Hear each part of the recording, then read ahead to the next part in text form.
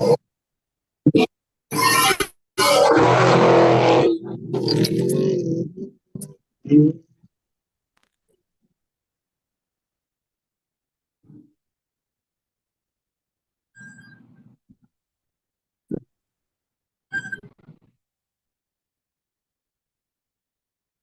good morning and welcome. Our first car off the line for the Casey Folks Vegas to Reno. I am Miles Haskowitz. We have Dave Cole there. We have Wes Miller at the start. Dave, it's been a great weekend so far, and we're just getting started.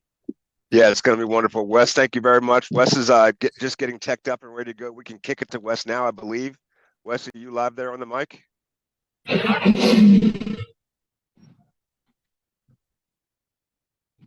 15 seconds from leaving the line. You can see him right here. He qualified second. This is in a 19 Industries truck. Get dusted out a little bit, so I'm going to get out of the stilt here. Yeah, that's Art Sierra. He's run this race the last 3 years in a row, so he can do a four-peat. It'll be interesting. Definitely a crowd favorite for sure in the Trick Truck Series.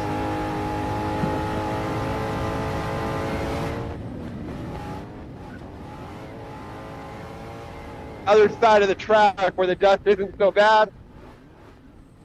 So here you got a 4400 truck. Yep, King of the Hands champion. Off the line, third. Yeah, so Best in the Dead has had us qualifying for this race, and JP qualified third overall behind Ryan Arciero, and I did not even catch the pole position guide. What was that? Whetstone. Whetstone. Yeah, Whetstone was our number one qualifier. Correct. So, you know, he's a lot of people don't know about Whetstone, but he's actually won a race in Parker before. I think it was his first desert race over here. So, yeah, he's definitely a hot shoe from Australia. Yeah, we got Max Gordon coming up. Got Robbie riding shotgun with him. This is a Dale Dundell car, so Racer Engineering. And, you know, he qualified third trick truck. It'll be really interesting to see how Max does in this race. Is that an all-wheel drive car or is that a two-wheel drive car, Wes? It's a two-wheel drive. There's only one all-wheel drive car in this race, and that's the car driven by Jordan Brenthal and Cameron Steele. It's we have a lot of four-wheel drives in this race. Well, I'm talking trick truck. Okay. Just had to let you clarify a little bit, buddy. Yeah. So he's about to leave the line right now. So I don't know what just happened right there. I don't know. Max stopped like right after he took off from the line. That's not a good start. Issue or what was going on? Was the motor loaded up, or was it just a motor loading up, or was it something different? It didn't sound like a motor loading up, so I don't know. That's a tough way to start this 550-mile race. Yeah, I'm trying to see. So Miles, you're trying to see if you got back up to speed. Wes, you're down there in Beatty at the start line. Miles, where are you at? I'm at pit number 1, Armagos Valley, race mile 29. So I should have leaders through here, I'm going to guess, within 15, 20 minutes or so. So I'll have a pretty good shot of the leaders. This is every pit is a 25-mile-an-hour speed zone. So we'll be able to see the cars pretty good as they come through and, you know, kind of look at them, see what kind of shape they're in. Obviously, the leader's going to have clean air. The car's should be in great shape. I've been talking to some pit strategy. I think only a few of the Ultra 4s are planning to stop here for fuel. But the big trucks, like the trick trucks, they're probably only have to stop once or twice for fuel. So strategy there's going to be interesting. So I assume pit 1's going to be pretty quiet, but it'll be interesting to see all come through. And then I'll jump from pit 1. I'll go all the way to pit, I believe, number 3. And then from there on, I should be able to hit the rest of the pits from there on out. Fantastic. Who you got there, Wes? Yes, we got the number 28 trick truck. Actually, I can't see the driver, but I believe he's our 4th trick truck qualifier. And then after him, we have Raul Gomez in a 4400. We've got everyone kind of lining up here. I'll give you guys a little shot of staging. So you can see we've got all of the trucks lining up here. And I mean, we're going to have guys starting for a couple hours here. Yeah, it's going to be a busy day at the start for sure. And it does look like Max got going up to full speed. I can see dust off in the distance. So I'm not sure what happened there. I thought maybe he was just trying to take it easy on the clutch and transmission on a hard launch. But he did kind of slow down. So I don't know, maybe he missed the gear or something. But he looks like he's up to speed now. Looks like we're already getting some of our first onboard feeds in. So for everybody at home watching and wondering how we're going to pull this off and what the plan is for today, this is all based on Starlink. We're at the Best in the Desert Vegas to Reno. Miles is at pit 1, Wes is at the start. I'm at the finish up in Dayton, and we also have about 30 cars or so of onboard cameras. Plus we're and a couple of cars. Yeah. And a couple what? Helicopter. And we do have a couple of helicopters as well. Turn 2 TV as well is flying and going to be giving us helicopter shots.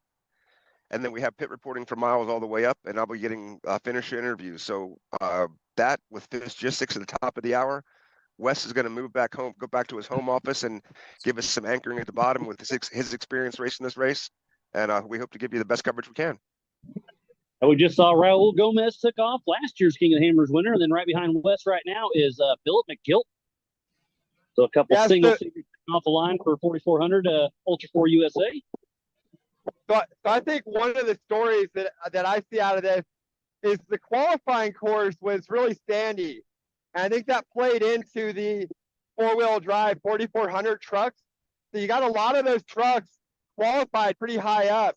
It's going to be interesting to see when the course really opens up and the trick trucks are able to bring it out more, how this plays out. Are the 4,400s going to get shuffled back a little? They also have fuel capacity issues. So that's going to play into the game too. Got Casey Curry on the line. And then right behind him, we've got Ethan Ebert in the factory Honda trick truck. So right. So that truck right there is the closest 4,400 we have to a desert car racing this race. It's the only one that's got legit fuel capacity. Speaking to Raul and JP yesterday, mostly just Raul, that he's looking at about less than 100-mile fuel range, and that's almost every pit. Almost every pit, because Vegas to Reno sets up their pits about a 55, 60-mile range at a lot of times. So when you can't miss one and get to 120 miles, you're just not going to pull it off. And the trick trucks are pulling 200, 250 in range, if not more. Plus, exactly like Wes talked about, just stretching their legs. These cars, I was thinking about it on the way to the track this morning. These cars are more like pit bulls or just more like just junkyard dogs. And the trophy trucks trick trucks are more like greyhounds. They're stretching their legs, and when they start going that fast, there's no way. There's just no way. And absolutely. And I want to add to that, Dave. You're right on the money there. But you're missing a couple cars. Bailey Campbell has a car with decent fuel capacity, and so does Brett Harrell. But Casey Curry, I do believe, has the most fuel capacity out of the Ultra 4s. So he's got a great shot. But, the strategy in the pits is going to be very, very interesting. So the truck on the line right now, this is Ethan Ebert in the factory Honda. This is the V6. There's a V6 in the trophy truck class or trick truck class, and is this the original one that Proctor used to race? It's a Proctor. He owns the team, so yep. I don't think Proctor hasn't really driven it in a long time. Ethan's their hot shoe that they've got driving it. He's been driving this truck. I think they debuted it at Vegas to Reno last year, but yeah, you hear that truck take off right now. And it just sounds completely different than the V8s. So, like a Gibbs motor in that RC truck. And it's turbo, correct? Yes, it is. So now we have our first 6100, I believe. So this is the McMullen Racing. And now we're going to get a lot of 6100s in the mix. And it's going to be interesting to see how the 6100s work through the pack. Because they are a little down on horsepower to the trophy trucks, but you got some really, really good drivers in these spec trucks. Wes, what the underdrive on a spec on a 6100 truck? What is the top speed? I mean, it's a pretty set speed. It's like 117-ish, 120-ish. Where's it at? Yeah, I was gonna say it's right around that 120 mark, I believe. Okay. Versus a trophy truck, you're hitting Probably 135. close to 140. Yep. But there's not a ton of areas where you can go over 120 miles an hour. But you also the trick trucks, they just got that horsepower in and out of the corners too. So where your specs are going to lose some time is just accelerating out of turns. It's more of a momentum type of driving in a spec truck. Yeah, smooth through the corners. Yeah. Miles, you have leaders into you yet? We're seeing No, not yet. heli footage. I bet we're probably about 5 minutes from getting leaders to you. All right. Well, I got an eye out. I'm going to move my camera angle a little bit to get a little bit better of a shot.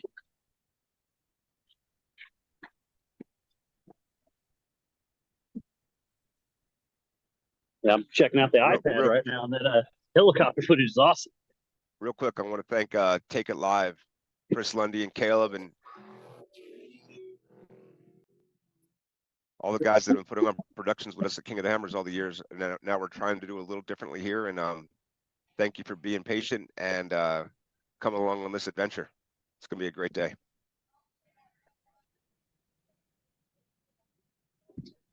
So in the start here, we've got a trick truck on the line, 4400, and then we've got our first class 1 car. So you see here, as everyone's lining up, the way they did qualifying, they mixed the trick trucks, class 1, 4400. So they're all starting in the order that they qualified in. So you have a mix of different classes, which will make it interesting to see where you end up, who's going to finish in what place overall between the trick trucks, the 4400s, and the class 1. Yeah, I think we'll end up with a trick truck taking the win. I think Whetstone and our Sierra got to be the favorites in my opinion. I think Max Gordon could sneak in there too if he has a clean run. But you do have some really fast class 1s, and who knows what the 4400s are going to do. I think that fuel economy is going to play not to their favor, but having the 4-wheel drive, you don't have a lot of all-wheel drive trick trucks, so there will be sections that they can make up time. If a 4400 is still in the top 5 overall on the road when they get to the second half of this course, it's a different ballgame. If they've gotten shuffled back out of the top 10, they're not going to make that up in the mountains. But if they're in the top 5 hitting the mountains, you never know. I love it. Yeah, and what sure. we were talking about yesterday was, like the Ultra 4s, they're not a desert truck, but they can race it up. But you can't take these trick trucks and run through the rocks like they do. So it's just really cool to see. I'm super excited to see how they fire out against trick trucks here with us. It's going to be a pretty good show. And Dave, I love the insight on that on the second half of the race through the mountains. That's the adventure, right? Not here, right here, with it's really open. But it's going to be a fun race to follow along. Yeah. So here's our first class 1, and these class 1s are some pretty badass buggies nowadays. I mean, they really always have been. And honestly, class 1 used to be kind of the premier class before the trick truck really got up to speed. The class 8s ran okay, but back in the days, in the 70s, 80s, the beginning of off-road, class 1 was the class to be in. Miles, Wes, I'm going to sign off for just a few minutes. I'm going to finish setting up our finish line cameras. Wes, great work down there at the start line. Be safe. We'll see you guys soon. All right. Thanks, Dave. And we'll be checking in with you soon.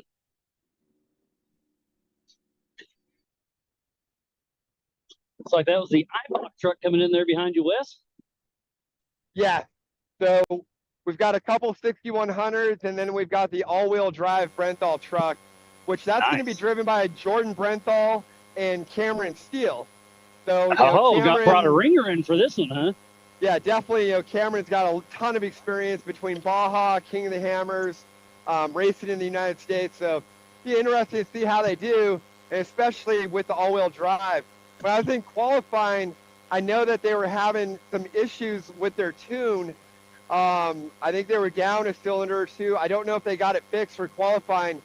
So that may have affected where they're sitting. But you got to think if they're running 100%, that an all-wheel drive truck, is, is But there's one thing is, we haven't. Go ahead. well, the all-wheel drive truck is going to have an advantage in a lot of the more technical sections. So, like I said, if they're running 100%, they might be able to work through the pack. Yeah, we'll see how that shakes out. But something we haven't talked a lot about yet is this race is on adjusted time. They are taking off the line one at a time every 1 minute for now. As we move through the class, we're going to make it a little quicker to every 30 seconds. But something I was talking to somebody last night about was what do you think a UTV could do on adjusted time? I think they could crack the top 10. Oh, it sounds like we do have a leader coming. I see some dust. Yeah, let me know when the leaders get to you. But to touch base on the UTVs, there's a couple things that really play into the UTV's favor now. One, they're doing an hour gap. So before, the UTVs used to start, you would get into the slower class 10s and get held up. Straight, all good. Now, with that hour gap, the leaders have clean air for a really long time. So, you know, they're not getting held up by other cars. And the top speeds of the new Maverick R and the Pro R, they'll be hitting well over 100 miles an hour. You know, probably anywhere 105 to 115, I think, is going to be top speed of the UTVs. So they're not far off of a spec truck. And the suspension works really good power to weight ratio. I'm going to say you might see the top UTV break the top 5 overall, in my opinion. It's going to be close. I think top 10, no problem.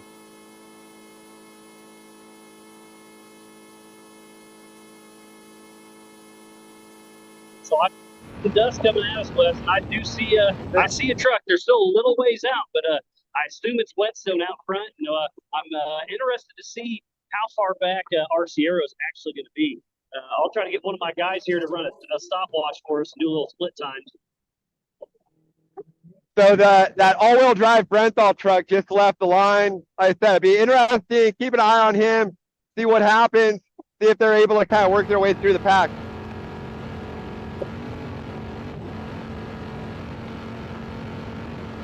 So obviously the course out here weaves around a little bit, so they got close to me and then went away from me. So they got to go down and kind of do a 180 and come back towards pit 1. So, but the dust is thick and it's flying. So these guys are on a mission. I don't know if you can see it in the camera angle, but that dust is hanging out there. So, but the wind is blowing pretty good. I'm going to guess, 8 miles an hour or so. And it's a balmy 92 degrees already this morning. We're talking upper 107 today. So that's going to play Christian in the first. I mean, we're in Vegas. Some of these guys went partying all week. Some of these took it serious. I think that's going to play its well. So we've got the 6100 Gabrowski taking off. He's one of the better drivers in that class. A lot of 6100 trucks now. I'm going to kind of walk through the line, give you guys some close-ups of some of the trucks. You got David Ziegler right here. So he's getting ready to throw it down, have some fun out there. I'm a little jealous. I wish I was in there. Good luck, man. Yeah, we've got cars stacked up for at least half a mile here. It'd be pretty cool. Yeah, 550 miles. These guys are going to be throwing it down. See who can take the checkers first.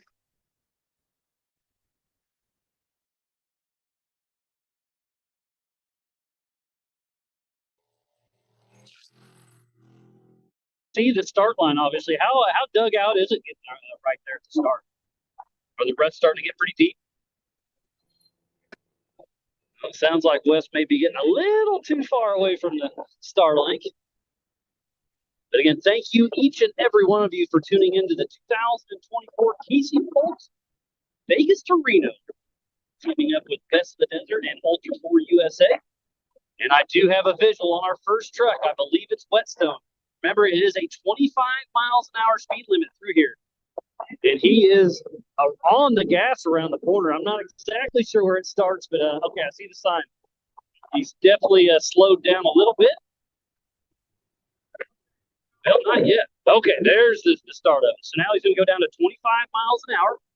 I've got a pretty good visual of the truck, and it still looks like it's in pretty good shape. Okay, I heard that in the driver's meeting. You do have to come to a complete stop at the start. Okay, and then I believe he's got his, yeah, kind of like a car looks like it's in great shape. Rubin Racing, the mistress, is still on a mission. First on the road and first through pit one. So how far back is Arciero? Whetstone truck looked absolutely perfect. Seemed like he had a little bit of cruise control. Oh, Arciero's here already, so that's only about 30 seconds. So I think on adjusted time, Arciero has already reeled in Whetstone. Do we have a split time on this car?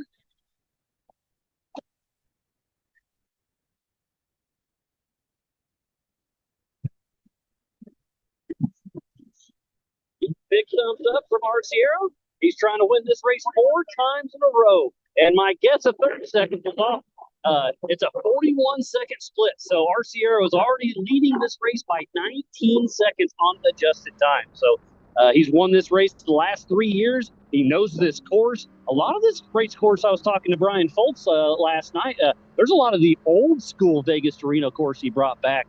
So I don't think Arciero has ran some of those. And don't forget, this is a no pre-run race as well. So it's going to be interesting to see how that shakes out.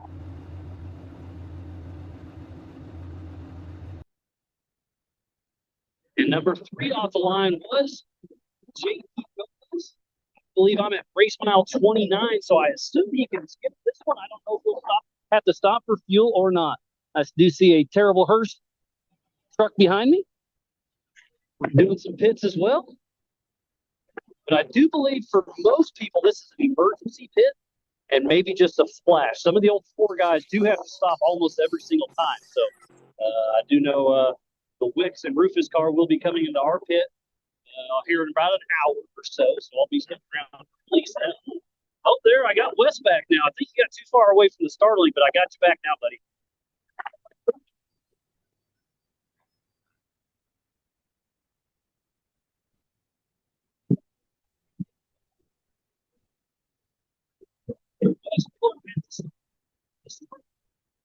Dave Cole at the finish.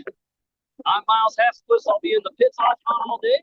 And then Fishgistics will be on the top of the hour, doing his hour updates as always. Great to tune in with him. So, Wes, can you hear me then? I was in the middle of this desert, so I a little bit of tech issues, but it's still pretty cool when Hammer King Productions, the best of them, along with Take 5 is bringing.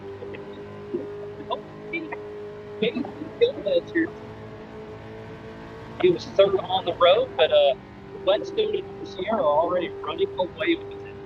I do believe Arciero is just barely out of Whetstone's dust, so he's playing that perfect. He's already made up 19 seconds for the first 23 miles.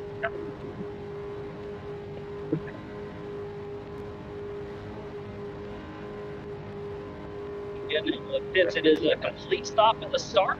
It's 25 miles an hour all the way through until zoom free speed. That is back on the gas. I see another car coming in. I believe that's JT going. Wait till I get a little bit better of a visual. Yes, it is. It is a UFO coming at us, so I believe that's our reigning King of the Hills champion, JP Gomez, in that single seat UFO Thompson IFS machine. We have a few IFS, a few straight axles, obviously independent front suspension, straight axles like an old school Jeep. Our current King of the Hammer champ, JP Gomez, who is third on the road, is still third on the road. He is going to try to Ironman this, but he does have his brother. He does have a nephew as well. Darian and Marcos are both backup drivers for Raul and JP, so we'll see what happens there. It looks like they're cruising through. So third on the road, JP Gomez. I tried to give him a little thumbs up, and I think I goofed him up, telling him to come on in. So he slowed down a little bit for me, but it does look like JP is stopping for fuel. So it's a little bit too far out of range for myself. I apologize. We were here first by us. So JP is in the pits, stopping for fuel. How far back is number 4? I see one. It's a full body truck for sure.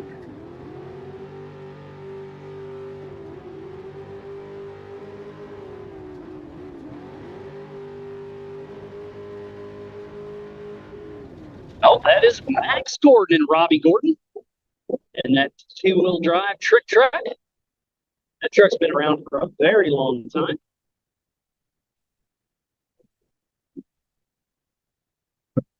So Max and Robbie Gordon. We see them out of thumbs up from Max and Robbie Gordon. That speed trick truck cruising through at 25 miles an hour. I was lucky enough to go to NORA 1000 earlier this year with Speed Energy and NORA. Great to see another desert race out here with Best in the Desert. A lot of bucket races out there. Best in the Desert. Casey Foltz, Vegas to Reno is definitely on that list, as well as Team of the Hammers. We're going to Crandon here shortly.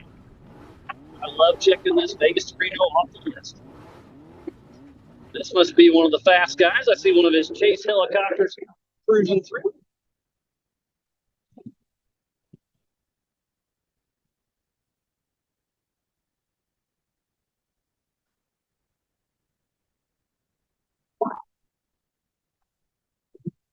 Helicopters keeping everybody in tip.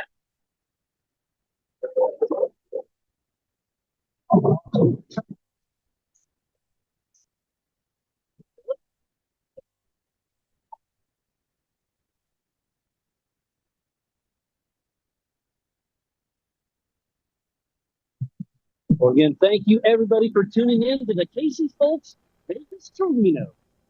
I'm at pit number 1 at race mile 29 out of 555 miles.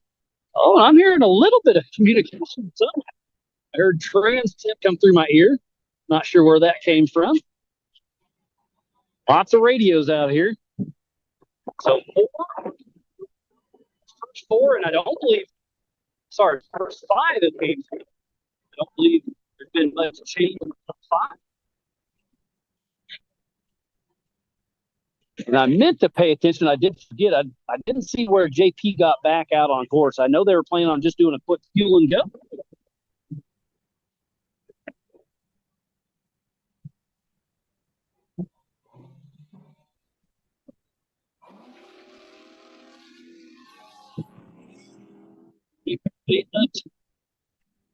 To speed.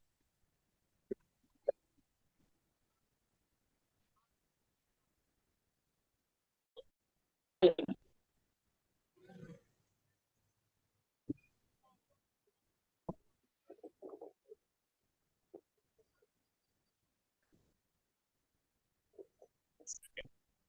this could be Raul Gomez. Moved a little bit closer to my Starlink. Sorry if I was having a little glitches there. Away from the track.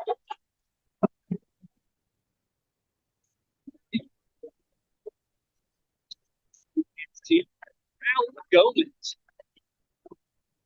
So every is available to hop in if you need. Just plant the tire. He's cleaning everything off. I believe he's going to run to the pit as well. See if he stops in and grabs some fuel, just like his brother JP.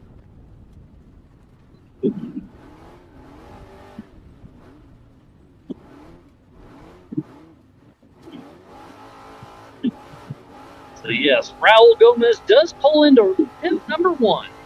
Get a quick splash and go. Again, I think the strategy here is just fuel for some 4400. An emergency for most everyone else. Walking through second contingency yesterday morning, and still cold Steve Austin here. The race has UTV account sign. Bumped into him in the Max's pit. Pretty cool to see what everybody digs at.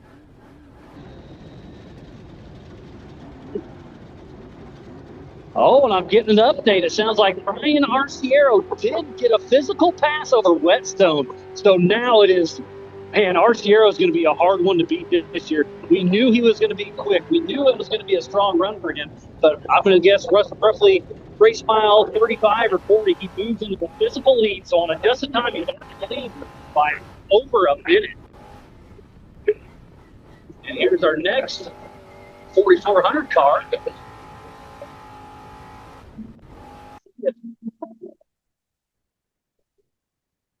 That is Casey Curry. So Casey Curry's top 10 coming through. Trophy Jeep number 4402. So what a great run for Casey Curry. He was leading King of the Hammers quite a bit this year. Had some tough luck for him, but I think this is going to be a great showing for Casey Curry. Got a couple choppers tuning in through here. Oh, here's that factory Honda car coming through. Far behind Casey Curry. Casey Curry does have the fuel. He'll be able to go, probably only stop twice for fuel, I would guess. But factory Honda is not too far behind Casey Curry. And we got another one. It looks like a Class 1's coming in the screen. And it's kind of cool to see when a car comes through, the chase trucks take off. So once they know their driver's safe and sound, they take a run. Oh, this is Philip McGilton, part of the Ultra 4 USA 4400 class. He just started racing that car this year. It's a Campbell single-seat chassis. And what a great run by Philip McGilton. He just picked up Yokohama tires just last week. I was talking to him. He's super excited about that. But Philip McGilton is running the entire Ultra 4 USA series. And we'll see him in Crandon in just a couple weeks as long as this race goes fairly smooth for him. His team's going to be super busy. Got another trick truck coming through.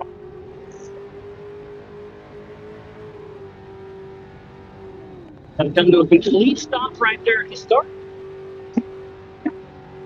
Best of the Desert has a volunteer sitting there, gives him a thumbs up, take off.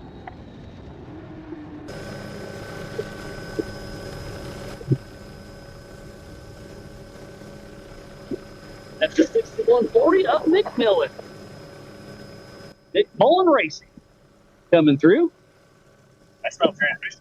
Yeah, Chip just called it, I smell transmission in that truck, so he's probably getting a little hot. Well, Chip, come over here for a minute. You're over here in the pits helping out, waiting on Wicks to come through. You're going to be chasing with me for a bit, but then you're hopping in the car. What race mile? We're going to get in, Brad and I get out at 208 and going to do about 180 miles. And just probably going to jump back in and go. Yeah, it's going to be fun to watch, and I'll be able to hop in the chase truck with Wicks, so we'll get him behind the scenes. Talk at one of the pits. We're just kind of going to be bouncing pit to pit, but it's going to be a good time. And so far, so good. And you can see the dust. It's pretty thick, but thank goodness for wind. Wind is the racer's friend. Number 48 coming through. Kevin Murphy riding shotgun.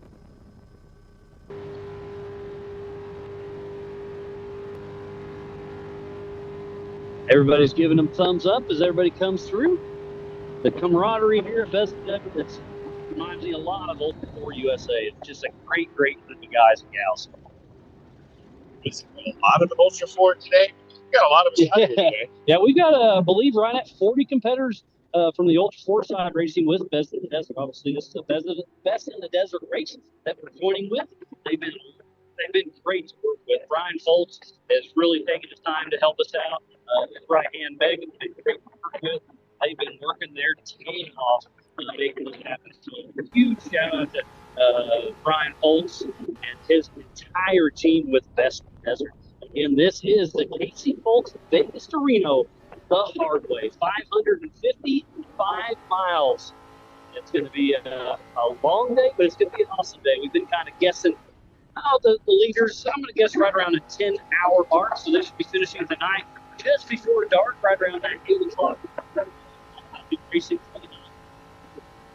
UTVs will be taking off an hour after the last car takes off.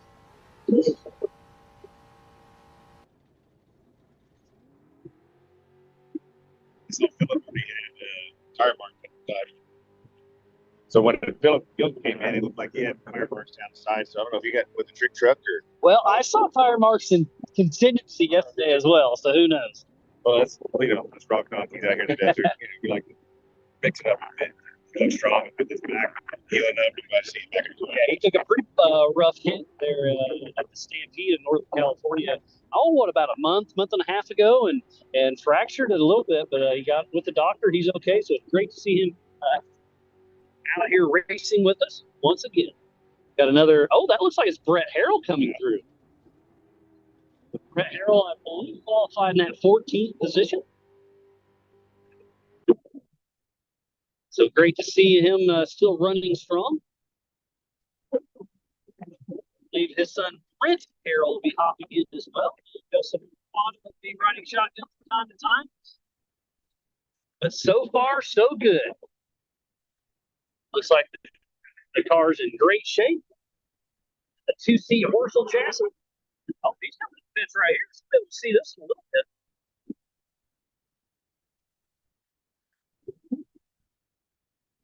Hey, Andy, you want to hold this for me? I'm going to run down there and kind of give it a quick check, see what my range is on the old Brent's mic. Yeah, it looks like just a quick fuel and go, playing it safe. I really thought this car had better fuel capacity than this. I'm kind of surprised about the strategy.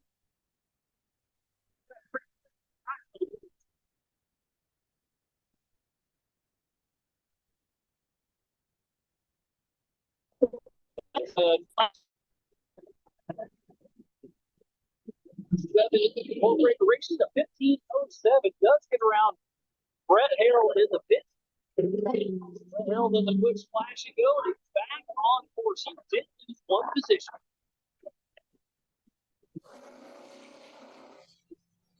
Okay, and got Colin Motorsports coming through here. You can hear, I don't know if you can hear it or not, that iPod machine. You can just hear, they put it on cruise control, and it's something in the computer that shuts down fuel, and it just spitting and sputtering through the pits. You know exactly how that works, Chip? Yeah, they program a mile per hour, and when you get up to that mile per hour by the GPS, it'll start cutting fuel out. So that's why you're hearing the backfiring and sputtering. It's normal. You can literally just hold it to the wood, and it won't go any faster once you put it in that mode. Yeah, when we put our visors down, we get a little dumb, so we put computers in there, make us smart. Exactly. Another trick truck coming through, it looks like.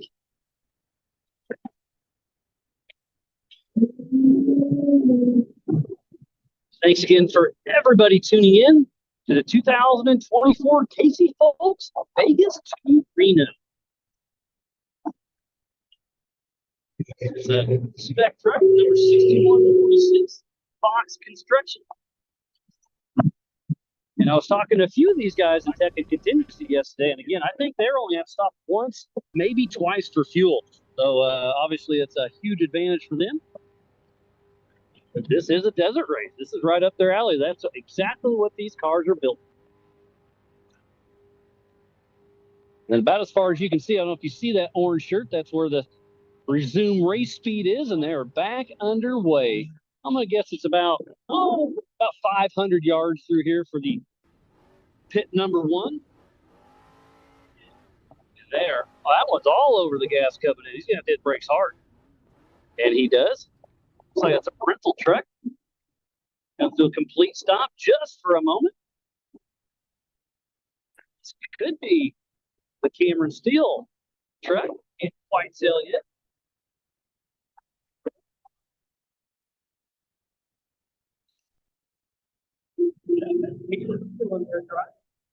Ridball all-wheel drive, number one truck.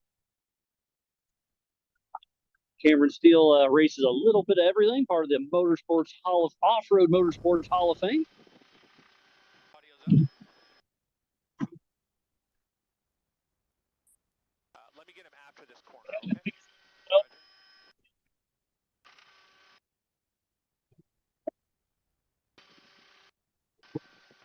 We got power lines in front of us. Sounds like Jeremy Brown will be leaving the line here shortly.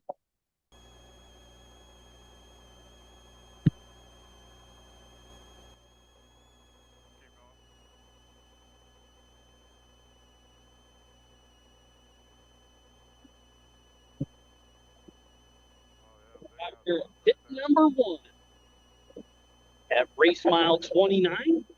Wes Miller's at the start line, fighting a little bit of tech issues, but we should be getting him sorted out here quickly. And once all the cars goes on, he's going to be our main anchor from his house once he gets there. And then Mr. Dave Cole at the finish line. Car looks great from up here.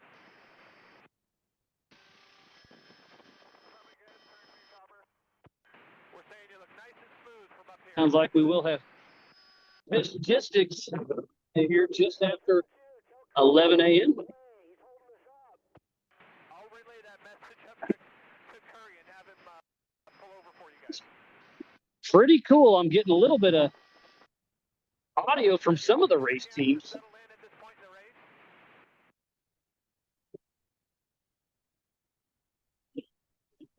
I know he's very busy down there.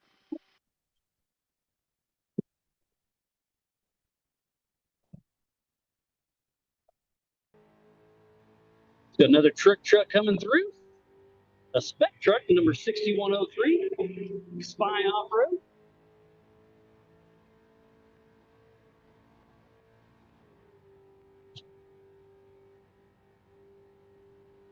So again, basically only fuel here at race mile 29 at pit number 1. That was Jeremy Brown just taking off, one of our first 4,800 cars off the line. We should see him here in about 30 minutes. We have all of our classes racing here except for the youth. We have the 4,400 Unlimited, the 800 Legends, 500 Modified, and the 4,600 Stock. And our 3 classes.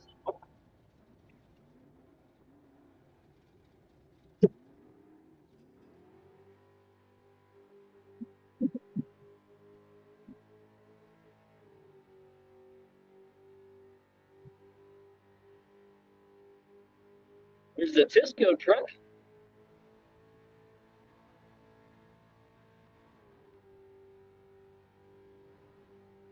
$49.50. Industrials.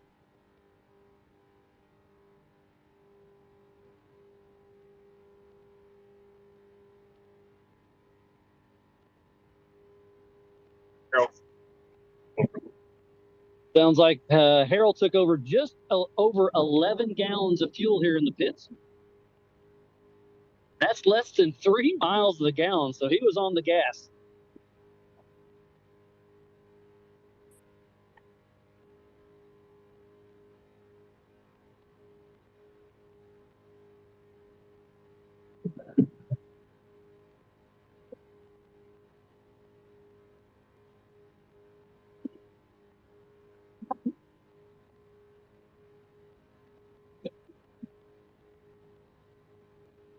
We've been racing for about 43 minutes.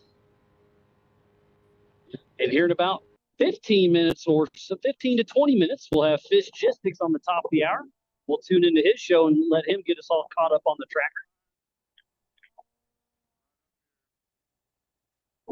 Been a great joint effort between Best of the Desert, Hammer King Productions, and Fishgistics.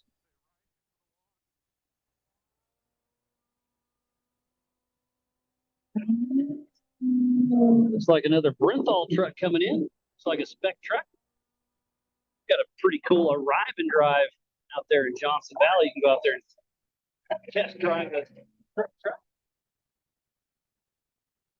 Got a lot of trucks out here racing with Best in the Desert.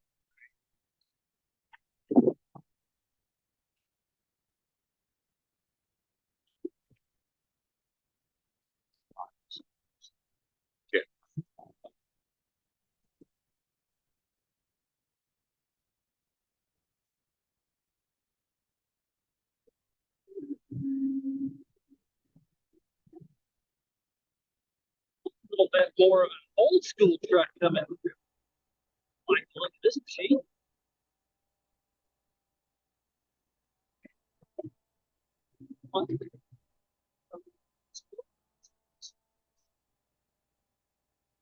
Love the smell of race gas.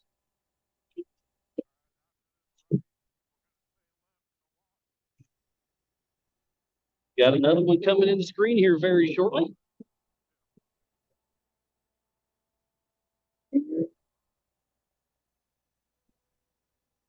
again, the dust is very thick, but the wind is here. It's helping out these racers.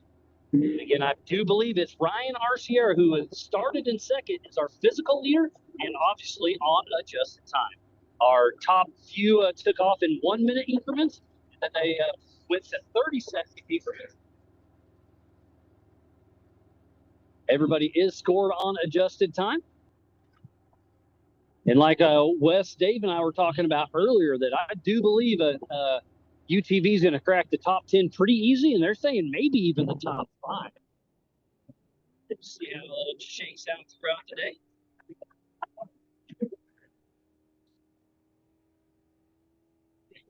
Yeah, UTVs will take off 1 hour after the last big car takes off. Give it a little bit of a gap there, and I think the fast UTVs will catch some over the big cars. That's going to be the top tier drivers, and they know how to get around these cars. Full factory Polaris teams here. Phil Blurton, the Miller brothers, Dustin Battleaxe Jones, Kyle Cheney, and the list goes on. It is definitely a stacked field. And Brock Hager with Team Factory Polaris, he's been on a real mission this year. You know, Kate McCaffrey, part of that Polaris team, has won a couple of the score races already this year. So he's definitely got a good streak going. He got the 61-28 with full riding shotgun. Kind of hold them up.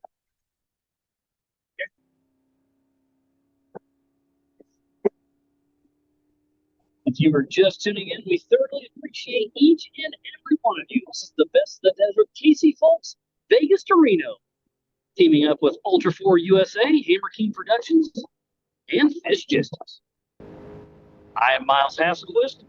Wes Miller will be jumping on control once again, and Dave Coles at the finish line. But here in about 10 minutes, we'll be shipping it to Fishgistics.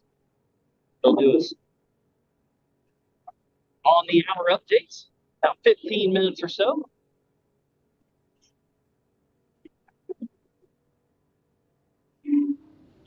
One of Rubik Racing.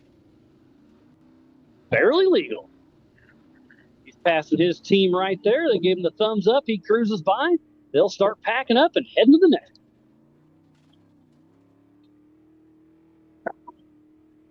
We're guessing the Wix truck that we're chasing should be here in about 11:05 or so.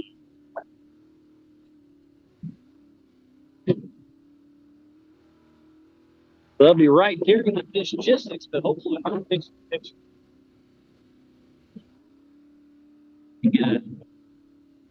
Right here.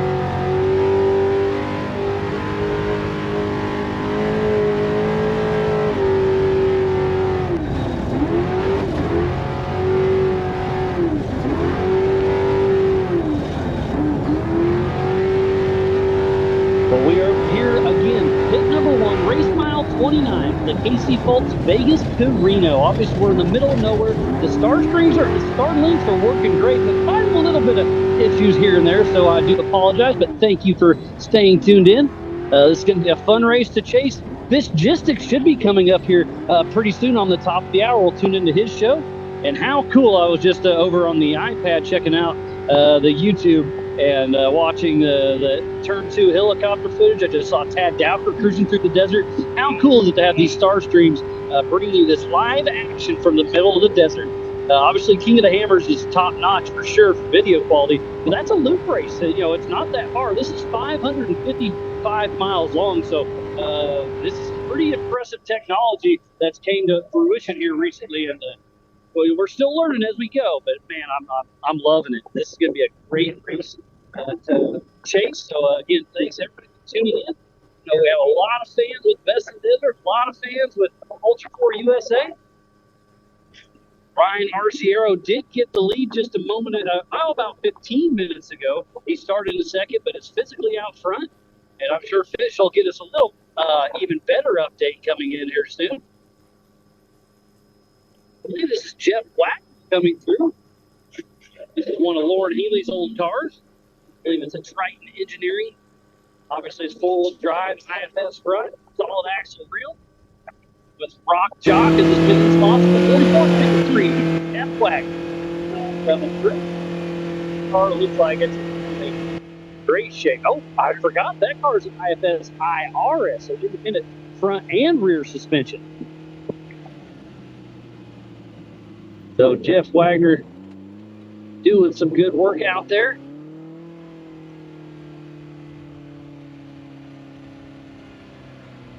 We will be going picture-to-picture with Fishgistics here in just a few. 6496 Renegades Racing. And there's Chip right there. He is in radio communication with the Wix Bomber. 449.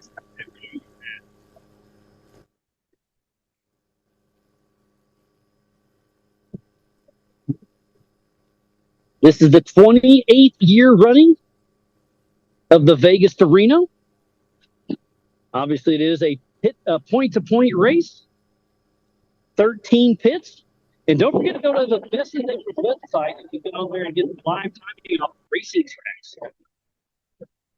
Sounds like we will be getting the Wix Bomber here in just a moment. Right here, right in front of us. So walk around and check out.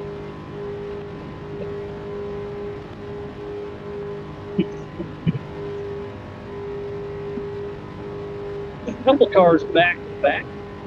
The Wix car is a Bomber, which is a solid axle, built by Randy Slauson of Richmond. Randy Slauson, former King of the Hammers, multi-champion.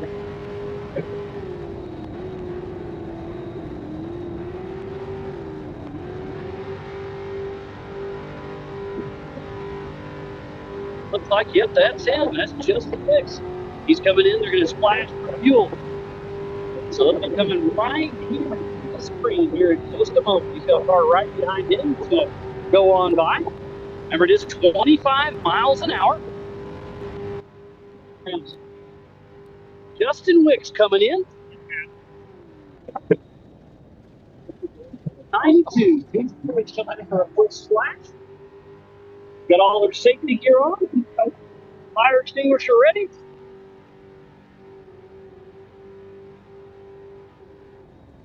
Guessing they're making about 3 miles per gallon.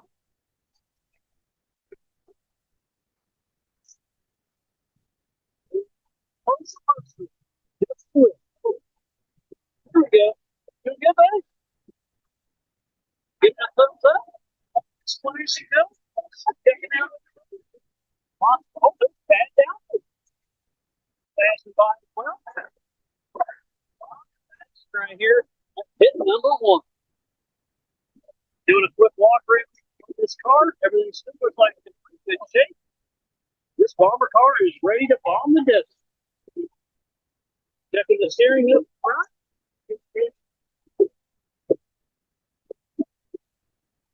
And he was out in bad contract.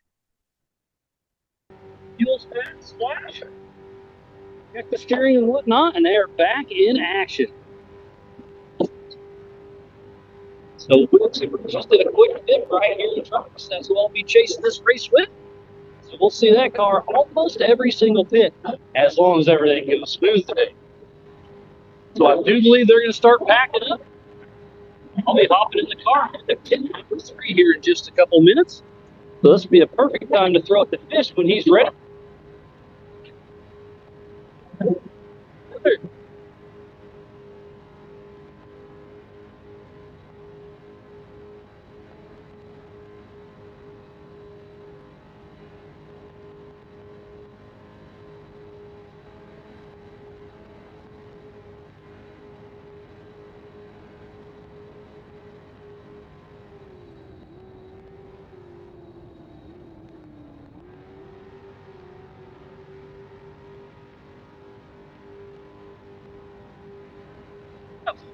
And head to pit number 3.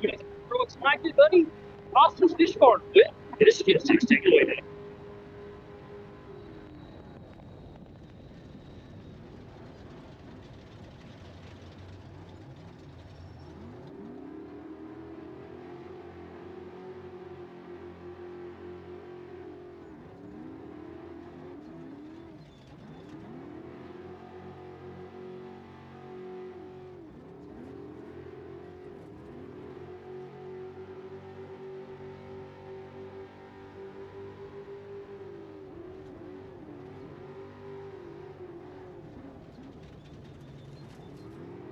All right, what is up, everybody? We are here with your first Fishgistics update for a Best in the Desert race in a long time.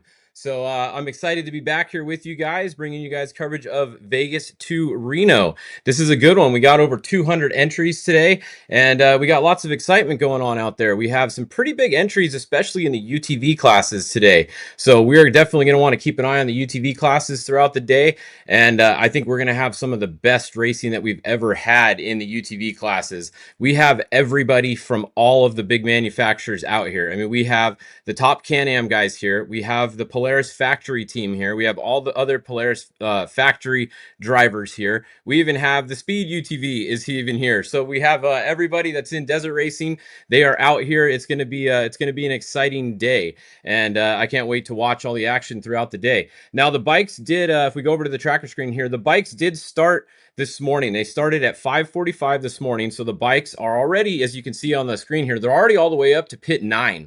So that is about mile 340 or so where the bikes are at. We did have some news on the number 10, the N10. That was Ricky Brabeck and Skylar Howes. Skylar had a crash, so he's okay, but it sounds like he may have a leg injury that the medics are on site with him right now. So big thank you to the guys that told us about it. And I know that the N1 actually stopped with him for a long time. So the N1 was stopped, and then a couple of the other bikes stopped with him too. So that's really good to see everybody doing the good sportsman thing there. You know, if you're in a race like this and you come upon someone that crashed, you stop, because you will get your time credited. And none of this racing is more important than someone's life. So anytime someone gets hurt like that, it's always great to see other riders stop and help the racer, and and wait till the medics get there, which is what's going on right now. You got the best medics there. You got Dave Nerbeth and his motorsport safety crew out there at this race. They were on it right away, and they're getting that taken care of. So bummer for Skylar there, and for Ricky there. But hopefully they're going to be okay, and they'll get him out of there soon. The lead bike is going to be on the tracker here. If we come up top here, it's going to be the N3. So that's going to be your Bryce and Jack there. They're just passing mile 345. It is a pretty good race, though, because look, right behind them, we have a couple more, and we got to zoom in because we got a few of them here. So we have the N22 is going to be in second place. That's Jared and Matt. Then we have the N304, Preston Campbell. You guys recognize that last name there? Well, you should, because you know who that is. That is the one and only Johnny Campbell's son. So who's the fastest desert racer ever on a dirt bike? Probably Johnny Campbell, right? Now look at his kid. His kid has got some experience. I don't even think he's 21. I think he's like 20 maybe. But anyways, Preston is a super nice kid. Glad to see him out there. He's kicking ass so far today. I mean, look at he's in second or third place right now.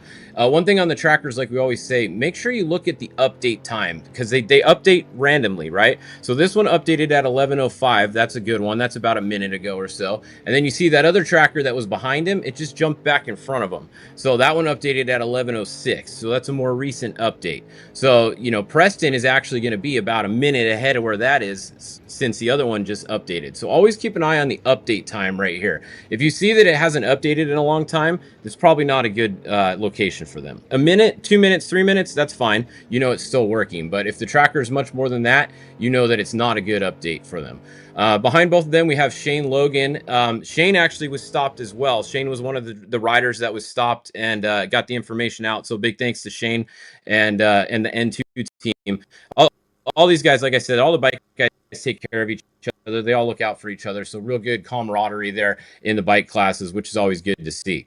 So that's a look at some of your top leaders in the bike class. Now we have so many racers today on the screen here. We're going to turn some of these off. So if you guys are new to using this tracker, you go to the top left, you select the menu, and then you can clear everybody off, and then you can just turn on the classes that you want to show. So we are going to look for the trick trucks right now. The TT class, because this is a best in desert race, so it's a trick truck, also known as trophy truck in other series. Same thing, just different name. And we're going to look at the leaderboard, and we're going to have Nick Whetstone here is out front. He actually qualified out front, started out front. He is still out front. Right behind him, we have three-time winner, 3 in a row, going for 4 in a row. Ryan Arciero right here in his 19 Industries truck. If you guys are like, what the heck is 19 Industries? It's the Herb Smith Fab Trucks. They have renamed the company. They are now 19 Industries. The 19 is a tribute to the long-time number that the Herbst family has ran forever in off-road racing, 19. So now they are 19 Industries. So that's what that is. If you guys weren't familiar with that yet, kind of just happened earlier this year. So good battle between the 18 and the 32. Like we said, Ryan is going for his 4th win in a row today. We'll see if he can pull it off. He doesn't have a ton of competition here. I'm just going to be straight up and honest with you guys. There's not a lot of TTs here. There's a few, and there's only a couple of the big name guys here. So if he can keep it together, I think, you know, he's gonna be right there. The question is, does it stay together for the whole race? That's pretty much the only question. We have the 28. This is the MG off-road racing. You guys know what MG stands for? It stands for money's gone, or money gone, because anytime you're racing and off-road, your money is gone and it ain't coming back. Even if you win, you're not getting anything back. Maybe a couple bucks that'll cover your bar tab for your crew, and that's about it. So that is the MG Racing truck there. These guys started, they used to have, I think it was a class 10, and then they had some other vehicles. This might be their first race in a TT, if I'm not mistaken. Behind them, we have Ethan Ebert. This is going to be in the Honda Ridgeline truck. You're going to have Richard Glassick getting in there later also to drive. And then we have behind them Craig McCarthy in the number 48. And we got to come back a little ways. This is right here is the only all-wheel drive trick truck that we have in the race today. This is Jonathan Brenthal. Now, getting in later around mile 300 is going to be Cameron Steele. It's going to be Cameron Steele's first time driving a Brenthal all-wheel drive in a race. So a kind of interesting note there today. Not a lot of people knew about that till the last minute, but Cameron's going to get in and do the second half of the race in the number 1 truck there, the Brenthal Industries all-wheel drive, the only all-wheel drive TT. And the reason I say the only all-wheel drive TT is we have all the Ultra 4 cars here today, obviously, that are all-wheel drive. So there is more than one all-wheel drive truck just in the TT class. That is the only one. You got Bob Briggs and then Tommy Fillon behind him.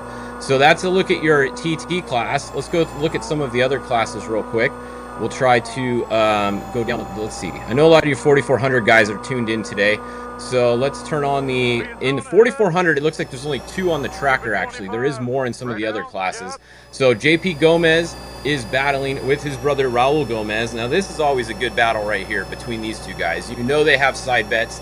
There has been lots of shit talked between these two, and there will be all the way to the finish between these guys. If you're not familiar with the Gomez brothers, they are some of the funniest guys in racing, specifically usually at the King of the Hammers event in the Ultra 4 series.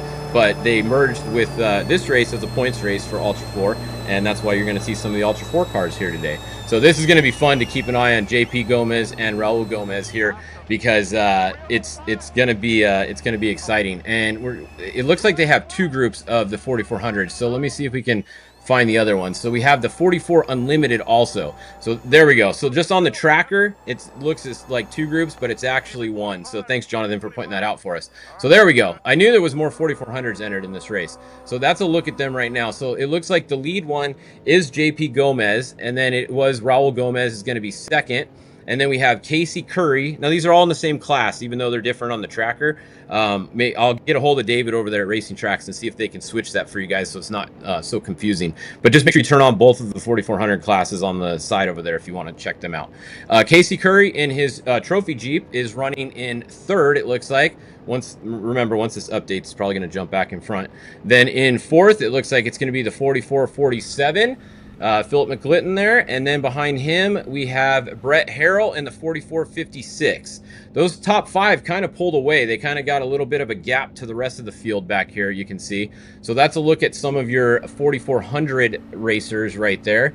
Now let's just, I'm going to turn on, once the race gets a little bit more spread out, it's a little bit easier to do it by class. I'm just going to go ahead and turn all the racers back on, and that's what's cool about this tracker. You just go over here on the left, you can select which classes you want, you can look at all of them, and you guys can see this too. Just go to racingtracks.com right up here at the top. That's where the screen's coming from, so nothing special there. Anybody can go on there and check out the tracker.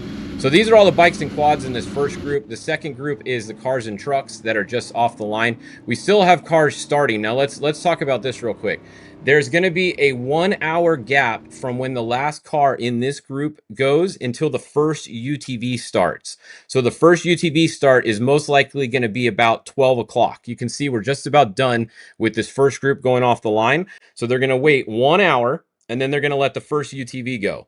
So kind of a cool thing for the UTVs, they kind of get their own race. So they're not like, they don't get screwed right away getting in the dust of all these big cars. They're going to get 1 hour gap, give them a little bit of clean air, at least for a little while, until they start catching some of the slower classes.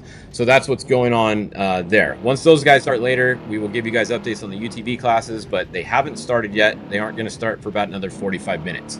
Now, the other cool thing today is thanks to Starstream, we have all of these in-car cameras. We have Jason Coleman's right here. Everybody has a Starlink now, and everybody has a Starstream. So this is how you watch live in-car video during a race now. You get a Starstream system, you put it on your car, you get a Starlink system from PCI, and then you put it on your car, and then there you go. You guys can broadcast live. So this is a look at Jason Coleman. He's obviously in a 25-mile-an-hour speed zone right now. You can see the 25 right there. Now, we did have Max Gordon going. Now, here's the good thing to note. See if this freezes like this, just refresh the page. I'm going to try it and see if it works. And there we go. So you refresh the page if you ever see it like that, and then it'll come back on most of the time. So this is a live look at Max Gordon running his first TT trick truck trophy truck race today with his dad, Robbie, riding with him. And then Erica Sachs is actually going to get in when Robbie gets out, and she's going to ride for a section. And then Robbie was going to go up north a little bit and then possibly get in the car, depending on how Max is doing when he gets up there. They're not sure where yet, but that is that's what's going on with Robbie today. I know all of you guys always want to know. So his camera's been working pretty good, but just refresh it every once in a while and it'll come back. We have a bunch of people today. Here's Ryan Arcieros.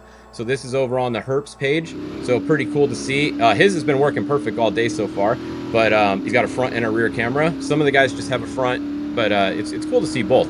So Ryan Arciero, you can watch him live in his trick truck all day today. I saw him doing 130 miles an hour earlier, so that's pretty cool. So big thanks to Starstream and everybody for stepping it up, putting these camera systems on your cars now. It's pretty awesome. The one other thing I want to touch on, and then I'll close out this hour update, is Racing Tracks also has this virtual leaderboard right here. So if you go to racingtracks.com, you can check out the leaderboard and then change the class right here to any class you want, and it will give you splits based off of their tracker at these mile marks right here. So if someone's tracker is not working on the map, you're not going to have an accurate split for them. So for example, let's just go look at the Open Pro bikes, and I'll show you what I'm talking about. So see the N10 right here, Skylar Howes? They haven't shown any tracker any times today because their tracker wasn't working. So always keep that in mind. Just because it says these guys are first right here, somebody else could be ahead of them and their tracker's just not working, and you wouldn't know that by looking at the screen here.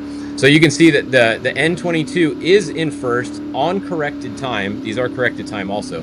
But look at how close this race is. 5:23.25 and 5:23.32. That is a 7-second difference right now on corrected time between the first and the second place bike overall right now. So that is some freaking great racing right there. And then look at third place. They're only about 2 minutes behind them. So more than halfway through this race, we have 2 minutes split between the top three and seconds, 7 seconds between first and second on the bikes. So we have a really good race going on right now on the bikes. That's why this leaderboard is always cool to come and look at. I'm glad that Racing Tracks does this. The only bummer is that it's off the tracker, and if the tracker doesn't work, you don't get a time. Other than that, it is what it is. It's better than not having anything, right? So if we go back to Trick Truck here, you can see Ryan Arciero was actually leading at mile 50 by 9 seconds. So once again, we're within seconds, and it's going to be like that all day today probably. So once they get through mile 100, we'll get another time. But Nick is actually out front physically, but we can see he was losing to Arciero by 9 seconds on the timer at race mile 50. So that's what's going on with this stuff today.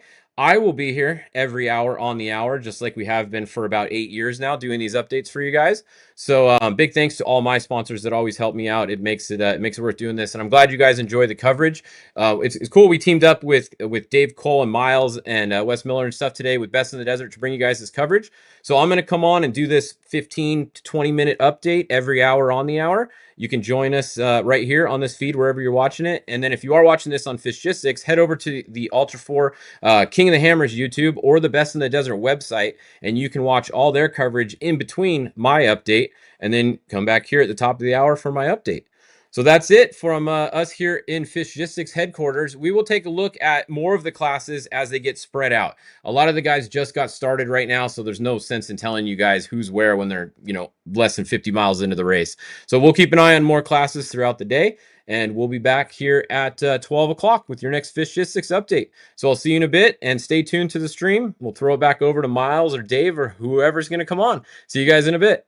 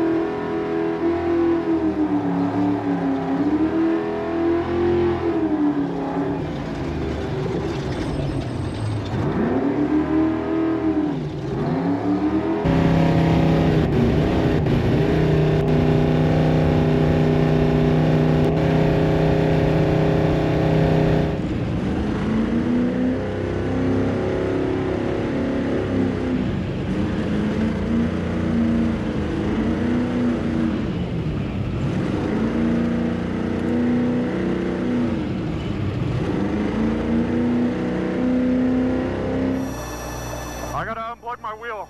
Okay.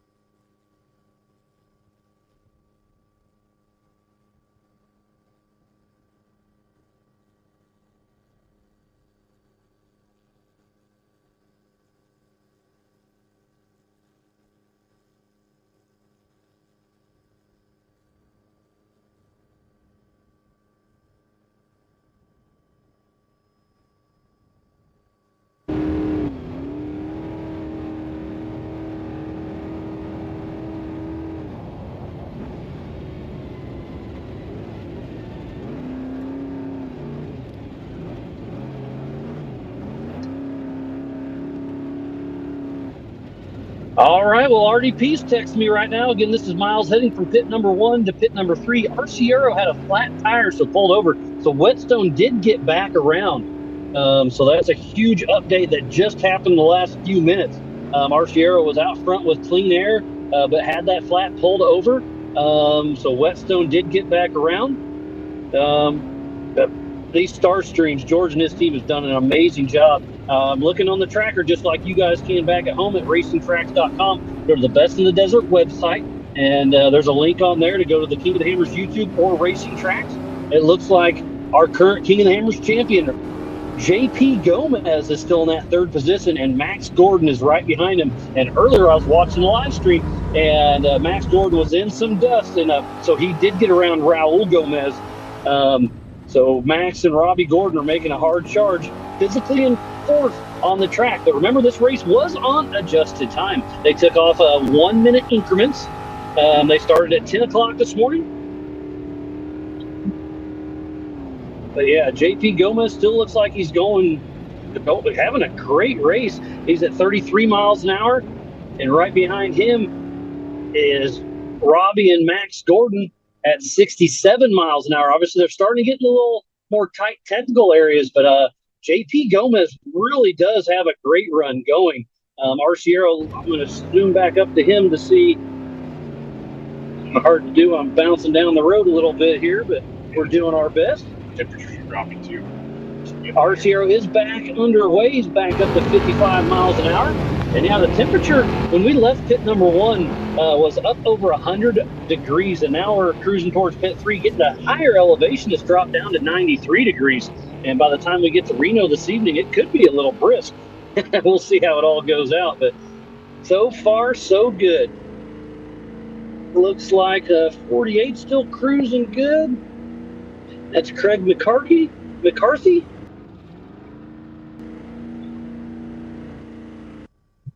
In the MG Off-Road, number 28. The Brenthal 4-wheel drive is in that 5th position.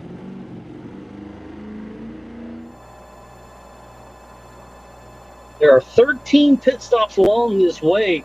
I do know Wes Miller was heading from the start to the finish, from the start back to his home office, so he'll be able to fill us in a little better with his big computer and all his knowledge of Vegas to Reno. It was great to have him at the start. Oh, looks like on screen right now is Justin Wicks, the car we're chasing right now with Rufus Racing. He's trucking along. He should be roughly race mile 55 or so, maybe 60. And then Dave Cole is at the finish line, shooting a little tech issues on his side. But by the time we get there, we hope everything's running smooth. But again, a huge shout out to Take It Live, Hammer King Productions, Best in the Desert. We are doing our best to bring you some of the best coverage on this long point-to-point race, 555 miles. It's pretty impressive, the technology that has been coming to fruition lately, especially that Starstream. George and his team does an amazing job with that. Again, this is the Vegas to Reno Best in the Desert race in memory of Casey Fultz. Brian and his team have done an amazing job. Seen quite a few donkeys along the way here on this little stretch of the road. Are you talking about me? No, not you, Chip. They're actual donkeys, not the other kind of donkey. You know what I mean? But yeah, it's been a great weekend out here in Vegas, and now we're making our way slowly up to Reno. Tech and Contingency yesterday was a great time. The South Point Casino has really stepped up this year and brought us really a great venue for us to come here and check everything out. The Gong family, you recognize that name from NASCAR. They own the South Point, and they were very helpful to Brian Fultz and his team with Best in the Desert. Well, Chip, everything seems like it's going good. We did a quick splash and go at race mile 29, pit 1. Now we're heading to pit 3, and I assume we got some gas on the way here. We'll do another splash and go. I don't think we can skip pits until we can skip like pit 8 if we want to do, but depending on the temperatures on the car, dude, any issues, we may stop just to make it late. We're just gonna go cruise this race and have some fun and make some memories. That's what we're doing right now. I'm going to blast that. And speaking about strategy, let's talk about that a little bit. There at pit number 1, we both smelled transmission a few times from a few different cars. So the heat is definitely taking its toll already. Yeah, Justin came in and saying the first 29 miles or so, he was getting the car already warm, but it was over 100 degrees down there. We are climbing. Air's going to change. Temp's going to go down, which is, even 10 degrees on these cars is a huge difference. So hopefully that'll help. We're getting better gas mileage than we thought. And just keep on cruising. There's Johnny Valadez on screen, part of telemetry in the 4800 class, one of our Ultra 4 racers.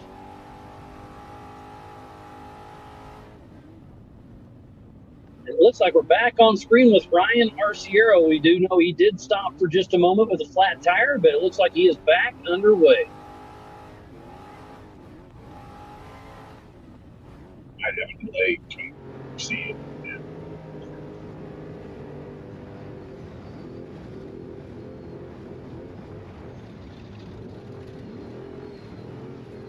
Casey Foltz, Best in the Desert, Vegas to Reno. We have a bunch of our Ultra 4 racers teaming up with them. We have over 250 entries overall. And we do have the Youth 1000 class with Best in the Desert. Was racing the first, I believe, 48 miles. They're going to race to pit number 2 and call it a day. So they're on the same course as the big guys. UTVs should be taking off here anytime. They were going to have a 1-hour gap after the last big car takes off. Remember, this race is on adjusted time.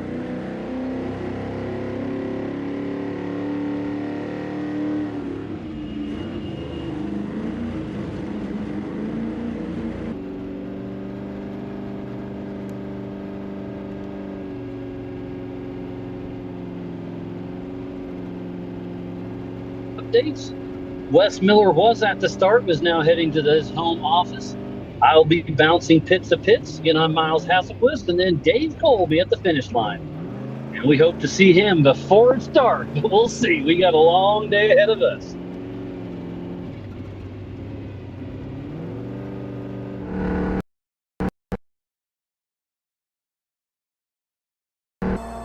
Strategy. I think the Arciero or Whetstone could make it in 10 hours-ish. And then I think the first 4,400, I'm going to say, no, maybe 10 and a half to 11. But JP is running strong. So he's still in that third position. Max Gordon right behind him. Am I in second? Yeah. And thanks again to everybody who helps out here with Best in the Desert.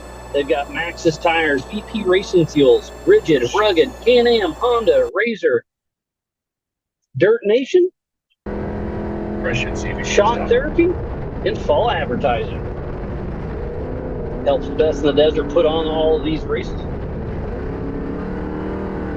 And we've got a helmet cam on screen as we speak. Brandon Haynes is tuned in. How cool is that to have the helmet cam in there in the car at the time with Brett Harrell? So I believe that's probably Justin Marquardt, if I had to guess, riding shotgun with Brett Harrell. I do know Brett's son Brent is going to hop in that car at some point.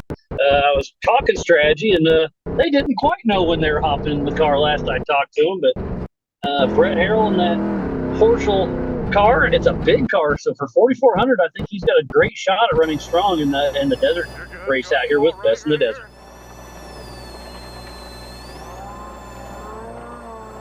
And we're on screen with the 4851, Jeremy Brown. He had a great showing at the NorCal Stampede just a month ago.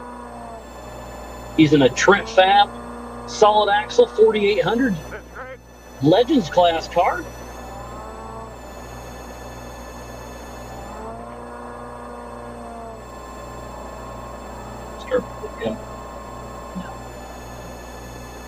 We were watching the stream earlier, and Max and Robbie Gordon were really pushing strong, chasing in the dust. And we have quite a few star streams we'll be switching back and forth with.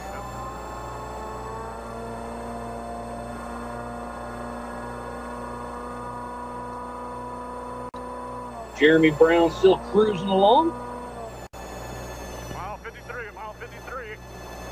Yeah, the technology with Starstream and Starlink. I mean, we're driving down the road heading in a chase truck from pit number 1 to pit number 3. Coming up on a left. And we got the Starstream, Starlink running and able to watch the show just like you guys are back home.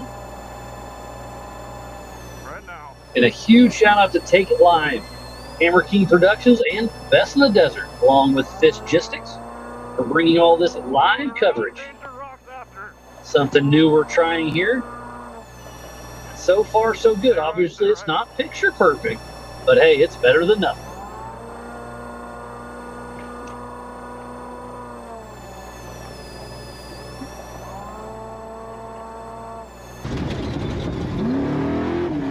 This is the 28th year running the Casey Folks Vegas to Reno.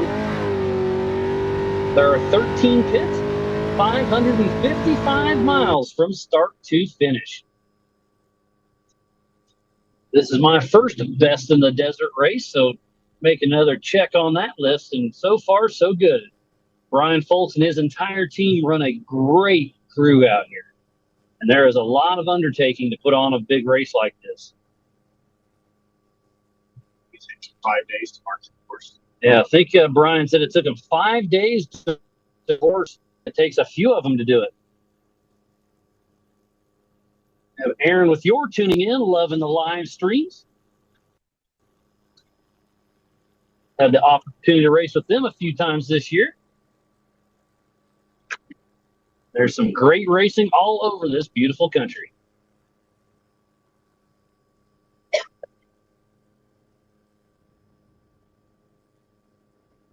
Now it looks like we're back on our turn 2 helicopter.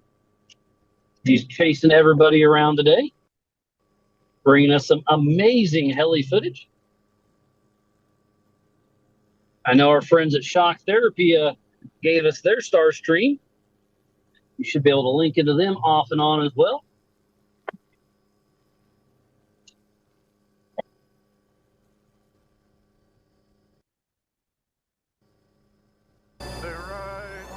We just saw Tad Gowker on screen. They had a oil line blow off during qualifying, so they had to take a little bit further back start, but they were able to find some friends in the pits. You know, Chuck Crossland had the few spare fittings that he gave them and got them all fixed up, and obviously he is back in action. So I'm working on a shock the other night as well.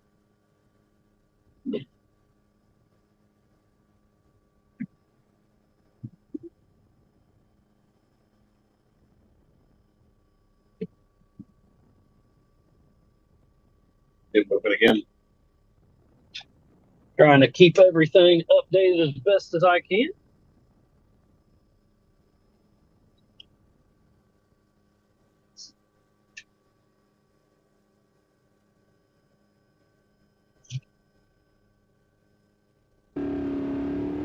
Go stop.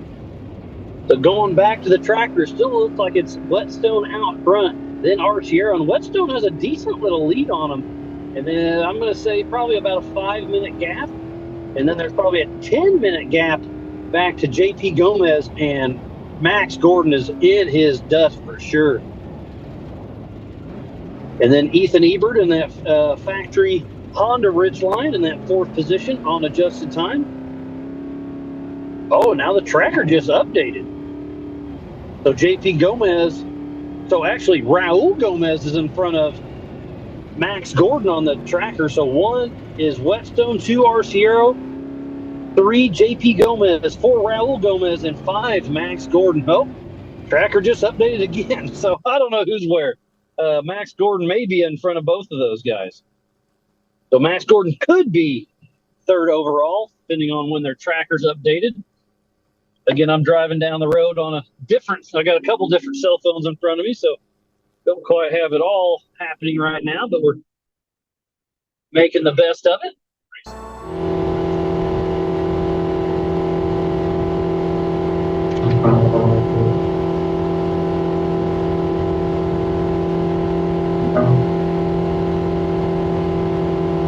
Quite a few race teams out here we're seeing on the road.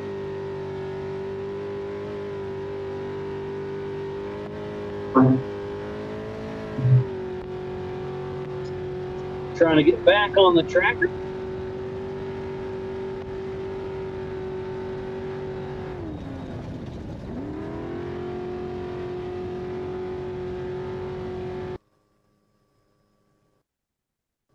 So it looks like Ethan Ebert updated right at 11:59.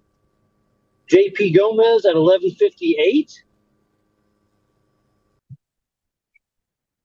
And Max Gordon at 11:58. So all three of them are neck and neck. And just so Everts, JP Gomez, and Max Gordon and Raul Gomez are all right in the mix. You can't tell who's in front of who.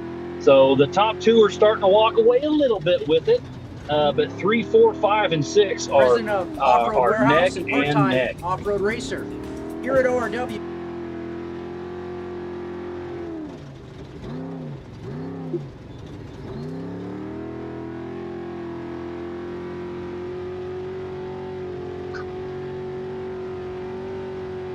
Sounds like Fishgistics should be hopping on here in a couple minutes, so he'll be able to definitely keep us up to date a little bit better from his Fishgistics home base. He's helped us at King of the Hammers multiple years, and just he knows the desert guys like none other. Absolutely love his hourly updates. He helps a lot with the score down in Mexico. A little bit here with Best of the Desert. He's helped us at King of the Hammers. And we've teamed up with Fishgistics, Hammer King Productions, Best in the Desert, and Take It Live to bring you this live coverage from the Casey Folks Vegas to Reno. And by the time Fishgistics gives his update, hopefully Wes Miller will be getting close to his home office as well. And I should be in pit 3, in another 20 or 30 minutes or so. And then Dave is still patiently awaiting for everybody to show up this evening there at the finish line.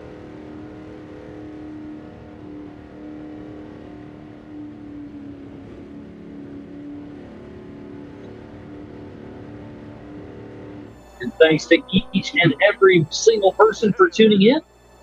It's been a great weekend. It's been a great morning, but this race is just getting started. We saw Arciero possibly get in front of Whetstone, but then get a flat tire, Whetstone back out front. Arciero charging hard. Arciero has won this race the last 3 years in a row.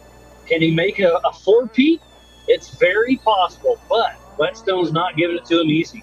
And then right behind him is between Eberts, JP, and Raul Gomez. And then Max and Robbie Gordon. It's a pretty good fight between 3, 4, and 5 right back there. Just stop the transmission. So it sounds like you got an update on Wicks. What'd you say there, Chip? Yeah, he was stopped for the past about 10 minutes or so. It looks like they put some transmission fluid on it. Like We were talking about it getting hot. So the silk, the heat, all that really works these transmissions. So I don't know if they got a leak or maybe burp some out, or who knows. Yeah, because when they get hot, they can kind of puke out some fluid, right? So they added some and look like they're back on the road again. Well, I guess time will tell. It's again, all the chase trucks have these Starlinks, and it's pretty cool to be able to keep everybody updated. But speaking about updates, it sounds like Fishgistics Austin update today Fishbourne on the is here. 2024 Vegas to Reno. What's going on, guys? We have some exciting action to bring you all day today with our hourly updates, just like we always do. We kicked it off earlier. We said the motorcycles were about halfway done with the race.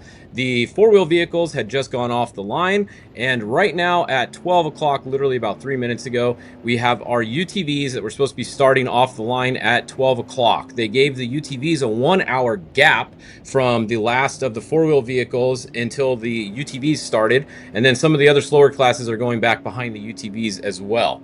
We can actually go over and look at the starting order. Best in Desert did post it on their website, so if you guys are wondering what the starting order was, it is on their website. They did 1 car every minute for the first 20 or 30, and then it was 1 car every 30 seconds after that.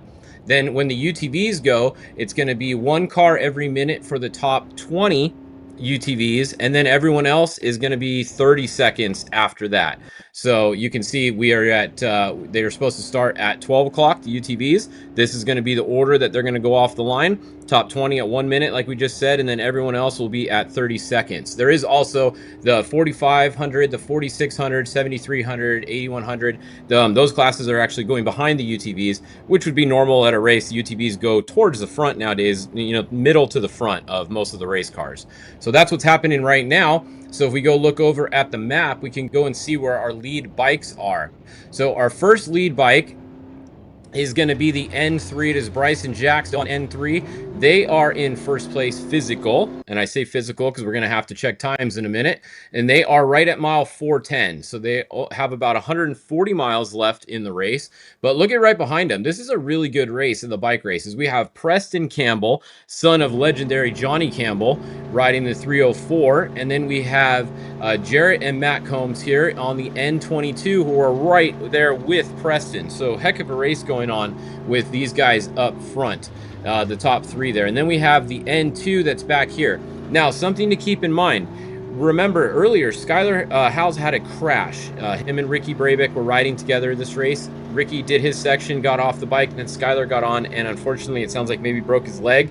So he is out of the race, but some of these guys stopped with Skylar and stayed there for a long time. So I know that Shane Logan was one of them, and so was the N1 right here.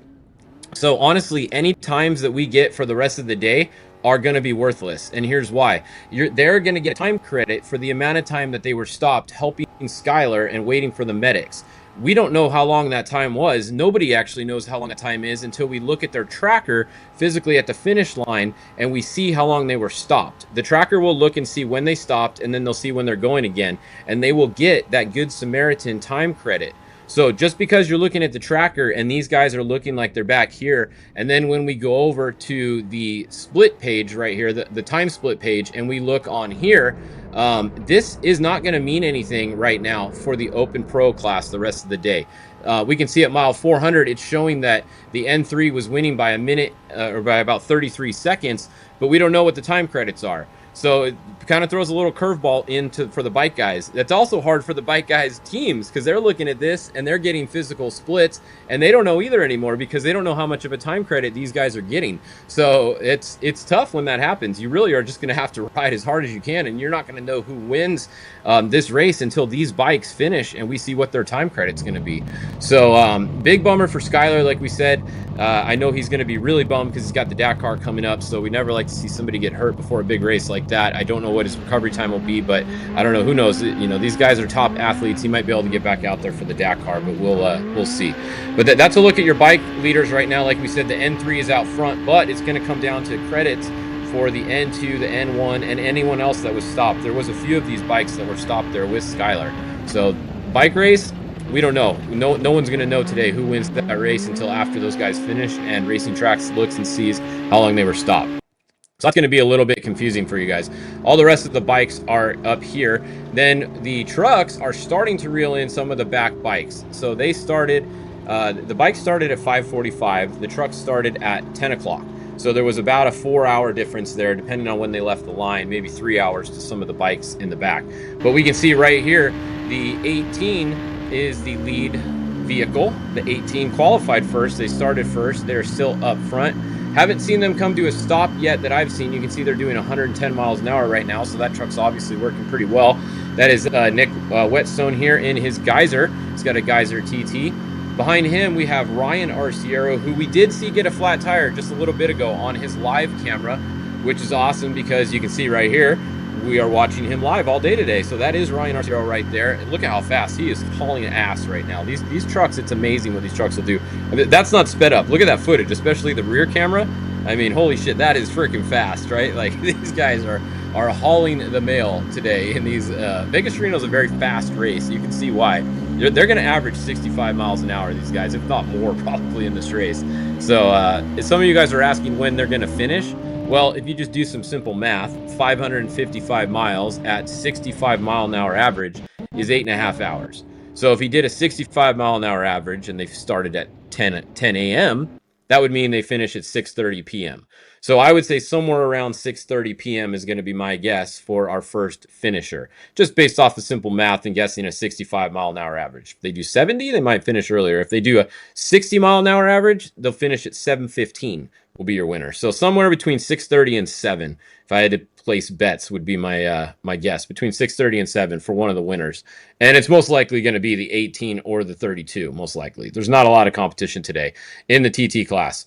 The number 9 is up there, Ethan Ebert. He is running in the Honda Ridgeline truck. Richard Glassick's going to be getting in that truck a little bit later. So it'll be one to keep an eye on. But it is actually really close racing between the 6100s and the leaders. I wouldn't be surprised to see a 6100 in the top 3 overall today. I mean, one of these could even win the race if a couple of these guys up front have problems. The 6100s are very fast nowadays. We have Jack Olgas, son of Steve, the Team Ford guys there. And then we have Connor McMullen is going to be in second. So that is a look at your first and second place. No surprise there. Connor McMullen very fast in every kind of vehicle that he drives. He wins races pretty much anytime he races. It seems like he's winning. Maybe not in 6100 quite yet because there is a little bit more competition, but he's always right there. I mean, obviously he's winning this race so far on time, on physical position.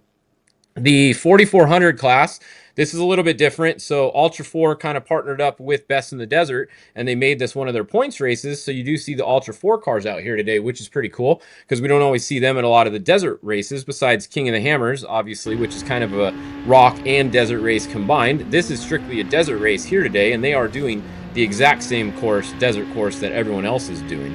One thing to note on the 4400 cars and a lot of the Ultra 4 cars, they have very small cells, fuel tanks in them, fuel cells, compared to what a lot of these trucks have. These trucks have 100 gallons, some have 120 gallons.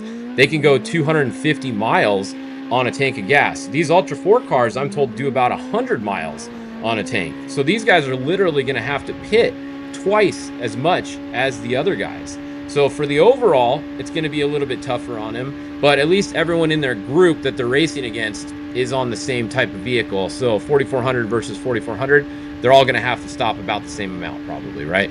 We know that both the Gomez brothers have the same build of cars. They're the UFO cars. Joe Thompson built cars, probably have the exact same cell in them, literally. So JP Gomez is showing updated at 1208. Notice that 1208, that is about 3 minutes ago.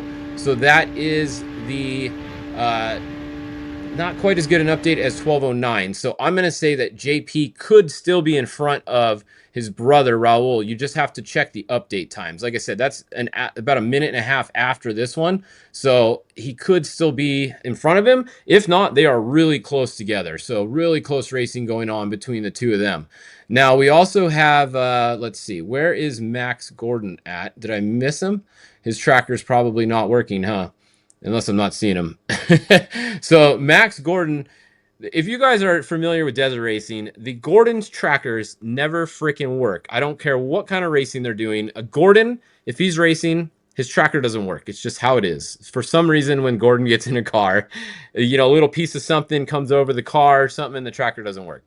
Whether it's on purpose or not, I don't know. I'm just saying Robbie Gordon's tracker is the #1 tracker not working. Now today, Max Gordon's tracker, I don't see working either. He is somewhere in third. So Max Gordon was running up here. He should be in front of the 9, but the 77 is not showing up today on the tracker. So we will have to keep an eye on him. It was working earlier, so it might just be my screen. If I update this thing, we'll see if we can get him to come back. So we'll try and do an update in a minute here, but it works sometimes and then sometimes it doesn't.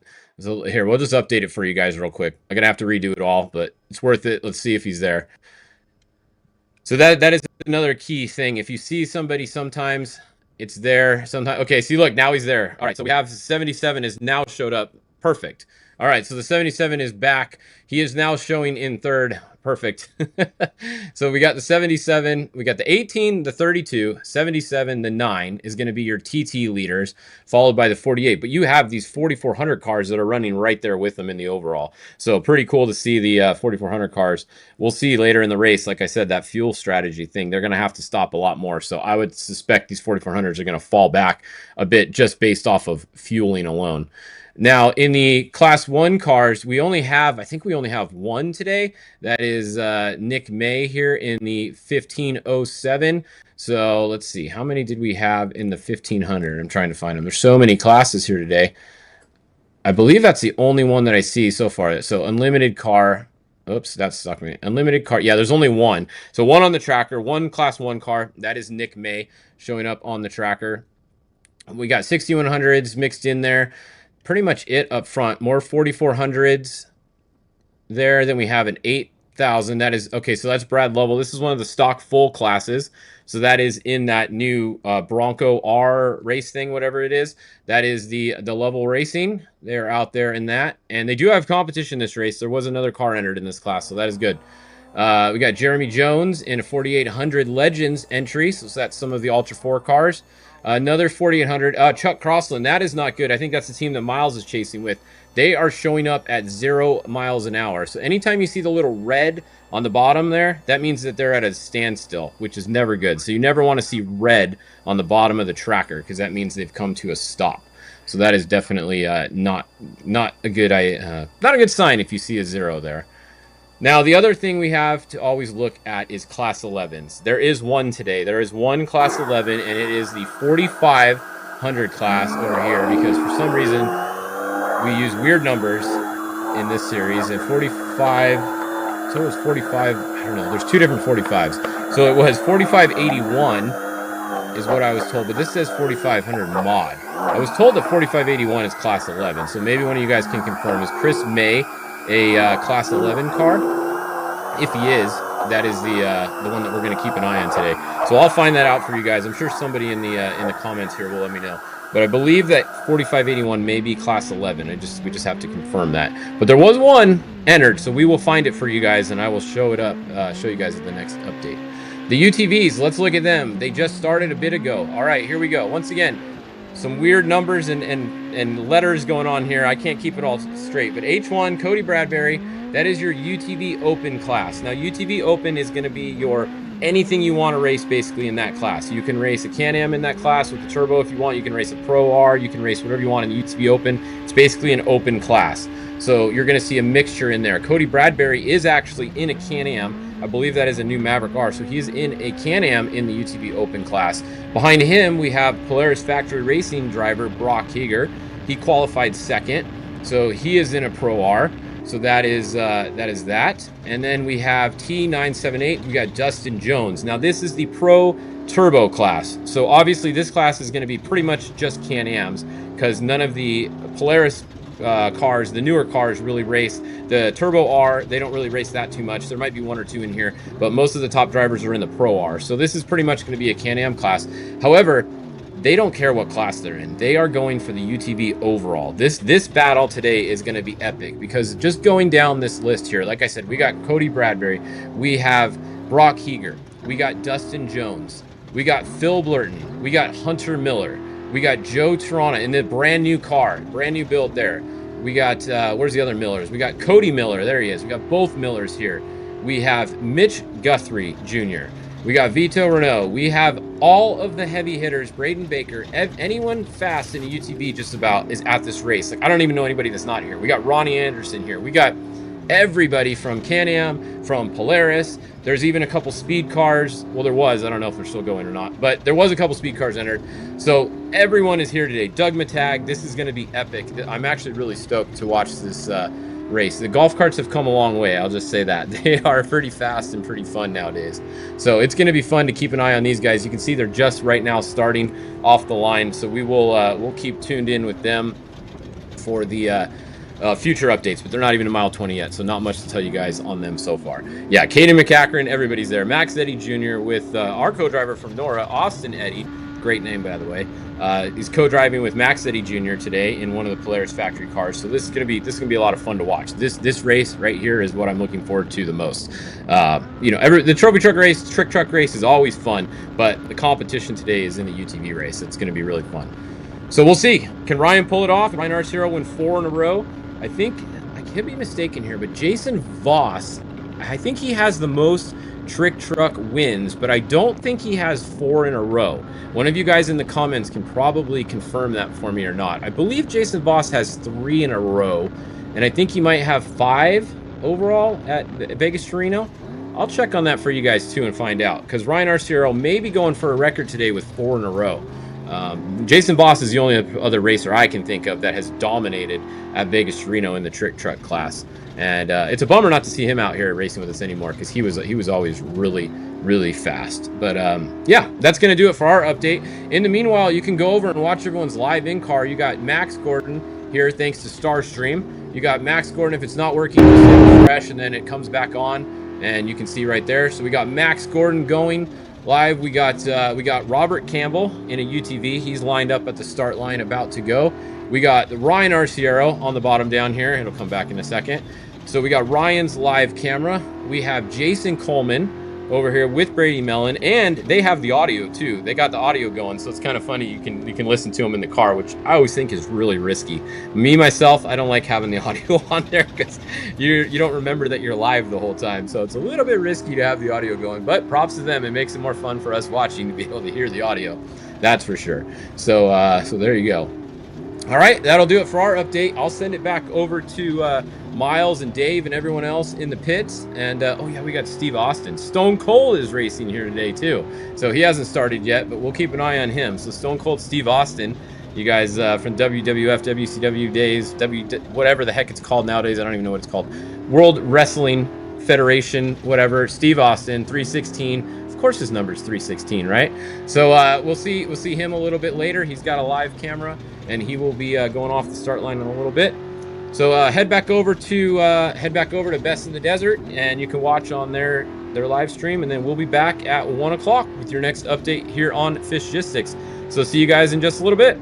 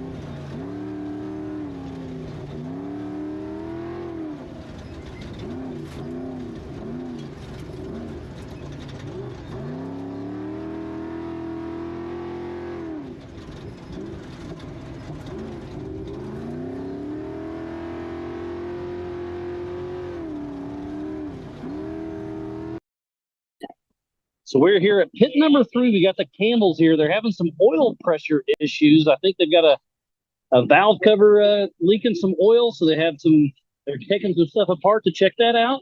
And it's all hands on deck right now. I did see another heartbreaker of Casey Curry getting on the trailer, lost an engine. So tough break for Casey Curry. He had a great shot at this, but here's Bailey Campbell right here that's working on the car. So Bailey, it sounds like you're having some engine oil issues, huh? Well, I hate to hear that. It looks like it's going to be a valve cover problem. They were letting oil out, so it's leaking out oil pressure. Obviously, there wasn't enough oil in the system, so we're going to get that back together and get that on floor. But hey, that smile says it all. Let's get in there. You've got her gloves on. She's getting dirty. Waylon's here on deck. The whole team is trying to make some things happen. I saw Pat Bedford just cruise through, and there goes Brad and Adam Lovell. So lots of action here at pit number 1. I saw Beckwith. We just saw Lovell. We saw Casey Curry on the tow rope of Shane. Tough break there. Oh, there's Patrick Beckwith just right there. I can't get too much further away from the star stream. But it looks like they're just doing a quick gas and go. Looks like Beckwith is back on the road. The number 4403 are the Casey folks. Vegas to Reno. In and out for the Beckwith. So Campbell's out here working on it. So they had some issues with it last night. They worked for a couple hours. They were up till, I don't know, 2-3 o'clock in the morning getting everything tried to squared away. They had to change a transmission after qualifying, and then an oil issue last night, another oil issue today. But hey, never give up attitude with the Campbell crew here.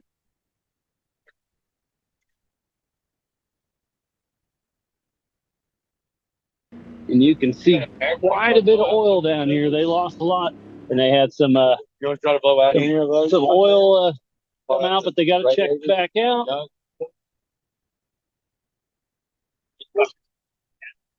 There's Wayland up there, helping everything run smooth.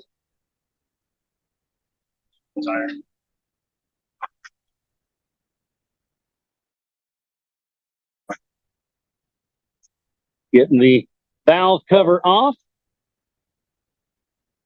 Nice. Yeah.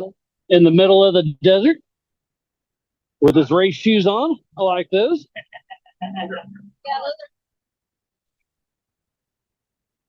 Trying to stay out of everybody's way, but they're making things happen. And Klaus in there getting dirty. Hi, Rob. You can see the lifters right there. The engine is open, but they're trying to get her sealed back up and back in action. Trying to clean up the gasket right there. Pulling off some what are you doing over here, Miller? Ryan Miller been riding shotgun over here. It looks like you're taking off some side panels. Yeah, we built these panels to try to force air through the training coolers, and we think it's actually forcing it past the training coolers because our training is very hot. Everybody's very hot right now, but yeah, let's keep going. But more hot than that. We saw into the mid 300s on the training. We're basically driving by 10 first 100 miles. That's a bummer, buddy. But yeah, hopefully you guys get it figured out. I'm trying to cleaning the gasket right here. Yeah.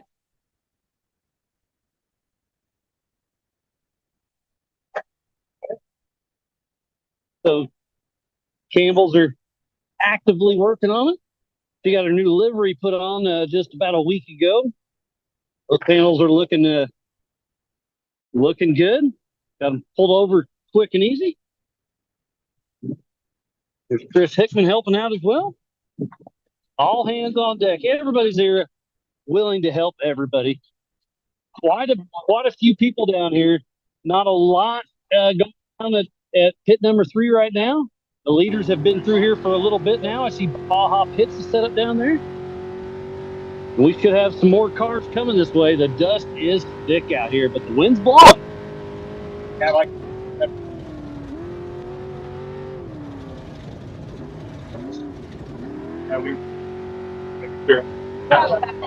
okay.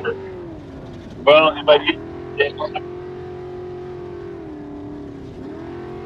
this Campbell Enterprise 2-seat IFS front, solid axle rear. They debuted this car, I'm going to guess 3 or 4 years ago at this NorCal Stampede. This is a big car. It loves the desert. I was talking to Ryan Miller, who co-drives with Bailey most of the time. They were super excited for this race. This car has what it takes, but hey, racing happens. We've already seen the attrition starting to set in.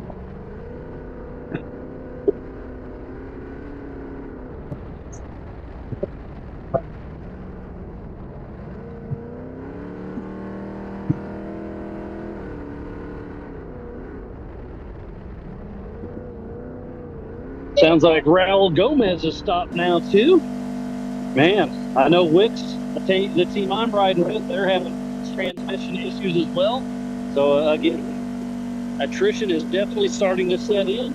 Oh, here comes Jeremy Jones.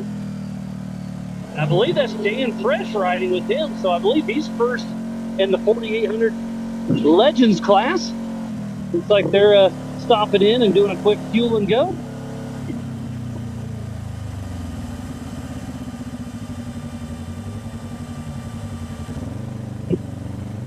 So Jeremy Jones, driver record, but again, I believe it was Dan Fresh that was in the car.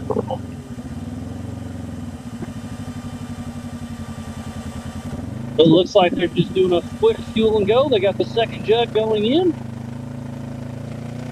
We got another trick truck coming by.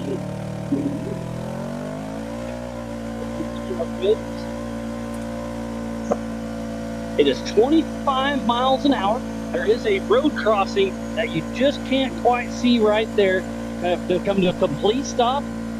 The road has the right of way, not the race course. So we have some Best in the Desert volunteers out there that are stopping the race cars complete stop and give them the thumbs up to whether or not to go or not, because the road traffic has the right of way, not the race course.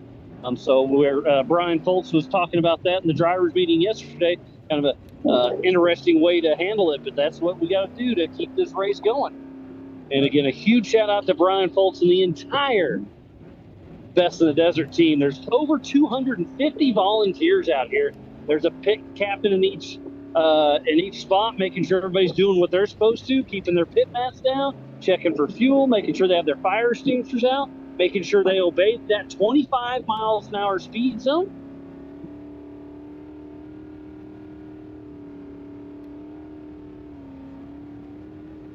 We were started at pit number 1, and now we made it to pit number 3. Pit number 1 was pretty quiet. There's a lot more cars here at pit 3. I do see Max and Robbie Gordon's truck down there. They've already came. Surprised their chase truck is still down the line. And I'm kind of stuck towards our chase truck through the Star Street. So can't make it too far down the way. But again, thank you to everybody for tuning in to the Best in the Desert. Pacey Foltz, Vegas to Reno. Ultra 4 USA is teamed up, and this is a points race for us. Over 250 entries between Ultra 4 and Best in the Desert. We got roughly 40 of the Ultra 4 USA teams racing with us. Again, I believe most of you are tuning in on the King of the Hammers YouTube, so thanks for that. Get in that chat, let us know what you think.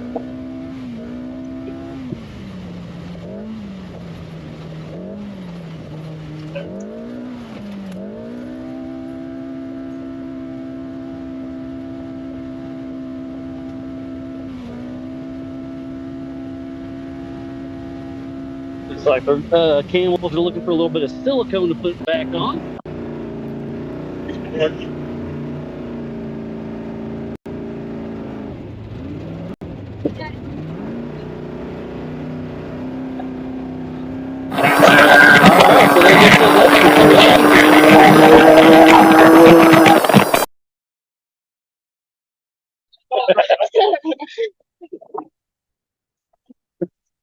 All right. So they did get a paper towel covered up the valves cover. Still trying to figure that out. Hopefully, they can get it squared away. Throw some oil in it. Still pulling off some tin that was supposed to deflect some wind, but it was really made the transmission spike in temperature. Like I said, it's roughly 100 degrees right where we're at. It's a beautiful, lovely 100 degrees out here. Brian Shirley's tuned in. He said Levi Shirley is starting the race for Josh Smith in the open class. Great to see Levi Shirley back out here racing. So it sounds like I hear another truck. I believe it's going to be a trick truck. Yep, he came to a complete stop. It's the number 6162, the Speed Show.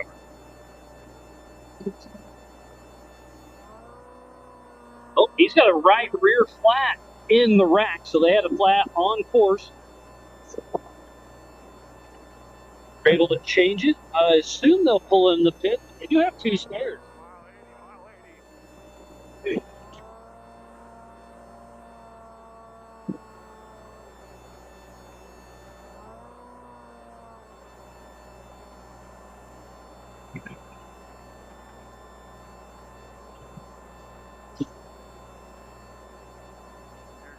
So Fishgistics will back in at the top of the hour. I don't know if you can see down there, but the dust streams are thick out there.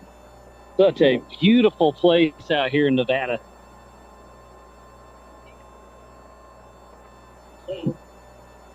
So Wicks and Rufus are helping Campbell. Campbell's got all hands on deck trying to sort some transmission heating issues and a valve cover gasket issue.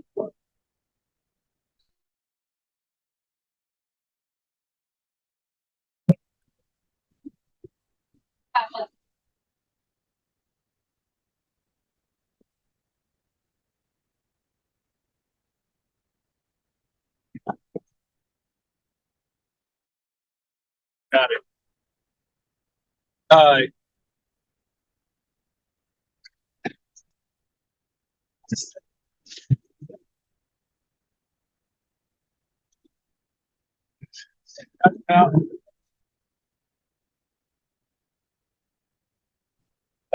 So Campbell's still scrambling, trying to get everything going, but spirits are pretty good here.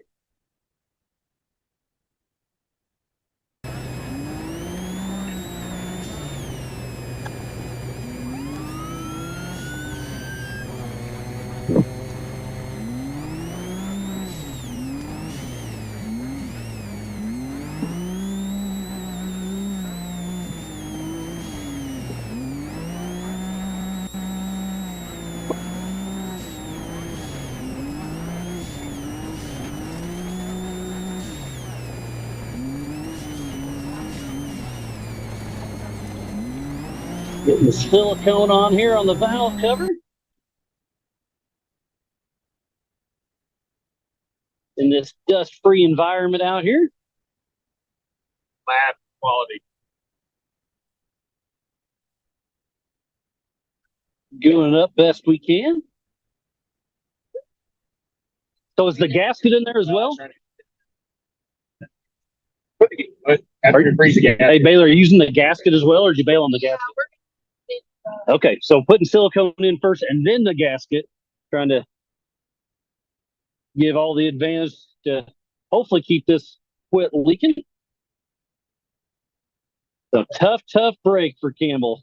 Bailey had a great shot at this race, but hey, he is not out yet.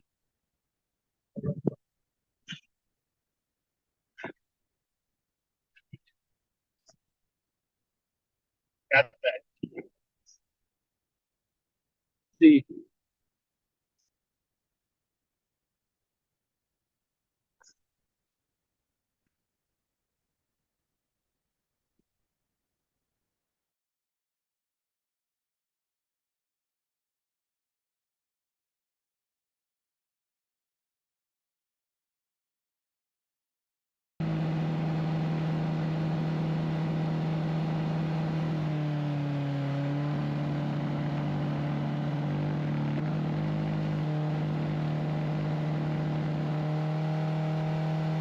So here's the Starlink that we're using.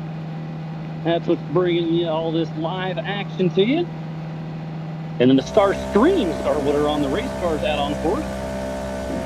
Lots of cool technology going on. A lot of chase trucks in, a lot of chase trucks out of here.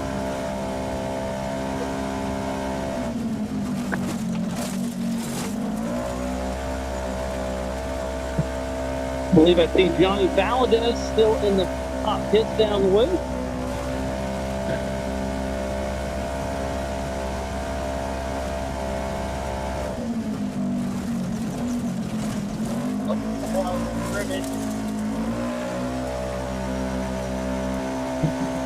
So Johnny Valadez back out on course, but I believe Jeremy Jones is in front of him, first on course in the 4,800 Legends class. I believe Dan Fresh is driving for Jeremy Jones right now. Johnny Valadez was going to try to Ironman it. Bailey Campbell right here is going to try to Iron Woman it.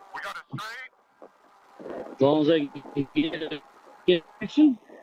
And just look at all the guys and gals that are here on site trying to make things happen. Everybody's all hands on deck, making it work.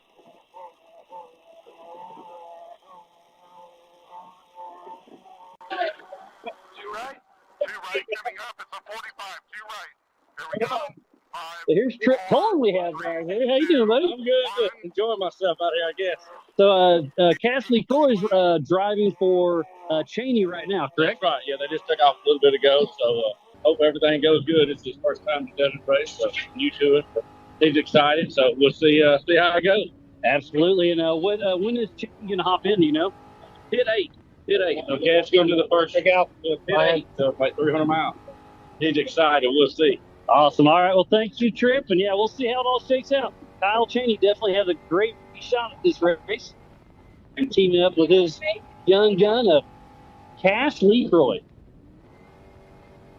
Looks like they're starting to button some of the body panels on the side of here.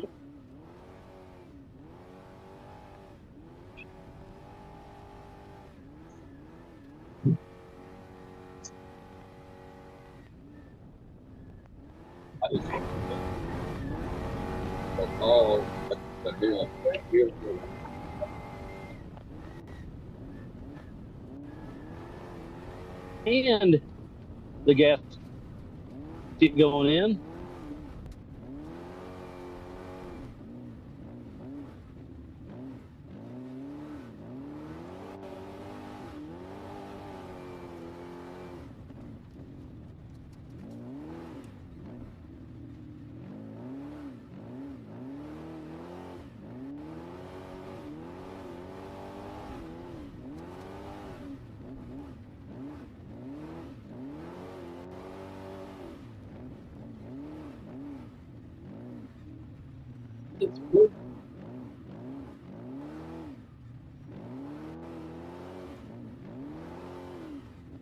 Recording in progress.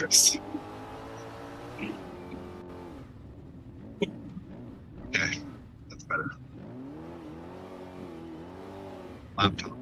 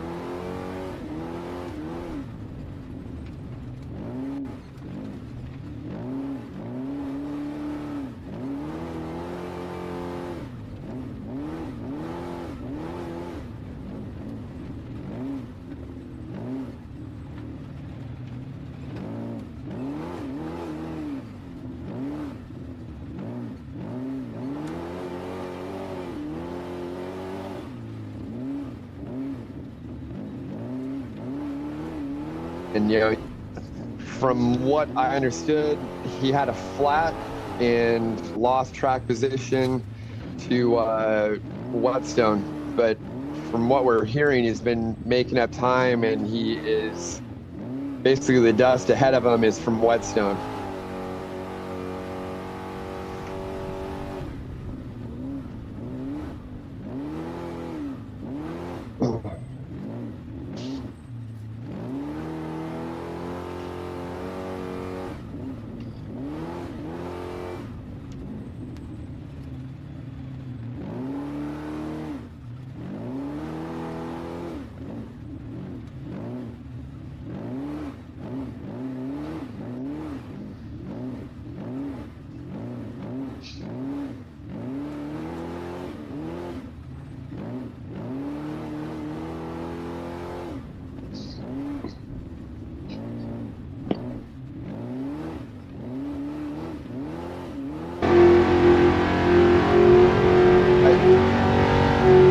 you guys want to come to me and I'll do a little.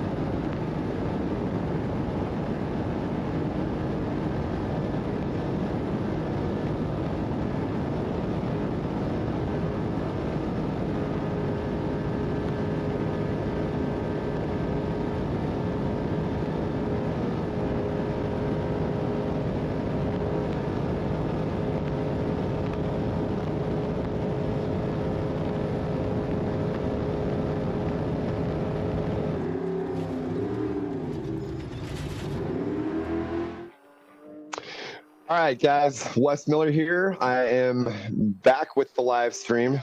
Made it back from the starting line. Got set up in my office. I was able to watch a little bit of the live stream on the way here and saw some of Fish's updates. Big shout out to him for doing that. Really appreciate it. And, you know, it looks like we've got a pretty good battle between the lead trucks. From what I understand, RCO had a flat and he lost track position to Nick Whetstone. And Whetstone is our physical leader. And it looks like overall as well, from what I'm seeing on the tracker, he's got about a 2-mile lead over RCO. And they are coming into race mile 185.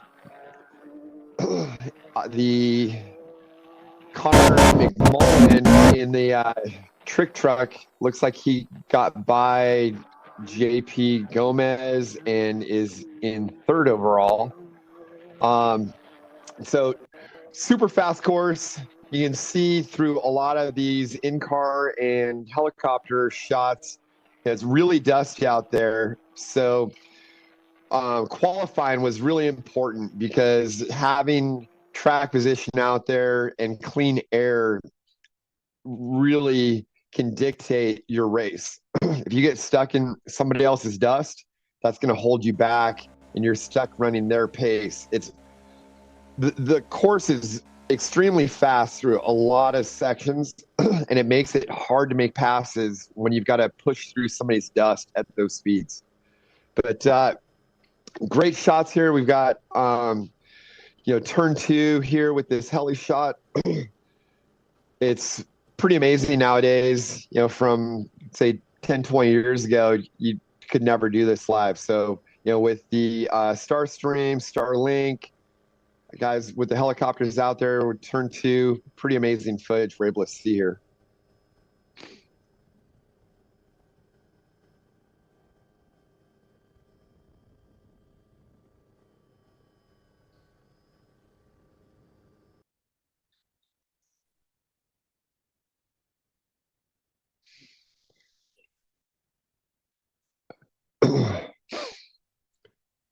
All right, so my off air, hope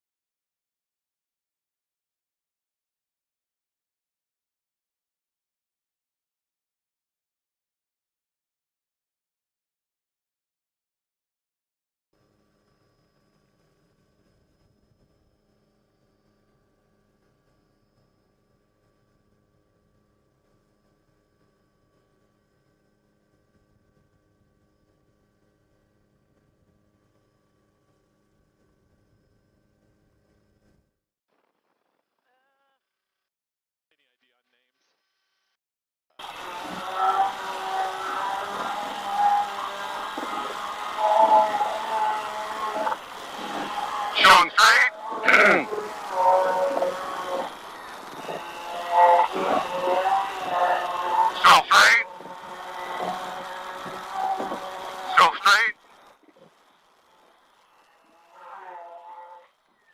Showing straight.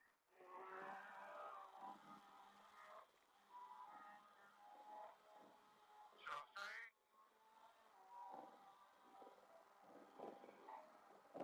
Still straight. Get ready. Yep. Straight. Straight.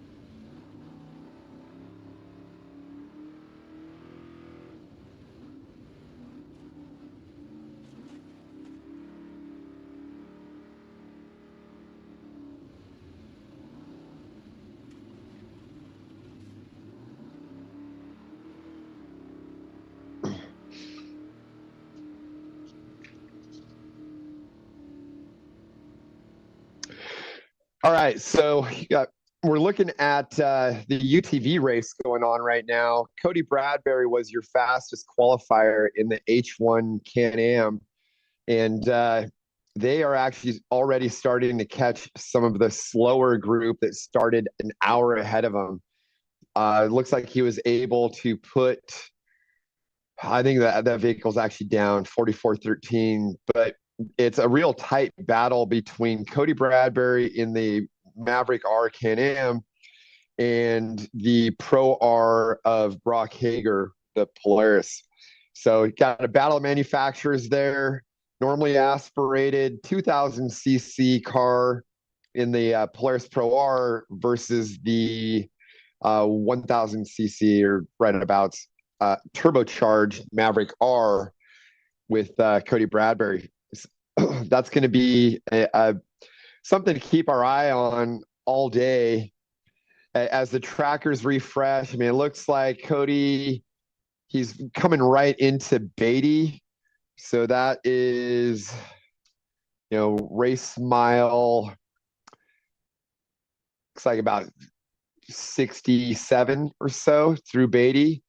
And Brock Hager is, so is it 64 is where Hager is. And then we've got Cody Bradbury at 67. So he's a couple miles back. I believe they started in 1 minute intervals. So Cody probably has a little bit of a lead on adjusted time over him. And then Dustin Jones is running in the UTV Turbo class in the T978, and he's been holding pace with them right there. It looks like those three have kind of broken away from the rest of the pack a little bit. All really fast drivers. Be cool to watch this kind of play out. They're less than 100 miles in, so everybody's really bunched up. The UTV class is just stacked for this race. I was talking to a lot of the drivers, and I think everyone agreed there's probably at least 20 guys on there that have won races and have the ability to win a professional race like this. So stacked field, big battle between Polaris and Can-Am. Really looking forward to see who puts it on top. Speaking of battles, the R Sierra Whetstone, those guys are going at it. They're really close. They are coming into Goldfield right now. And according to me, I'm showing on the tracker that R Sierra got by Whetstone. So I want to see when that refreshes, if that is actually the case. But they're in a really close battle, and they have kind of gapped out over the rest of the field as well. So you've got Max Gordon in the 77. JP Gomez is, well, no, he's actually kind of got pushed back. So you've got Max Gordon, then Connor McMullen is, I'm showing as our first place trophy spec. And then Craig McCarthy in the number 48, he's in the trick truck. Then JP Gomez. Then you got the factory Honda with Ethan Ebert behind the wheel. When I was at the starting line, I talked about that being kind of a different truck because he's running a turbo V6 versus the V8s that all of the rest of the trucks are running. that are running.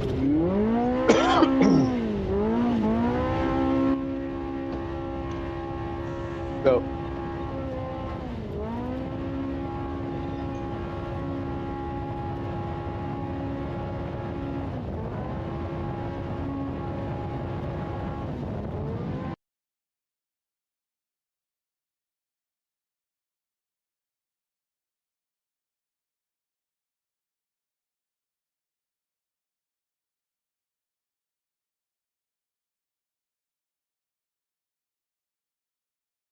here in Justin Wick's pit with Rufus Racing for off-road. He had some transmission issues. He was able to get it sorted, hopefully. And they're checking out the front end, giving a little bit of grease. Transmission did get hot. They did lose some fluid. They had to add some fluid. We'll have a quick chat with them here in just a moment. Once they get a little more squared away, I don't want to take up any of their time. It looks like it's in great shape. Just bomber chassis is ready to rock. They are front end. Sure, if they got to obviously put the transfer case in.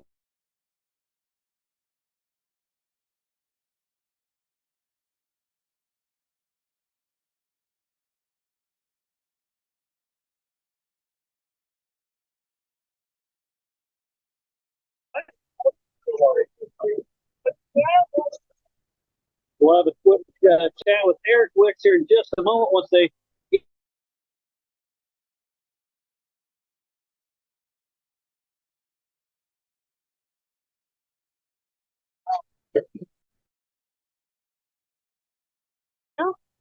oh, there's the 46, 48, 68 taking off. Jimmy Cat.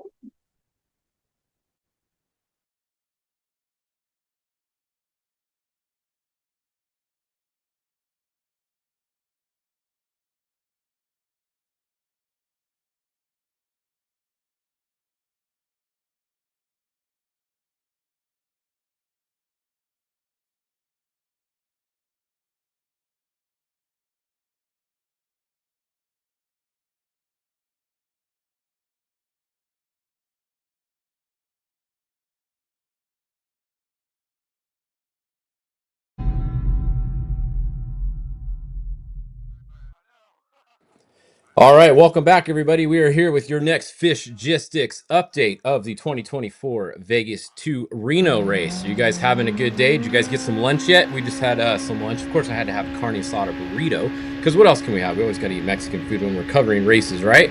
What's better? So we are here. It is now 1 o'clock. We are about 3 hours into the four-wheel vehicles here, and we are just over six. It's about a little less than 6 hours, 5 hours into the motorcycles. I couldn't think what they were called for a minute there. The motorcycles and quads, they started at 5:45 this morning. So we are we're like 7 hours. So I'm gonna do some math there. We're getting closer to them, getting close to the finish. And if we go over and look at the map, let's go look and see exactly where the motorcycles are. So our lead bike is, we got to scroll all the way up here. They are past Rawhide. They are coming into Top Gun. So they are almost at pit 12. That means they are at mile 470 or so right now. And it is Preston Campbell, son of the legend Johnny Campbell, out front. Now remember, if you just joined us earlier, we had an accident earlier with Skylar Howes, and a bunch of these guys stopped to help him. So there's going to be some time credit coming.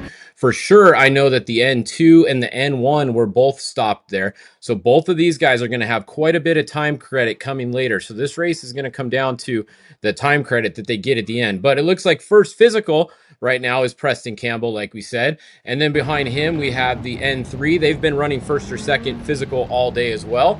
So very good race going on there. And then we have the N22. They're actually at 0 miles an hour right now. I know it's hard to see because the thing is red and so is their dot. It's like an orange, so it's hard to see. But if you look right here, they're at 0 miles an hour. That is not a good spot to be at 0 miles an hour right there. That is not by a pit.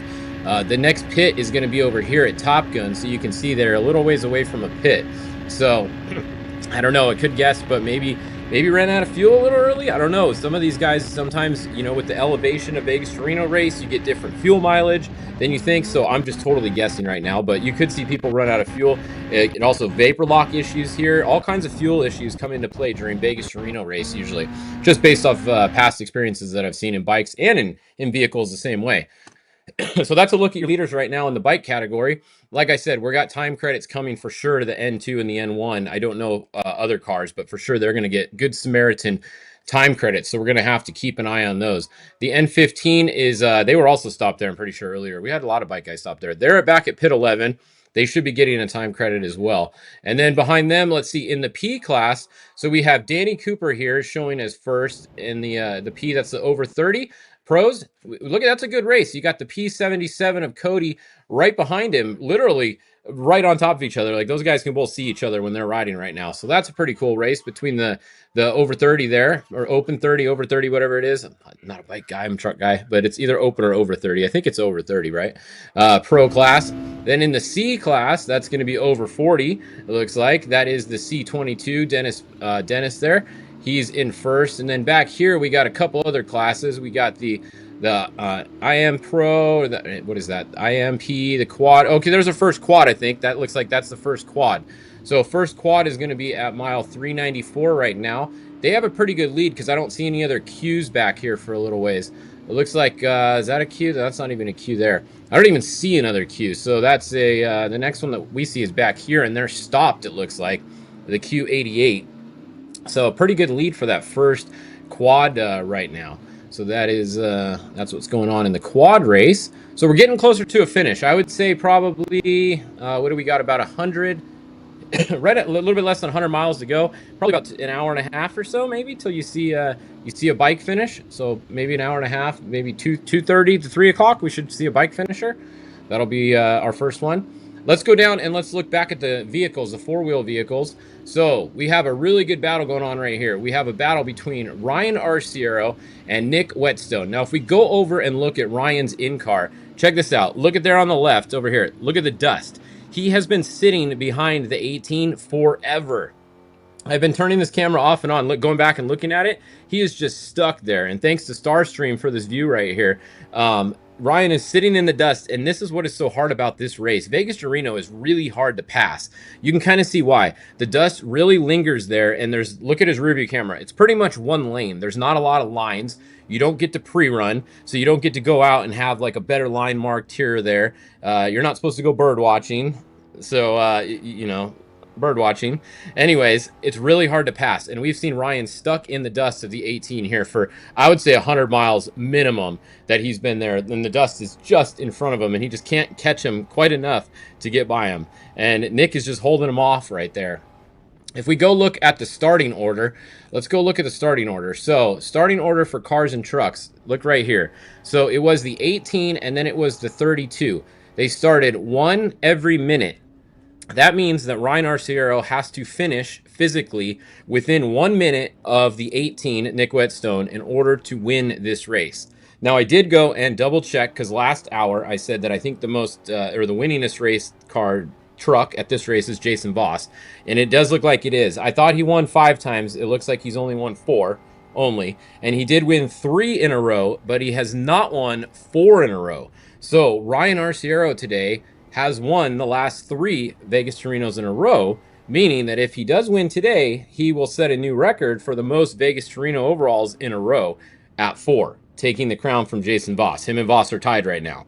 So a little bit on the line today for Ryan. He wants to take that 4th win in a row and be the first person to do that in Vegas to Reno history. So that'd be kind of cool. So we'll keep an eye on that throughout the day, and we'll see what happens. But the Nick in the 18 here, he ain't going to make it easy. He's holding him off. And in that dust, it's not going to be tough. It's going to be tough for him to get around. It ain't going to be easy for him to make a pass. Back here in 3rd, we have Max Gordon. Everybody always wants to know where Robbie Gordon is. Well, he's actually about 16 inches to the right of Max Gordon right now. So that's where they are right now. They're at mile 191 in the 77. This is not the unicorn truck that Robbie built. This is actually a Racer Engineering truck, most recently owned by Potts. Cole Potts and them recently had this truck. Before Robbie got it. Robbie bought it from Potts. So that's what this truck is. It's a 2-wheel drive Racer Engineering truck. This truck has been on the top of the pole in qualifying a ton of times. Dale Dondell very, very fast in this truck.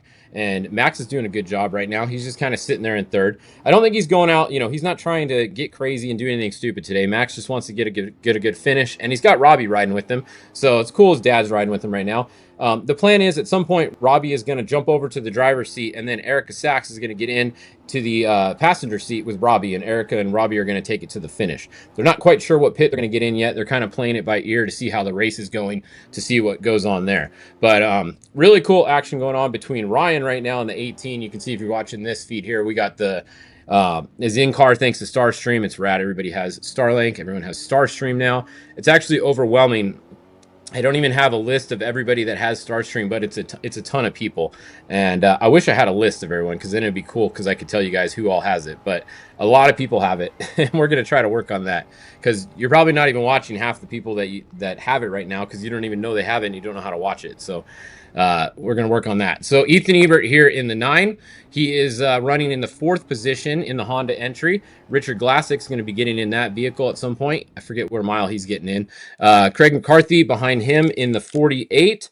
And then, let's see, behind them we have, this is going to be a bike. So some of these guys are starting to catch lap traffic now, or not lap traffic, but traffic of the bikes. And speaking of bikes real quick, I just got an update from David at Racing Tracks that they are working on the time credits right now for the bikes. So that'll be awesome. If they can figure it out, they can actually log into their systems live remotely. They can log into the trackers and they can see the data to see how long they were stopped. So if they're able to get us some time credits, we'll know how much time credit they have, and then we'll know where they have to finish physical to the leader to get the win for the bike guys.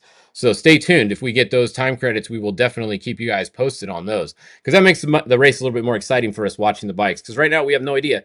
You know, Preston Campbell might finish first, and then he's going to get beat by a guy that finishes 40 minutes after him because he had 42 minutes of time credit that he was stopped with Skylar. So we're going to get that all figured out. Thanks to Racing Tracks and everybody working real hard on that. And another shout out to Dave Narabeth and the motorsport safety crew. They were on Skylar's accident quick. They got him out of there, got him in the helicopter, and he's being taken to the hospital. So good news there. Motorsport safety guys, the #1 crew in motorsports for safety. If you do an off-road race and you don't have them at the race, I don't even know why you're putting on the race. You shouldn't even do it. So Jack Olagus here, 6,100. He's running in 2nd behind Connor McMullen. Same order that we saw earlier. He's hanging there right with him. So Connor's not putting any space on Jack. Jack is hanging in there with him. So good race going on there. In 3rd, we got Jason Coleman and Brady Mellon there. They are running in 3rd. So another fast group right there, those top 3. Behind them, we have Jordan Brenthal. I believe that is Abdali Lopez driving that truck. So Abdali qualified it, and I think he was going to drive most of the day, if not the whole way. Jordan maybe was going to get in later, but we'll see what happens there. But right now they are running in 4th. Rounding out the top 5, Brent Fox. I think this dude races every single race that there is nowadays. He's got a couple 6,100 trucks, and he's literally at every single race. I don't know how he has time to do that. I would not want to work for Brent Fox on his pit crew, because that dude, the prep crew, that dude is all over the place. Those guys got to be working a lot to get the trucks ready for the amount of races that he does. So that's what's going on there. Let's look back over real quick. Did Ryan make the pass yet? Doesn't look like it. I still see dust in front of him. I'm keeping checking. See on the left there? I still see dust, so I don't think Ryan has got it. Nope, there's still dust there. Ryan hasn't got around the 18 yet. So we're keeping an eye on that on the side for you guys. We'll let you know if we see anything crazy happen there. And let's see. If we go back down a little bit, I'm going to turn off some of these classes for a minute. We're going to clear all the racers, and we are going to turn on a couple classes at a time. I know a lot of you guys are joining today for the Ultra 4 series, so let's go look at the 4400 class. Remember, there's 2 on the tracker here. You need to enable both of them to see all the 4400s. Let's go look at the top. We got JP Gomez. He's still up front. So JP Gomez was battling his brother earlier, but check this out. Raul Gomez, is that a good update? Let's see, 113 and it's 114. So that is a good update. So Raul Gomez has lost quite a bit of time. He was about where Philip is right here earlier. So JP still going strong, but like we just said, we got Philip behind him now in the 44-47.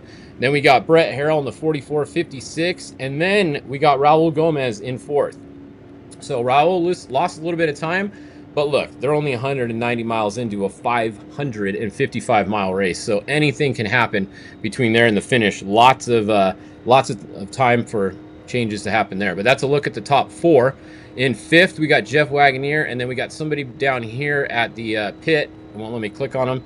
We got Tad Docker there, the 4406. They are sitting in a pit right now. So that is what's going on there. What's the difference in the 4400 class, as somebody said? That is a great question for one of the Ultra 4 guys. And I know Miles and Dave are both on here, so maybe after this update, they're listening right now. They can probably give you a rundown. The only thing that I know for sure is the 4400 class is like the unlimited class. And then some of the 4500 and 46 and everything is limited depending on what they are. They have like the everyman class. They have stock class, which has different rules.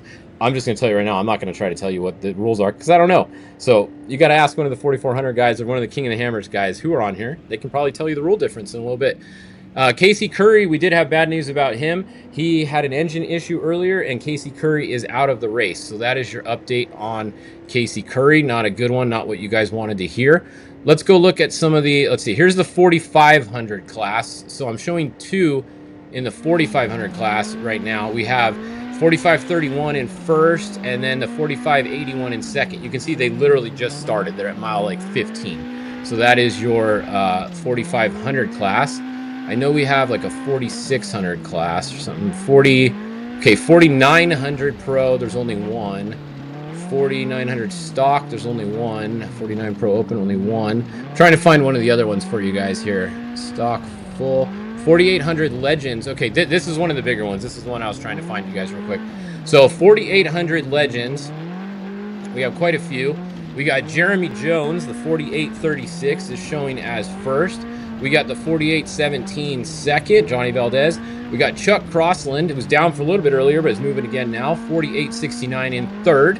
We got Eric Wickel here in fourth. And then in fifth and sixth, it's really close between Jeremy Brown and Colin Hornock here for fifth and sixth. So pretty good race in the 4800 Legends class going on right there. That is a good look at the 4800 class. And then, yeah, I think that's the only other big one here. Now, let's go look at some of the UTV classes. These are huge this race. So I'm going to turn on the Pro Turbo. I'm going to turn on the NA. That's what I like about this tracker. You can go over here and just turn on whichever ones you want. I am going to turn on the, where's the Open? There it is. Oh, not unlimited car. There's only one of those. All right, UTV Open. Here we go. All right, that's most of the UTVs on there. We got the stock ones there too. I forget if I turned them on. Anyways, let's go to the top. H1, Cody Bradbury, qualified first, started first, still first physical. Brock Eager, qualified second, started second, still second physical. And then we got third, Dustin Jones. I believe he was third. So running orders the same way here in the UTVs. So far, they are almost 100 miles into the race. So Dustin Jones looking good, still leading that class, and Cody Bradbury still leading there. But remember, this is on time. They started 1 minute apart. So Brock Eager may be within a minute there. But you can see those top three are kind of checking out a little bit. Their pace is pretty fast. Behind them, it's stacked up here. We got Toronto, we got Blurton, we got Miller, we got the other Guthrie, Miller, I mean Sims. It's just, this field is freaking stacked. So as this race goes on, this is going to get more exciting to watch. It's not very spread out yet, so not a lot to tell you guys about that class right now. But yeah, I think that's a little bit of a rundown for you guys. We will we'll be doing these every hour, just like I always do. Every hour on the hour, come over here, watch the Fishgistics update. And let me see, let's just put them all back on real quick. Let's see, did Ryan get around him yet? Let's go look. Pull up here. Nope, I still see Dust in front of Ryan. Man, I guarantee you Ryan is so frustrated right now because this is like one of those things where you're pushing as hard as you can, but you don't want to push too hard because you're so early in the race now that it's not worth him making a mistake. Like, look at the dust he's in. It is not worth ripping a corner off or doing something stupid here in the dust because you're still only halfway through the race or so. Like, what mile are they at? If we go find them again, they're literally at 200 miles. They're at 215 miles in a 550 mile race. So you need to push hard because you don't want to just let them go. You don't want to let the 18 go and have no pressure, but you don't want to put too much pressure and then mess yourself up. Ryan obviously knows that. He's won this race 3 times in a row, so he's going to be smart about it, but definitely fun to watch. Ryan is frustrated right now, though. He wants to be in front. Someone asked how many 10 cars. There's no class 10 cars racing today at this race that I saw, unless they're in a different class. But I didn't see any on the entry list. So, all right. Well, that's it. That's it for us here at Fishgistics for this update.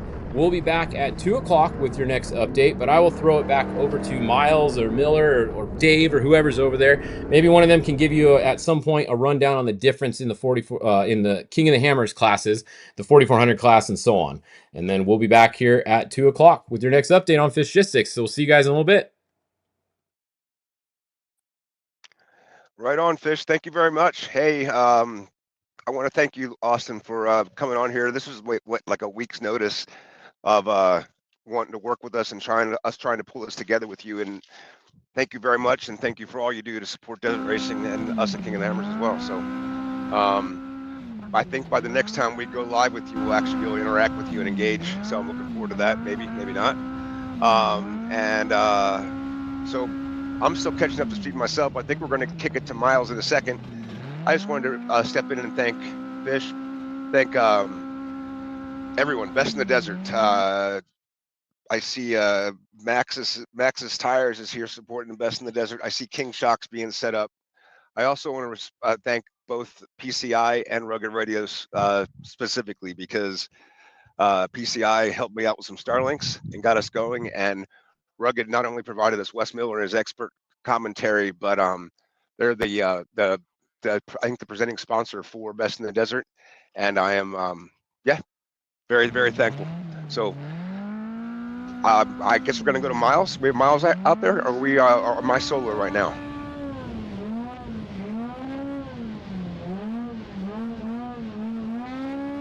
Here, and so far so good. It's been a great show, and yeah, Fish has done an amazing job out there. I just finished up at pit 3, saw a lot of our cars come through. Bailey Campbell was still working on the car, but hopefully she did have she was working on it, so still hope on there. I saw Eric Weichel go through, Chuck Crossland, and a whole list of others. I did see we already talked about Casey Curry. I did see his car on the trailer. He's heading back to town already. Tough break there. I saw Max and Robbie Gordon's pit crew. I was like, he already came through. I was like, oh yeah, we still have 2 speed UTVs coming. I was like, okay, makes sense. We haven't seen any of the UTVs yet. Obviously, we're chasing Wicks and Rufus, and they're fighting some transmission issues, but they got some more fluid in it and kept going. And Chip, do you have any more update on the transmission issue? Oh, it's been some fluid somehow, and we pushed some more in, and it took off. So racing's going, right? And you put fluid in the transmission and extra fluid back in the car to retop off if that issue arises again, correct?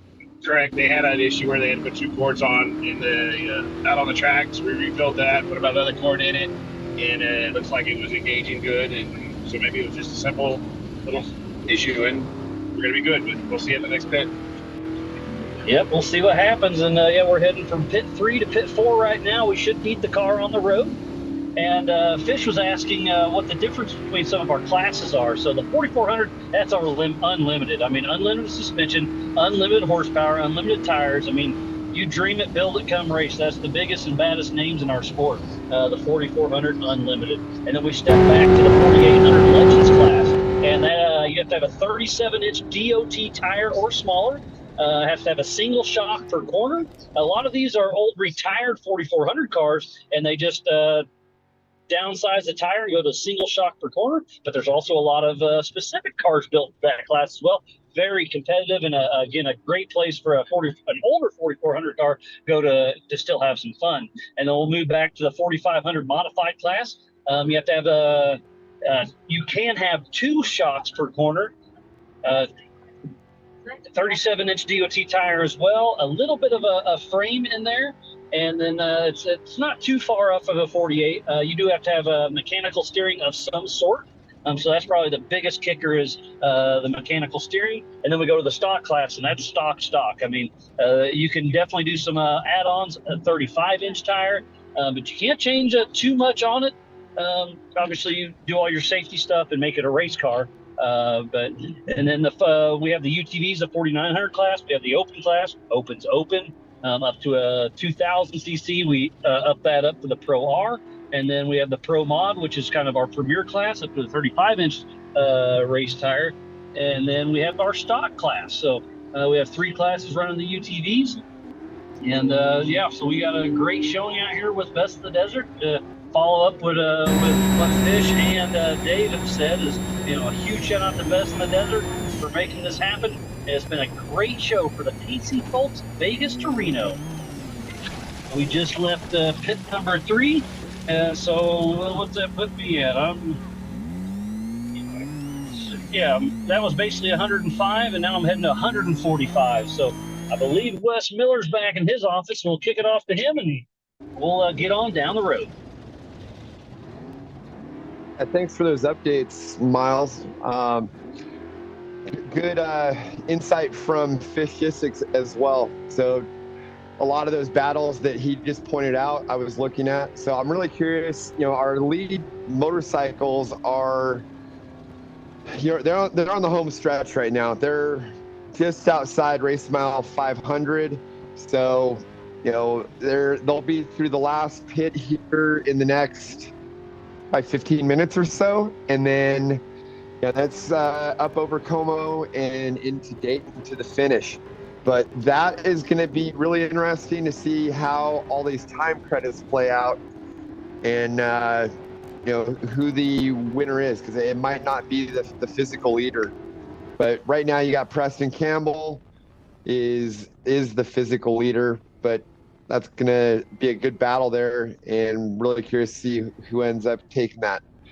With the quad leaders, it looks like Brett Greenholz has a pretty substantial lead. I don't see anyone even close to him. So, and he's race mile 215. And I think with that, the mindset, if you got a big lead like that, you just want to make sure you don't throw it away.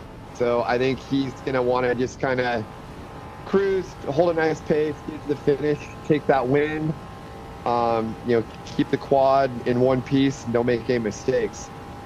So, we're in car right here with Ryan Arciero. I'm not seeing a whole lot of dust there. Well, yeah, it looks like there is some dust. So, but he's not being held up by Whetstone's dust right now. That's a really good battle. I want to pull them up on the tracker and see where they are at. So they're through Goldfield Pit 5, and they are they're really right by race mile 225. And I'm showing Arciero. Okay, nope, it just refreshed. So Whetstone, Arciero, according to this, we've got, I'll zoom in a little. Basically, Whetstone is at race mile 226, and Arciero is like a mile back in that 19 Industries truck. Fish talked about it, how Arciero, he's going for his 4th win, which that would be a record for Vegas to Reno for the trick trucks. And at qualifying, I was able to kind of talk with Ryan a little bit. He qualified 2nd, but the truck that he's running is 2-wheel drive with a Gibbs motor. Those Gibbs motors, they're I think they're trying to squeeze the most out of those out of any of the builders that are running here. And then one thing that's pretty cool that he was telling me about is he's running the Fox live valve. So he has live valve shocks, and he's got different settings, and he can actually adjust the settings on his shocks while he's on the fly. So I mean, you can see in the in-car here how well these trucks work. It's pretty amazing to actually ride in one of these things. If you're used to being in a buggy or like a dirt bike or a quad, the pace that you're running in a trick truck, you kind of pucker up for some of these bumps, and you think that it's gonna hurt or really compress, and it just blows right through. So these things are cutting edge off-road vehicles.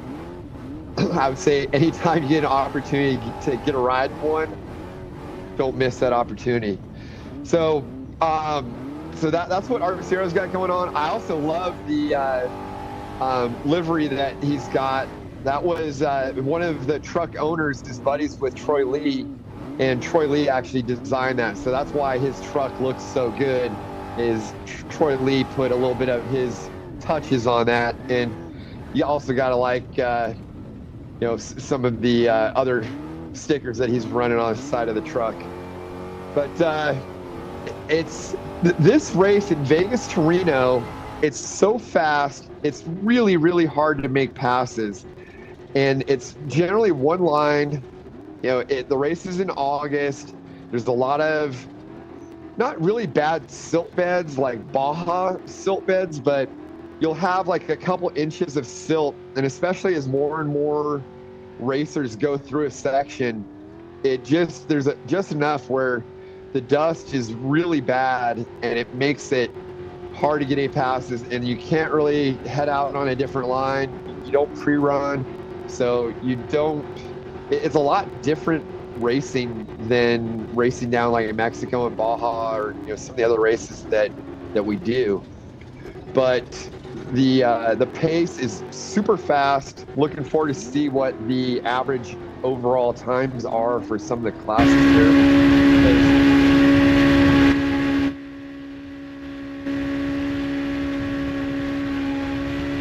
Yeah, because they're going to be running over like 100 miles an hour for large sections of this. Are you guys using my audio?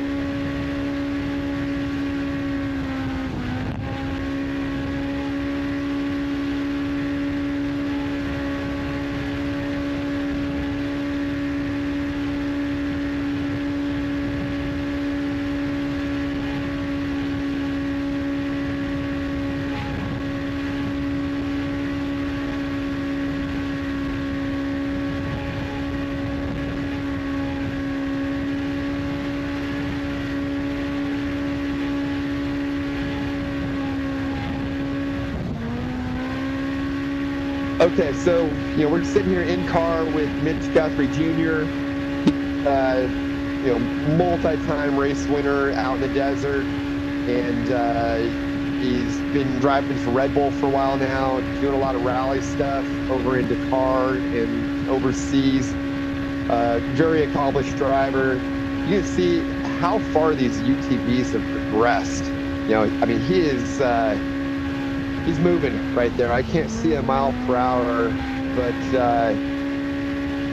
these cars are more than capable of going over 100 miles an hour, which I'd say 15 years ago when UTVs were kind of just starting out and still being called golf carts, that was pretty unknown. And now just the suspension, power to weight ratio, and the ability to run 100, 105, 110 miles an hour. I think there's a few cars that'll actually maybe even do like 115.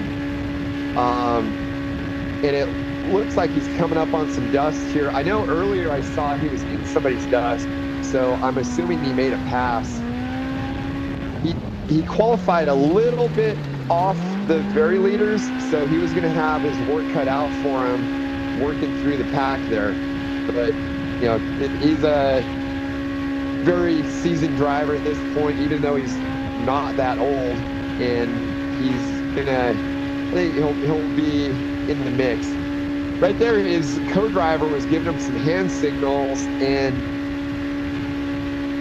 it kind of makes me wonder if their intercom is working when you see stuff like that. But sometimes co-drivers is just a habit. Like he gave him a thumbs up right there. But there's a possibility they might be having intercom issues. But I want to look at the leaders for the UTVs. It looks like it's so far stayed pretty in line with how they qualified.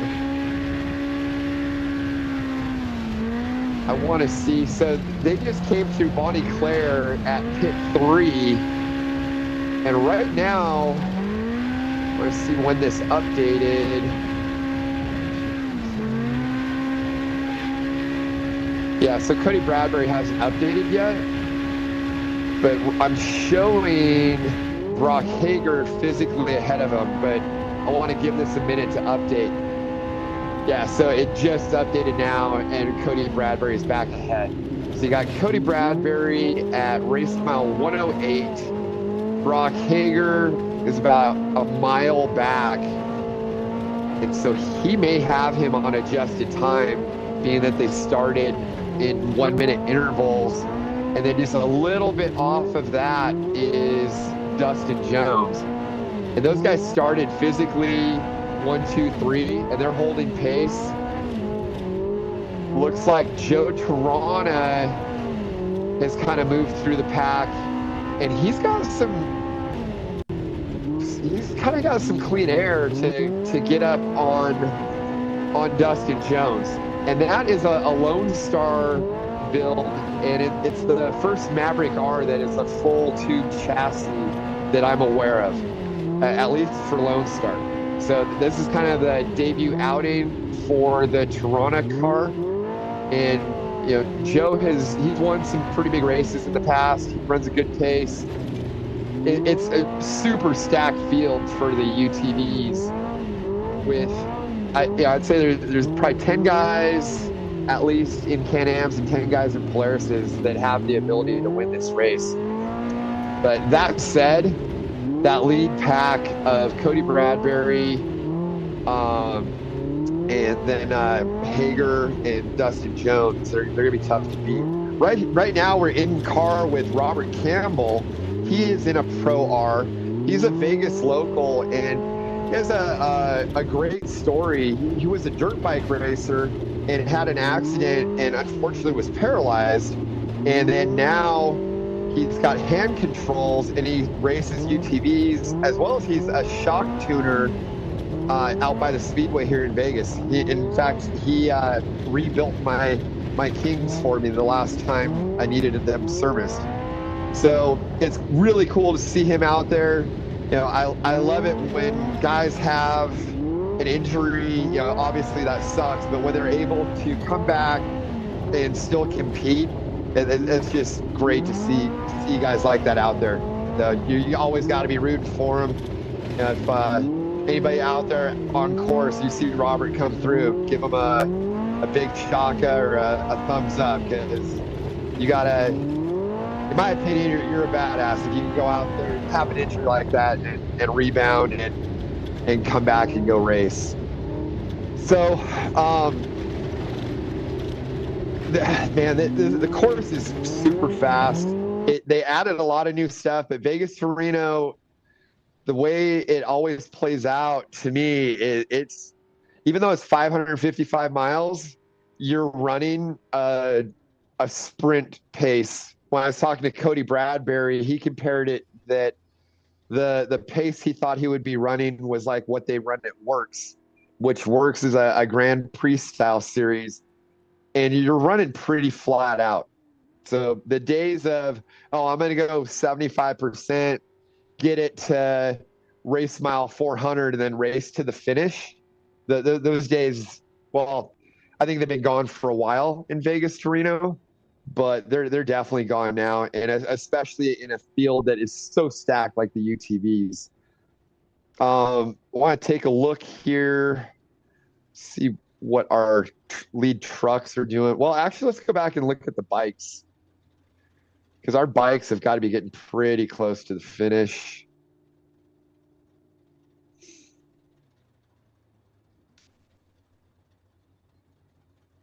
Yeah, so I'm showing the lead bikes are at pit 13 in weeks right now. And so they're going through the last pit. They're on the home stretch. It's like about 48 miles from there to the finish.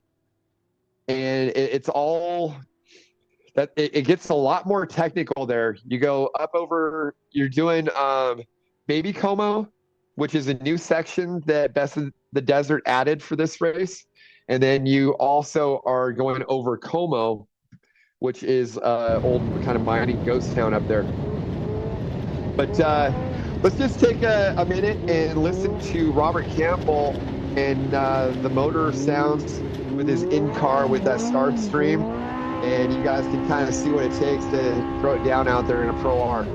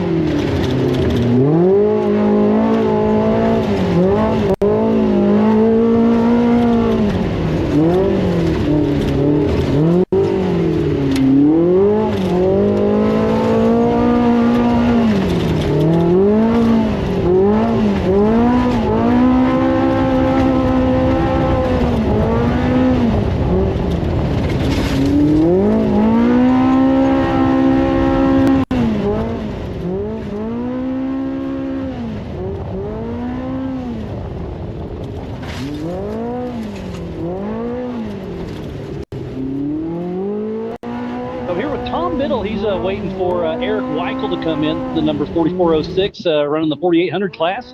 And you guys are just doing a quick fuel and go, it sounds like? Yeah, we just came through remote pit 3, did a little top off, and they want to come through and check and make sure it's full, so we're going to try to dump a little more fuel in there before they head out to pit 5. Yeah, we just came from pit 3, and it's only about a 15-minute drive down the road. And I went over. It was too far away from our Starlink, but I went down there and chatted with him. And Joe was all smiles. Weichel was ready to go. It sounded like they may be having a little bit of radio communication issues. I'm not sure, but the car looked good. Big smiles. I got a snack and a drink, and it sounds like so far so good, right? Yeah, so far so good. We're all having a little radio issues, but we're able to contact them through another means via the telephones. So a couple text messages here and there, and yeah, they're wearing the cool shirts, sitting in the car, chilling out, and enjoying Vegas to Reno. Man, so far so good. I mean, this is my first Best in the Desert race. This is my first Vegas to Reno, obviously, and the bucket list is being checked today. How about you? Yeah, definitely. This is my first race too. We were planning on racing it, but it looked a little rough for the old Toyota pickup. So we decided to come out here with Eric Weichel and help chase their team and get them to the finish. I mean, that's what I love about the Ultra 4 community and the Best in the Desert. I mean, everybody's out there to help everybody, whether it's in the pits, on the track, whatever you got to do. I mean, obviously, I usually race the stock class in the little black Toyota and throwing it down. Your son races a lot with us also, and I'm sure we'll see you next one. Yes, sir. We'll be there to get NorCal. Sounds like a plan. All right. Well, Tom, we'll let you run over there. Best of luck. We'll see how it shakes out. All right, Mom. We have we got another one over here. We got Andy. How you doing, buddy? Well, I wish I was doing as good as they are, but we just burned up an electrical harness, lost a ECU. Yeah, so that was race mile 69 for Tom Prendergast. He's still going. Oh, we got him back going. Oh, so last time I got a text that said Prendergast was out. That's 63. They got back going. And I haven't got that. Yeah, truck. Oh, so trucks. Okay. It's about 10 miles out. So that's Joe Gatlin, yeah. right? So feeling good, but yeah. That's always something, yeah. But hey, that's racing. Yep. All right, y'all. So it's kind of a little quiet. I do. I think that's a dirt devil. I don't even think that's a car. If you can see the dust coming at us, but it's a little quiet. As we were pulling up, we saw a few cars coming through. I do see the fun havers coming through. Waiting on them. So it sounds like Wes does have some more action to go while we wait for a few more cars to go. But we're here at race mile 145 at pit number 4. So we'll wait for some more action to come. Wes, take it away, buddy. All right, thanks, Miles. Nice getting some updates from you with some feet on the ground out there. But speaking of feet on the ground, I was just messaging with the factory Polaris team, I got an update from them. So through pit 3 at Bonnie Claire, Brock Hager has actually run down Cody Bradbury in the Can-Am and made the pass. So he is the physical overall UTV leader as well as on adjusted time. So the tracker keeps going back and forth between those two. Although now I'm showing Brock Hager at 0 miles per hour according to the tracker. So this is a heck of a battle here. You know, he's at race mile 117. I'm thinking he may have got a flat or something. You know, well, I believe he is in a speed zone right now, because from 115 to 118 is a speed zone. And I'm showing Cody Bradbury just out of that section, and Brock Hager, yeah, he stopped at 117. That would be in the middle of that 25 mile an hour speed zone. So I'm curious what's going on there. Hopefully he doesn't have too big of an issue, because that was shaping up to be a heck of a race. But from the last time we had eyes on him through pit 3, it was Hager first physical, and then Bradbury, and then Dustin Jones. But like I said, if this tracker is correct right now, looks like Hager is stopped. So that could be a big deal. This is the type of a race that if you have a flat or any downtime, that literally could cost you the race. So this could be a make or break moment in the battle for the UTV overall. Yeah, so I'm showing Dustin Jones going by him right now as well. So if he starts losing track position and then he's got to work his way back through dust, he might not be able to catch back up to Cody Bradbury. You know, even though we're only 115, 120 miles in at this point, tons of racing to go. But if somebody has a clean race ahead of him, he's going to have his work cut out to run him down. So what are you guys seeing out there, Dave or Miles?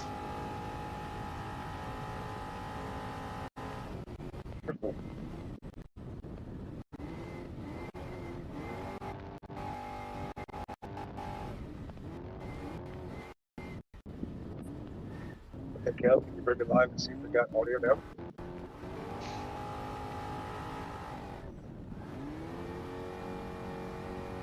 Wes, you got me now? Yeah, I hear you. Perfect. We're starting to get caught up here. Hopefully it's not video, because the video is just me sitting in a chair, but we are finally catching up on the tech side up here at the finish line. We haven't had our first bike yet. I haven't even had enough time to check on trackers. How far are we from bike getting to the finish line, you know? Yeah, they came through weeks, so they are probably about 40 miles from the finish is your physical lead bike. Perfect. Well, with this setup I've got now, we can do some finish interviews when they get here. I'll continue to tech out up here to make sure we get some more cameras and other things, but I know we've been trying some new stuff. Have you been having fun today, Wes? Yeah. No, everything's good. If I sound a little frustrated, don't worry about it. I'm working through it, but good flow here now in my office, and I can hear and see.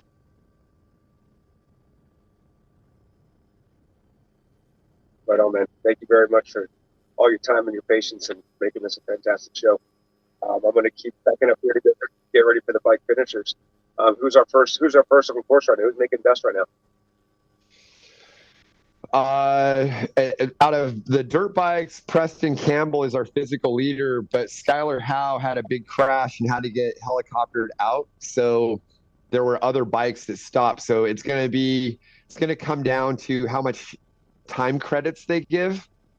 And that's going to kind of dictate probably who is the actual leader. I don't think the physical leader that finishes first is going to be who wins on adjusted time. Understood. All right. Well, I'll let you go. Yep. Yeah. If you guys want to go back live with.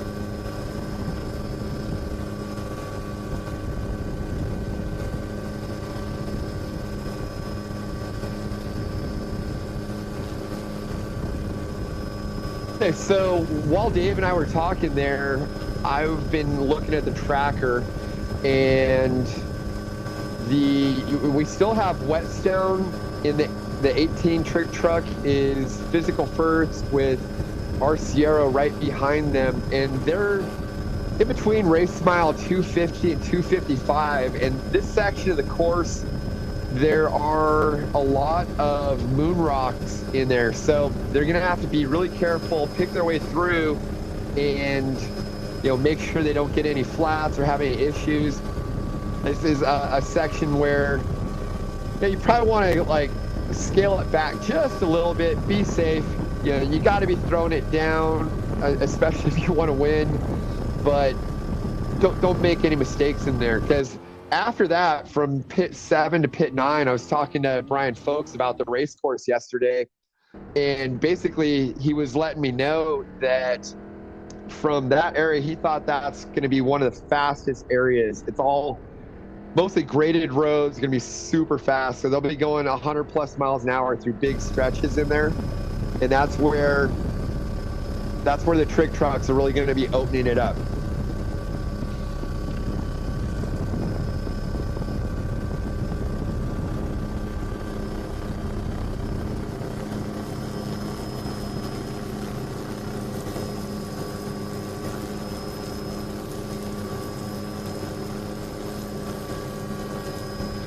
Oh, no.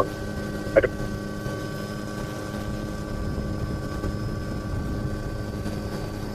Up through 4,400 cars, I heard Raul had backed off. It sounded like, Phil McLook will still staying there with JP. Is that what was that?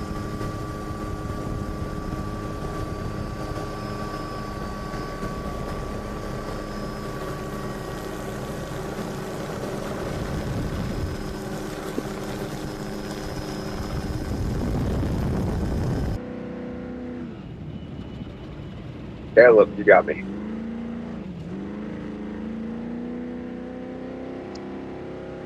How are we?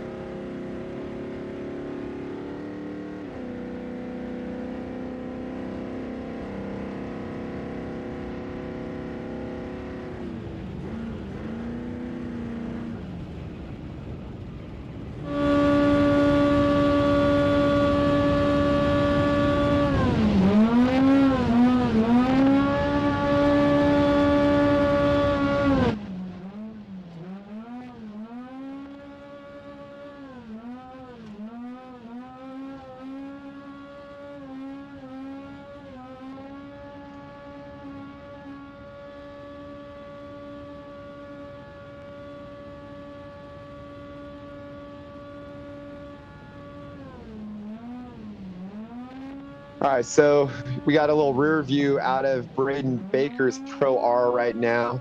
You can see he's throwing it down pretty good. His car, he's in the Upfit UTV. That's kind of a new company in the industry. It's branched off by the guys from Shock Therapy, which is actually owned by Fox. So it's a new deal. I know they've been working with Brandon Sims, the Matlocks, and then Braden Baker. So they've got a full upfit UTV wrap on his vehicle. I know he's got a pretty hot motor in there. That thing in qualifying sounded like a beast, and you can see he's getting with the program right there.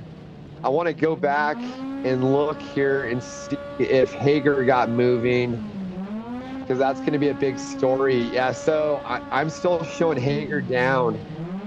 If that's the case, man, he's. I mean, yeah, it's best in desert. You can't really go in and access. So that's one thing. In Baja, the Factory Polaris team, they've got the best support program, I think, of any team out there. They do so much pre-running. They have spare parts, spare everything everywhere. But a race like this in the U.S., it kind of levels the playing field a little bit, because you can't pre-run, and so you just got to drive the course as you're seeing it during the race. And then you can't go in with your chase trucks and go fix stuff. So it doesn't really matter that you have tons of chase trucks and spare parts everywhere. So I feel like that this race makes it where a big factory program like that doesn't have as big of an advantage as they do in Baja. So this may play out. If this was a score race, they would go in and probably fix whatever they had to do. But if he's dead in the water, if he's got something like a major failure, they're really get moving here. For Dustin Jones, we're looking right around, he's coming in race mile 125 for Cody Bradbury, and Dustin Jones is about 5 miles back. And they started 2 minutes apart from each other. So Bradbury's got a decent little, I wouldn't say a super comfortable lead, but he definitely has a lead. And now with not having Hager battling with him, I think Cody Bradbury, he could probably take it down just a notch and try to just take care of that car. He still drives super fast, great competitor, but I feel like this gives him a little bit of an advantage because he's got clean air ahead of him. The cars he's going to be catching are going to be slow, so he's going to blow through those guys pretty quickly. That could give him a good advantage. I think Cody Bradbury is looking pretty good right now for the UTVs. Back to the trick trucks, Arciero and Whetstone they're still neck and neck. Those guys are going to be in a battle. Yeah, I think those guys are going to be battling all the way to the finish. And from what I had heard, Arciero had a flat. So if that happened, I believe earlier in the setup for the race, I talked about how a flat could literally cost you a win. And that may happen with Arciero. Yeah, I think Ryan is a very experienced driver, and he may be just playing the long game with Nick right now. And just, sometimes as a driver, you can just kind of lay back and keep pressure on the other guy and try to force him into making a mistake. So that might be what they're looking, or what he's trying to do here. They're coming into race mile 260. So I don't think that's a bad strategy to kind of just stay on him, keep that pressure on Nick, make him hold the lead, make him set the pace, and just kind of keep that constant pressure on him. And, see if you can get him to get a flat, make a mistake, and then make the pass. If not, I'd say in that last 100 miles, you got to throw it down and try to make a physical pass. So we'll see how that plays out. I'd love to hear from them after the race and, see if that's kind of what he was trying to do. But I think being a seasoned racer for Ryan, that's not a bad strategy. And those guys have pretty much checked out and left most of the other field there. So with our shot here, it looks like we've got changing a flat on there, 4,400 cars by Brett Harrell. So it's like the little in-car of what it's like changing a flat. So you never want to be doing that on the side of the course. And as a driver, you want to make sure you're protecting your co-driver and pull far enough off of the course that you're not putting anybody in danger. Because what will happen sometimes is you'll have a pack come through and you've got guys in dust, and the guy that's second in that pack or third in that pack, they can't see real well, and they may dart out to one side or the other to try to get some clean air, and there you are apart. So you want to pull well off of the course to be in a safe area if you got a mechanical issue or changing a flat. So here we're in a pit. I think we might be with Miles. So I don't know. Do we want to try to throw it to Miles here? Yeah, I'm down here with Eric Waxel. The number 4866 are the Legends class with Ultra 4 Racing. They're just doing a quick fuel and go. They put fuel in and then stopped. And then it burped because I was like, there's no way they only put a couple gallons in. But yeah, it took most of that jug. They got it going. They're giving them some drinks, got them some snacks. But just like pit number 3, it's very smooth for Weichel. He's going to try to Ironman this thing. Eric Weichel and Joe Fabrizio giving big thumbs up. They're excited. They're coming through. They're back and running. So Eric Weichel and Joe Fabrizio still running strong. Just had some bad updates about Chuck Crossland. Tough break for him. Had a wiring harness. I saw Tom Prendergast. He had some issues as well. So definitely attrition is setting high out here. And it sounds like we're going to be leaving here pretty quick. Well, we're still waiting on Wicks to come in, and then we're going to have to bail out here pretty quick because it's an hour drive to the next pit, and that's where Chip's going to hop in. So we still have lots of stuff yet to go. But so far, so good out here. Race mile 146, pit number 4 for the Casey Folks Vegas to Reno. Everybody's just kind of, it's a hurry up and wait out here. But I'm having an absolute blast chasing this race. Really cool to see the behind the scenes on everything. The Starstream and the Starlink is an app waiting on there. Bronco to come through. I saw Brad Lovell come through pit 3, so he's probably through here already. But those DR Broncos are a really cool machine, and they're still running strong out there. Racing with Best in the Desert. Usually they race with us at Ultra 4 USA, but those DR Broncos don't quite make our stock class rules. So they're out here still plugging away. I see Tammy Campbell down there as well. She's waiting on Bailey. I sure hope they can get that valve cover situated, figured out, and back and running. She had such a great chance at doing well at this race. We just saw Brett Harrell change the tire. I believe that was probably Justin Marquardt hopping out.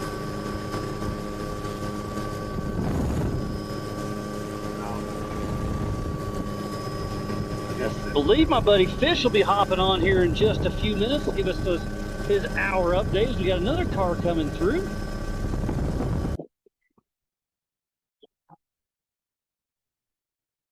It's like Wicks is on the radio, so they must be getting close enough.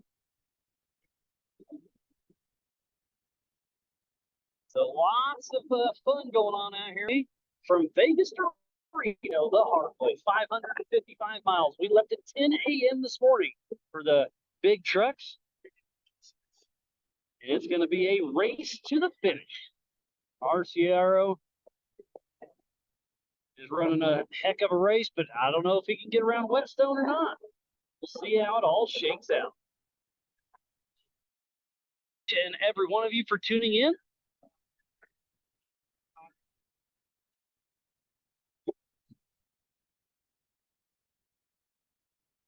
We got another one coming through.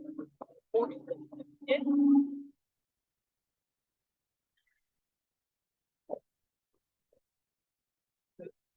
I see Jeremy. I can't tell if it's Jeremy Jones or Jeremy Brown. They're coming through. See another trick truck.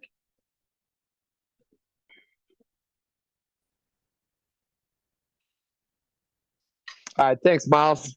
So I just got an update from Robbie and Max Gordon's team, and they've gave me some splits through pit 6. So at pit 6, according to their times, Ryan Arciero was the adjusted leader, even though he was in physical second.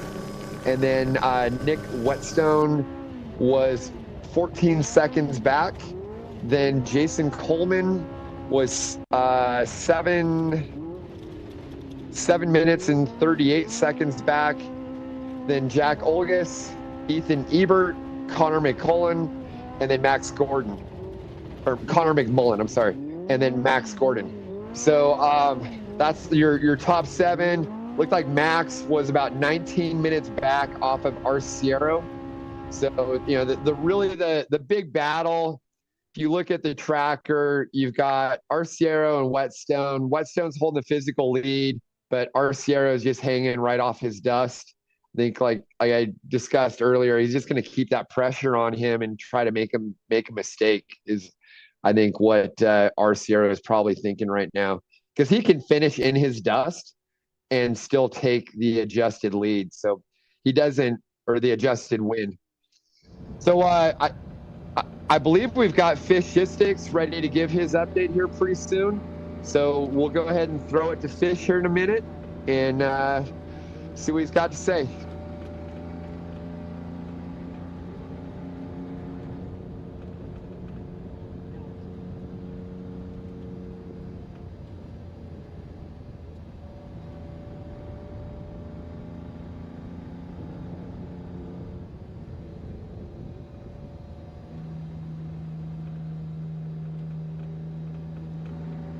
And yes, this is because Skylar wasn't first when he went down. So pretty much everybody stopped. That's why I said the whole race kind of goes out the window on time until we know what these credits are. Because Skylar was in first place when he crashed, and pretty much every bike behind him stopped. So that's good to hear at least. So N1 is getting 12 minutes of time credit. So that's what's going on there. Now behind the N1, we're gonna have the N15. The N15 is gonna get 6 minutes of time credit. So 6 minutes to the N15. And then I'm only going to go back a little bit more because that's not going to make too much of a difference from there. So the P7, we don't have the P7 on the list. Let me see what the other one is here. And it's not that they didn't stop. It's because it was probably already bikes stopped when they went by and the guys were waving them by. So it's not like these guys just left them there or something like that. You know what I mean? Just because they didn't get a time credit doesn't mean they were bad people and just drove by. There was other people stopped there with them. So don't think anything was wrong with these guys keeping going at that point. So the P7 and P77, I don't have a time credit for them. The C22, I do. I have a minute and a half. They're going to get a minute and a half for the C22. And then the N22 is going to get 1.5 minutes also. And then that's pretty much the only ones that matter right now in a race. So there's a couple other ones that got it. The N33, I think we said them. The P95, and the N1 and 2, 22, we went over all those guys. So that's a look. If you just joined us again, one more, I'll go back to the front real quick. So the N304, Preston Campbell is going to have 3 minutes of time credit at the finish, and the N3 is going to have a minute and a half of Good Samaritan time credit at the finish. So it looks like it's going to be, honestly, it's probably going to be one of those guys, because the N1 had 12 minutes. I don't know, the N1 12 minutes, but look at where he is. He's obviously farther than 12. I'm going to get a time credit that's going to make a difference. So I'm telling you right now, this race is going to come down to Preston Campbell winning, or it's going to come down to N3, Bryce and Jack winning. One of those two is going to be your winner at the finish. The N3 has to finish more than a minute and a half in front of the 304, or the 304 is going to be your winner. And if it comes down to a couple seconds, we're going to have to wait so they can physically go on the tracker and check the 3-second data. So hopefully that clears it up for you guys. That's my my bike update for you guys. And all of you bike guys out there, don't say that I never update the bikes, because that's as detailed as an update as you're ever going to get on the bike race. So there you go. We didn't forget about you bike guys, so stop crying all the time. All right. All right, back down to the trucks. This is what gets everybody excited. So we're going to the TTs here, the trick trucks. We have Ryan Arciero, 1408 update, and then Nick Whetstone, 1407. Now, if you go back and look at Ryan's in-car, look what's in front of him. There is still dust in front of him. So thanks to Starstream, we're able to see this. Look at the dust. It's literally right there. So Nick has been in front of him all day, pretty much. Ryan was right there. He got a flat earlier. I haven't seen Nick stop with the flat yet. Ryan did get one flat, so we did have to change that, and then he got going again. So that's what happened there. But he's literally sitting right there. You can watch his in-car here. This is his in-car. You're looking at it right now live. He's sitting right behind the 18 where he's been all day. He did start 1 minute behind him. So remember, if he comes to the finish line eventually and he finishes within a minute of Nick, Ryan's actually going to get him on corrected time, because this is not a physical race. This is a timed race. So we have to, the 77 stop. Max had a flat. Robbie got out and changed the flat tire. When is the last time that Robbie Gordon had to change a flat tire on a trick truck or a trophy truck? I don't know. I don't even know if I don't even remember if Robbie's ever, I don't know if the last time I saw Robbie change a tire, right? Maybe at Dakar, did he get out and change a tire with somebody last time? Probably not even there either. So Robbie Gordon has gotten out and changed a flat tire on Max's truck. It wasn't fast, I'm just saying, and he did get passed by the Honda truck. The 9 went around him when he was stopped. I did see that on his video feed. We were watching over here on the speed feed, which you have to refresh this one quite a bit. So you can see they are moving again, and they have a new tire in the back. So earlier this was a flat right here, so they've stopped at a pit. You can see how clean that tire is. It doesn't have any dust on it. They put a new tire in there. So Max Gordon is going once again. He did get one flat tire so far. So there's your Max Gordon, Robbie Gordon update for you guys. Robbie Gordon had to change the tire. Mark it down. The Friday, August 16th, 2024, Robbie Gordon changed the flat tire, and he remembered how to do it. It wasn't too slow, just saying, you know. The other classes that are up front here, let's see. We got to get some of these. Okay, these are bikes. So right now, JP Gomez is actually running third physical overall. Look at that. He's ahead of the 77, and right behind him, this is going to be the 9 if I can get it to click on it. Let's see if we can get it to click. Well, that's actually Jack Olagus there. So we got a lot of cars stacked up here. They're all, we got to zoom in so far. Look at how stacked up everybody is. Where's the 9? There's the 9. So look, the 9 updated at 1410, and then this one updated at 1410. So he's got back around him, probably in the pit. The 9, I'm assuming, had probably to do fuel in the pit, and the 77 was able to get back around him. Because the 9 went by, and then Max got going pretty much right after they went by. So they have got back around him. There we go, just updated, so that's probably a good update right there. So we have first and second is the 18 and the 32. These are bikes in the way right here, so ignore them. We have the Jack Olagus is showing his third on the road right now. The 77 is going to be back in front of the 9, so they're going to be fourth. There you go. Then it looks like fifth is most likely the 9 of Ethan Ebert, and then sixth on the road is Jason Coleman now. So what happened to McMullen? Connor McMullen was up here earlier. Is this him back here? We'll have to try to find him. Maybe somebody can tell us. There's so many numbers on here. Connor McMullen seems to have jumped back a little ways. There he is. 1409. Well, that's about a 4-minute old update, so he might still be up here, but he's definitely not all the way up here, I don't think. So we'll wait and see when Connor's re-updates, but it looks like Connor's lost a little bit of time, fallen back a little bit. We have the N8 there, Ryder Swanson, actually. Here, 6147, Brent Fox. Let's look at your leaders there. Let's look at, we will do, hold on, we'll clear everybody off for you guys. We'll do a 4400 update because I know there's lots of Ultra 4 fans watching today. So let me get the other, there's 2 classes here. You got to put both of them on. There they are. Even though it shows 2 4400s, it's the same class. They're just separated on the tracker for some reason, but they're all in the same class. They're all racing together. So 4482 JP Gomez, like we said, that is your lead car. And then behind him, stopped in the pit right now, probably a planned pit. Most everybody pits at Tonopah, is the 4447. So that is second. We got Brett Harrell, 4456 in third. And then we have Raul Gomez, JP's brother, in fourth position. Then behind them, we have a pretty big gap. I mean, look at that. It's pretty much those top 4 guys. They're putting kind of a hurting on the rest of the guys right now in this field. We got Jeff Wagoneer back here, and then we got Ted Doctor back here, Tad back here, and then, yeah, a couple more down here, 4403. That is Pat. And then we have 4470, Joe Gatlin here. And that's a look at your top 4,400 cars for the Ultra 4 cars. Now, I'm going to turn these guys back off here, and we're going to go look at the UTVs, because that is the best race, hands down, we have going today. It is a good race up front between Ryan Arciero and Nick Whetstone, so don't get me wrong there. But the best race between a lot of cars at the same time is going to be our UTVs today.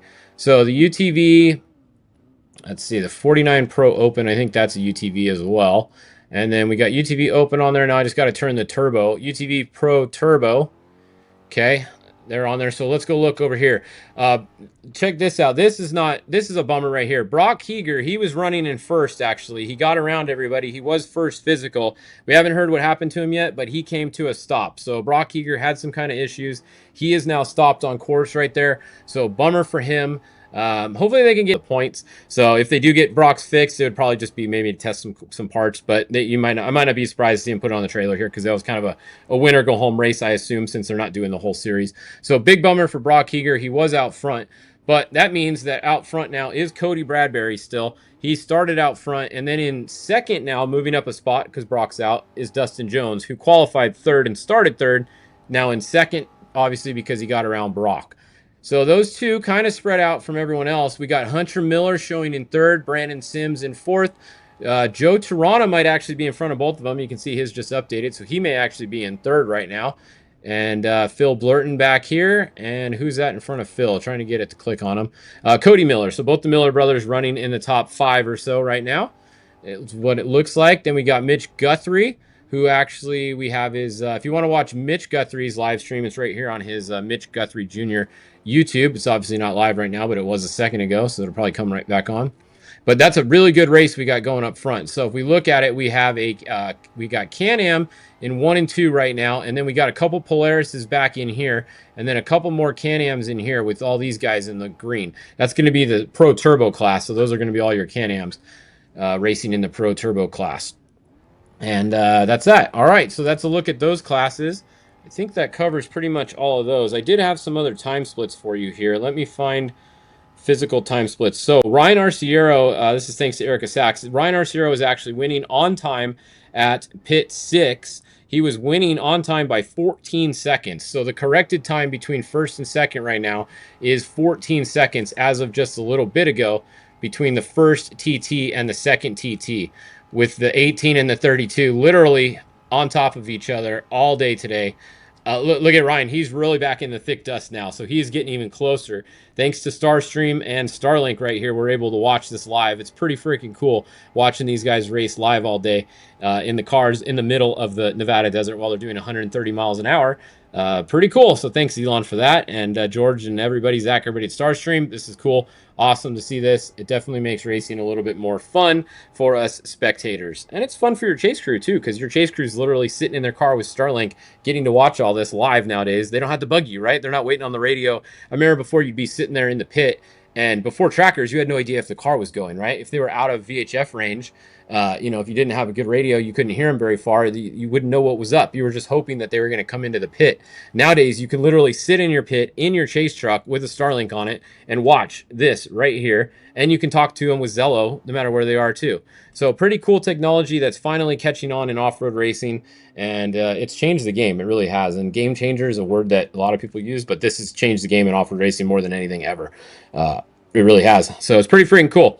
So that's that. All right, guys, that will conclude our 2 p.m. update here. We should, let's just scroll back to the front. We should have a bike finisher for you guys really soon. Once again, I know some of you just joined, so I'm going to go over it one more time real quick. So the time credits coming, these are not official, these are unofficial, but they're going to be very close. So Preston Campbell is going to get a 3-minute time credit for Good Samaritan at the end, and then Bryce and Jack are going to get a 1.5 minutes at the end. If it comes down to seconds between them, they will go and get the 3-second data, and then they can even get a more quick, more accurate time credit. So they might get 1 minute and 35 seconds, right? I'm just saying they're getting 1:30 right now. So that's as close. It's going to be really close. So it does look like, let's see, 14:18:09 and then 14:18:03. So those updated pretty much the same time. And that tells us that Preston is in first physical right now. So he's going to win, right? The guy behind him is only getting 1.5 minutes and he's getting 3 minutes. So this guy would have to get in front of him by 3 minutes or by 1.5 minutes to even make up time on that. Now let's go look at the start order, because remember they started, let's see, bikes staged at 5:45. They started 1 minute apart. All right, so here's where it's going to get a little tricky. Check this out. The N304 started second, and then the N3 started first. So actually it's not tricky, it's even easier. So Preston has 1 minute on him corrected time already, just from the start, right? Because Preston started 1 minute behind him. So he's got a minute there. Then he's getting an extra 1 minute and 30 seconds on top. So he has 2 minutes and 30 seconds on corrected time together and get it to the finish line. There you go. That's your Fishgistics math for you. I wouldn't place bets on it, but if you want to, you could win big. It is Vegas, right? Vegas to Reno. You can go place some bets. Give me 20% of your bet, though. I will call you and collect it. I'll send you my Venmo, and you guys can send it to me. All right? All right, stay tuned. Go watch Best in Desert. We'll throw it back to Dave and Miles and all them. I will be back here at 3 o'clock with your next update on Fishgistics. Hopefully all you guys are having a good day. Stay tuned. The bikes are just about to be to the finish. And I know Dave Cole's down there, so he's going to be live at the finish line for you guys in just a few minutes.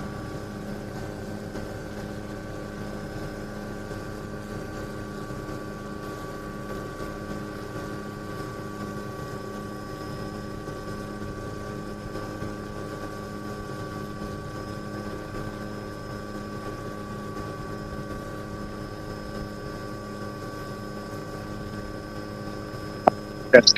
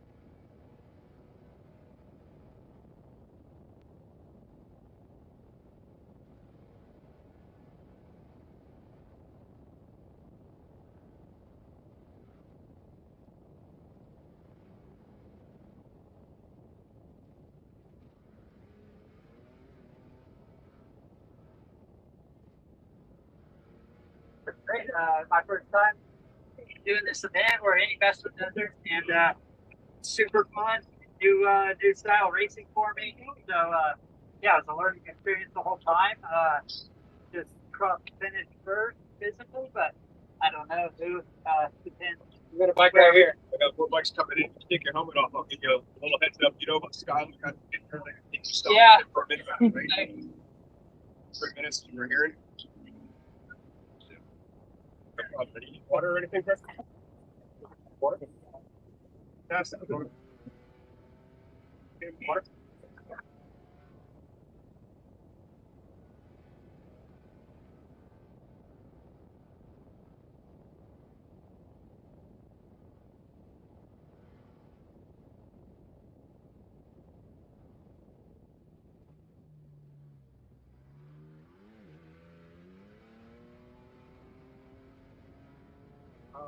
Yeah, we had to get worried about the number. Did you? Yeah. I want to mark it. So I know they're doing. I'm not sure how much you have to do. Right now, my understanding is that they're doing time credits for later stop with Scotland. Okay.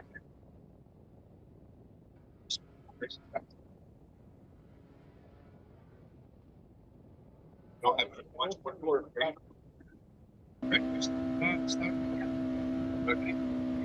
Yes, sir.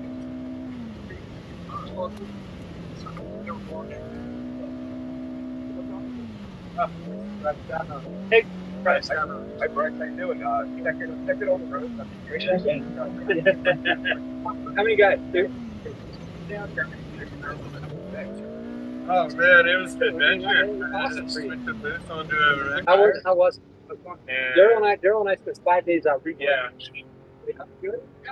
Yeah, good. Marking for good? Yeah. Not even. We backed him up. I don't even know because I got stuck with my boy We're like, here, Dak. Daryl's doing bike things. I'm kind of going back and forth. And we're like, Yeah. Mike's like, he would jump at it. No. He's really slow. And I'm like, Maybe. I don't want them slow. I didn't want you guys all fucking worried about checking. No, this should.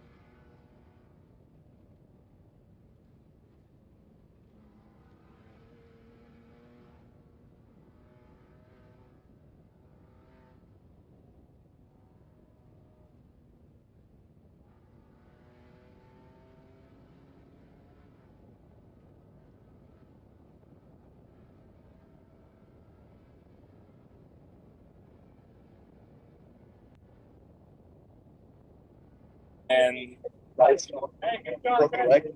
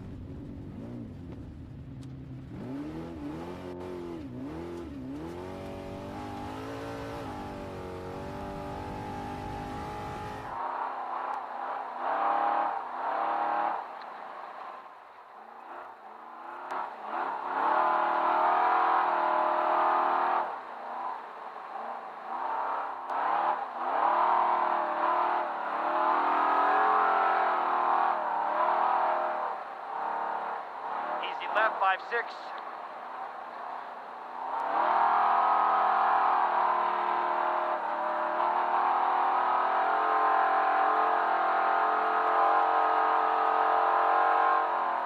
Sweep left 6, sweep left 6.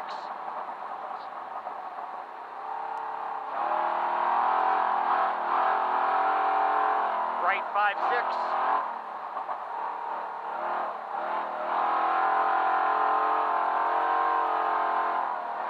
Run it.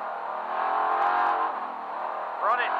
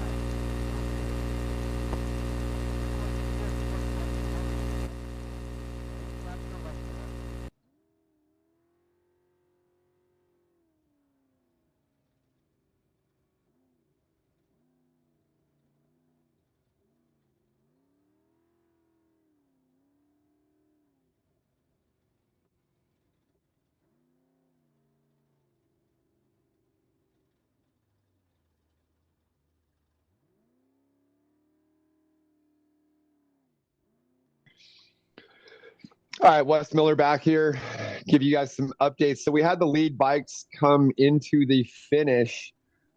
We have Dave Cole there, but we're having some technical difficulties we're trying to get figured out.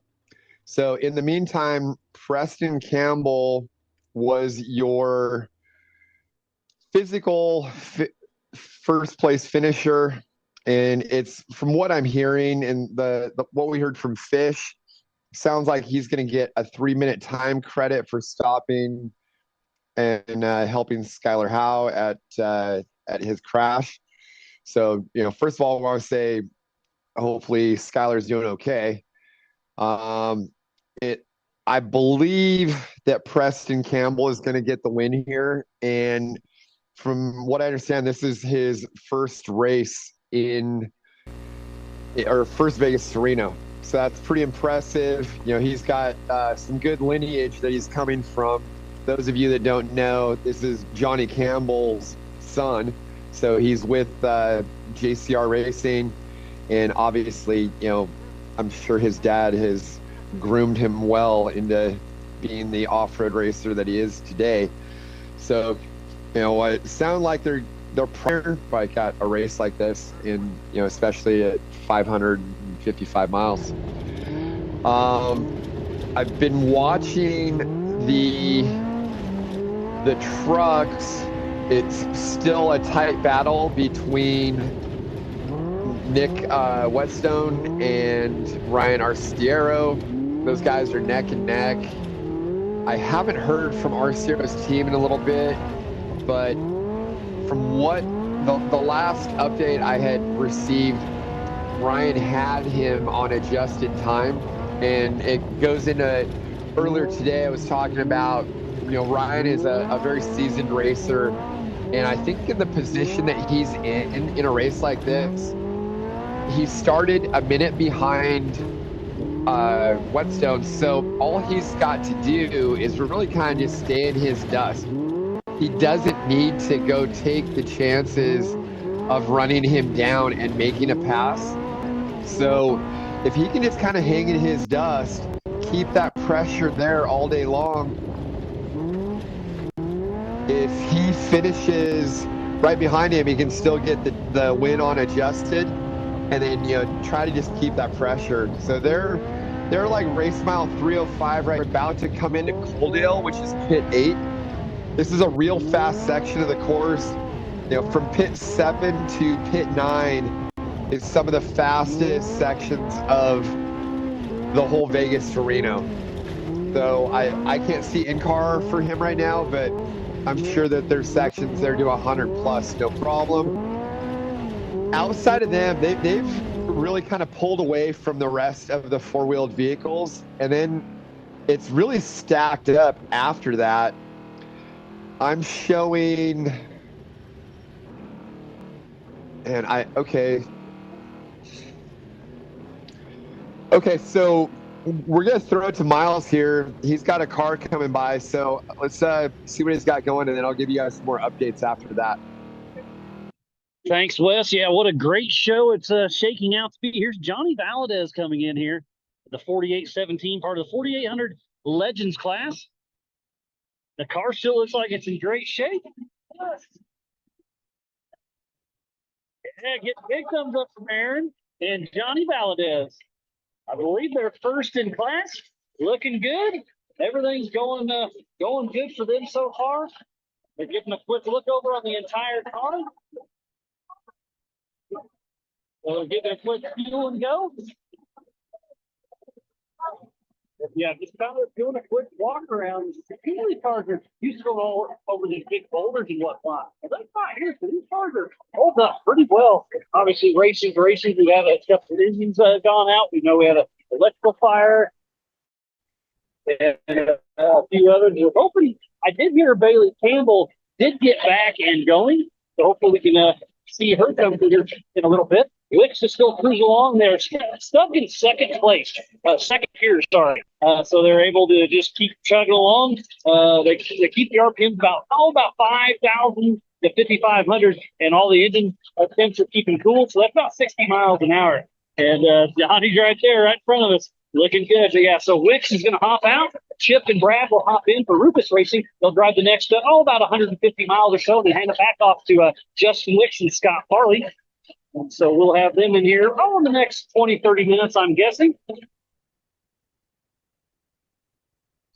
So it looks like Valadez is in there. See if I can get a quick little hit with him. Johnny, how you doing, buddy? We're doing good. We lost our transmission shifting cable. So we're in our second gear. We haven't figured out speed. We only have second gear. Nothing else here, man. That's it. That's all we got. Second gear. So we're making that time or we're still home. I love it. Never quit attitude. He still trucks along, stuck in second gear. Doesn't have parts. Doesn't have reverse. Doesn't have anything but second gear, but making it happen. And Aaron Kaiser. So another great quick run through those guys. I see the Miller brothers here. I see Phil Blurton waiting. So the UTVs, we may get starting to caught up with the top UTVs here with our car. So we'll see how it all shakes out. But so far, so good. Baja Pits, I've seen them in every single pit, helping out a lot of people. Now they're going to load this trailer up for Valadez and head on to the next one. We're here at pit number 5. Roughly race mile 146, if my memory stands correct. But there's a lot of people playing the hurry up and wait right now here for the Casey Folks Vegas to Reno with Best in the Desert, Hammer King Productions. Take it live and Homer and enjoying it as much as we are. But again, so far so good. While I wait for another car to come through, I believe Wes is going to have some more updates for us. Wes, what do you got? Thanks, Miles. So one of the main things I'm looking at here is this battle that's been going on in the UTV class. So, yeah, Cody Bradbury was leading, as well as Brock Hager. As far as I can see here, Brock Hager, I don't even see him on the tracker right now. He may have got, okay, looks like he's back going, but he's quite a ways back. He's not even a race mile 125. So he's up and going. He's going 54 miles an hour, but he's lost a ton of track position. So the battle between the UTVs, you've got Dustin Jones. He was running third. He's now first, and he is right around race mile 178. And then they're really stacked up after him. So he's got a little bit of a gap. And then back, about 9 miles back, I'm showing Hunter Miller in second. although I think Joe Trona is actually ahead of him. So you got Joe Trona. I don't think he's updated yet. So then Hunter Miller and Cody Miller, Mitch Guthrie. So he's going to be the first Polaris right now. You got 3 Can-Ams, and then you've got Mitch Guthrie in his Pro R, and Brandon Sims is next, followed by Phil Blurton. So you've got a really tight race there, and then Josh Rowe is a little off of that. Looks like whatever happened with Bradbury, he is at race mile 160. I'm showing him going 93 miles an hour. So maybe that's almost too much distance for losing a belt. So I don't know. I'm gonna say something more than a belt happened.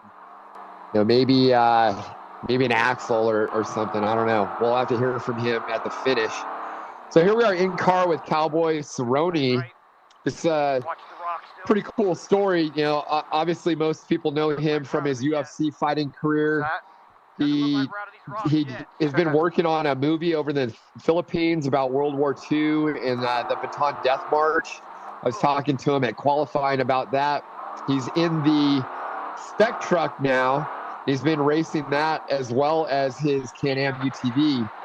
And, he's still fairly new to off-road racing, but he keeps getting better and better. And he's got Justin Bean Smith, who is out of Vegas here, is prepping his car and was helping him get ready for this race. So he's got some guys that really know what they're doing, that are helping him out and kind of taking him under their wing and showing him how to become a seasoned off-road racer. And like I said, he keeps getting better and better. So I think, at some point he'll be up there kind of competing with the leaders.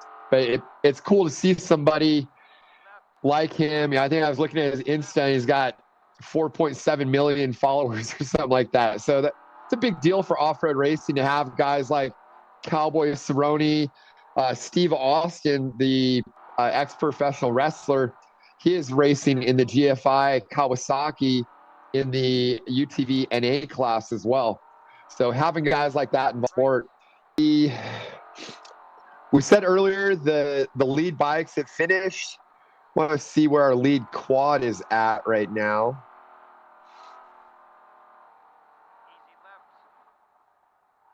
I think he's coming into weeks right now. I'm showing Brett Greenholz in the Q2 looking like he's got a pretty good lead over the rest of the quads. I think the next quad is Jason Zattel, and he's teamed up with a few different guys. So that's your 2 quad leaders. Looks like the rest of the guys are pretty far back from what I can tell. And you still have bikes starting to funnel into the finish. That last section is a lot more technical.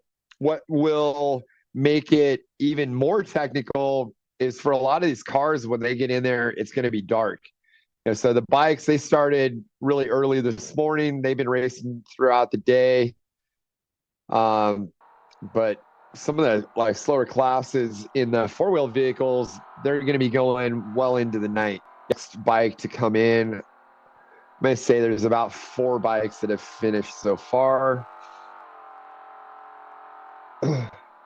Hopefully we can get Dave Cole at some point to have some interviews there, if we can get his cameras up and going. I think a lot of the UTVs are coming by miles right now. The leader, see where, so basically after you come through pit 4 in Cottontail, you head up kind of into the mountains, and you go up through Montezuma Mountain and drop back down into, you're up by Gold Point in that area, and then you come back down into Goldfield, and that's where our lead UTVs are. So, they're not even 200 miles into the race. There's a lot of racing for those guys left. And I think that's going to continue to get very competitive. Dustin Jones has pretty good little lead, but one little mishap, and he's got guys nipping at his heel. I'm showing Mitch Guthrie is at 0 miles per hour at race mile 167. He had been making a little bit of a charge, so that's got to be disappointing for him. So that's two of the Polaris Pro Rs now that have dropped out. We have Brock Hager, who was, I believe, in the physical lead. I'd love to hear what happened with him.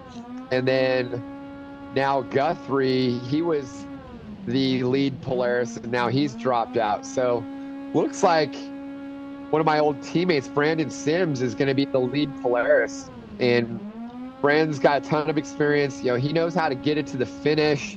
He runs a really solid program. So I think that will be, it'll be interesting to see how he does. He's got Josh Rowe not too far behind him, which Josh is a dirt bike quad rider. Know Josh for a long time.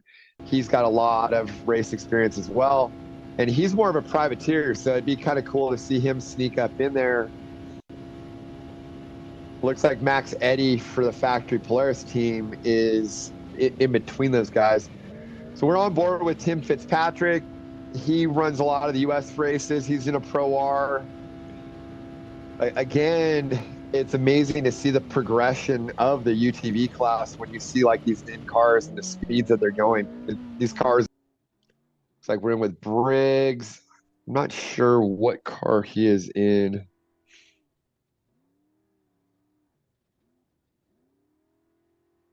Kind of looking to see if I could see him on the start list. It's hard for me to tell just from that in-car what exactly that is. Okay, so it's Bob Briggs. Thinking with 132, that's probably a class 1.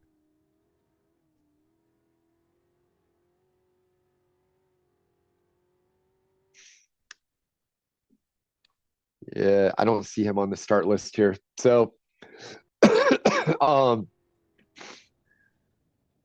again, the UTVs are shaping up for a really good battle. The other class that is always super competitive, and again today it is the spec trucks. So showing the 2 trick trucks, our leaders of Whetstone and Arciero are 1-2 respectively through Coaldale and just passing race mile 320, and pretty good little gap until our next 4-wheel vehicle back at about 2 well. And he, from what I'm seeing here, is our 3rd physical overall, and I would say he would probably be adjusted 3rd overall vehicle, and that's super impressive to me. I don't have a whole lot of experience watching the 4400s, definitely not nearly as much as Dave or Miles, and to see one of the 4400s go out there and run this pace, especially because I think he's got a smaller fuel cell, so I think he's having to stop more often for fuel at pits. So he would be losing time there. That's really impressive right now to be sitting 3rd overall. Back to the 6100s I was talking about. Jason Coleman in the 6192 is of the Coleman Motorsports. He is your physical leader, and I'm going to say he started fairly close up front. He's a racing family. They've got a lot of experience, and he keeps getting better and better. He's running 2nd right now. And let me see here. It looks like Brent Fox in the FX Racing truck, I'm showing his 3rd in trophy spec. There was another truck that I was watching that earlier it looked like he had made a pretty good run, but now I'm not seeing is the Brenthal all-wheel drive. When I was at the start line, so I'm showing him at race mile 287 right now. You know, he's got Cameron Steele driving with him. Cameron has a lot of experience, and that's the only all-wheel drive trick truck. So I knew that they had some issues in qualifying, which I believe affected their start position, and I wanted to see how easily they were able to work through the pack in that all-wheel drive car. So we're in car right now with Arciero. That's our physical second place. And you can see the dust ahead of him is Nick Whetstone. So those two have pretty much checked out. That's your first and second place qualifier. Arciero started 1 minute behind. So he basically, you know, if he's finishes 59 seconds behind him, he'll win by 1 second. So I keep talking about strategy and how Arciero, as a seasoned driver like he is, when you have to push through somebody's dust, you got to take so many. He actually kind of blew that corner, went a little wide there. So to push through somebody's dust, especially the speeds that the trick trucks are running, you got to take so many chances. So I like what he's doing here of kind of hanging there, you know, and who knows? I mean, he might not be able to close ground on Whetstone. I know Whetstone is a heck of a driver, but I got Arciero is race. You know, if you're Arciero, make him pull away from you and just kind of stay with him, force him to hold pace, and see if you can get him to make a mistake, or you know something happens. He has a slow pit, and you're able to make up ground. But you know they've got plenty of racing here where he doesn't have to go out and pass him and take those chances and risk hurting his truck. I want to. So they're coming into Red Lick. The course is pretty quick up until you get up into like Pilot Peak. After Red Lick is one of my favorite sections of the course. You get up in the mountains and you're probably and so you get up in the mountains and you're probably a little over 7,000 feet. This is the highest elevation of the whole course. But I'll give you guys some more insight into the course in a little bit. Right now, we've got Fishgistics is coming in with an update, so let's throw it to Fish. He had less time credit than Preston did, so Preston should be the unofficial winner. Obviously, we have to wait until the results come out to officially see who the winner is. But congratulations to Preston Campbell. I believe he just won his first real big, actually, off-road race. You know, his dad, Johnny Campbell, has won a ton of races. What did he win? 13X or whatever it is. And Baja, was it 11 or 13? I don't remember. Something crazy. Some number that no one else is ever going to touch, probably. But congratulations, Preston Campbell. The apple doesn't fall far from the tree, apparently. Being Johnny Campbell's son, you know, you kind of got a little bit to live up to with the Campbell name there on a bike. But Preston's doing a good job. Good job. And congratulations. It looks like your unofficial win. Like we said, we got to check the trackers and the times and everything, but congratulations, Preston. I think you got to win.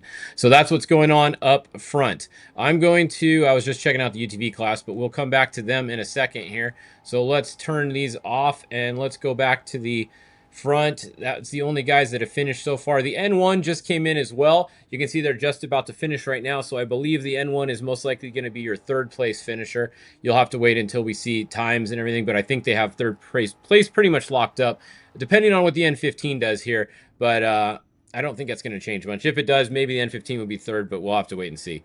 It is a good race in the P class. So look at it. The P95. We got the over 30 Pro. P95 is right there. P77 and the P7. They're all within 5 miles of each other or less, like 3 miles of each other. So really good race, over 30 class. That's actually the best bike race we've had all day today in any class, is that one right there. So who's going to win that one? I don't know. We're going to have to wait and see at the finish line there, huh? But good race going on there in the bikes. And then it's kind of spread out, a little bit of class here and there, all the way back on the bikes. So we're going to skip over them just so we can piss off the bike guys a little bit. And let's go look at the trucks. All right, where's our lead truck? I'm trying to find him here. Here we go. All right. So the 32 is right here, and we got to turn off some of this lap traffic. So you can see all the, check out the lap traffic. See all the lap traffic now? So the leaders have caught up to the bikes and quads and sportsman bikes and quads, and they are starting to pass them. So we will be giving you guys an update, but let's clear a little bit of this out. I'm just going to turn on the trick truck for a second because that's who we want to talk about first. All right, Nick Whetstone is in front of Ryan Arciero still. Look at Ryan's feed, and what do you see over here on the left? That is dust. This is not a replay. This is live right now. Literally, Ryan's view has looked like this all day today. Nick Whetstone has just stayed right in front of Ryan Arciero, and they continue to just run 1 and 2 pretty flawlessly. Ryan had one flat tire earlier. I don't know if Nick has had to stop for anything, but they've both pitted a couple times now, and they haven't really gained or lost anything in the pits. So good job to both of these guys and their crew so far. Everybody's been on point for both the 18 and the 32, and they're doing good jobs. So you can see on the tracker, you always got to pay attention to the time it updates, because some people are like, oh, look, the 32's in front. Ryan passed him. No, he actually didn't. The tracker just hasn't updated. Look, Ryan's updated at 15:06, and this one updated at 15:05. So obviously this one updated before Ryan's did. So once it updates, it's going to go back in front. So that's what's rad about having Starstream, is we can just go look at the camera. So if you want to know if Ryan passed him, just come and look at the camera. It takes 1 second. Look at the left side. If you see dust in front of Ryan, that means Ryan's still in second.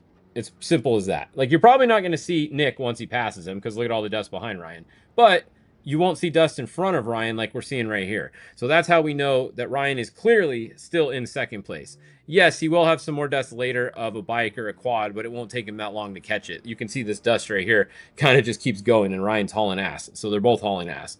So that's what that tells you there. You got to put the information you can gather from different sources, put it together, come to a conclusion that Ryan Arciero is still running a second physical. Simple as that. Now, we know he did start 1 minute behind him on corrected time. So Ryan does have a minute there. He's got to get, if he finishes within a minute of Nick, he's going to beat him on time. So we'll have to, he's within a minute right now too. Last time we checked, he was within 45 seconds, which meant he was winning by 15 seconds on corrected time. So very good race going on in the trick trucks. They're approaching mile 340, pit 9. So they have about 200 miles to go. That puts them pretty close to my initial guess of 65 miles an hour with a finish at 6:30. That would be in about 3.5 hours. 200 miles. Yeah, feeling pretty good about that, I think. So, yeah, let's see. Let's see what happens. 6:30, I'm thinking right around 6:30 is still going to be our first finisher in a four-wheel vehicle. Behind them, there's not much going on. We don't know where Max Gordon is because his tracker went off. It's been kind of weird today, like it always is. Once again, it's not working. It hasn't updated in about half an hour. So the 77, last we knew, was still running in either third or fourth, and the 9 had been up there, but look at the 9. This is not what you want to see if you're a Honda team fan. They're at 0 miles an hour, and they are not at a pit. They're in between two pits. They're between pit 6 and 7. That is not a good spot to be because there's not a lot of areas to get in there. You're technically not allowed to get in there. There is an access road right here, so that means that the crew Best in the Desert has, the Best Desert officials will be able to get to them, but this is a no chase race, so your chase crew is not allowed to go in there like you are in Baja and go in there and try to fix the car. So the number 9 is going to have to sit there until a Best in the Desert official can get them and bring them out to the highway right up here back by Tonopah, and then their crew can try to fix it. But they had a good run going. They were in third place physical for a little while. Now, obviously, they're not because they're stopped. So that means that Max Gordon most likely is going to be in third, because if you look, the last time his tracker did update, they were moving. So that's another thing I always kind of look at. See when they gray out the tracker, that means it hasn't updated in 30 minutes or more.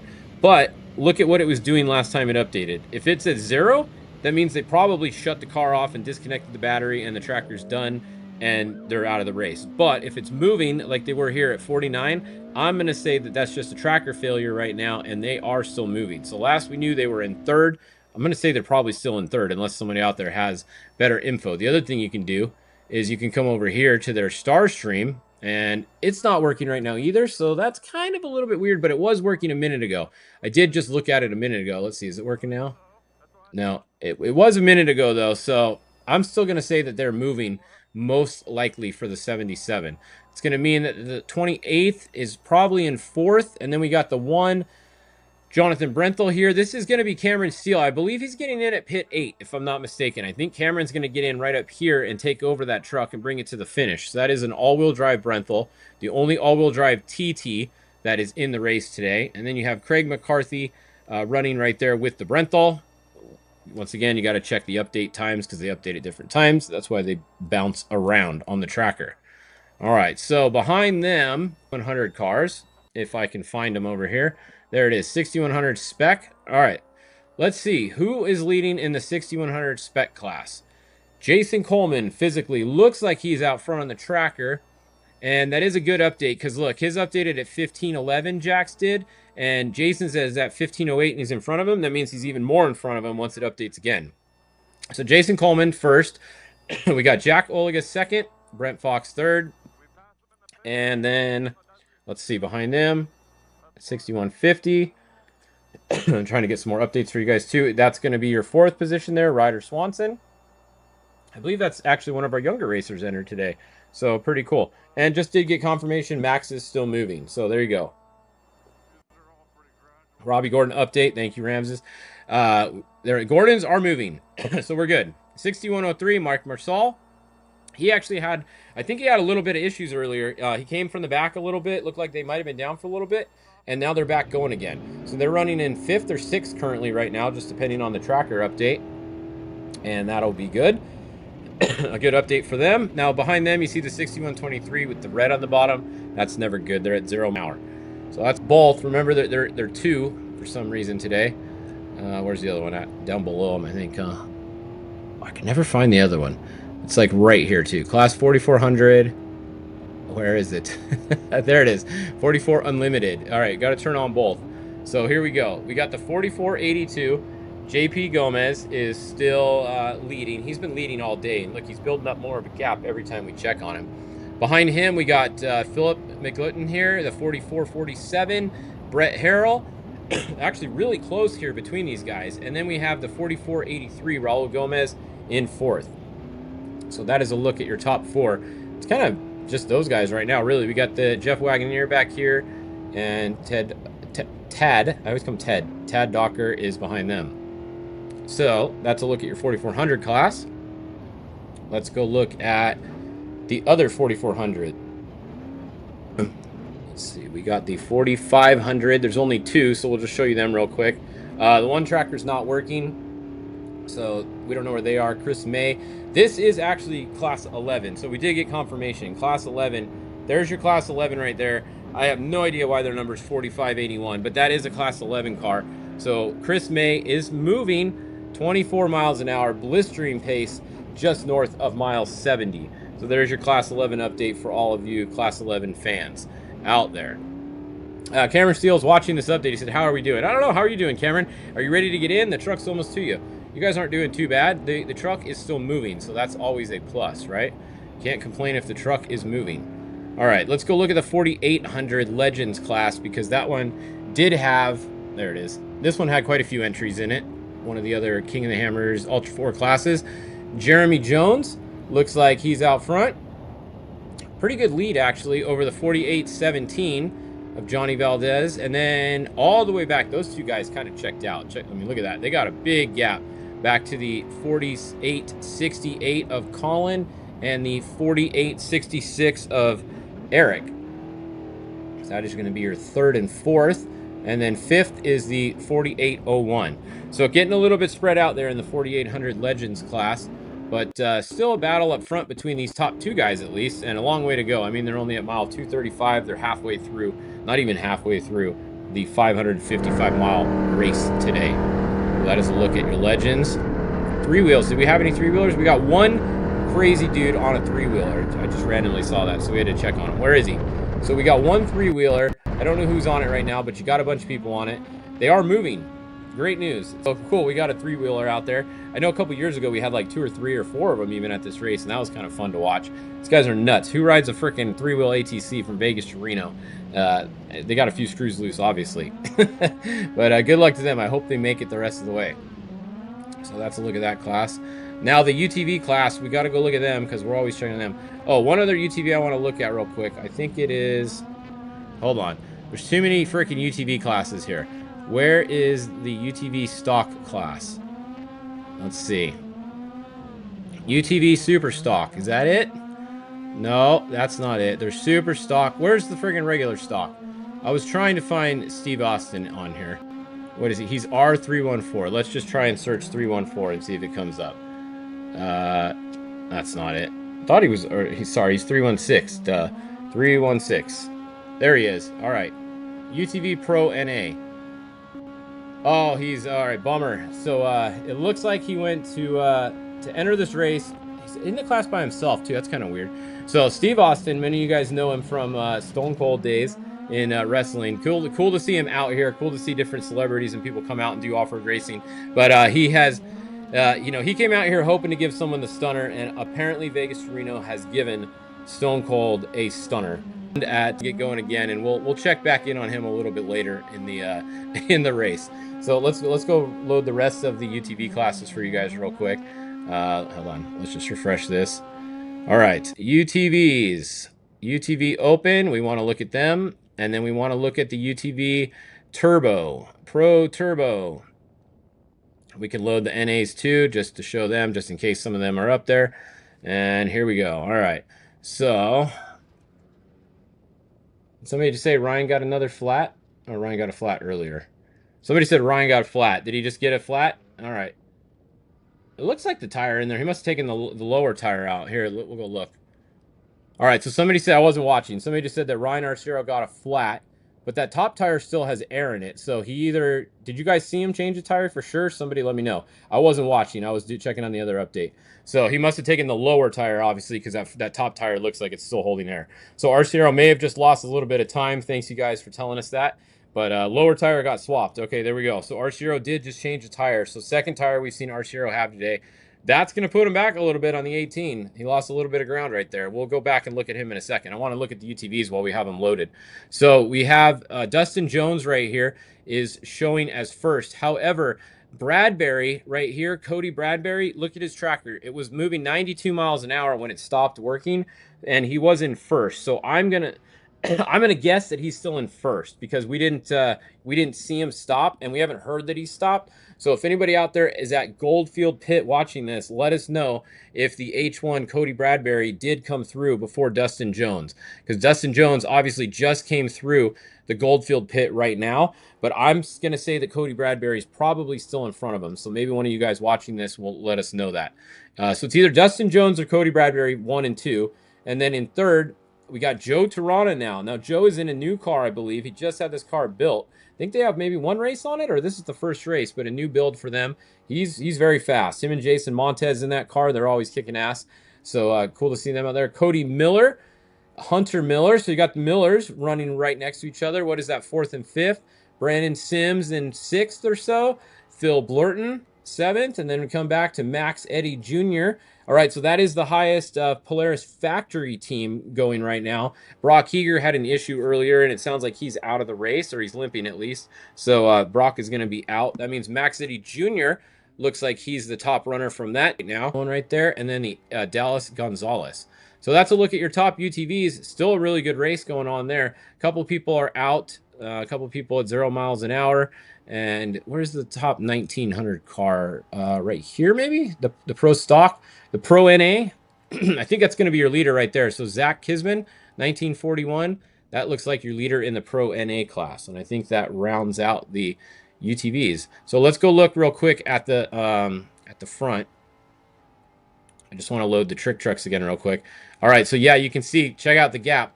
So the 18 has a little bit of a gap now. He's showing almost a 5-mile gap. That is pretty close to the same update time too. So definitely 32 just lost a little bit of time on that tire change. So I don't know. They got 200 miles to go exactly. Look, he's at 350 and they got to go to 555. 200 miles is a long time. Anything can still happen. But Nick Whetstone's actually driving really impressive today. I mean, he's not driving slow. He's driving fast, and his geyser truck is holding up to him so far, and he's doing a good job. So there you go. That's our update at the top. We'll be back at 4 o'clock with your next Fishgistics update. We'll have a few of these going, and I'm still thinking we're going to see a winner right around 6:30ish. Is when one of these two guys right here is going to be my bet. Right around 6:30 Pacific time would be my guess for a finish. So we'll check back in with you guys in about 40 minutes, and until then, you can go over and watch the a little bit. Thanks, Fish. Great updates. Love those. Obviously, I'm out in the pits, so I got a little bit of internet for sure. But man, you really keep us up to date on what's going on. So thanks for all your updates. I did just see Dustin Battleaxe Jones come through first on the road for the UDVs, I believe. And then we had another one come through. I didn't quite get the number on that one. I believe it was maybe the 1H. But it blew by me when I was checking something else out and saw him on the back of the way. But yeah, Dustin Jones out front, I believe, for the UTVs, running a great race. We do have Wicks will be coming in here pretty soon. We'll do a driver's change, and we'll get Chip in the car here in just a minute. So speaking about Chip, let's have a quick chat with him. There we go. How you doing, buddy? Doing good. Ready to get back in this car, go out there and race with my my PH friends. And you know, Tuesday, buddy's mom called us. Steven's right? Mom called us. And, we're gonna go out and race, have a good time. Just take part of the finish. Got some issues, and we just want to bring it in for the Wicks boys. And thank you for everybody out there cheering us on. So you're going to hop in here at pit 5, and then you're going to pit 8, I believe. Pit 10. Pit 10. All right. Brad and I are going to do about 180 miles, and then Justin Wicks going to get back in with Farley. So it'll be Rufus all the way from here on. So, awesome. Love it. Thank you for riding with us. Yeah. Hey, Chip, I've had a blast. I finally get a smooth ride for the next 5 pits, sounds like. I didn't hit a single tree. You missed all the trees. But no, we've had a lot of fun. I've enjoyed it, buddy. It's always a pleasure. If you haven't been out here before, come chase one of these races. It's a different experience. You get to see something totally different. And thank you to all the volunteers and everybody put this race on. It's badass. Absolutely. Well, thanks, Chip. Well, let's get in the zone. And so far, so good. We're having a lot of fun out here. So there's Eric Weichel. That is our third 4,800 on the road. Jeremy Jones still out front, then Johnny Valadez, and then Eric Weichel in the 4,800 Legends class. Here racing for the Casey Folks, Vegas to Reno. Best in the Deserts put on one heck of a show all weekend long. Tech and Contingency there at the South Point Casino. That was a lot of fun the last couple days. The drivers meeting yesterday afternoon was a stacked house. Over 250 competitors racing between Ultra 4 USA and Best in the Desert. Brian Foltz, Megan, and their entire team have done one heck of a job putting this on. 555 of the hardest miles we could find out here. And it's a great showing out here. And I hope you guys back at home are having just as much fun as we are.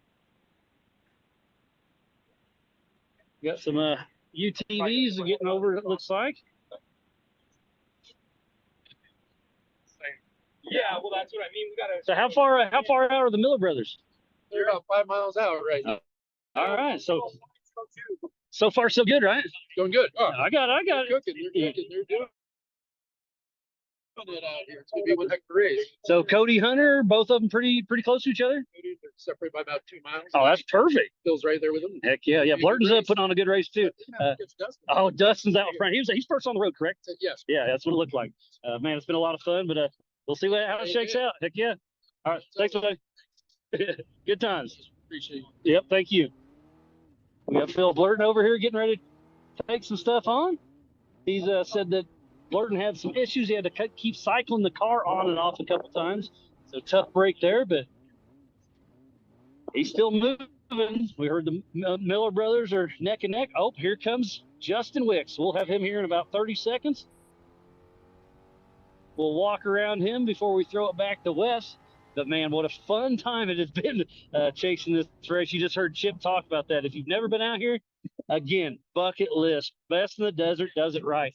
And all these star streams are awesome. The Starlinks really are a game changer. But if you could come out here and check this race out, absolutely amazing. Which drivers put fuel in, check all the fluids, make sure it's good. They believe they're still stuck in second. Something it's electrically done, something in the computer, or the computer's telling it to shift and it's not. So something's goofy's going on, but they're still making the best of it. And all smiles from Wicks and Rufus Racing. So they're getting unbuckled. You do have to check the transmission fluid while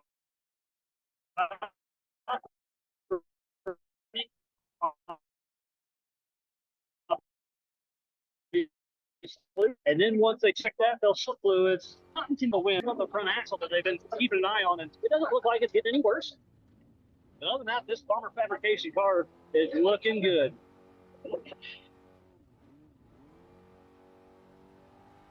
Been a lot of fun playing around the pits. Thanks to everybody for tuning into the King of the Hammers YouTube, watching the best of the desert racing, folks. Vegas to Reno, 555 miles. They took off at 10 o'clock this morning. They took off in 1 minute increments. This race is on adjusted time. We've seen a couple of the motorcycles already cross the finish line.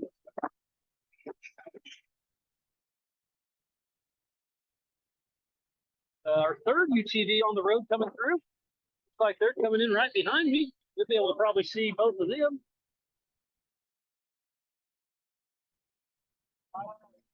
That's the run, so we can cruise on through. The third on the road. The Miller brothers and Phil Blurton shouldn't be too far behind. This is a stacked field for the UTV races. And just like this is just saying, having some legends out here with Cowboy Cerrone and Stone Cold Steve Austin. Great for our sport out here. 4868 cruising through. They're getting ready to get excited here, it looks like. But we're going to have to hop back in the Jeep to head on, keep chasing this race here in about 10 minutes, probably. Yep, they got the transmission happy. Now I'm going to shut her off, do a full driver swap. Check the fuel, check the oil on the engine, check the diffs, check all the steering.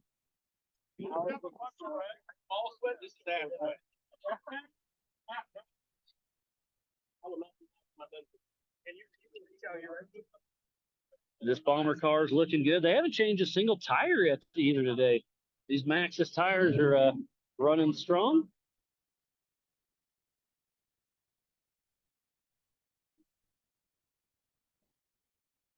Something cool that Maxxis is doing is the Maxxis Final 48. They're throwing $10,000 out there to help support some of the racers out here having some fun. Really cool of Maxxis to step up and do that. Here's UTV 4 and 5. Oh, there's Miller Brothers. They're neck and neck.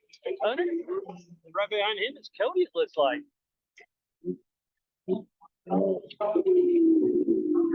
They're going to right by each other. What a great run. Miller Brothers neck and neck.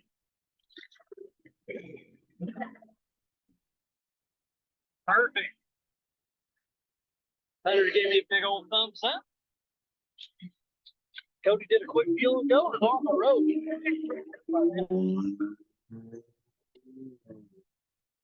The Miller Brothers typically sitting 4th and 5th right now, and these Can-Am Maverick cars are looking great.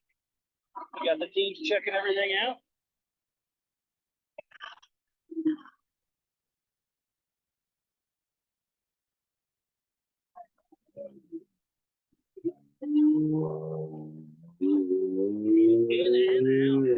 Another just getting busy. Right behind. And here's going to be Phil Blurton Jr. Another heavy hitter in the UTV class. He is not far off the pace. Dustin Battle Axe Jones has a decent little lead at the cars 5, 6, 7, 8 there. Whoa.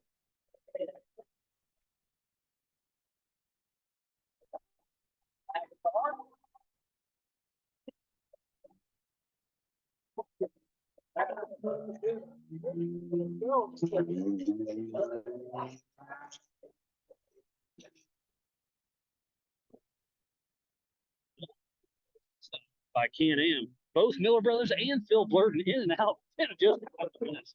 That was a great showing of what they got going on.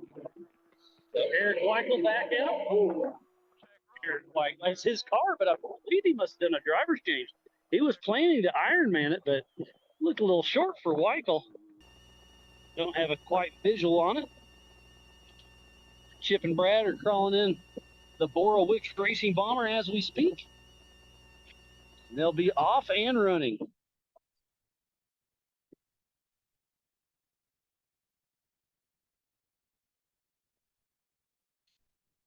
Getting everything strapped in. It's named after him. Booyah. Never met the guy, but I've followed desert racing off and on for quite some time, and he was definitely a legend of the sport for sure. His son Brian and his brother still running Best in the Desert, doing some great things out here, and we are stoked to be a part of it.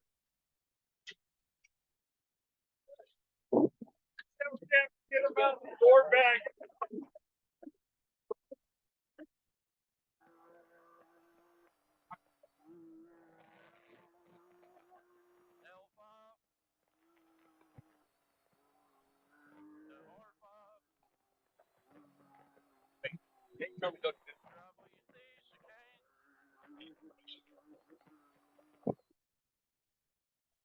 Just giving everything a good once over.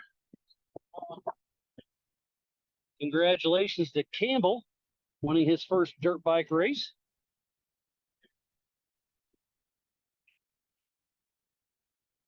And it's looking good for Dustin Jones out there in the UTVs, but not too far back are the Miller brothers, Toronto, Blurton, Pat Sims, and then up front, Whetstone and Arciero still battling it out. Can Arciero make it 4 in a row and set Best in the Desert history? We'll find out. Jeep speed heading out.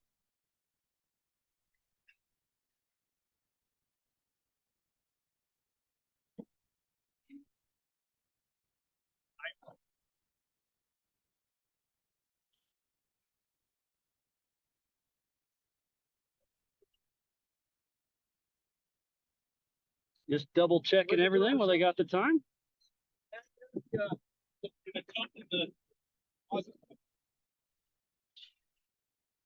I'm not seeing anything small like that. Give me a pair of small analog. Oh, yeah, you gotta get the joint. Haven't done it yet. We can go ahead and do it real quick. On the wrong side of the fucking belt. My team's gonna go. Got another UTV coming through, it looks like.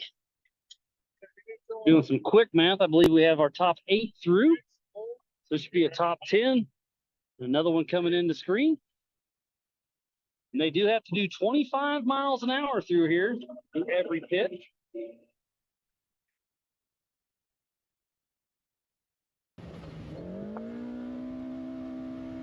That was a Polaris that just came through, and now we got another Maverick car.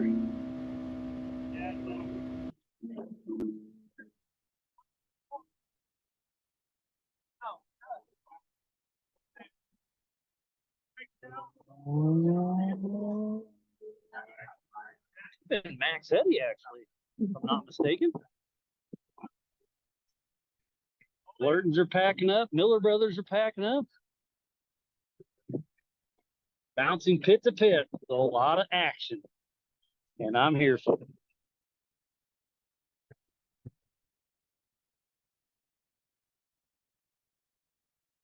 You've got to be this side first. That's right. We're starting to get to jump to the other side real quick.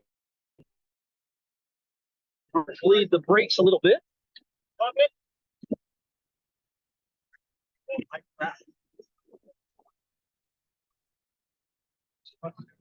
You with Best in the Desert?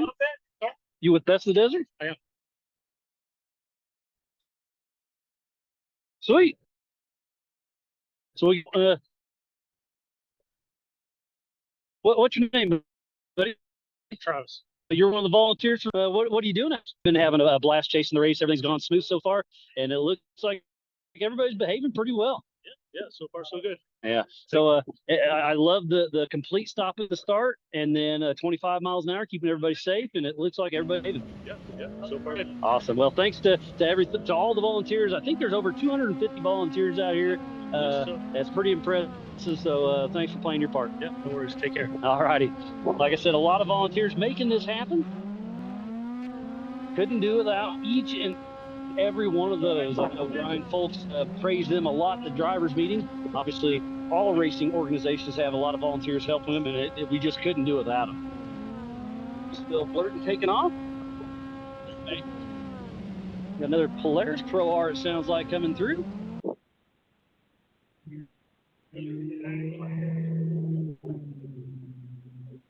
Stage 8.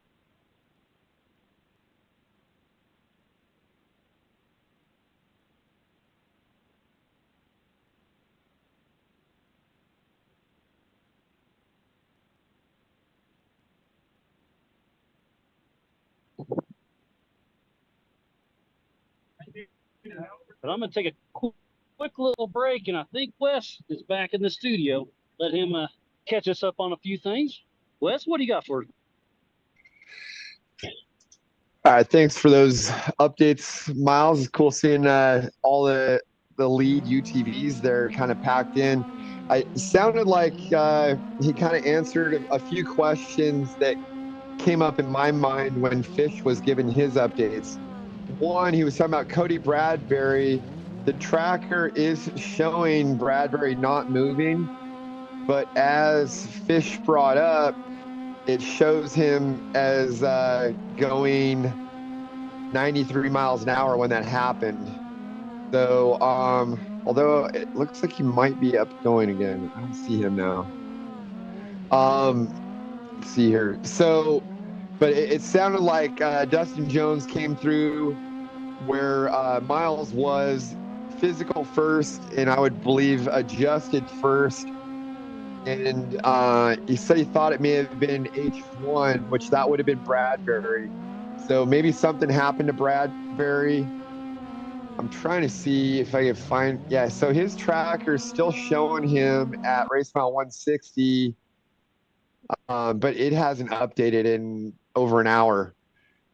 So if anybody that's got feet on the ground can see the leaders, it sounds like he may have come through second at the pit there in Goldfield where Miles was. And then you've got just Dustin Jones has pretty good little lead, and then they're pretty stacked up. Although it looks like Tirana is starting to pull away from the pack, but it's Dustin Jones, Joe Tirana, Cody Miller, Hunter Miller, and Phil Blurton. And then the first Polaris that I'm seeing is Brandon Sims. So that's your leaders. Still a lot of racing to go. They're not even halfway into the race. So here we are in car with Cowboy Cerrone in his spec truck. Another thing I was watching, if maybe we get some in-car with Ryan Arciero. So while Fish was giving his update, we got word that Ryan Arciero had a flat, and they went through Red Lick at pit 9, which is race mile like 340-ish, a little bit before that. And now they're going to be heading into Mina. We've got Nick Whetstone is almost into Mina, and they just went through a section there where they go through Dunlap Mountain. And before we went to the Fish's update, I was talking about how that was one of my favorite areas in the course. And you get up, this is the highest elevation they go. And there's a lot of trees, pine forest. You're over 7,000 feet. I think it's like almost 8,000 feet. And it's kind of winding fire roads through there. They're really fun, flowy, kind of technical stuff. Really, really cool section. As I'm looking at this, okay, cool. So I was a little concerned because Arciero's tracker wasn't moving, but I think, again, it just hasn't updated yet. But so we've got in-car, and we're seeing dust in front of him right now. So I'm led to believe that Arciero got a flat, and then so I think he's coming into the pit right now at Mina. So this would be a 25-mile-an-hour speed zone. But this really goes back to what I've been saying here all day on race strategy with Ryan Arciero and Nick Whetstone. If Arciero has had 2 flats, and each time he's been able to make that back up on Whetstone, it just makes me believe that a seasoned veteran like Arciero is what he's doing is just keeping that pressure on him. And unfortunately, he's trying to make Nick make a mistake, but Ryan has made 2 mistakes and gotten flats. You see, just took a quick little pit there, probably some fuel. They may have done rear tires, and now he's back up and going. I'm thinking that dust ahead of him right there is probably Whetstone. So that means that he had that flat, they got it changed, and he reeled him back in. So again, he's just coming up, getting into his dust, keeping that pressure there. And I think it's good gamesmanship on Arciero's part, because he started second. He started a minute behind. He doesn't need to pass him. All he needs to do is stay in his dust. So that's a big part of desert racing is, if you basically you start generally one at a time. Sometimes I'll start as two at a time, but adjusted time plays a big role. So if a guy starts 10 minutes ahead of you, you don't need to run him down and beat him. You just got to be less than 10 minutes and you'll beat him on adjusted time. So that's going to, I think, come into play with our trophy trucks here, as well as probably a lot of other classes. But literally, Arciero, the view we're getting, Fish keeps saying it, you see him just hanging right outside of the dust. And you also can see how silty it is there. So for him to try to push through that would be really, really difficult. So I think he's doing a good job. Just kind of hang there, keep the pressure. We're at, let's see, race mile, I'm going to say they're about 370-ish right now. And so you've got a little under 200 miles to go. This is a point where you're starting to kind of get to a point in the race where you don't have a whole lot of time or miles to make up time. So right now is where you've been working all day to get to this position, and now from here, it really, in my mind, is where the race is. This is where you turn it up, and you want to kind of get through clean to here, and then try to be battling for the lead, and that's where Whetstone and Arciero are. So this is going to be an awesome race to watch, and I love that we have the in-car here with Arciero. I wish we had it with Whetstone, because it'd be really cool I'd love to see it out the back view out of Whetstone right now. But you can see that Arciero's just hanging right there, watching that dust, looking at the tracker. I mean, there might be... Nah, these other guys are quads. They wouldn't mean, but I'm going to say that's Whetstone. And man, so it gets really silty through some of this, and there are some gotchas. So you got to be careful. There's some dips. You can see him going through this, as well as you've got some kind of lava rock that's off the side of the course. Real easy to catch a tire there and get a flat. So you just want to be smooth. It's cool to watch. You watch the steering input that he's giving, and I think a lot of people that are used to driving their daily drivers around on the freeway on asphalt, you think that you just have complete control of an off-road vehicle. And when these guys are driving this truck, you can kind of see the wheel. He's just constantly giving input, and it's just floating across the terrain.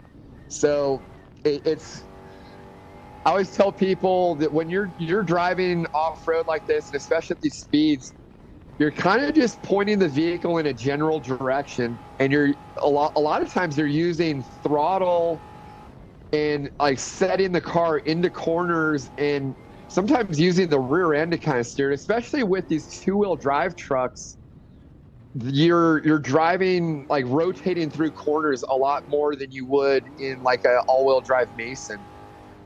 So I mean, he is right in his dust right now, which again, it's the fact that he was able to do that. I think Arciero has the speed to I think he's got a little bit more speed than Whetstone. He's just playing the long game here of keeping the pressure, keep that pressure on him, force Whetstone to go win the race. And in order for Whetstone to do that, he's got to pull over a minute lead on Arciero, and Arciero is just hanging right with him. You know, I think probably panicked a little bit with these two flats, but he's hanging with them. So it's gonna be a great race. Really looking forward to watching these guys, and you know, especially when we start getting up into the northern part of the course, it gets really fast, really all the way up leading into pit 13, and then going through Baby Como and Como. It's really rocky in there. You got some trees. Yeah, this race might come down to, well, what Maxis is calling this the final 48, and I'm really looking forward to this. It's so awesome that we got this in car with RCR here. Also when Fish was giving that update, Max Gordon's truck wasn't updating. I believe it still isn't, but I got word that they're going. I saw some notes from their team. He's still going. I believe he is third trick truck on the course right now, and I'm gonna say he's about 20 minutes back. So unless something happens to Whetstone or Arciero, I don't really see him battling for a lead. But for Max to come out, if he can pull off a third, that's pretty impressive for his first time in a trick truck in a race. You know, he's been doing a lot of UTV racing, and I mean, obviously, he's got experience with the trucks, and he's got a great teacher in his dad. But to come out and have a solid run, that's pretty awesome. Getting some updates here. Let me see if we got anything important. I did get a note too from here back with the 4400s with McGlynn. Apparently he had the steering wheel came loose and they had to stop and tighten that, but they got that fixed, and they were going to do a driver change at pit 7, but apparently Phil's going to stay in the car. So that's some kind of cool news there. Let's see here. Yeah, I don't see any new updates on the Gordon team. I did get an update from Arciero. They did confirm they had 2 flats. I think we all knew that. We saw it from the tracker. But, you know, again, for Ryan to have 2 flats and still be just hanging right there in Nick's dust, I think he's just kind of toying with Nick and like I said, make Nick run away from him and make him go win the race. And so far, he's not showing that he has the speed to do that. So if Ryan can keep it clean here on out, he's looking pretty good, you know. But there's still, I mean, we're a little under 200 miles, so it gets fast here. So they're gonna have a good pace. We're on board with one of the UTVs, Tim Fitzpatrick and the Pro R. The rear view kind of shows you that dust. So imagine if you're driving down the highway and you're on asphalt, you're dicing with one of your buddies, and it's still hard to make a pass. Now imagine you got a car ahead of you creating dust like that. He's got clean air, and you've got that dust, and you've got to work through that dust going faster than a guy that has clean air. That's extremely difficult. And again, that's, I think, where Arciero he's being really smart of just hanging right outside of Nick's dust.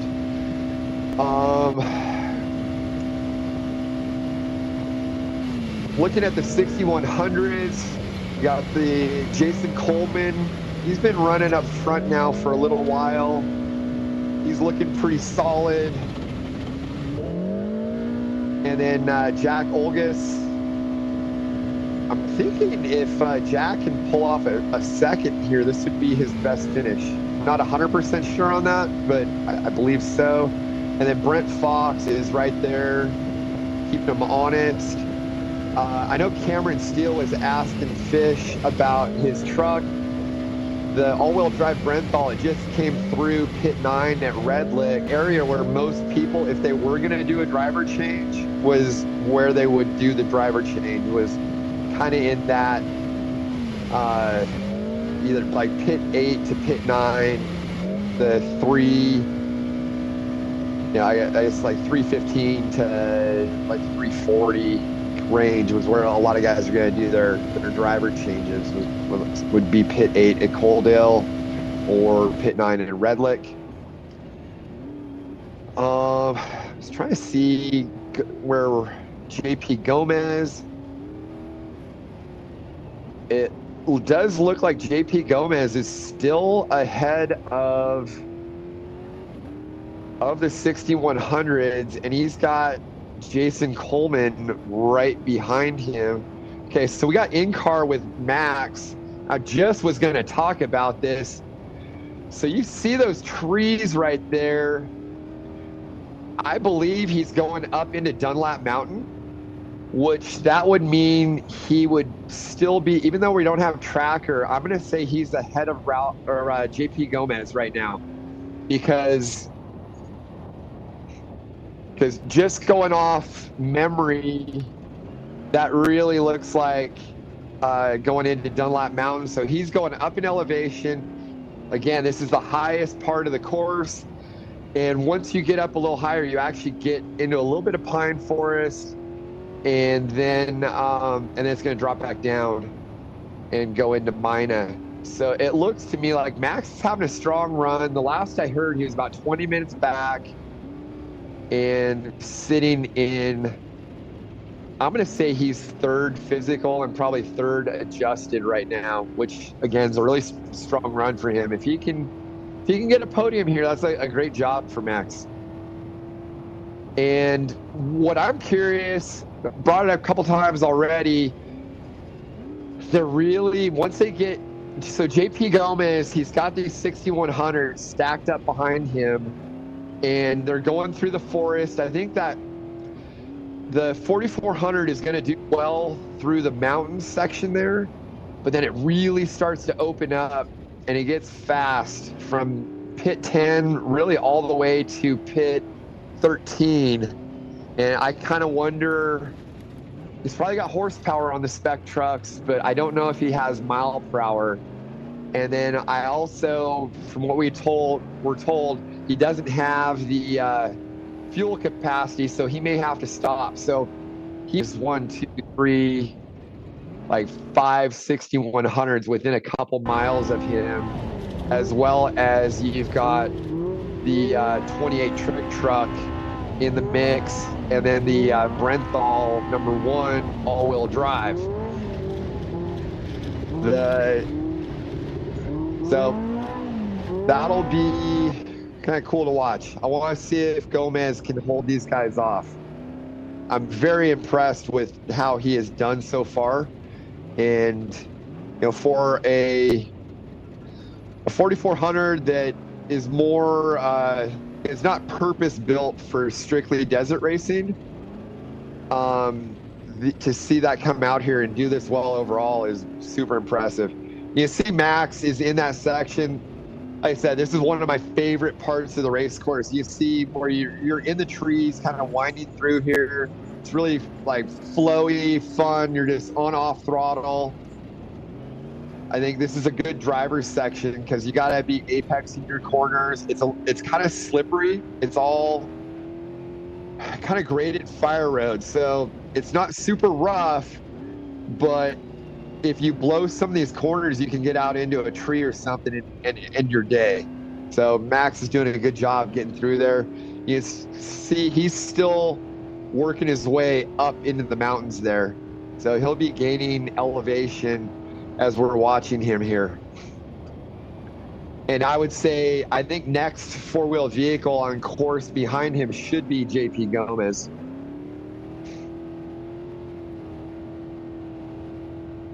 Kind of looked like he might have some dust in front of him there. Looking at the tracker. Yeah, there's some quads that are in there, and that doesn't look like a whole lot of dust. Okay, what's Max doing here? Has he got a flat, or did he blow a corner?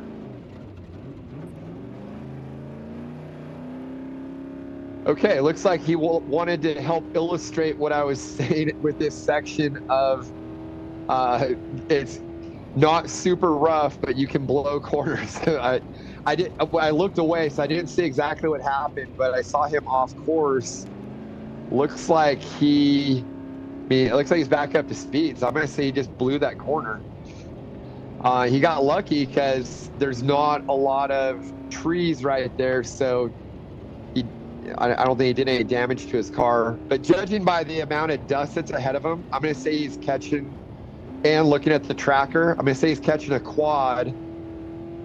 And that would mean this is probably either the 424 of Scott Aaron.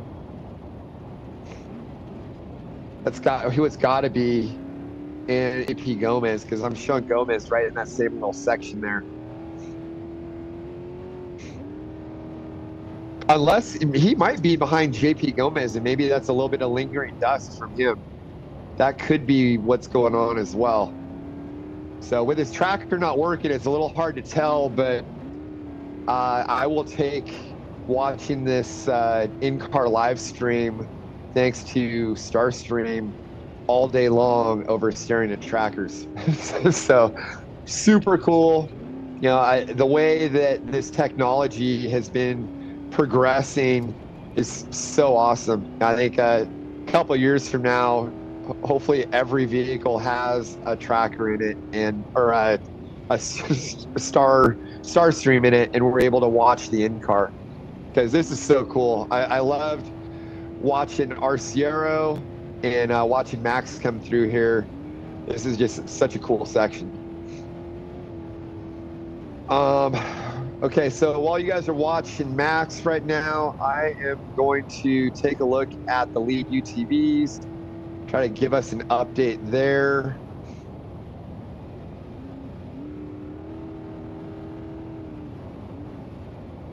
Okay, so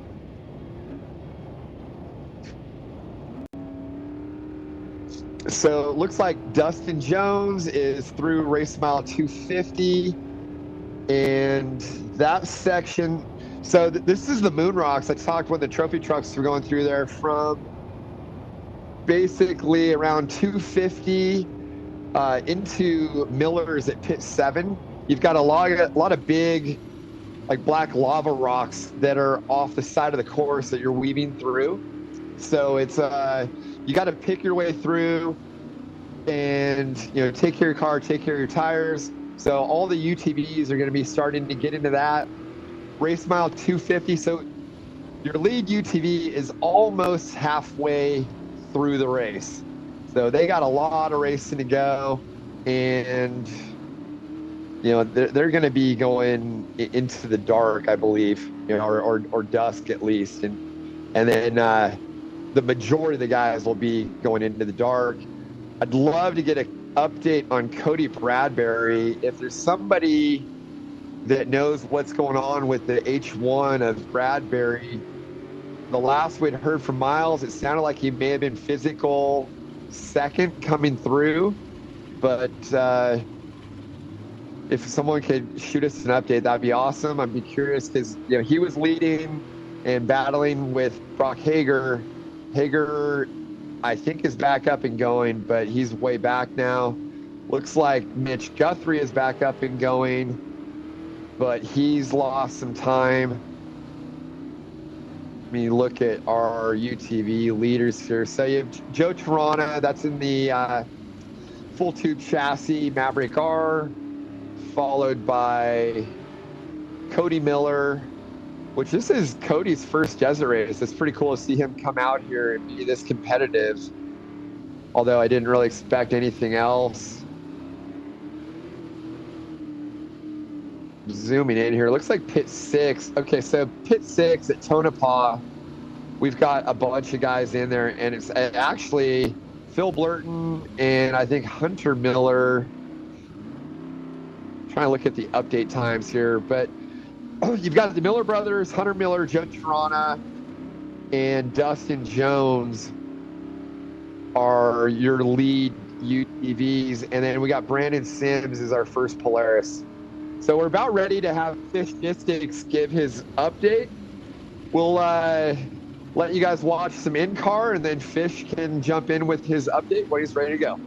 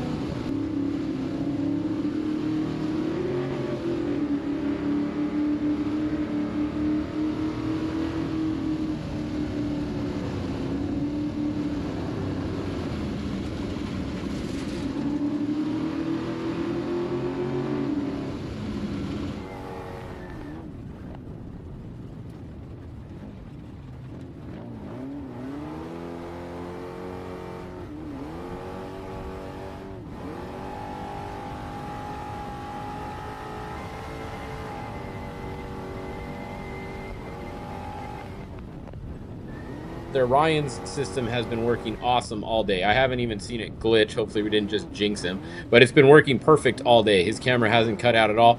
I honestly haven't even had to click refresh on his page, I don't think, all day. It's just been working. So the way they have it set up is perfect. And shout out to Be More and everybody over there at the 19 Industries. Whoever set that one up on that truck, it works great. And that's it's awesome because it makes it a lot of fun for us here at home watching. So that's what's going on there. It's those top two guys. Then we got come back here. We got the Nate Martino here in the 28 entry, the MG Money Gone entry is what MG is. Now we got Jonathan Brenthal here. This is actually Cameron Steele in here now, I believe. He was supposed to get in the truck, so as long as Cameron did get in, we'll see if he comments on here or not, because if he didn't get in, I assume he would comment here. We'll see in a minute. But Cameron Steele should be in that truck right now, driving the number 1, the all-wheel drive Brenthal. Craig McCarthy is there in that vehicle. Behind them, Bob Briggs. That's actually a Sportsman truck, I think, or something that they put in there. And then Tommy Phelan there in the 81. Another Rubik Racing. So that is also the 18 and the 81. They're on the same team. So see how they just swapped the number there? Kind of smart, huh? So that's what's going on there. That's a look at your trick truck class. Now, let's hide these ones and let's go look at the next class that would probably be behind them, and that's going to be the 6100 entry. So 6100 class. Got good racing in this class. We got Jason Coleman out front physically with Brady Mellon riding with them. I believe those guys are going all the way by themselves today. And we can come over here. They have an in-car camera. Check it out. They're in the pit right now. So Jason Coleman, Brady Mellon just got a couple waters in the pit. They look like they're good to go. They're staying in the car, no driver change. So that is what's going on with them. First 6100 on the road. He's yelling at something there. Let's see what he's saying. That guy. Turn the sound off for a second for you guys.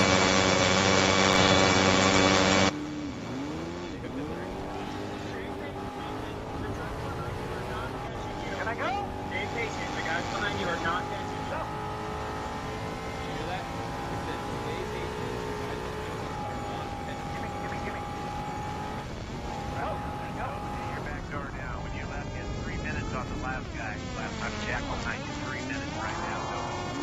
Copy.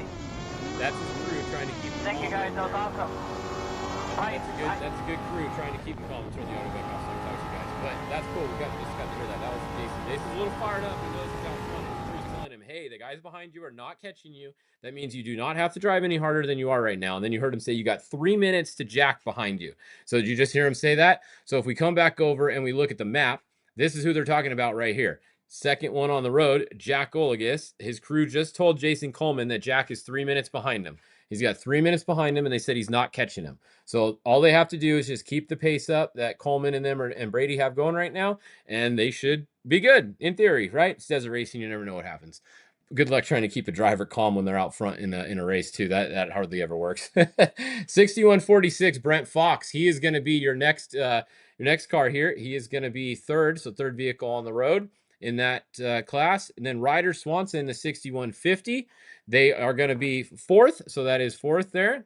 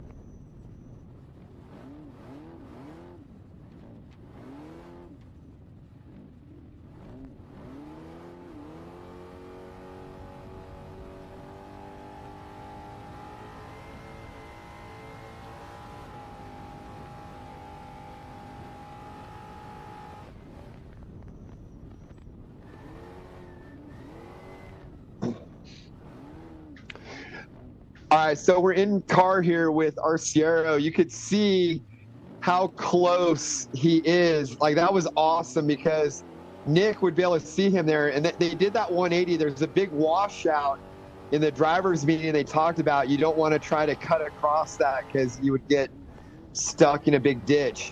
So that's why they had to do that 180 there.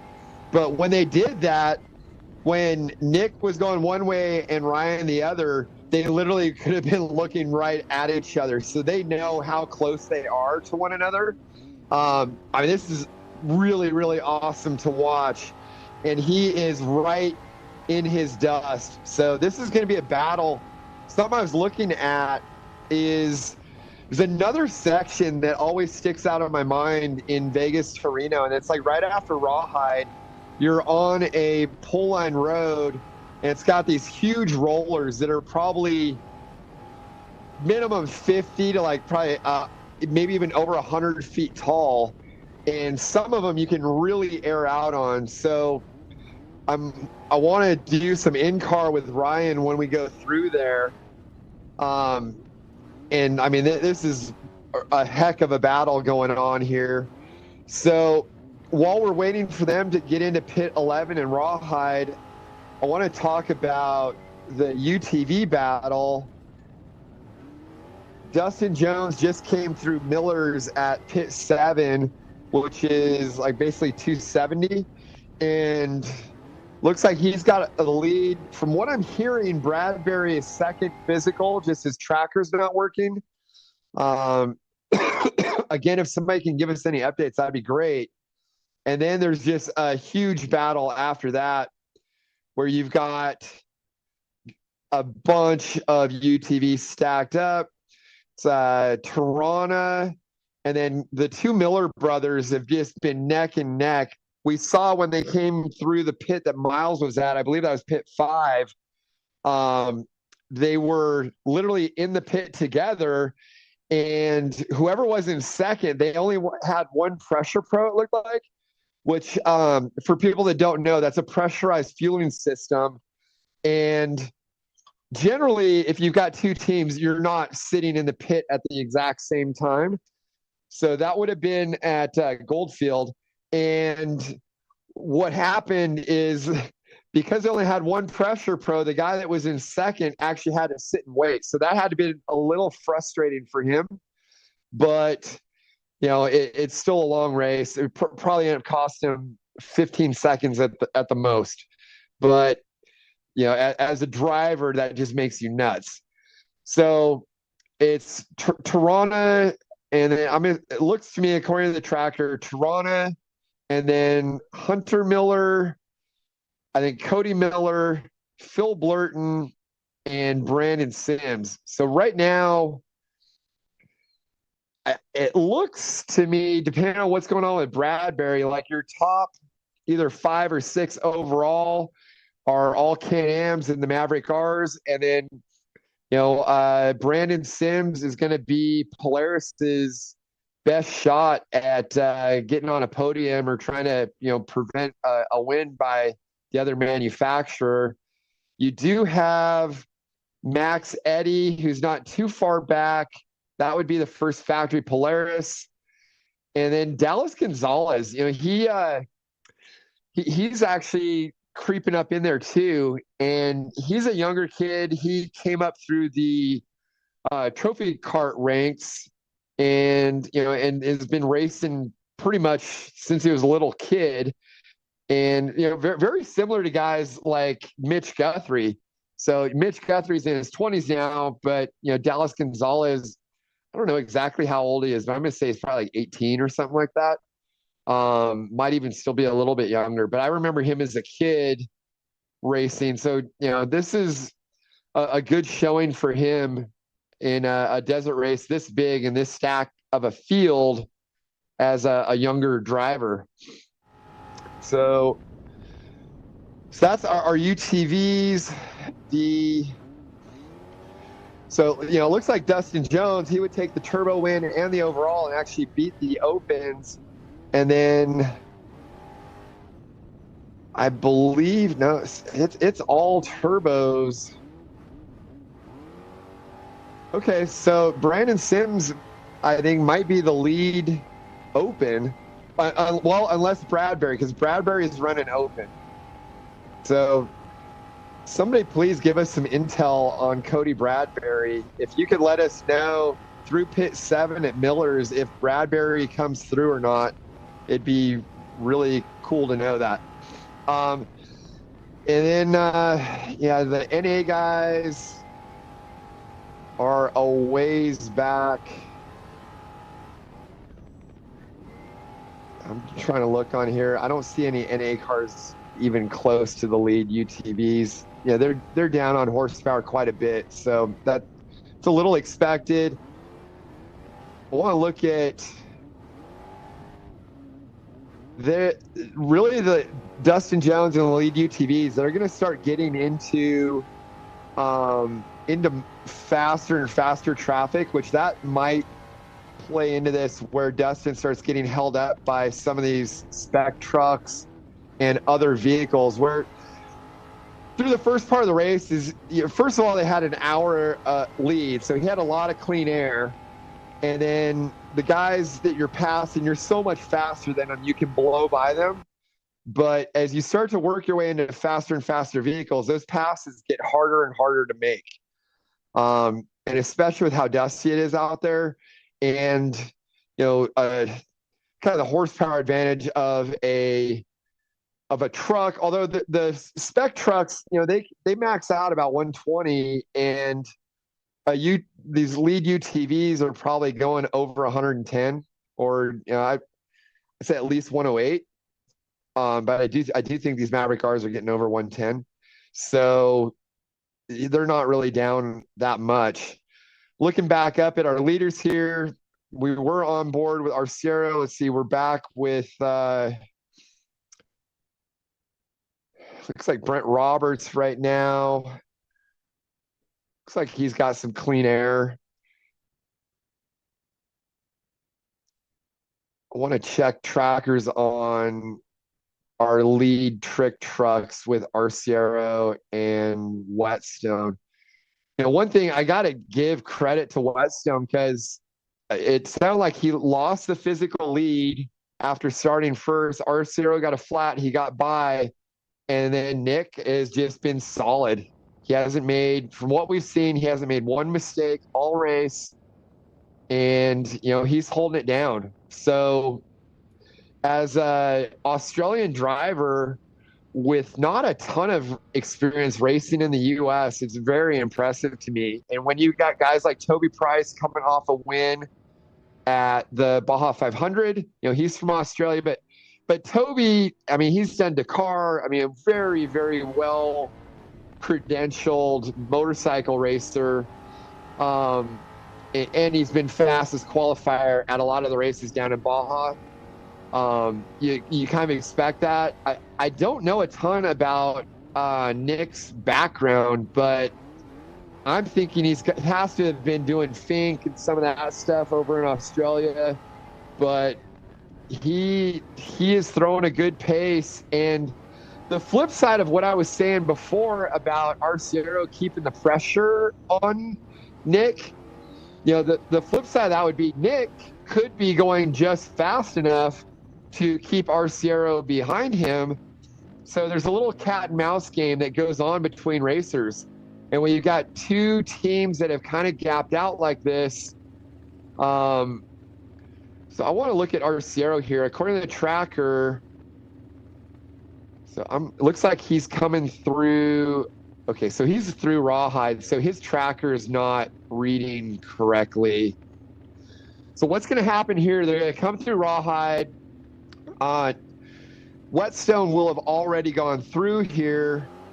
You can actually see his dust a little bit, I think, ahead there. And now Arciero's back up to race speed. But this is where they're going to start getting into these big rollers. So you can see they're turning onto this power line road. And this is where you start getting in these big rollers. So this should be pretty cool to watch these guys coming through here. I've done it in a UTV. I've never done it in a trophy truck, but I think it's got to be one hell of a ride, because this gets to where you have some big drops, and ideally you have some of them marked, because some you can kind of stay on the throttle and air it a little bit, and some of the other ones, if you do that, like, you're gonna end your race right there. So it does look like, you know, he's not in quite as much dust right here. He almost blew that corner right there. So Whetstone may have pulled out a little bit on him. The tracker shows him. Let's see here. The tracker right now is showing RCR ahead, but I'm looking at when it was updated.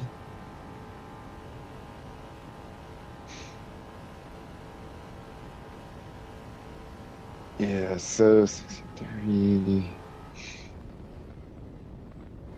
Yeah, so Whetstone hasn't updated yet, so I'm not going to go off of that. But he does have clean air, so I wonder if a pass happened there in the pit.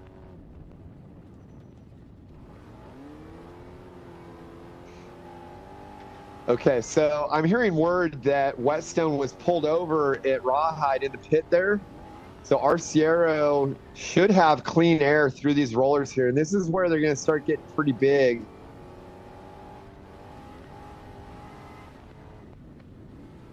This has got to be a good feeling for Arciero, because he's been in his dust for hundreds of miles at this point. So to have clean air, you see they're wiping their cameras. I think they're probably taking a big sigh of relief and thinking, man, okay, we just are smooth here. Okay, so he got some air right there. This is where these rollers start getting really big. And I'm watching to see if, well,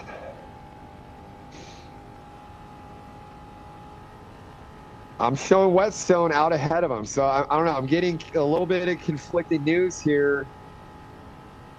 I thought he may have made a pass on Whetstone, but I'm showing Whetstone at 4:30, at 16:33, and Arciero at 4:27 at 16:30. So let me see if I can get some updates here. Just got some news from. Okay, so Fish just chimed in right now. He said that Whetstone got a flat and they changed it at Rawhide. So I do believe that Arciero is in the physical lead. And again, that goes into what I was saying. Just keep that pressure on him, force him to make a mistake.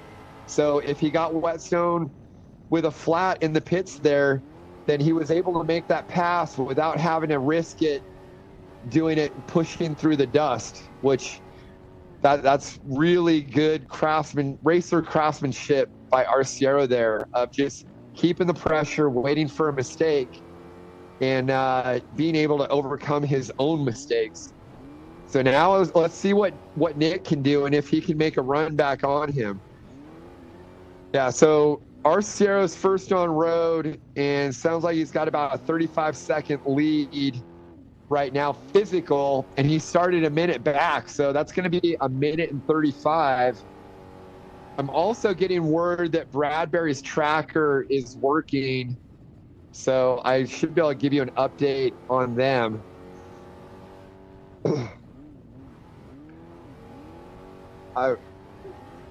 So he's still going through some of these rollers here. The whole course now from Rawhide really to pit 13 is really fast. You got to be smart through these rollers, but it's going to open up.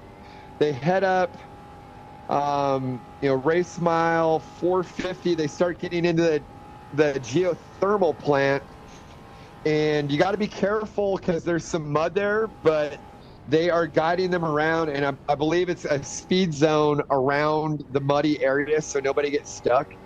there have been some other races in the last year where a lot of people got stuck.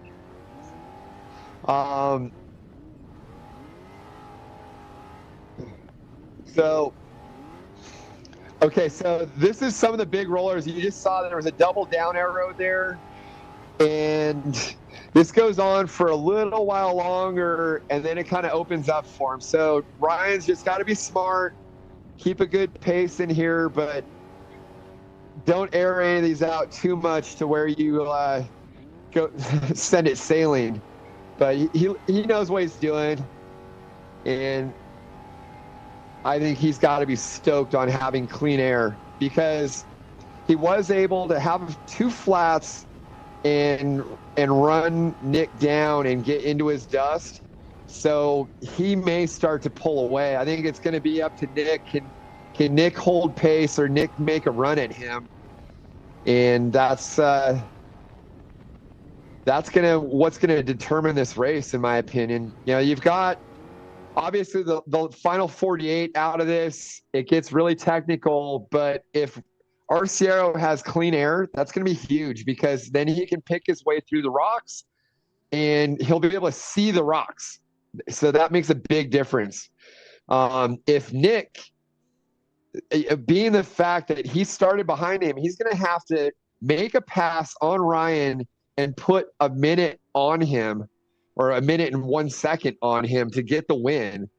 So, you know, the pressure is really on Whetstone here to make a pass on him, and this is not going to be easy because it's fast, it's dusty. He's going to have to take risks and really weigh this out. Do you want to really throw it all out there, roll the dice, and try to make a pass and go for the win, or is he going to kind of be happy settling for second, or just maybe try to keep that pressure on Ryan now? And see if he can get Ryan to get another flat. Ryan's had 2 flats. So, this race, he's got a track record of getting flats. Can Nick keep the pressure on him and turn the tides and maybe get back around him? That's going to be the story for the overall 4-wheel race, in my opinion. So we've got some in-car with some of the other drivers now. You got Tad Dowker. I want to go back and see if I can find Cody Bradbury and see if his tracker's back up and going. I think I need to refresh this and see if it works. In the meantime here, we can ride along with Tad.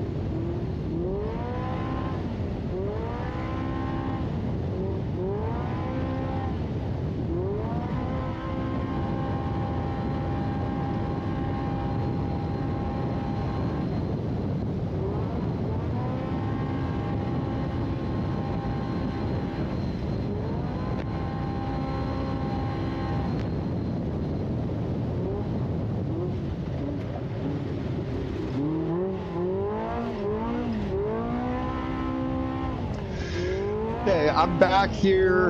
This is Wes Miller and giving some updates on the UTV class. So Cody Bradbury, he was our fastest qualifier overall for the UTVs, and his tracker is back up and going. the story of the day for the UTVs is Dustin Jones is throwing it down on these guys. He is past race mile 290, and he's going to be heading into Coaldale Pit 8. And this is a really fast section of the course. And then you've got just a stack of Can-Ams with Cody Bradbury. So he's going to be your lead open UTV, followed by Joe Tarana, followed by Cody Miller, followed by Hunter Miller, followed by Phil Blurton. And that pack, according to the trackers here, I mean, they were like literally in each other's dust. So this is going to be a really solid battle with these guys. The other thing is pretty cool is they're all very similar cars. They're all the Maverick R. So they should be very equally matched, which that's going to play out to the driver and the driver's talents of, what they can do. I'd say the one car that stands out a little bit would be the Toronto's car is a tube chassis Lone Star Maverick R. The rest of them are more bolt-on parts. And then for Polaris, you've got Brandon Sims is their top driver. And, that should be nothing new to people that have been following this. Brandon has put a lot of solid runs in. And looks like Dallas Gonzalez is almost, I'm going to say he's actually kind of making some ground here. I kind of look at when these updated, but yeah, Dallas updated a little quicker than Sims. So he's definitely having a strong showing though. And then Josh Rowe is a third Polaris out there. But one of the things I kind of felt like this course maybe was going to play into the hands of the Can-Ams a little bit more. It's hot. They don't have a belt, and there's pros and cons to it. I think in Baja, Polaris has been dominating, but Can-Am, they just seem to do really well at Vegas to Reno recently. So be fun to watch this. I think Dustin Jones, he's got a big lead, so he's got to be feeling pretty comfortable, and he's got fairly clean air. So he should be able to really kind of throw it down for quite a while. We're back here with Max Gordon, and it looks to me like Max is probably starting to get into that roller section as well. You see if his tracker is working.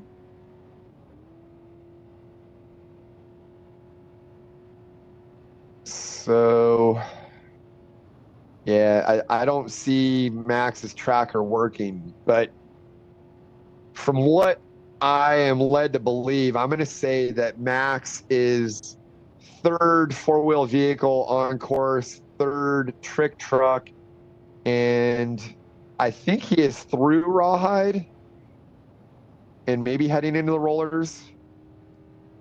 Just judging from what the course looks like right here, that's what I'm thinking. But he's somewhere in that Rawhide area. And then let's take a look at,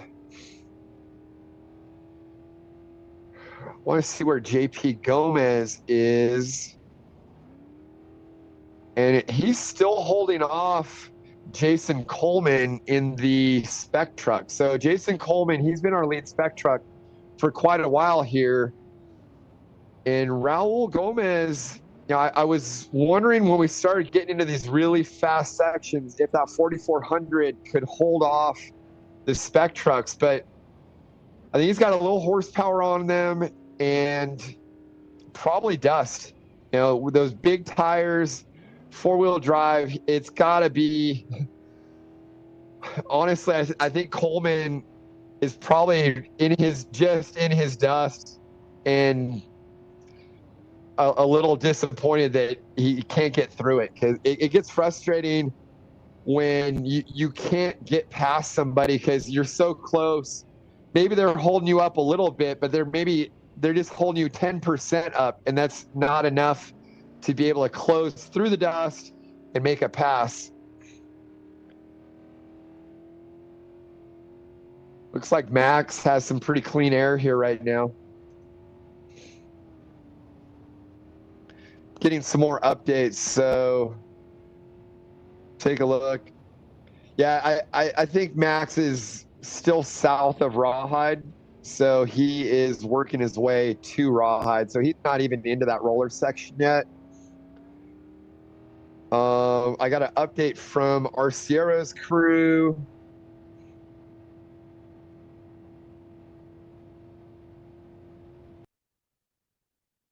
Yep, they're just confirming that he is in physical first, but we could tell that from the clean air that he had. See, we're on with Tim Fitzpatrick.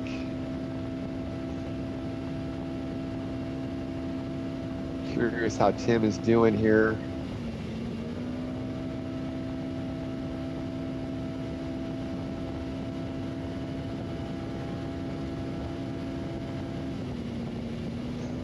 Yeah, so it looks like he is just through Tonopah at race mile 244. And it's kind of mid-pack, running decent, but looks like he's got Justin Lambert just ahead of him. So that's Tim does a lot of the U.S. races. He's in a Polaris Pro R, and I believe he's up by the Reno area. So as they work their way north, it should be more familiar terrain for him. So maybe he can make up some time as they get up in there. We got Vaughn Gittin Jr. Some helicopter footage here. Definitely cool having these live streams from turn 2 out of their helicopter. Again, it's not deep silt, but you can just see how the dust is just bellowing out from under these cars. And this is what makes Vegas to Reno, it's so hard to pass on this course, because unless you're substantially faster, you almost have to wait. When you're on the roads like this that are more hard packed with that little bit of couple inches of silt just on top, it's so dusty you can hardly make a pass. So you got to kind of wait until you get into a sandy section where there's a little bit less dust, and then really throw it down in that section and try to make your passes there, because that's really the only way. Or you just keep pressure on a guy, force him to make a mistake, and then hopefully try to pass him in a pit. Those are kind of the two ways that you can make passes on this course. Otherwise, if you're fairly equal, you can see if he's got clean air and you're in his dust, good luck trying to go faster than that guy ahead of you. So we're in car with Bob Briggs. Looks like he's dealing with dust. And this will be something that they deal with all day. As we start to get a little bit later into the day, I think our lead trucks, they're going to finish in daylight. But on the course, for the most part, they've been heading fairly northbound. But as you get up into race mile like 450, that's where they get into the geothermal plant. And it goes, there's some kind of lake beds there, but you basically turn, and then the general direction you're heading is due west. And for a lot of these guys, the sun is going to be going down at that time of day. And it just sucks because you're in dust and you're going dead on into a very low like a setting sun, and it's just blinding. So guys are going to be having to deal with that. And then when you get into the night, driving through the dust at night, it reflects off of your lights a lot. So I'm sure a lot of people can relate to driving in fog. Driving in dust is very, very similar to driving in fog. So it's really hard to see. Many drivers will run clear lights for clean air and then an amber light.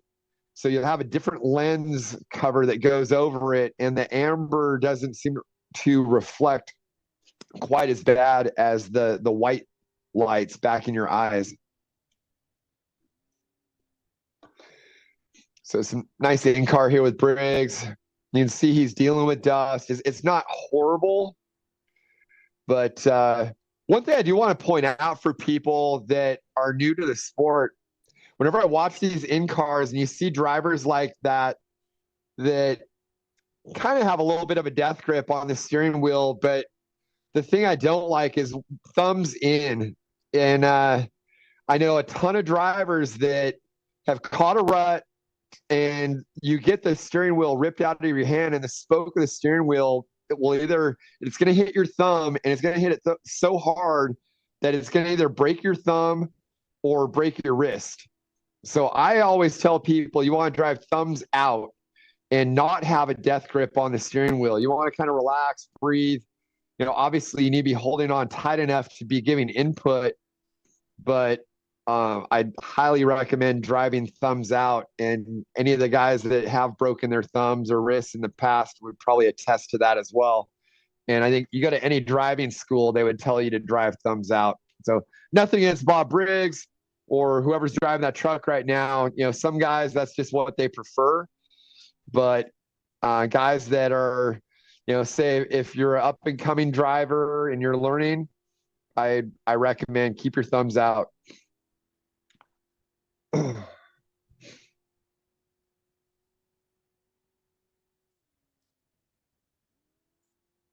Looking back at the tracker here, lead UTV is almost to Coaldale at pit 8, and he's got,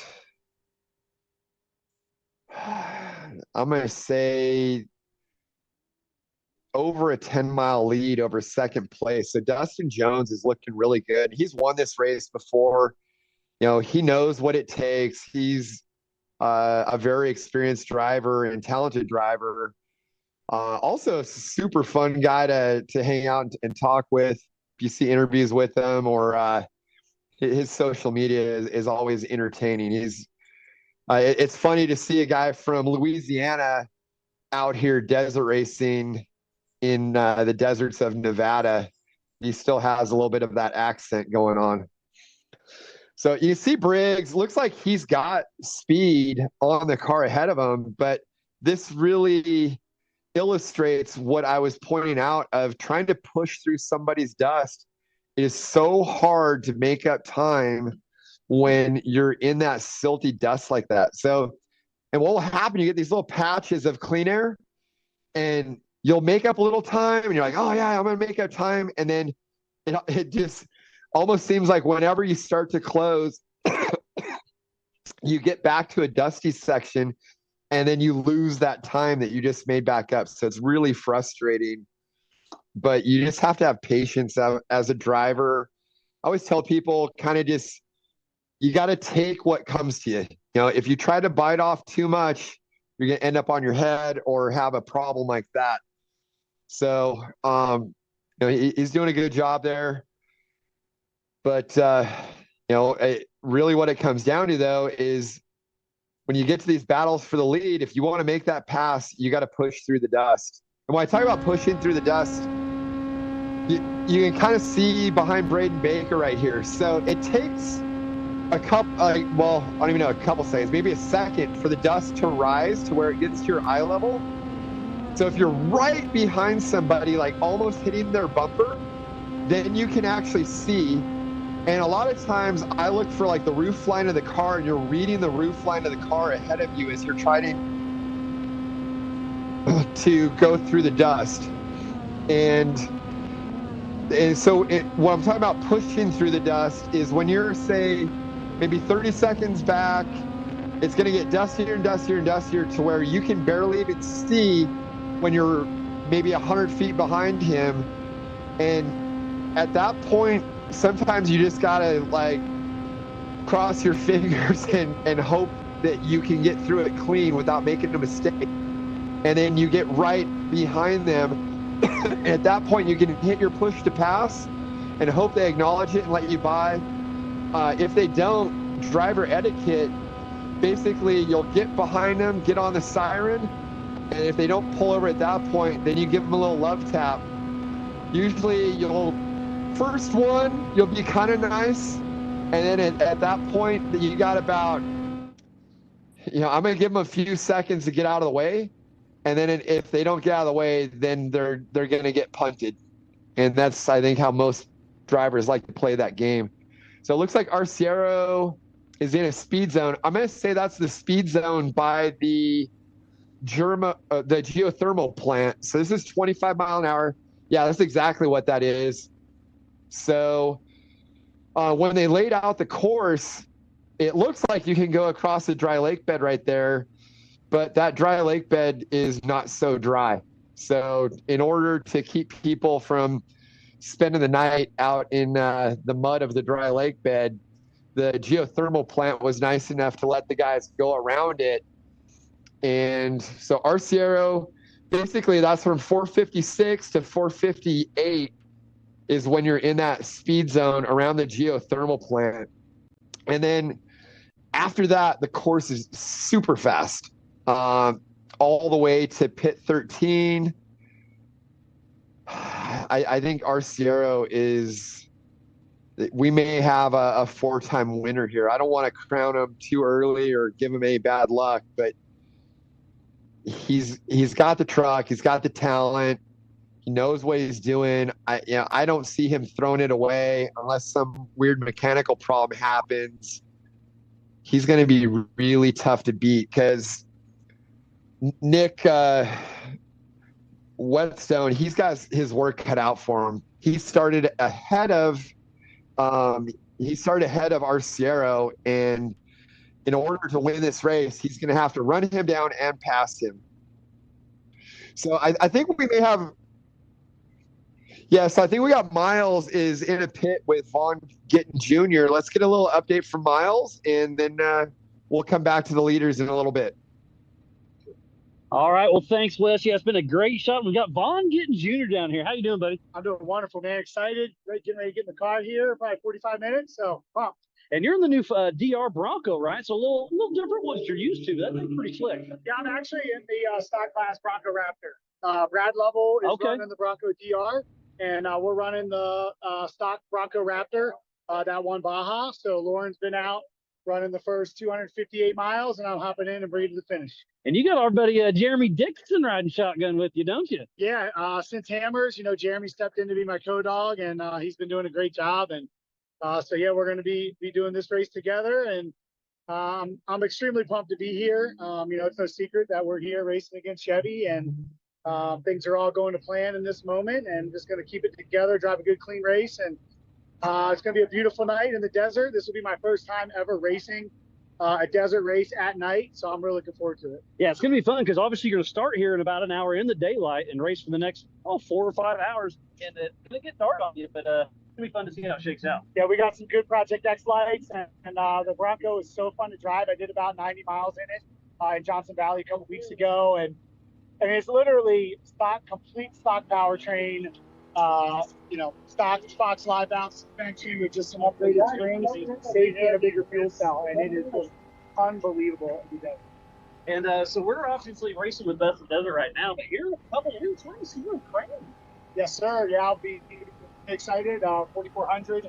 I'll be racing. I won last year, and so I'm hoping to back that up again. But it's going to be some tough battling, and me and Lauren will be going head to head. And he's so tough on short courses, though. He's just an absolute lunatic. But I'm super pumped for it. Looking forward to it. We're prepared. Absolutely. And yeah, over 100 grand. You're the defending champion. It's going to be a great show. Nothing like the big house. Yeah, it is. Amazing vibe.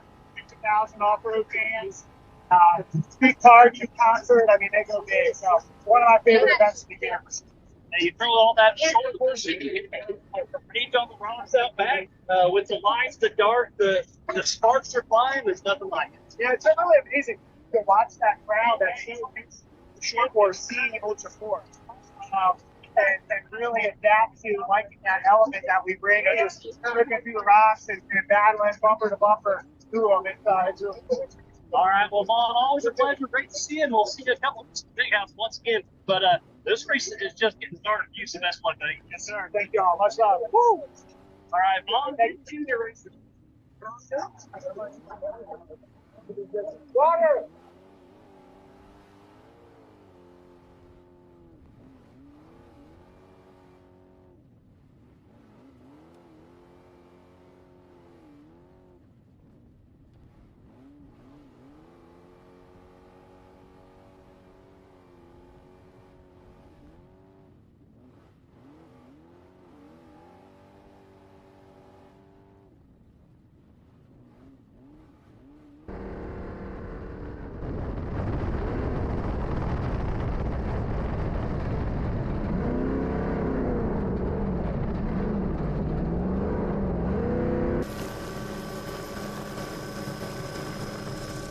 Logistics update at 5 o'clock today of the 2024 Best in the Desert Vegas to Reno race. We had some exciting action happen. We finally had a lead change in the trick truck class. Ryan Arciero was able to get around Nick Whetstone in the pits. We actually got a pretty good video of it. The reason I'm laughing is you got to go watch the video. I mean, the co-driver looked like they were coming in the pits, and the co-driver was getting ready to get out to change the flat tire, but he got out a little bit too early. And here, I'll show you guys what happened here. It was let me see if we can show you here. All right.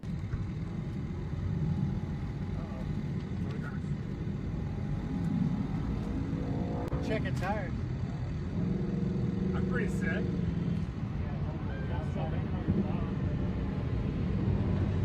Oh, he's gonna get past him. This is the best. Help him out, help him out.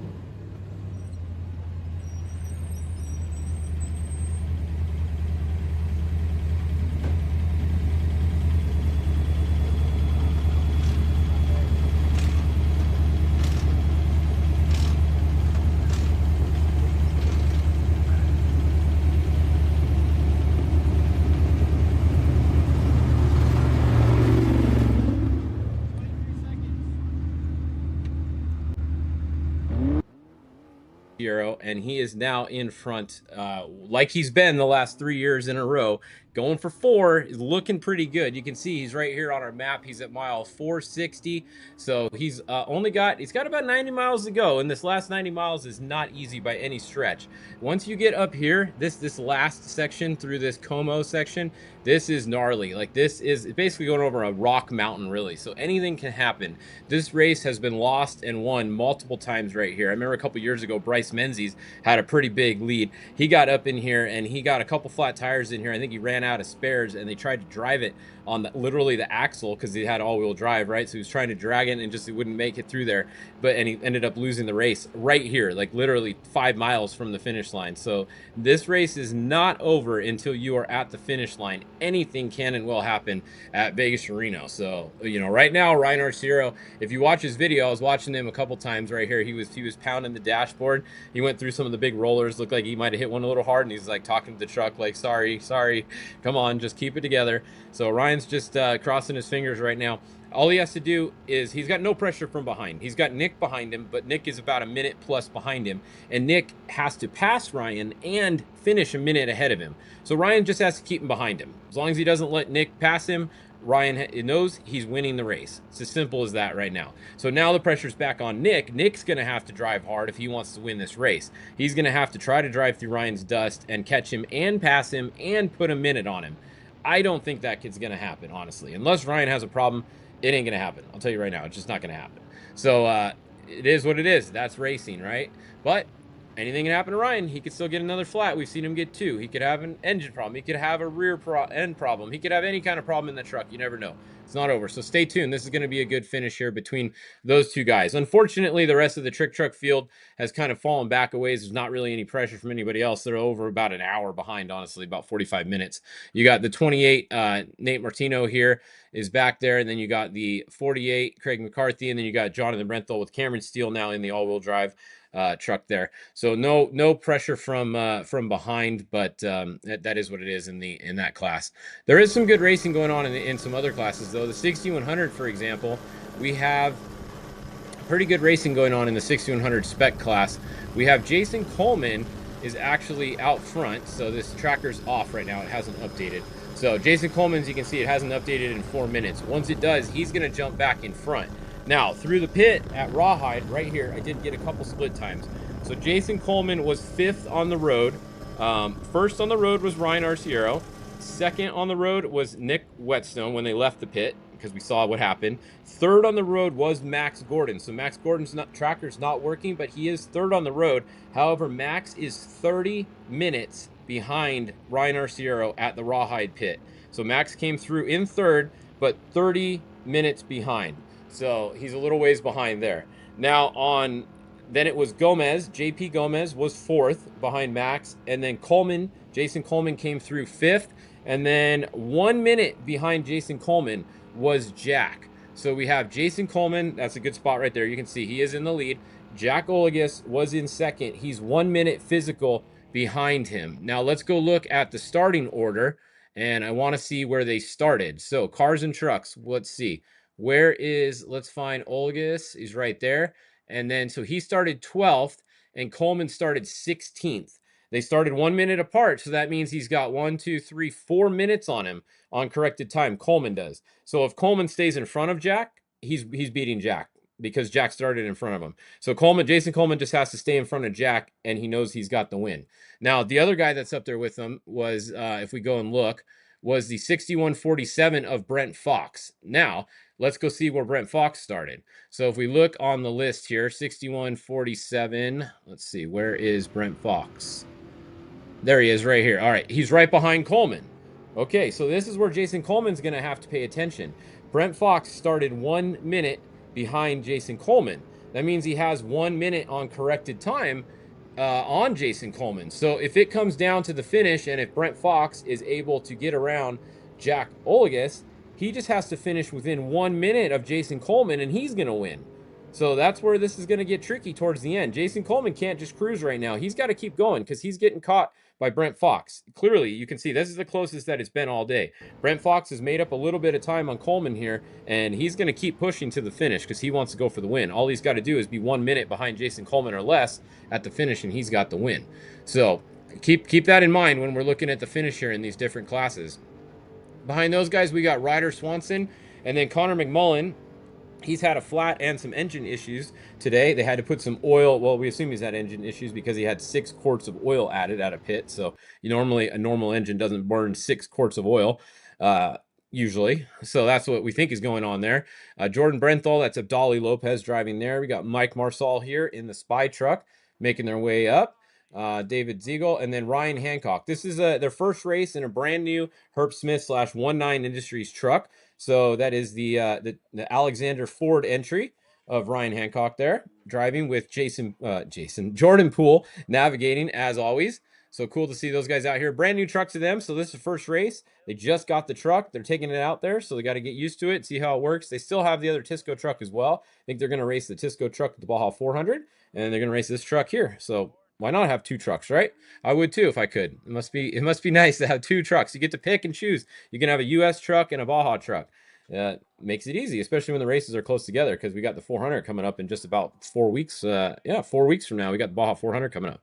So that's what's going on there. Let's go look at some of the 4400 classes real quick. We got to turn them on. They combined them for us, so that's good now. So now we just have to turn on the one class 4400, and we get to see everybody on the tracker here.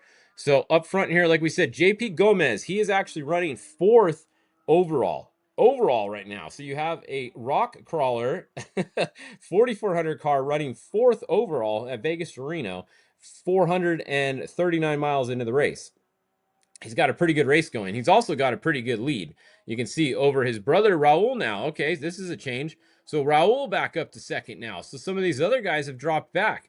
So we got Brett Harrell showing back in third, and then Philip has dropped back in fourth. Keep in mind, these are just the trackers. Someone else could be in here. This tracker's not working, and we wouldn't see them. So if there is someone in there, let us know if you guys know of someone's tracker that's not working. But I think everyone's tracker is working from what I've seen throughout the day in the 4400 class, at least the top guys. But you never know. So just in theory, we have we do know that JP Gomez is definitely first, though. He is definitely winning right now. He is first in class. So that's your leaders in the 4400 class. Then if we go back to the 4800 class, the 4800 legend class, they have quite a few entries. I think they're the second biggest list here. So we got the 4837 Jeremy Jones is first. The 4817 Johnny Valdez is second. Then we come back to the 4801 Jeremy Brown in third. It looks like behind him we got the 4866 Eric there. And there we go. Phil Casey just said no other 4400s through the pit yet, and they are up there at Rawhide. So there you go. JP Gomez is definitely in the lead. No one else is through in another 4400 car yet. So JP Gomez, all he's got to do at this point is honestly just get to the finish, and he will be the winner in the 4400 class, unless Raul Gomez can get crazy, which Raul Gomez and crazy do go together, right? Including JP Gomez and crazy. All the Gomezes are freaking nuts. So don't put anything past the Gomezes, but right now it's looking pretty good for JP. He just has to keep it calm and not worry too much about his brother that's a ways behind him, and then he'll have it in the back. I know they got a big side bet going on too, so he probably, I guarantee you, his side bet with Raul will be more than he will win in this race. That's how that works. All right, so what else do we have? The UTVs, they are putting on a good show today. We have a lot of them. We have the UTV Open class, and we have the UTV Pro Turbo class. Both of them. Let's go look up front here. Now this is, earlier it was closer at the beginning. We had 3 cars that kind of pulled away. Then we had a couple fall off with a couple issues. Dustin Jones, I haven't seen him have an issue yet today. So the S3 Racing team, Dustin Jones there, 978. He's been out front almost every single update we've checked on him. In second, it is really close. Look at how far we have to zoom in here. It is neck and neck with Joe Toronto right here and Hunter Miller, followed by Cody Miller. So you got both the Millers right there behind Toronto. And then you got Cody Bradbury, whose tracker wasn't working for a little while earlier. They switched trackers. They got him working again. So he was first. And oh no, look at that. Just as we're talking about him, he just came to a stop at 0 miles an hour. So that is never something you want to see with that little red dot pop up at 0 miles an hour. That is definitely not good. Then we have the T22 Cody Miller. We just mentioned him. Phil Blurton up there, and then Brandon Sims. So Brandon Sims looks like the lead Polaris right now, if I'm not mistaken, because we have, yeah, we're going to have, that's a Can-Am. We got Dustin Jones is a Can-Am. We have Hunter Miller is a Can-Am. Cody Bradbury is a Can-Am in the UTV Open class. And then the other Miller, obviously a Can-Am as well. And then, yeah, so Brandon Sims is our lead Polaris right now, followed by Phil Blurton. And then we have Max City Jr., so that's going to be the lead Polaris from the Polaris Factory Racing Team effort, followed by Dallas Gonzalez. So that's a look at the top of the UTV classes.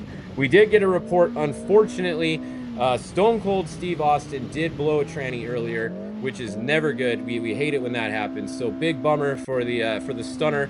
He is out. He is out of the race. But Stone Cold Steve Austin, he was in his Kawasaki earlier. He was first time racing Vegas to Reno. Cool to see him out here. Hopefully he comes out and does some more desert racing. I know he's been racing with Vora and stuff, so that's pretty cool. But he blew a transmission earlier, so that's not good. Also a front diff is what it was reported. So Stone Cold is out of the race, unfortunately. But there's your 316 update for you guys.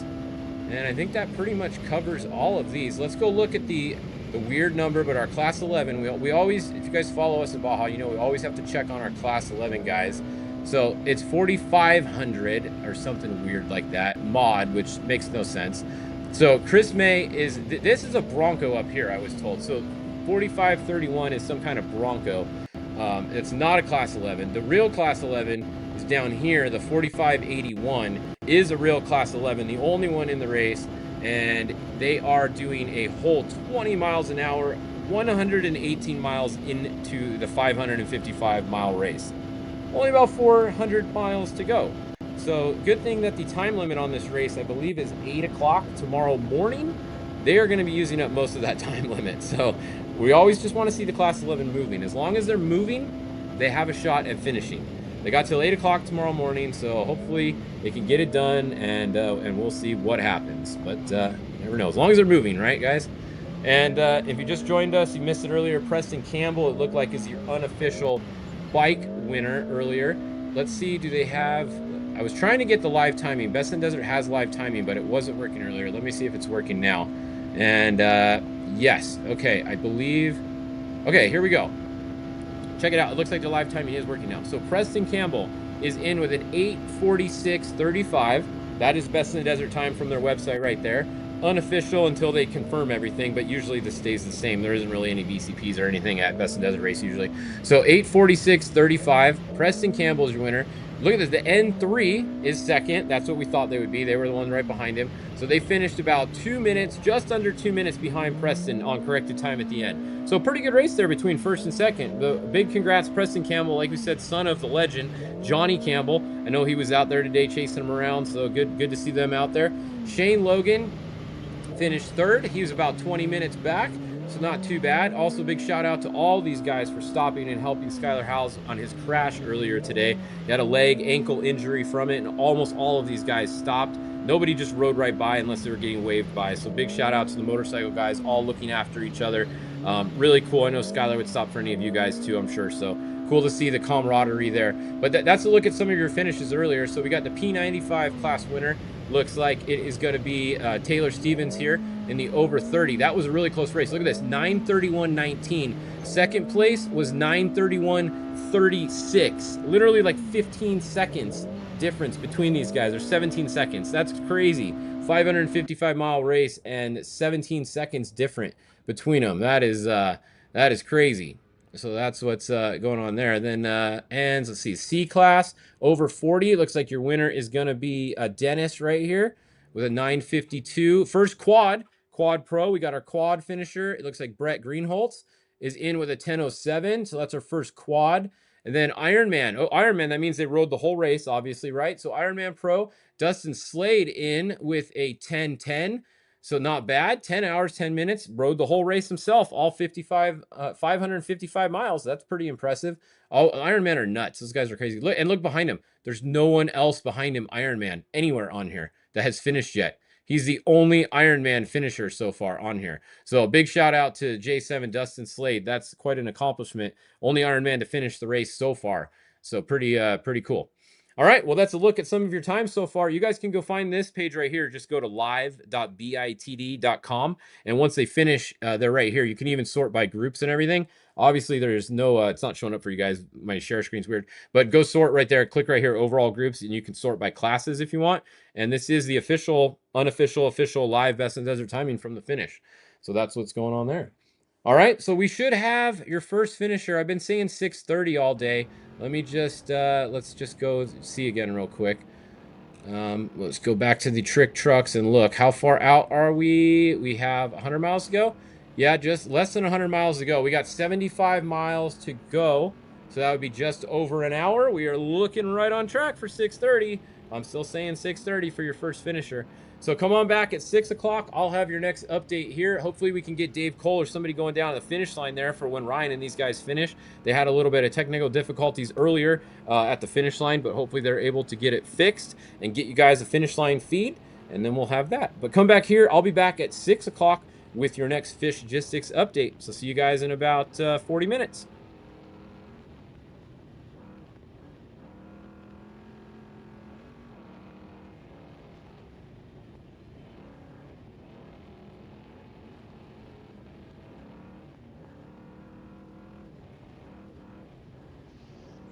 All right, so Wes Miller back here. Some great updates there by Fish. So our leaders are coming into Top Gun right now. Let's see, I don't know if we can get an in-car with Arciero, but he should be coming through Top Gun. Like I said, this section is really fast. From Top Gun over to Weeks at Pit 13, super fast. Right now, they're on pace for about a 65-mile-an-hour average, which, that's moving.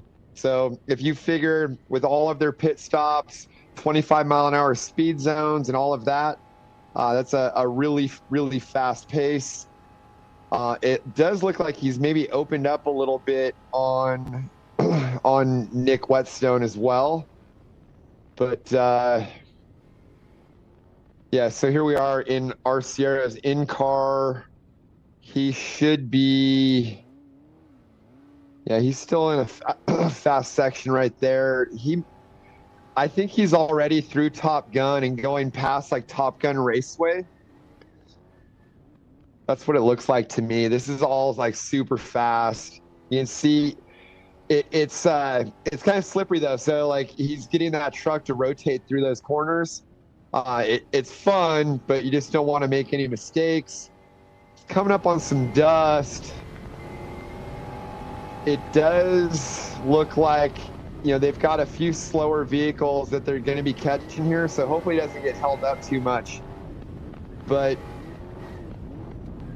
I think unless he like makes a major mistake, and he's too seasoned of a driver to throw it away right now, it's going to come down to the final 48, which, I think Max's tires nailed it on this one of throwing up 10 Gs that they're giving out to the fastest guys through that last section. Because once you get through Weeks, then you got Baby Como, which is at, basically that starts at like race mile 526.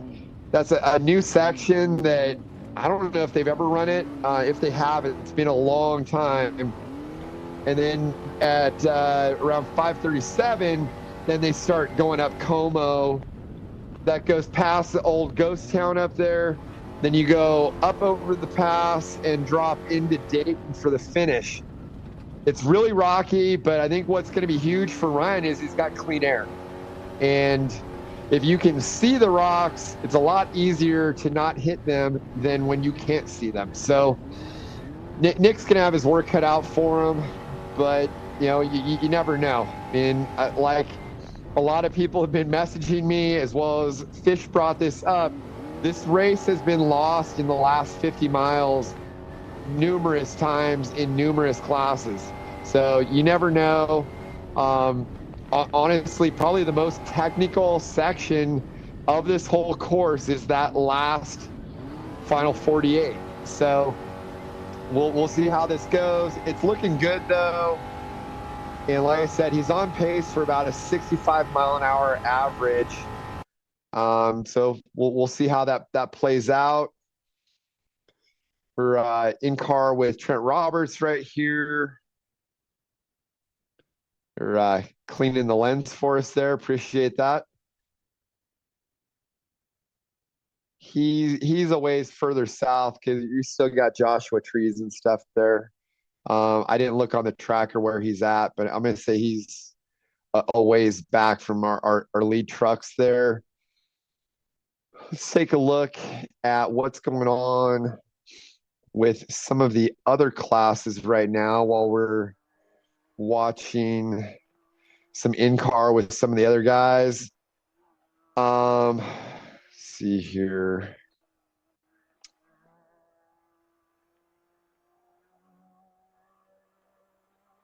Want to see where the one guy that I'm curious where he's at, where we're not seeing his tracker, is Max Gordon. So that's a pretty cool story if Max can put this thing on the podium. I'm in a WhatsApp group with their team. Let me see if I can get some updates here.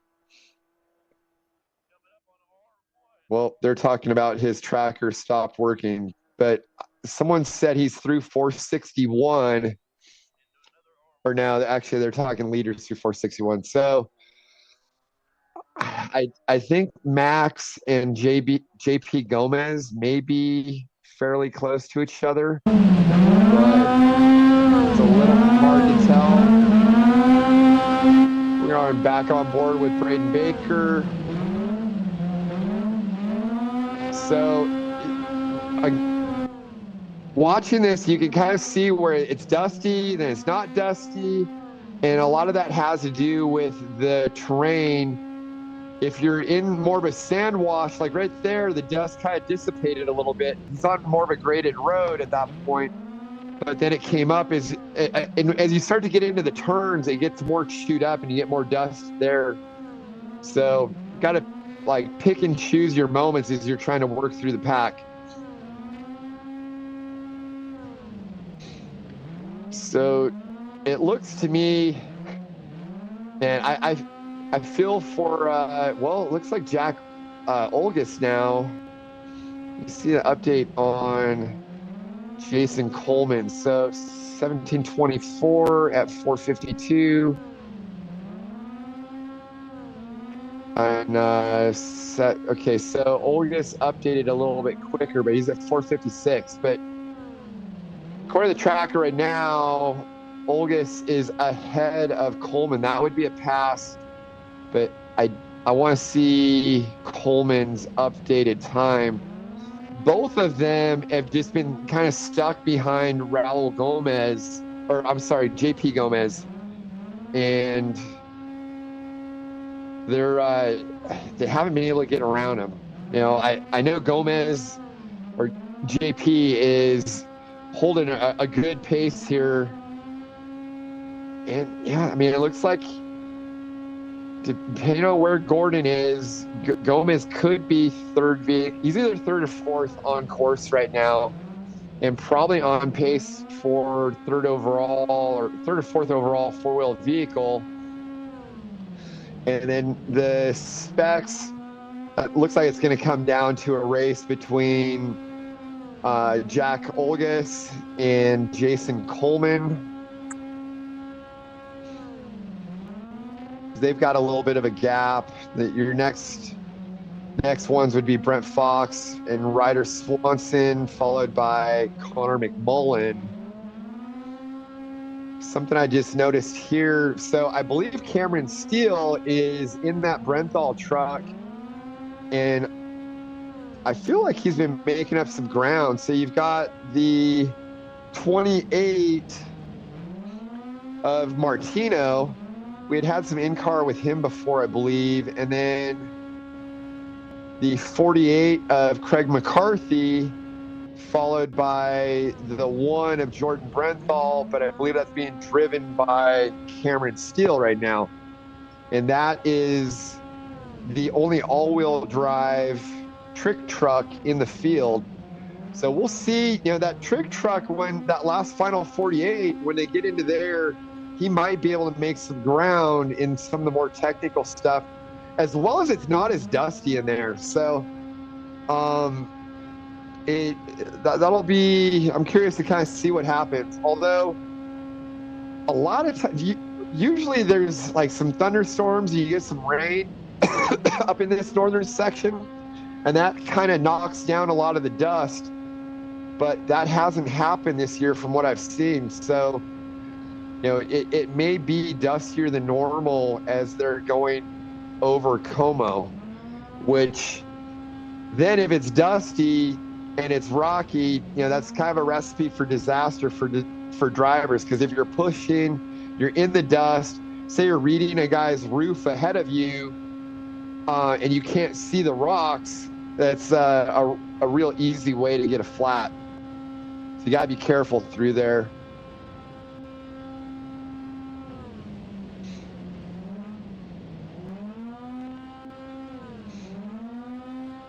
Another thing I'm a little curious about, and it's going to be a bummer if it happens, but that video that Fish showed from the pit at Rawhide with Nick Whetstone's truck, you know, coming into that pit, his co-driver was standing on the side of the truck. I'm curious how the Best of the Desert officials are going to look at that, because everybody's always in a hurry to get out, but that's a real fine line of what is allowed and what isn't. So there, I think potentially could be a penalty going on there. Looking at the tracker, I don't think it's going to matter. I don't really see Whetstone making a pass on Arciero unless Arciero has an issue. So, I think we're looking at Arciero is pretty well on his way to getting his 4th win. So that would surpass Jason Voss, who, Voss had 3 wins. They've been tied. I'm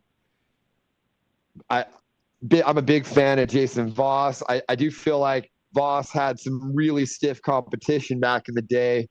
Not to discount anything here, and Arciero is killing it and can definitely hold his own against anybody, anytime, anywhere. But at the end of the day, 4 wins, 4 in a row. That is pretty damn impressive if he can pull this off. And I don't think. I don't see anybody beating him unless he makes a mistake in this final section. So we're on board right now with Martino. That should be the 28 trick truck. And I believe I was showing him in trick trucks. I believe he's either, again, depending on where Max Gordon is, with his tracker not working, Martino may be 3rd trick truck.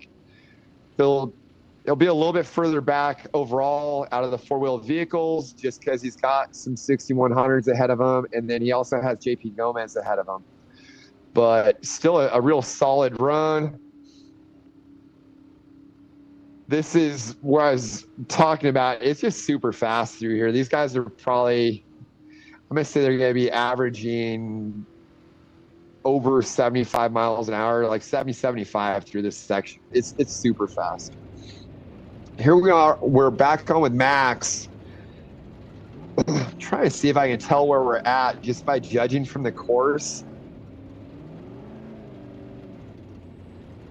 This kind of, it looks like that kind of northern part.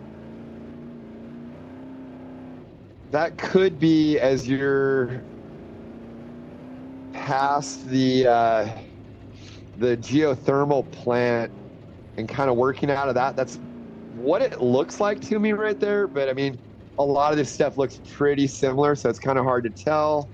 And without his tracker working, I can't guarantee that.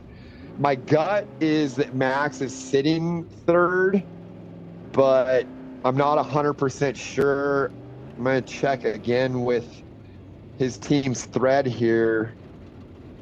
I don't have an update on Max, but if he can pull a 3rd, that's really cool. Dondell has had a lot of success in that truck. Potts ran good in it, and then actually Marmelli had it after that. I think the Gordons and the Marmellis are pretty tight, and they were able to work something out to get Max in this truck. So I know the Gordons were real thankful to the Marmellis when I was talking to Robbie and Max about that. Hopefully I can get a little update on him. But as we're watching this, I'm going to check the tracker here. And I want to look and see what's going on with our UTV and where those guys are at.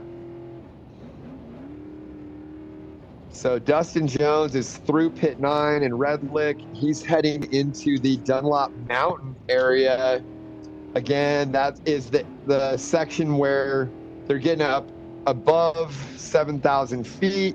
It's the highest part of the course. It is going to play into the favor of the turbocharged vehicles over the naturally aspirated ones, just because they'll have a little bit less power loss through the elevation changes. But it looks like he's got a really strong run going here.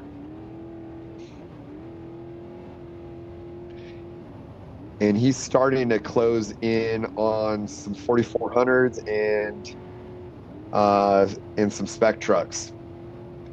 So as I mentioned before, as you start working your way through the pack, it gets harder and harder to make passes because the other the other drivers are going a little bit closer to your pace. So as you're making ground, it's harder to push through their dust. If you're substantially faster than somebody else, you can push through that dust a lot easier. But ideally you're looking for clean air like Max has right now.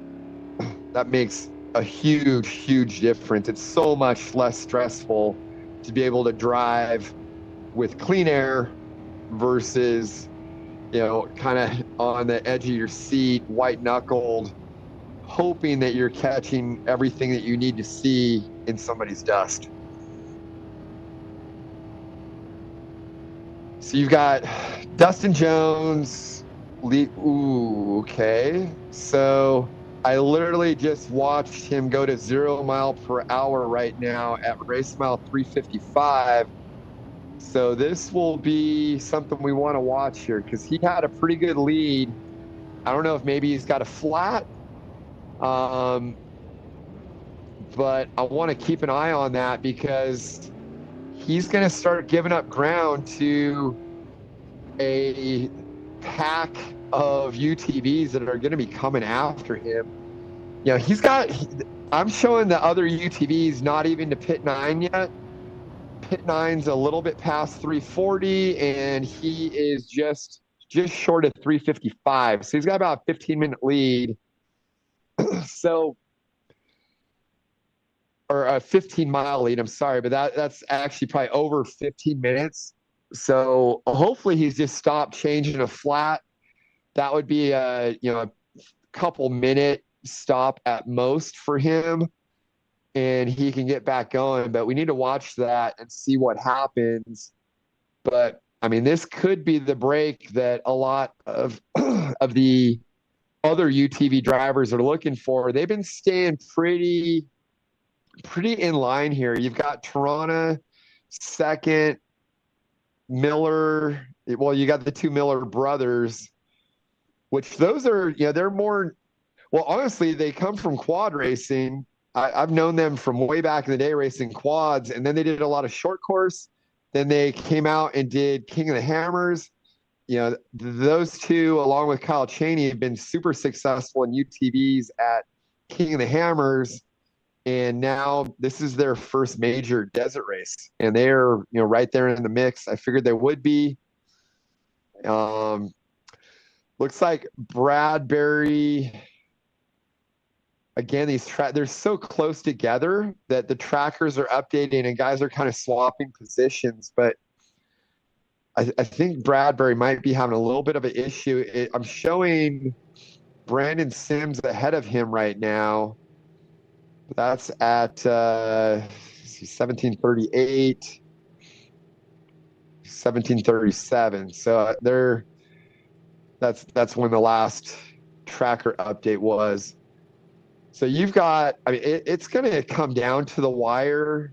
We got to look at start position, what the adjusted times are going to be based off start position, and really look at Toronto, the Millers, Brandon Sims, and then Bradbury, Max Eddy, Phil Blurton, and Dallas Gonzalez. So I want to look here as far as start position, where those guys were. In the meantime, we got some nice in-car. I'm not sure who that is exactly. I see Cole, but I can't see who the driver is. So Bailey Cole. So Bradbury was first off the line, which that's not going to work to his favor in this mix of adjusted time. He's gonna have to open up a gap on some of these guys, or he'll actually lose positions from his physical finish to where he would be on adjusted. I'm looking to see where Brandon. So Sims was 11th off the line, and these are 1 minute intervals. So he's just behind Bradbury, started 11 minutes behind him. So Sims actually has a pretty big lead right now for the UTV Open win. And it just shifted right now or updated. And I don't know, they're going back and forth, but I'm going to say Sims is actually doing pretty good out of that. The Miller brothers, they started 5th and 6th. Blurton started 4th. So, Jones started 3rd. He started ahead of these guys, but he's got a pretty good lead. He's still not moving, though. Man, that'd be a heartbreaker for him if this is a major mechanical issue. We'll have to keep watching that because the rest of the field, as his tracker is sitting there not moving, is closing on him. And he had a big lead. So this might make this a lot more competitive of a race going into the finish. Trying to look and see if there's anybody that is standing out. I did get news from the factory Polaris team that Brock Hager is a DNF and Craig Scanlon is a DNF. So they're resting their hopes on Max Eddy Jr. and Caden McCachran. Caden's a little off pace. Last I heard, he was around 13th. So they're really counting on Max Eddy Jr. to give them a good finish here. And he is sitting, he's almost into pit 9 at Red Lick. So he's in the mix, but he's going to need some things to go his way. He started 13th, so that is going to work into his favor a little bit. He could be, with Dustin Jones started 10 minutes ahead of him. So depending on what happens there, he could be a little bit of a dark horse to sneak in here. We're on board with McCleary. Looks like he's on a fairly fast section. He looks like pretty relaxed there. You can see they're using those visors down. So as the sun starts to get lower, it really starts to affect your vision. And some guys have the flip down visors. A lot of guys now are starting to run a shield visor that actually sticks onto your helmet. There's a product I actually came up with. So if you guys ever want to check it out, there's posts on my social about it, but it's kind of a cool thing. Comes in handy in situations like this. So let's go back. I want to see where our trophy truck guys are at, or trick trucks. So they are coming into weeks. I'm showing Arciero. He's about to race mile 500, which that means, we are about an hour out from having our first truck to the finish line. So we're going to be, Fish was talking about 6:30. Yeah, I'm going to say it's going to be real close. We might be 6:30, just to touch over 6:30. Well, no. Yeah, it's probably going to be pretty damn close to 6:30. It'll depend on what kind of pace they can hold through. I think their pace is going to drop off a little bit through Baby Como and Como, just because you're not going to be going 80 to 100 miles an hour through there. It tightens up, so their pace is going to drop off a touch. He still has the lead over Nick Whetstone, and things are looking pretty solid for that 19 Industries truck. I mentioned earlier I had talked to Ryan at qualifying about the setup on his truck. They're running that Gibbs motor, so that's one of the hot motors in that class out here. He's probably got as much mile per hour out on course as anybody out there, if not the most. And that truck they've got dialed. if he can pull off a four Pete, that's a true testament to how that thing works. And they have been working with that Fox live valve. He was really excited about how it worked. He was telling me how he's got 5 different settings and he can adjust the live valve where, depending on what section, I believe it was the lower the number, the softer it was. So, like 1 and 2 were a little bit more mellow. I know the rebound settings were a little bit different. I think his odd settings had different rebound than the even settings. And then 5 was a real stiff setting where, he said if he really had to throw it down, they could stiffen the truck up and that would help protect him if he was in a sections where, he might roll up on a gotcha. So that's pretty cool stuff. And, I also love the fact it'd be awesome if we could get a heli shot of Arcero's truck, but I don't think we have it. But, going into an election right now, you got to love the side of his truck. So, I think having a Trump on the side's pretty damn cool. And, I think I know that after he ran, I want to say it was the Mint 400, Trump actually reached out to him. And I think that's pretty cool that you've got an ex-president, possibly future president of the United States that is reaching out to off-road racers and is actually watching off-road racing. I believe he posted a shot of his truck and helicopter. So it's nice to see off-road reaching mainstream. So any way that we can go about doing that, I think that's definitely helps grow the sport. JP Gomez is coming into Top Gun. Right now on tracker, I'm showing Jack Olgas ahead of him. So I'm wondering if he was able to get around him. It looks like he updated ahead of, or more recently than Gomez, though. So that'll be kind of curious to watch. It seems like Gomez has been holding those guys behind him for basically the last 400 miles. And then Jason Coleman sitting second. I'm still showing Olgas ahead of him. I thought that the trucks might be able to get around the 4400s in the sections where it got really fast. So I want to watch that and see if that did actually happen. Going back here to look at Dustin Jones and see if he is moving. And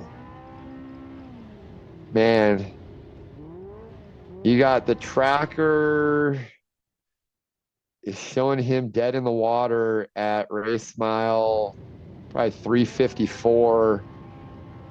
And that big lead that he had is evaporating quickly. So you got Joe Tarana at 350. So he went from over a 15-mile lead to he's got a 5-mile lead right now, and it is going away quickly. For how long he's been sitting there, I'm thinking this could be a catastrophic failure, and he might be out of the race, which is really unfortunate because he had a great run going there. And this is going to fall right into the lap of Joe Tarana. Tarana qualified 7th. He's got the Miller brothers behind him, which they started ahead of him. So Tarana is looking pretty solid because the other guys he's battling with would be Blurton, the Miller brothers. It's got Brandon Sims is kind of in the mix there,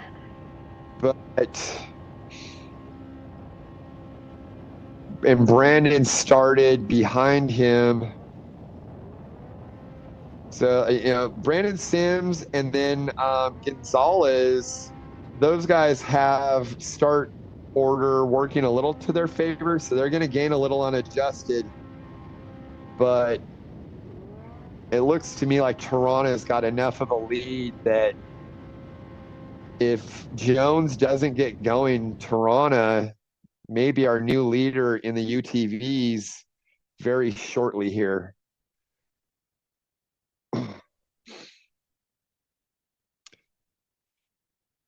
So we're in with Brent Roberts, now Tad Dowker.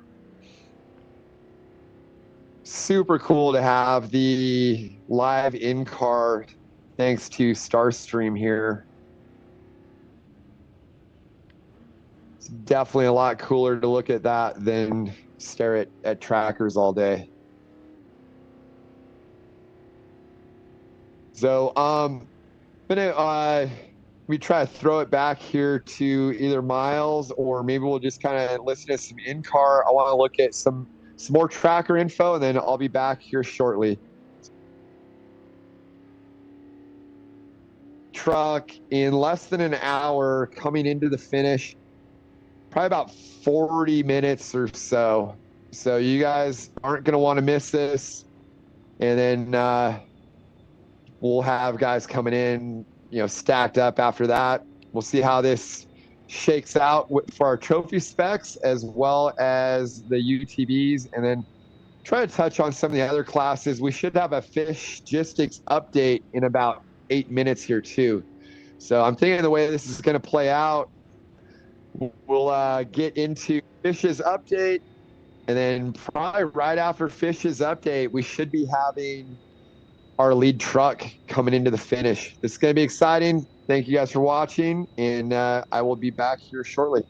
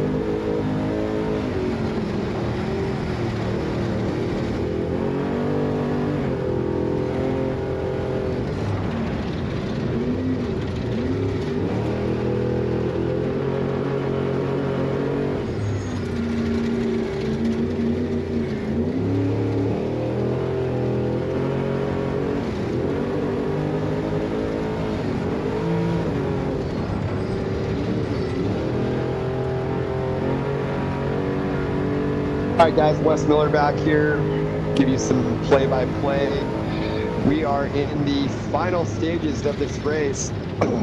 Got Ryan Arciero is our lead trick truck.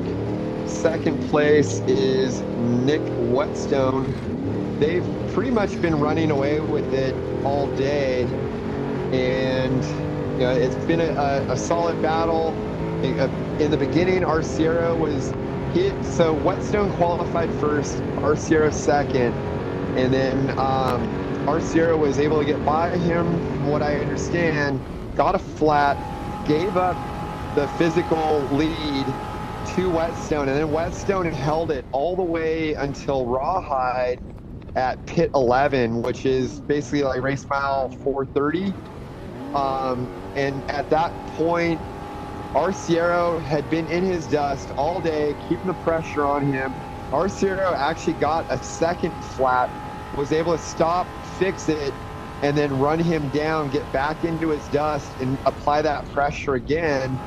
And then basically, you know, I don't know if he was able to force Whetstone into a mistake or whatever happened. Whetstone got a flat and had to stop and change it. There is a little bit of, you know, I guess, I don't know about controversy, but we'll see what happens. There's video of Whetstone coming into the pit with his driver already out of the car, hanging on the outside. I have a feeling that might not fly real well with the Best of the Desert officials, but who knows? I don't want to speculate too much.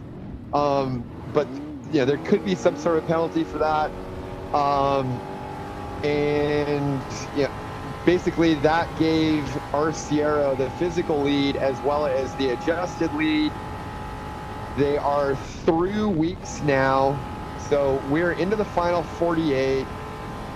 And this is the home stretch here. So they're gonna, the course gets more technical, it's more rocky, and this is where you're going over a really kind of rocky mountain. There's a new section that Brian Folks laid out here. They call it Baby Como, which you go up and over a little summit there, and then you're dropping back and then going over Como itself. Pretty cool section here. You start getting up into some forest, and there's an old ghost town in there, and then you're going to drop down into Dayton, into the finish. So we're really close, probably about 30 minutes out from having our lead trick truck come into the finish. Those two have basically walked away from the rest of the field, and looks like we're going to have a really solid showing by JP Gomez. But from what I've seen on the tracker here, it looks like Jack Olgis has gotten around him and is just ahead. Nope, I take that back. So the spec trucks have been kind of stuck behind JP Gomez all day. And I think like really what's going on there is probably the spec trucks are a little faster through some of these sections, but that 4400 with the big tires, four-wheel drive, it's just got to be blinding for them behind him. So it's almost impossible to make that pass. And I think that's what's happening is Jack Olgis and Jason Coleman, they've been our lead spec trucks, and they are locked into a battle. I want to look at where they started. So Olgis started 12th and Coleman started 16th. So on adjusted time, this is in Coleman's favor by quite a bit. So really, Coleman does not have to finish physically ahead of Olgis. He's just got to hang in his dust, and he'll take this on adjusted. And looking at the trackers, I think that's what's going on right now. So you got a little bit of a freight train of JP Gomez and then Jack Olgis and Jason Coleman, but with 1 minute intervals, and Coleman starting 16th and Olgis starting 12th, that's 4 minutes that Coleman can give up here.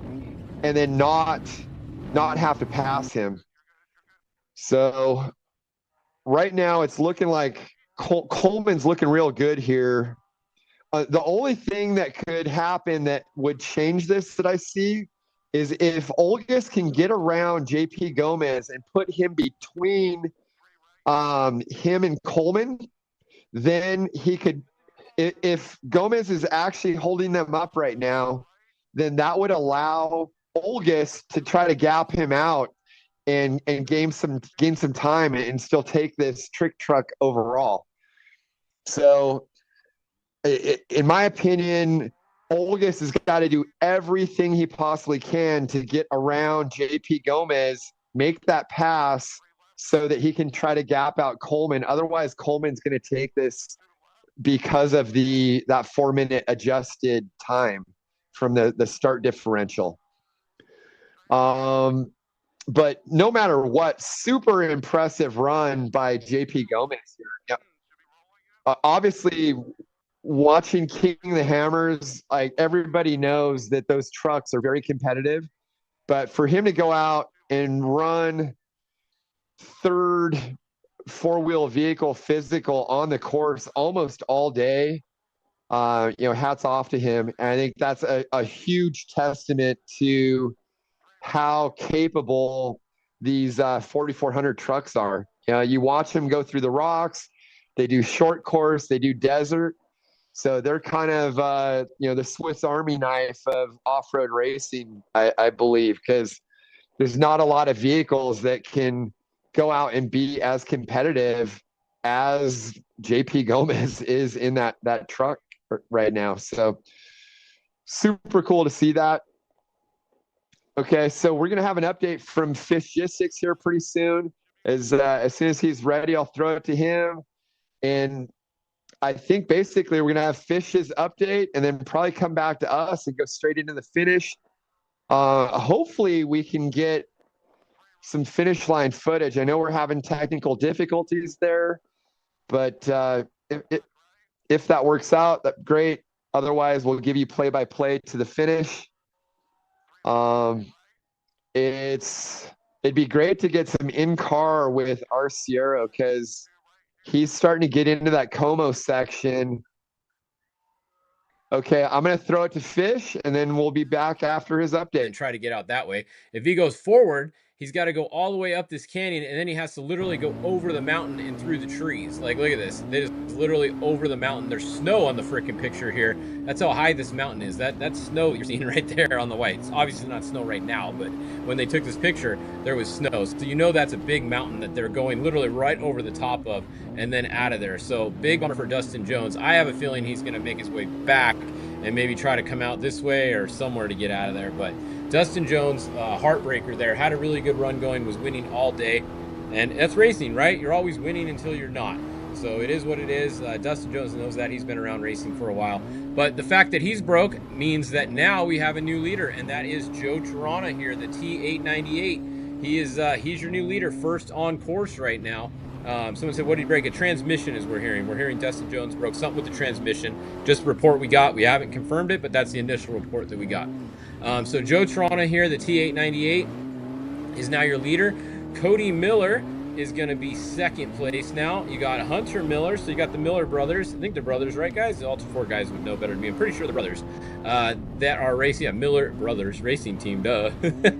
So that you got Hunter and Cody there racing. They are going to be second and third. Then for fourth, it's going to be really close because look at this. We got this whole battle here. We got Brandon Sims.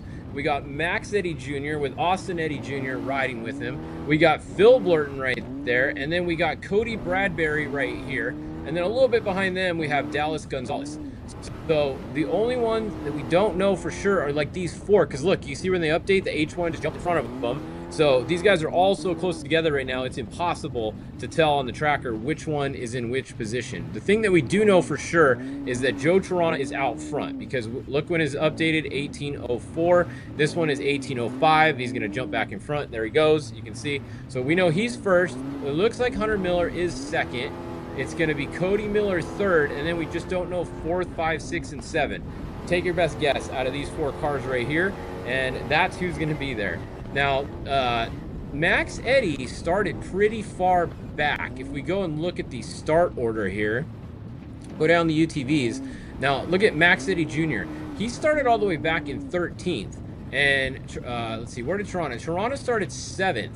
So that means he's got, what is that? 1, 2, 3, 4, 5, 6 minutes on him. So Max Eddy has,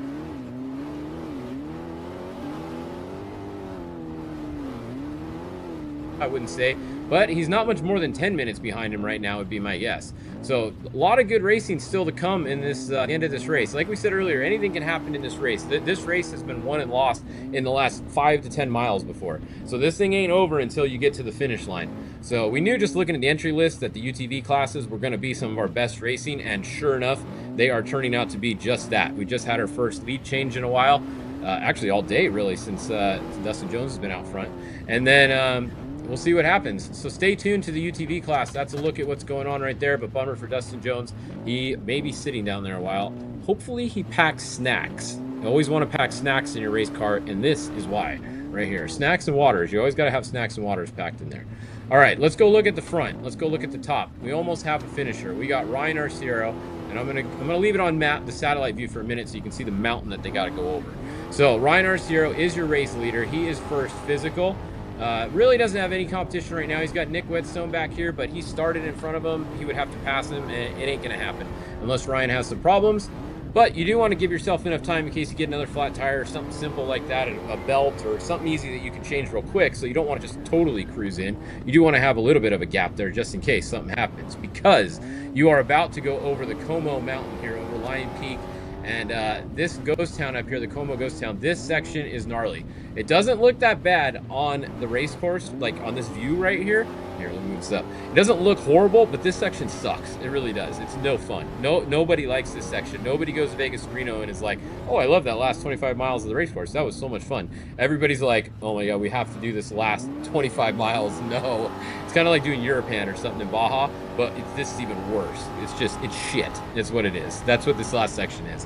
So they're headed into it right now. So keep an eye on Ryan Arciero. Like I said, anything can happen here in these last miles. But right now, he's got to just stay clean, get it to the finish line, and that will be his 4th win in a row. And he will take the lead from Jason Voss, who's won 3 in a row before. Jason Voss has won 4 overalls, just not in a row. He had 1 year in between there. So he won 3 in a row, didn't win one, and then he won another one, and that was his last one that he won.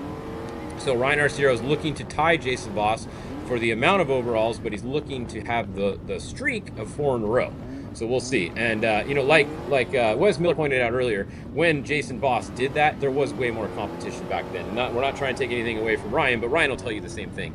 There's not the competition at this race that there was when Jason Voss did it. So honestly, a much more impressive win when Jason Voss won. But nonetheless, you still have to go out and beat Vegas Reno race course, and you still have to beat the competition. The 18 was pretty tough today. So it's still a good win. It's just, you know, as a racer, you look at stuff like that. But stoked for Ryan. He had a good run today. Hopefully he can get it to the finish and bring it in. Other than that, like I said, there's not much competition behind him here. We've got some other cars back here. We have like the one, Jonathan Brenthal. That's actually Cameron Steele, and he's actually been moving up. So Cameron got in that truck, I think in like 6th place or 7th place. He's almost got it up to 3rd place now. So they might be able to put that all-wheel drive on the podium. So that would be a win for them in their book. 48, Craig McCarthy. Nothing against Craig, but it's going to be tough to hold Cameron off. Cameron has a lot of experience getting into the finish of Vegas Reno, so we'll see. But I'd put my money on Cameron at this point. Then we got Bob Briggs. We got Tommy here in the 81, and then the 28 is broken back here. So that's a look at your TT class. Let's go look at the 6100 class. Where are they here? Hold on one second. Let's turn these other ones off.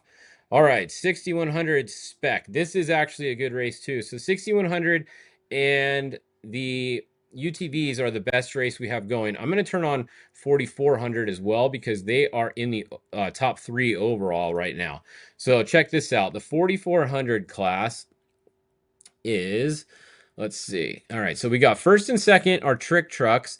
Then look at who 3rd is. 3rd is actually JP Gomez, I believe, when this thing updates again. But Robbie Gordon and Max Gordon are third. I almost forgot. Their tracker hasn't been working, and I believe, let's go see. Let's look. We got to reload Max's feed. Yeah, so Max is still going. You can see right here. So Max is somewhere in third. We haven't seen Max come to a stop. He's been running, even though his tracker's not working. So I'm going to guess that Max is going to be somewhere around the Weeks area, between Weeks and 515. Somewhere in this section right here would be my guess of where Max Gordon is right now. So he's probably about 20 miles behind the leaders because he was 30 minutes back. So yeah, probably about 20 miles or so behind him. I'm going to say he's still ahead of these guys. So we have Jack Olagus here, we have JP Gomez, and then we have Jason Coleman. Now, Jason Coleman's hasn't updated for 3 minutes, and Jack's updated a minute after his. He's probably actually ahead of, he may be ahead of Jason Coleman. Let's see if we look at Jason Coleman's video here. Here's Jason Coleman's Starstream. Big shout out to Starstream for getting these live videos from everybody. It makes it pretty awesome. And we can just check in here on these guys. So look at this. Jason Coleman, you see that? It looks pretty dusty in front of him, right? I know the sun is kind of hard to tell, but to me, it looks like he's got some dust. Yeah, he does. Look at, you can see right there.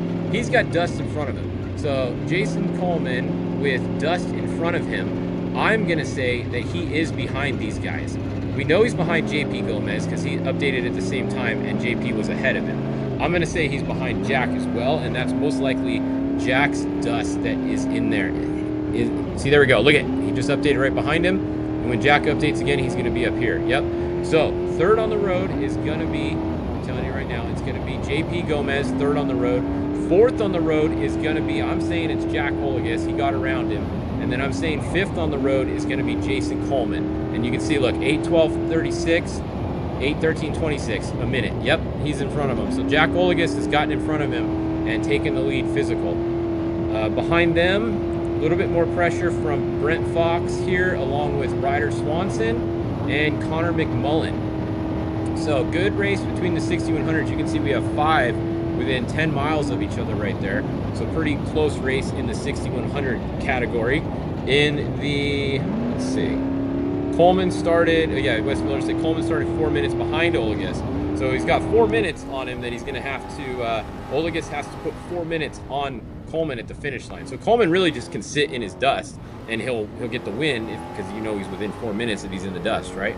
So it's a little strategy going on there, but Coleman doesn't want to go too slow because he doesn't know where these guys are, including Brent Fox that has some time on him. I think he was 3 or 4 minutes when we looked before. So he can't go too slow or he's going to get caught by the guys behind him. So definitely some interesting racing going on there. Somebody said Max just went through Weeks pit.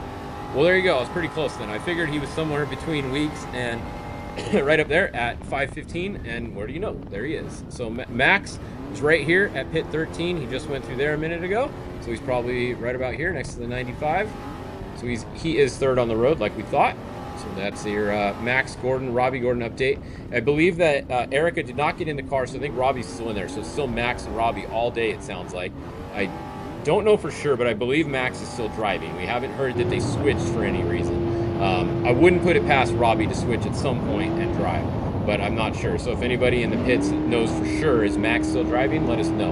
We are pretty sure that it is Max and Robbie in the car, but we will find out. We'll try to find out for sure. So that's what's going on there. That's a look at those classes. The 4400 class, like we said, is pretty much Gomez. I mean, he's got JP. He's got the whole class covered right now. He's just got to keep it smooth. The only other one even close to him, nobody's close. The second place is his brother, Raul. So he's at the Top Gun pit. He's a little ways behind second place.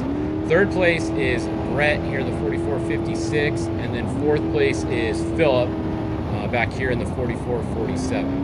And that's a look at pretty much your top classes. We can go and look at, let me see, let me turn all these guys off real quick. We can go look at the 4800 class. I know they have quite a few entries today. So let's bring them up for you guys real quick. 4800 Legends. And then we did already talk about UTVs. So we covered them. All right, 4800 Legends right here. 4837, Jeremy Jones. He is going to be leading. I think he was last time too. Johnny Valdez, his names all sound familiar, same order. Second, Jeremy Brown, 4801 is third. and then Eric in the 4866 is fourth. Casey Curry had a blown engine earlier today, or some kind of engine trouble. Somebody was looking for Casey. That's what happened to him earlier. And I think that pretty much covers the top racers right now. So we are waiting for our first finisher. My guess all day has been right at 6:30, and I believe we are going to be pretty freaking close to that, because we have, what's he got, 20 miles to go. It's gonna be a little past 6:30. I'm telling this section right here, you think they're there, and then this last section just takes forever. Like, if you look at the speeds that they're doing, I mean, he's doing 64. That's probably about as fast as he's gonna be doing in this section. You're gonna get down to like 10-15 miles an hour on some of these turns up here, especially on the top of Como.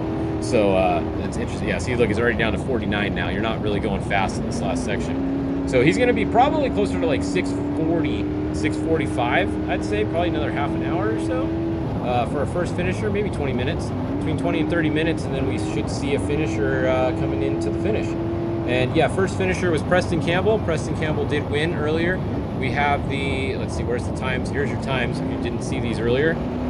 If you want to see live timing, go to live.bitd.com. That's where this live timing board is. You can sort by class, and it'll show you. Once Ryan finishes, his time will pop up here, and then you'll see. But Preston Campbell looks to be our overall winner so far with the 8:46.35. Obviously, Ryan Arciero's time is going to be much faster than that, so a bike will not have the overall win. Ryan is going to be more in the 6-hour mark, maybe 6 hours 40 minutes, 6 hours 45 minutes. So he's going to be about 2 hours faster than the winning bike was. It's a much higher speed course. The bikes they can't do 130, 140 miles an hour. They do 100 on a bike, right? I don't know, what is the top speed of a bike? Maybe 100? That's super sketchy though, right? These trucks are doing 140 miles an hour. The Arciero truck can do 150. I think I've seen it do 153 before in a video on a dry lake bed. So these trucks haul ass today. They go quick. So it's gonna be tough for a bike to ever win an overall at a race again, honestly. I don't see that happening, just like I don't see a Class 1 car winning either. Yep, I said it. Class 1 car is not winning the overall at a big race. Big keyword. All right, I think that's it for my update here on Fishgistics for this hour. We're gonna have a finisher soon. I think we had Dave Cole that was down there at the finish line. He had some technical difficulties earlier. Hopefully they can get a finish line interview for you guys with Ryan here when he comes in live. I will come back. I'll do at least one more update at 7 o'clock just to confirm who won and all that. So come back for our final Fishgistics update of the day in about 40 minutes at 7 o'clock, and we will talk to you guys then. Also, big shout out. We got some off-road racers that are always watching. It's fun to see everybody watching. We got Cam Theriot and his son Max Theriot. These guys, off-road racers. Max has that Fire Country show. All you guys should watch. I think it's even on Netflix now, but they're watching too. So it's always cool to see the old names that pop up in some of these chats and messages just randomly, from racers that have been around a long time. The Lucky Sperm team, everybody knows that team. Cam and them, they've been around. So shout out to those guys for still watching off-road racing. It's pretty cool, the guys that tune into this show. So we'll see you guys in about 40 minutes with the next and final Fishgistics update. But I think your coverage here will keep going with all these star streams that Best in Desert's playing today. All right, see you guys in a bit at 7 o'clock.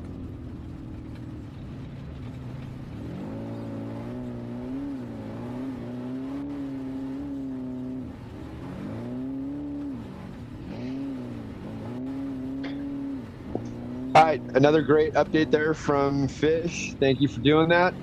So our leaders are basically, I'm showing Arciero is right around 5:37, which that is the start of going up Como. So through that rocky section there, this is the home stretch.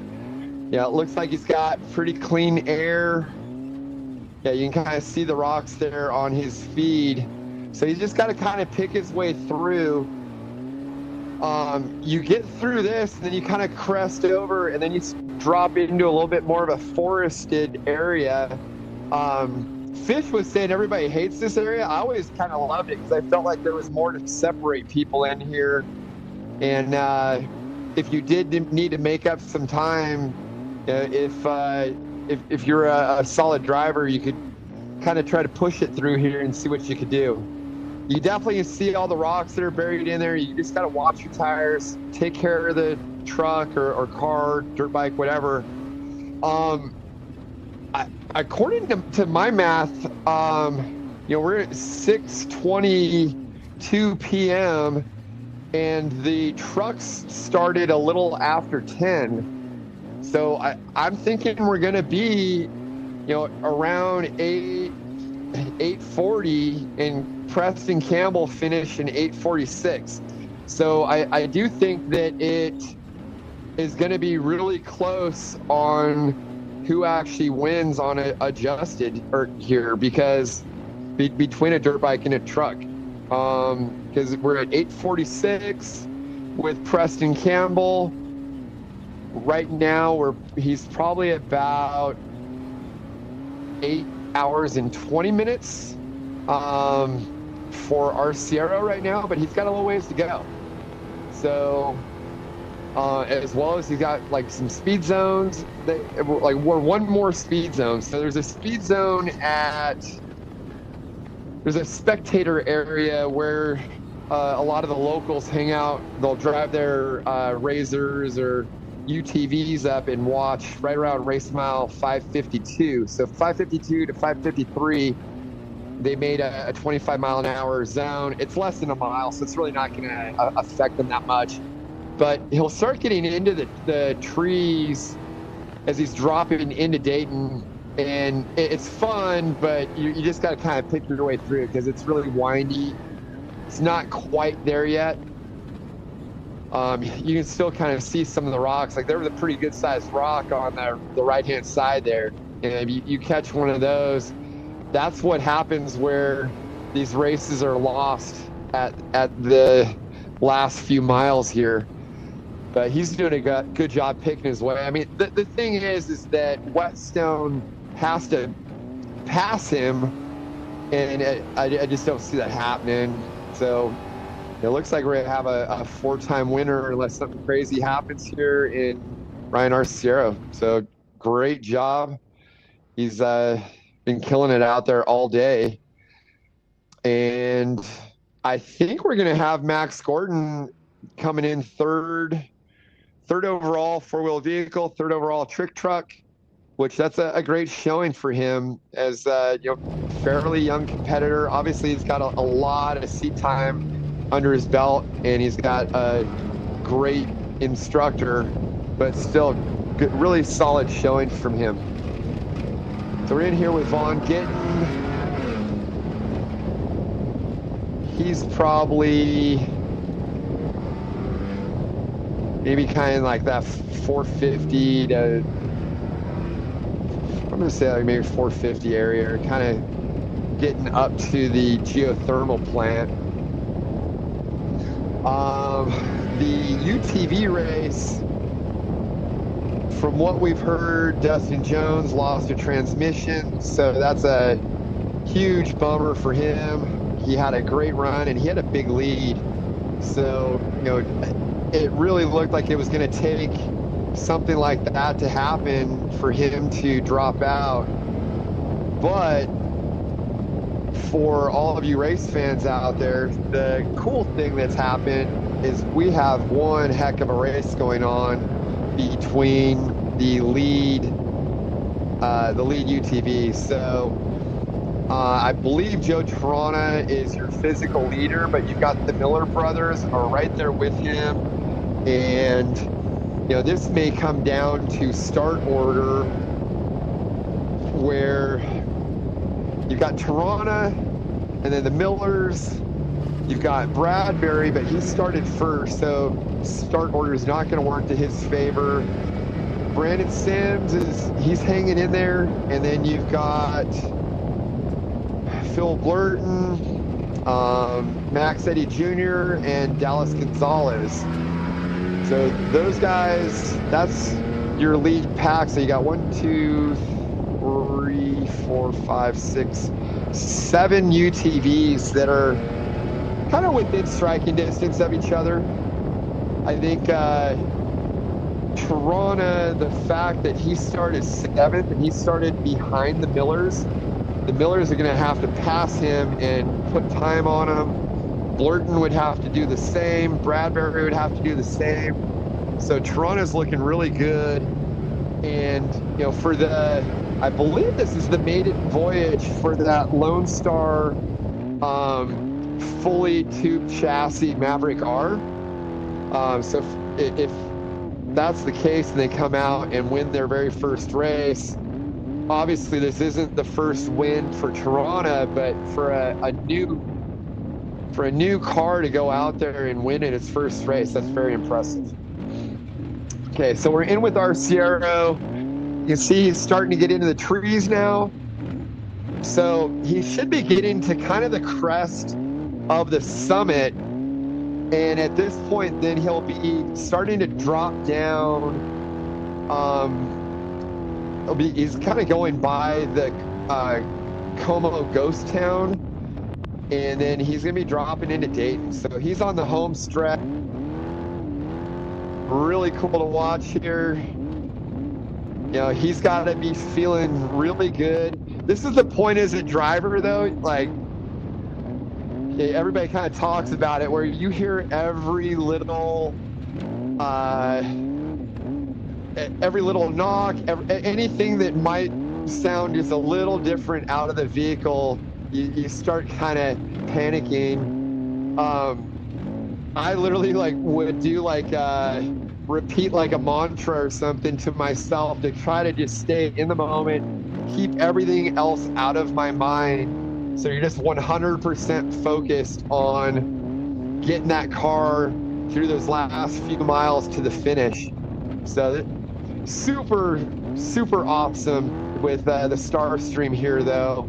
So this is where it's kind of tight and windy. It's going to start dropping down. And I mean, pretty much, unless something crazy happens here, he's got this thing in the very, very final home stretch. So cool to be riding along with Ryan Arciero and watching him take this thing to the finish with this in-car. I don't know that we've been able to do this before. So really, really cool here. You can see the sun is getting low. They're going into it, so they pull down their drop down visors and trying to probably just kind of pick his way through here. Be smart. You can hear his throttle control there. He's really not pushing too hard. You're going downhill, so you just got a lot of momentum. You just kind of coast through here, gas it a little bit corner to corner, but you don't want to overcook any of these corners, because if you do, you're going to throw it away and then probably regret that for the rest of your life. So, it's doing a good job, just being patient. Work that truck through here and get that thing to the finish. I want to check on the tracker to see how far back Whetstone is. But the last I saw, it looked like Arciero had actually kind of opened up a gap. Yeah, it looks like it's a little over 5 miles. So again, unless Arciero really makes a huge mistake, and I don't see him doing that. He's a veteran driver. He knows he's got, let's see here, about 10 more miles to a 4-peat, which a 4-peat in any class is amazing, but to go in here and if he can 4-peat in the trick truck class, as well as that would be a 4-peat as overall 4-wheel vehicle, that is extremely impressive. So this is a big win for Arciero and the 19 Industries. I know he's got a lot of the Herps people are all helping him out at this race. So big shout out to all of them. And, a lot of them are based out of Vegas. So a little bit of a kind of hometown race for these guys. So great job. Super solid program.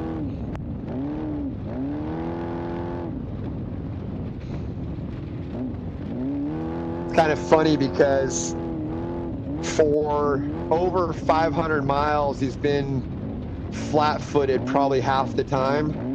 And then through this last little section, you're picking your way and really just kind of using momentum and coasting through a lot of this. Yeah, he's got on it a little bit there, but there's a few little sections where it starts to open up. And then again, you're just kind of working your way down the mountain into Dayton. And there's the little arena that you go into to the finish there, and you kind of can't really see it till you're almost on top of it. But he knows this course, he knows where he's at, and they got to be getting pretty excited in there.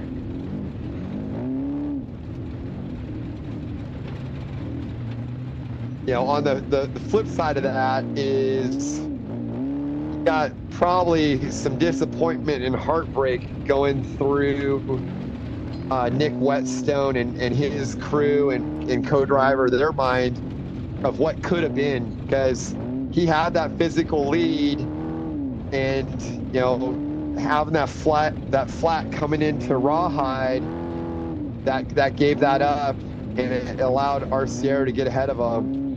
And I mean, he had the physical lead for at least 400 miles, I'm going to say. So it's got to be kind of gut-wrenching to lead for that long and then have that flat and just kind of watch a wind slip out of your grasp. He still was going to have to open up over a minute on Arciero, which I think was going to be really difficult to do. I think Ryan played a very, very smart, just calculated game today.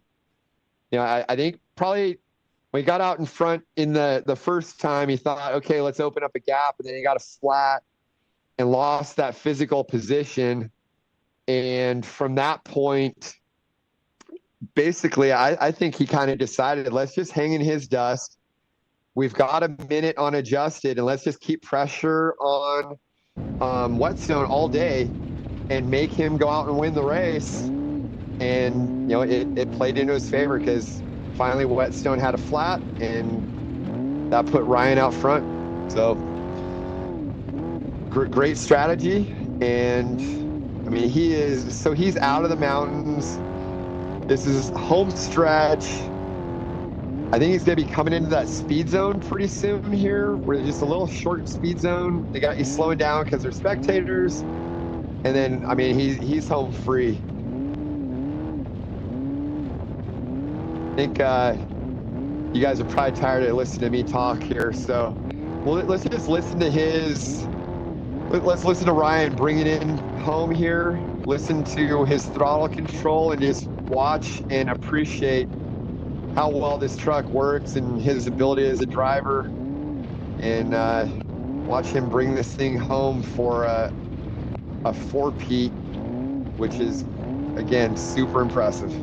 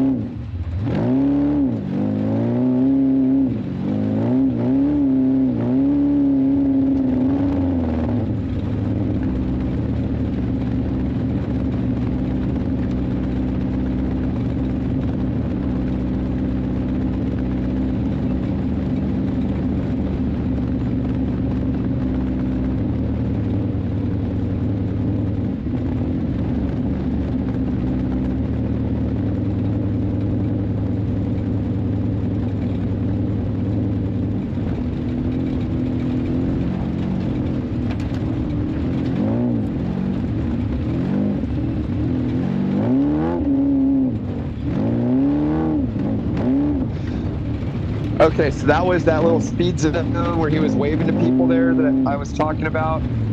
And he should be less than 5 miles to the finish. This is the very, very home stretch of the home stretch. And in just a few minutes here, we'll be seeing him cross the finish line.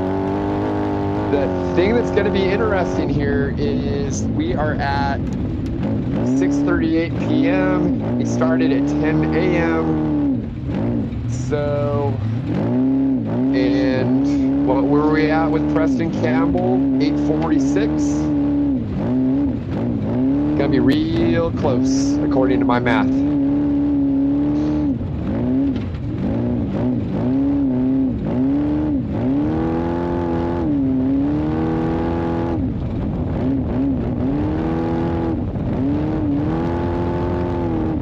Yes, I think it goes, if I remember correctly, the course is going to go over to the left here a little bit more, and then it starts coming back around to the right, and then it basically drops into the finish at that point.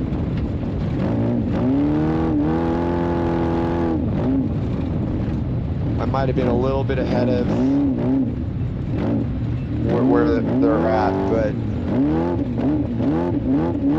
that said, he's real close. The finish is only a few miles ahead of him here.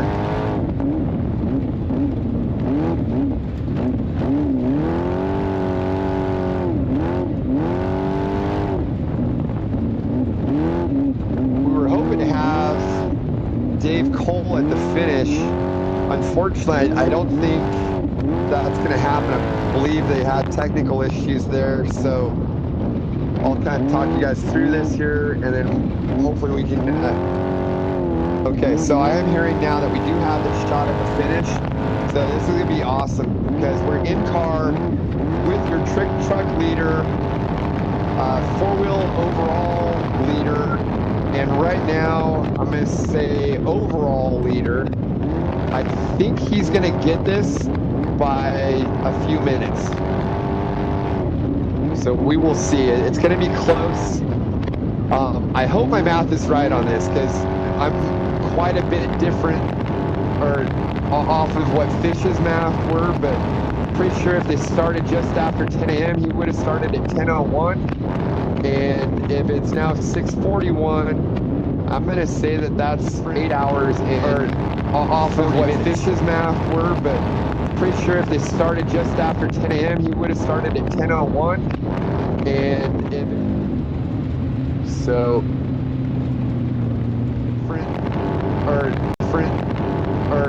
off of what Fish's math were, but pretty sure if they started just after 10 a.m., he would have started at 10:01. And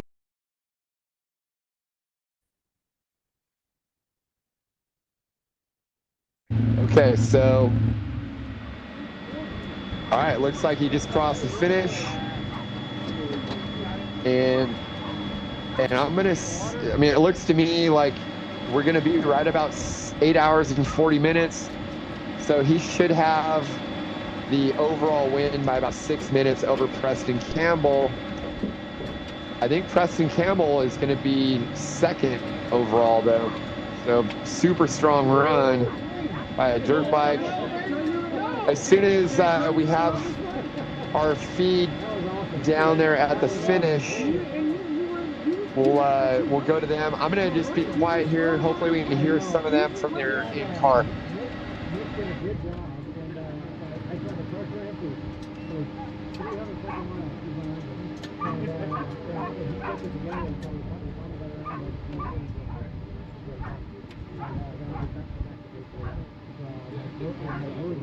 How many is this for you?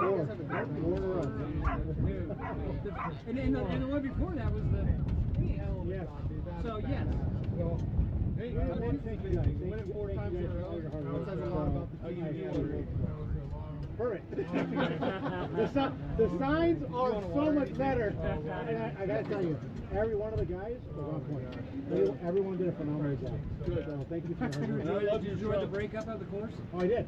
Yeah, That a little different, huh? That last section, that new section before we come back to the rocks. Baby Como? Yeah. It's I drove my Raptor over that. Did you? I go, these guys, they'll go faster than me, but not that much. Gerald goes. Not that much. You guys in a No, I know. Yeah. I mean, you gotta be patient. I mean, you're going off. So, Way off. Oh yeah, no. Way off. Awesome. Yeah, good. Daryl, thank you to all you and the best of everybody. You're welcome. I love your truck down here. This is awesome. We brought him all the way across Nevada. Trump train, baby. He owns Nevada. Oh, I can see he commented on thank you guys. I saw he commented on these. Like, check out this thing. It's bitching. Yeah. You know, he's like, check out this truck. And I'm like, I love it. Co-driver, did you get pins? Yeah, I got him pinned. Yeah. George. Huh?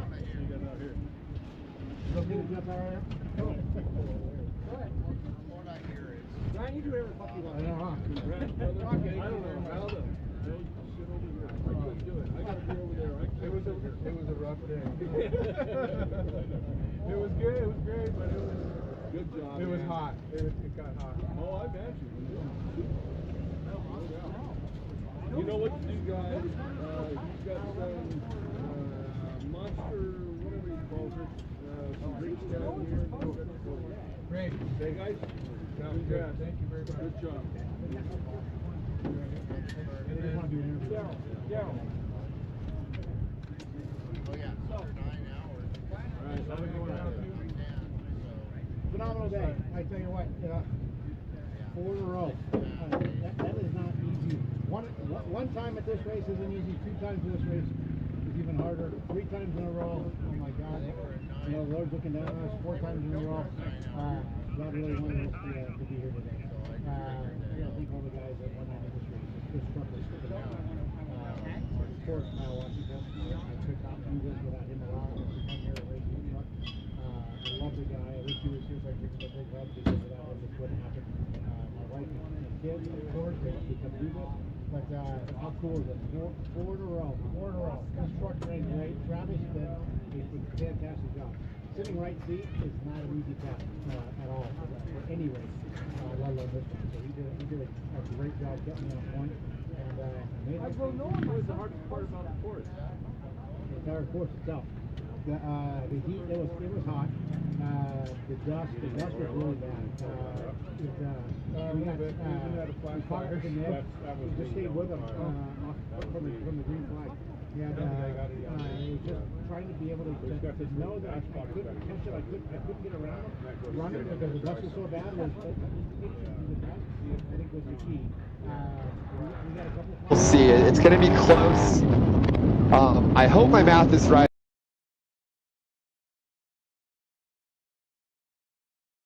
on this because I'm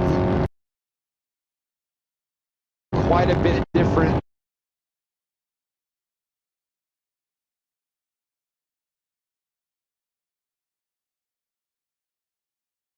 Nobody's done that before. That's a nice my dad and my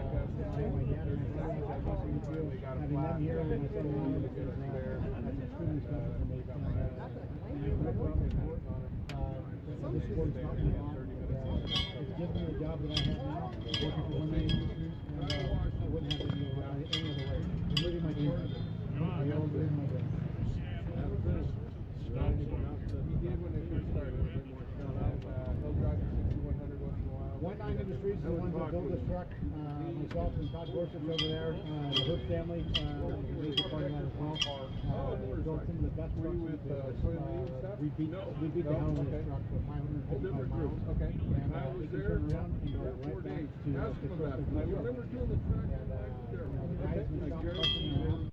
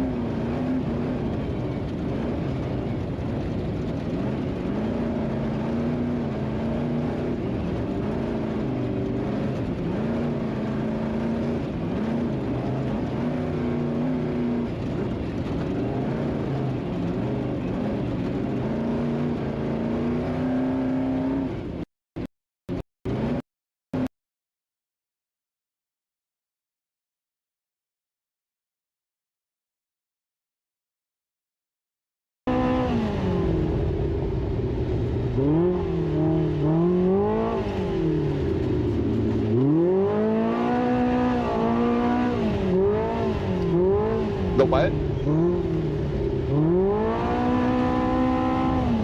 All right, give me a countdown.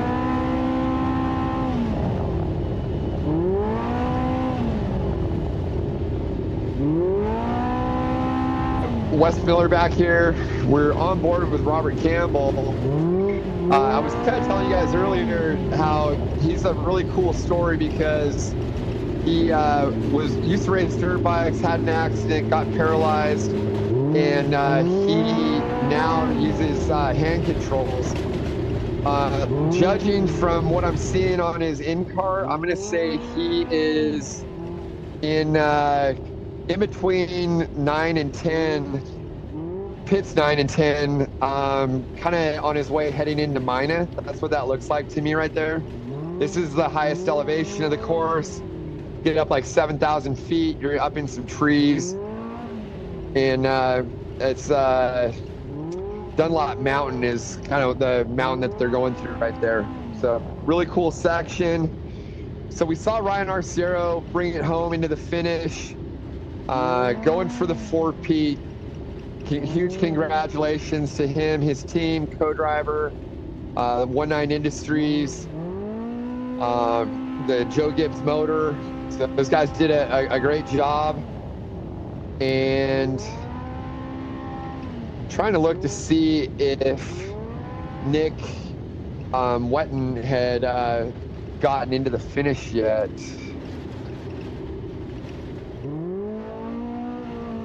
Can't tell here, but I'm not seeing his tracker, so I believe that he is finished. So he should be second overall, second trick truck. Great run for him. He's got to be a little disappointed because they had the physical lead for probably 75% of the race. So to have that and then have a flat right at the finish or at Rawhide, which was pit 11. So, I mean, there's a little ways to go still, but they led for a long time. We had some in-car with Max Gordon. I believe that Max Gordon should be in Como. That's what it kind of looked like to me. And if that's the case, his tracker has been working for most of the day, but I'm going to say if that is where he is, so here's his tracker, or I'm sorry, his in-car, but it looked like it wasn't working. If he is in Como, I think he's just ahead of JP Gomez, which would make him third overall, four-wheel vehicle. And then you got JP Gomez.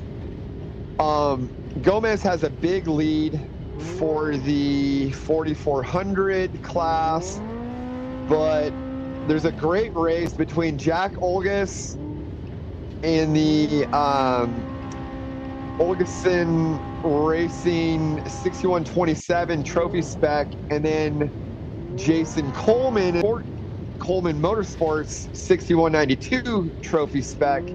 Those guys have been neck and neck all day, been right behind AP Gomez. I feel like those three have been in a stone's throw of each other for the majority of the whole day. And I think that the trophy specs have just not been able to make a pass on Gomez. But the problem is, earlier I was talking, I said, I felt like the only way that Olgis was going to get the win in the trophy specs was going to have to put Gomez between him and Coleman, and he hasn't been able to do it. Because the problem that Olgis has is that Coleman started 4 minutes behind him. So unadjusted, Coleman's just got to, if he can even keep his dust in his sight, he should have 4 minutes. So unfortunately for Olgis, unless something crazy here happens, I think Coleman's just going to play it smart, just kind of hold pace with Olgis, get it to the finish.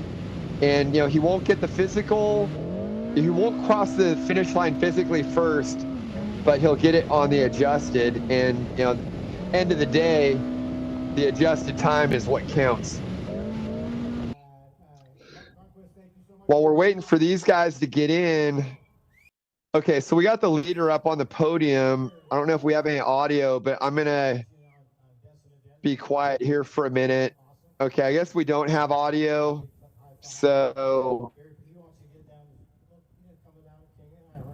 let's see. I'm going to be quiet here for a second and see what we got. I got to win that race.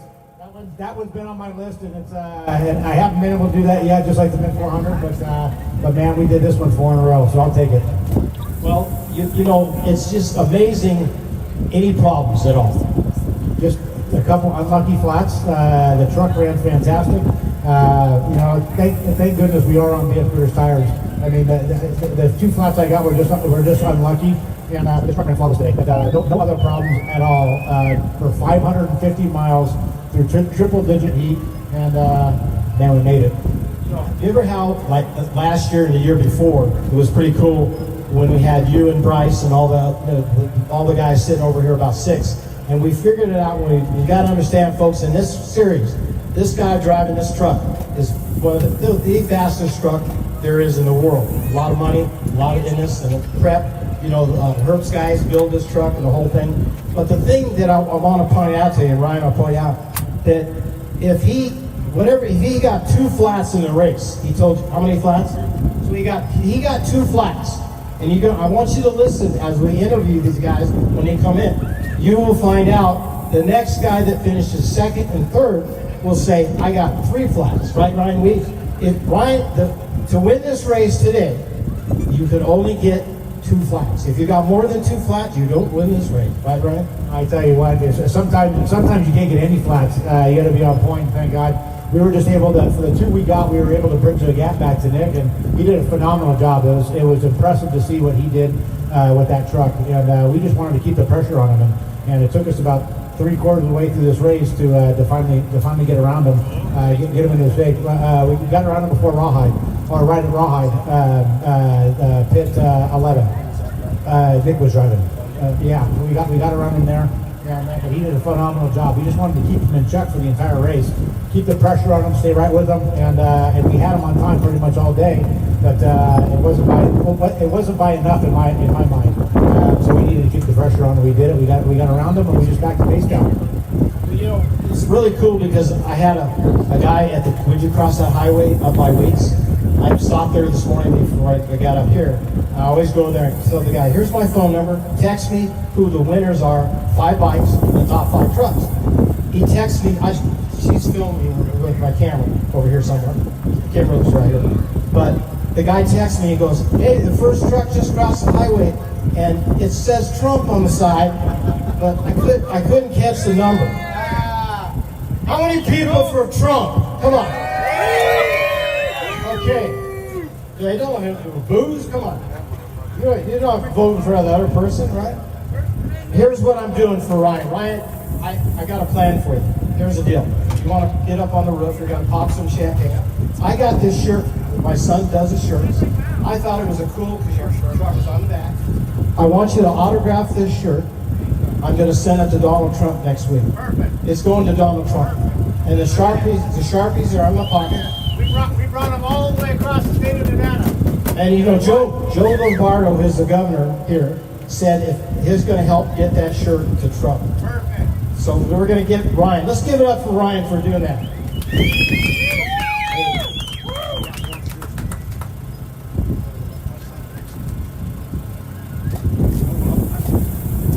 I really want to do too, if you think it's cool, I want to get Trump to sign one, Ryan, and send it back to you. I would love that. Right?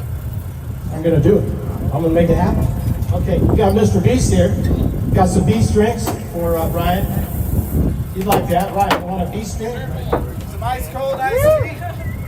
All right, Brian Folks up here with us.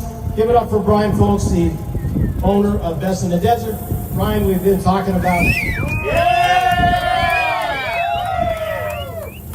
Bottle of champagne right here, Ryan, for you.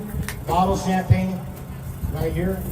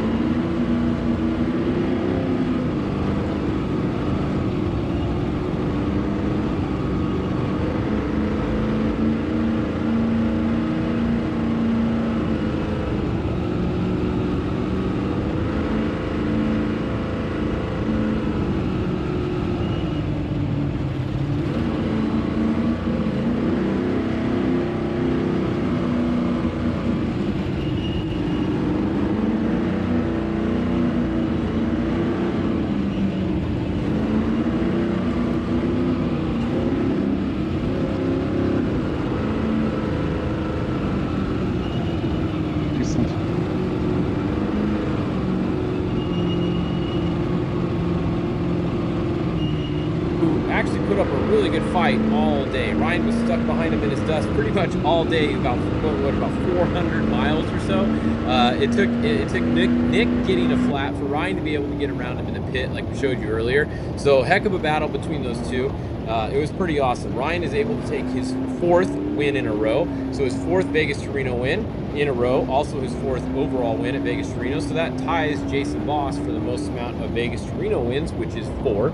Voss had 3 in a row, and then he didn't win one, and then he won another one. So Ryan now has the streak for the most in a row, and that is going to be 4. So congratulations to Ryan Arciero on taking the win. Now, on the last update, I was off on my time by 2 hours. I was thinking that their time was going to be 6 hours and 30 minutes. They were going to finish at 6:30 p.m., which would make their time 8 hours and 30 minutes, which if we go over and look at the timing, it was 8 hours and 39 minutes. So I was about 9 minutes off, and I was saying 6 hours for some reason. So actually pretty close between the bikes and the trucks, although the trucks did win the overall by, you can see 7 minutes there. So 7 minutes basically between the first bike and the first truck. The bikes did beat the second truck though. You can see the second truck is actually 4th overall, so the top 2 bikes did beat the number 18, but Ryan Arciero thankfully didn't make me look like a complete idiot, and the trucks were able to take the overall. But shout out to Preston Campbell only being 7 minutes slower than a 1,000 horsepower plus trophy truck, so trick truck, whatever it's called here. So pretty cool. Good job to all those guys completing their race today. Now, the race has just started for some of these other classes, and the number 1 class I'm going to talk about right now is the UTV race. This race is awesome. It is a good race right now.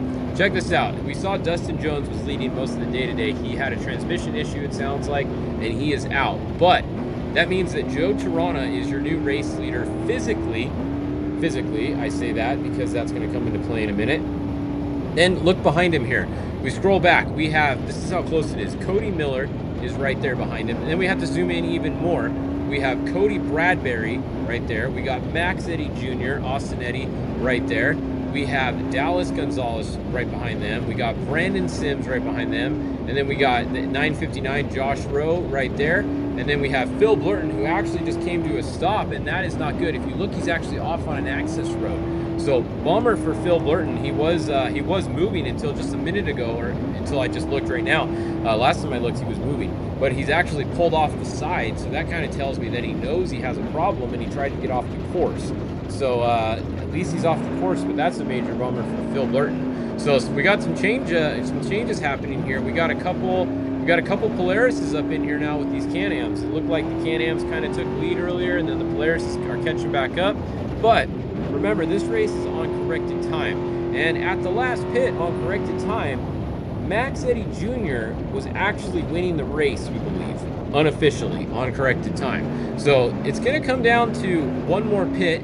They're going to have a pit right here in Rawhide. We're going to see what happens there, and then I think everybody's pretty much good to go to the finish from there. A few guys might do a splash at Top Gun on some of the teams. Maybe some of the Can-Ams might splash up there, but I'm not sure yet. We're going to have to wait and see. It's going to come down to literally the end in the UTV class, but this is really good racing. So if we go and look, let's see. All right, we have, who's in first? We have Joe Tirana physically first. Let's go over and look at where he started. So Tirana started 7th.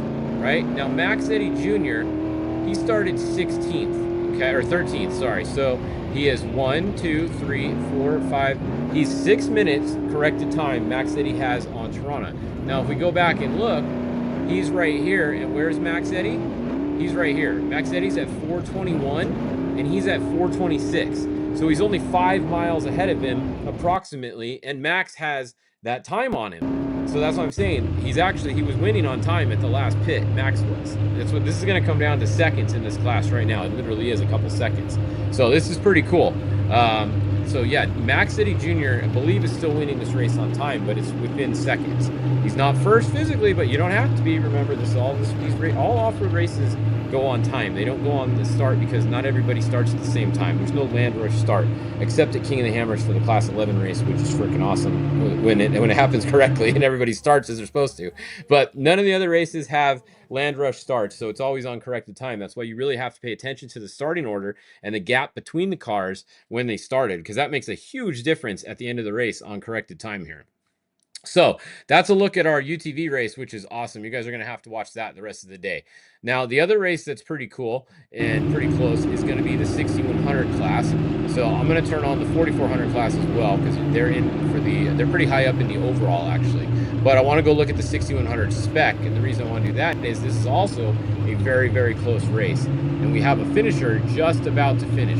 So check this out. We have JP Gomez is going to be your 4400 winner. If he gets to the finish line, he's winning by a lot, like not even a question. So JP Gomez is going to be your winner. Now, 6100, Jack Olgis looks like he's going to be first to the finish, right? So Jason Coleman updated at 1906, and he updated at 1907. So that means that Coleman is actually a little bit closer than where it looks right here, which is very close. Now let's go look at our starting time, and we have to see right here. Let's go back up to the 6100s. Now they also started 1 minute apart, so we're going to look, and we're going to look for 6100. We're going to try to find Jack right here. He started 12th, and then where did Coleman start? 16th. So that means he has 1, 2, 3, 4 minutes on corrected time. Coleman does.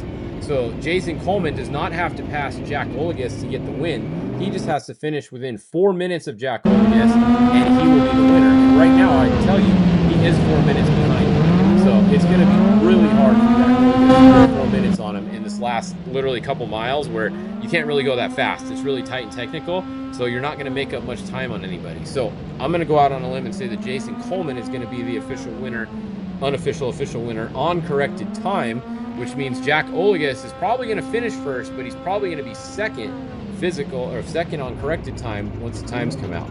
Then looking back at third, we're going to have Brent Fox. Now, same thing. We got to go look. Where did Fox start? He started right behind Coleman, so he would have to be within a minute of Coleman. He's clearly not on the tracker right now, so I don't think Brent Fox is going to get him unless our tracker's off. But he updated at, let's see, 1908, and then he updated, let's see, Coleman just updated again at 1908 also. So no. So Fox is not within a minute. Clearly, he's back over here, and Coleman just updated right there on the same minute. They're not within a minute of each other. So that means Brent Fox is most likely going to be your third place, but could get second depending on when Jack finishes, because you'd have to add that time, that 1 minute plus. I don't think he's going to get him either. So I think the order is going to be Jason Coleman, Brady Mellon, first place. Second place is going to be Jack Olgis. And then third place is most likely going to be Brent Fox. That's what I'm going with right now. And that is my best bet at this point. Behind them, we're going to have Connor McMullen. He had a strong run going early in the day, but then he had a few issues. Ryder Swanson, they're a little bit newer to the class. They're from Hawaii, Swansons. So I believe this is one of the sons of them. So they got a couple cars. Pretty cool to see them having a good run here. They should be in the top 5 or so. And then second place in the 4400 class is going to be Raul Gomez. So it's going to be Gomez and Gomez right now, it looks like, are going to take the first 2 spots in the 4400 class. Third in 4400 is most likely going to be either Brett Harrell here or Philip McClinton here. One of them is going to take the 3rd and the 4th spot in the 4400 class. So good racing in the 6100 class. Spec Truck's actually good racing at all the races pretty much nowadays. So keep an eye on them. We'll wait for them to finish here. We'll go look at a couple other classes, and then I do want to see if we can get the live times right here when they finish, just so we can see for sure that Jason Coleman is going to be your winner on times right here. So let's go look at a couple other classes, and then we'll scroll back up and see if we have a finish time for them. Shouldn't take very long for them to get there. Let's go look at the 4800 class. So 4800 Legends. Let's turn them on. And actually, let's just turn everybody off, because there's so many vehicles on the course at a time. It's easier if we do it one class at a time. So 4800 Legends, there we go. All right, 4837 Jeremy Jones. That is your first 4800 car. He's been up front every time we've checked all day, just about. Johnny Valdez is going to be second. That is going to be the same as last time we checked. We've got to scroll way back. These cars are pretty spread out. Jeremy Brown is showing in third place right now. Do have a little bit of a battle for the podium here with Eric. He could get on the podium. He's pretty close. The 48 was at 4866. It's pretty close to the 4801. So there's a battle for the final podium spot right there between those two in the 4800 class, and then everyone else is way behind. So that's the look at that class. The 40, what else do we have? 4600. We got a few 4600 cars. We haven't looked at them much today, so let's check them out. Bailey Cole is leading, so Bailey Cole, that is Jack, I think, was driving earlier in there.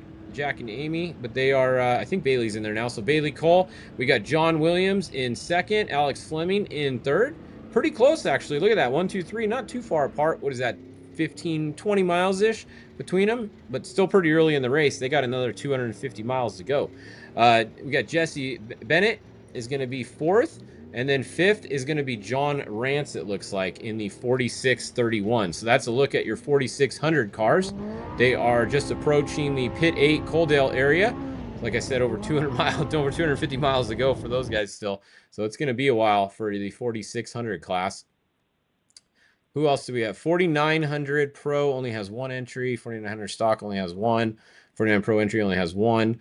All right, I'm trying to find another class for you guys. UTV Open Unlimited car only has one. Stock mid-size. Okay, we haven't looked at them much today because there's really only two of them. We have Lauren Healy here in the Bronco. I believe that's the Bronco Raptor.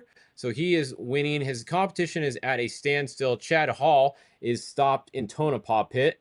So Lauren just has to keep it going at this point, and he will take the 7300 stock midsize win. Stock full has just one in it. Where was the, I'm trying to think, 7100 only has one. The class 4500, I was told this is a class 11 car, the 4581. So they are still moving. That's a good sign. 56. Whoa, look at that. Class 11 doing 56 miles an hour. That is one of the highest speeds we've seen out of that class 11 today. So class 11 doing 56 miles an hour at mile 160.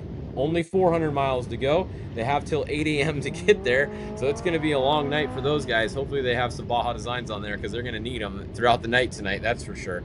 So Chris May in the class 11 car, everybody is rooting for them. The lone three-wheeler somebody wants to check on. All right, let's check on them. Where are they? The lone three-wheeler. Hold on, I'm looking for it. I just saw it here a second ago. Three-wheel, there it is. All right, three-wheeler. Oh, look at this. The three-wheeler's getting kind of close. They are past the Rawhide pit, or they're just going through Rawhide. They are moving 40 miles an hour. So the nut on the three-wheeler is still moving. I don't know which one of these four it is, but cool to see the three-wheeler's still moving. They're looking pretty good. They just got to get there. Just keep it smooth, and they'll get to the finish line. And that's about it. Let's go look at the times again. Hang on. Let's refresh the timer. Did we get a 6100 spec yet? We did. All right. So there we go. Just like I thought, Jason Coleman is going to be your winner. So Jason Coleman, unofficial 6100 win.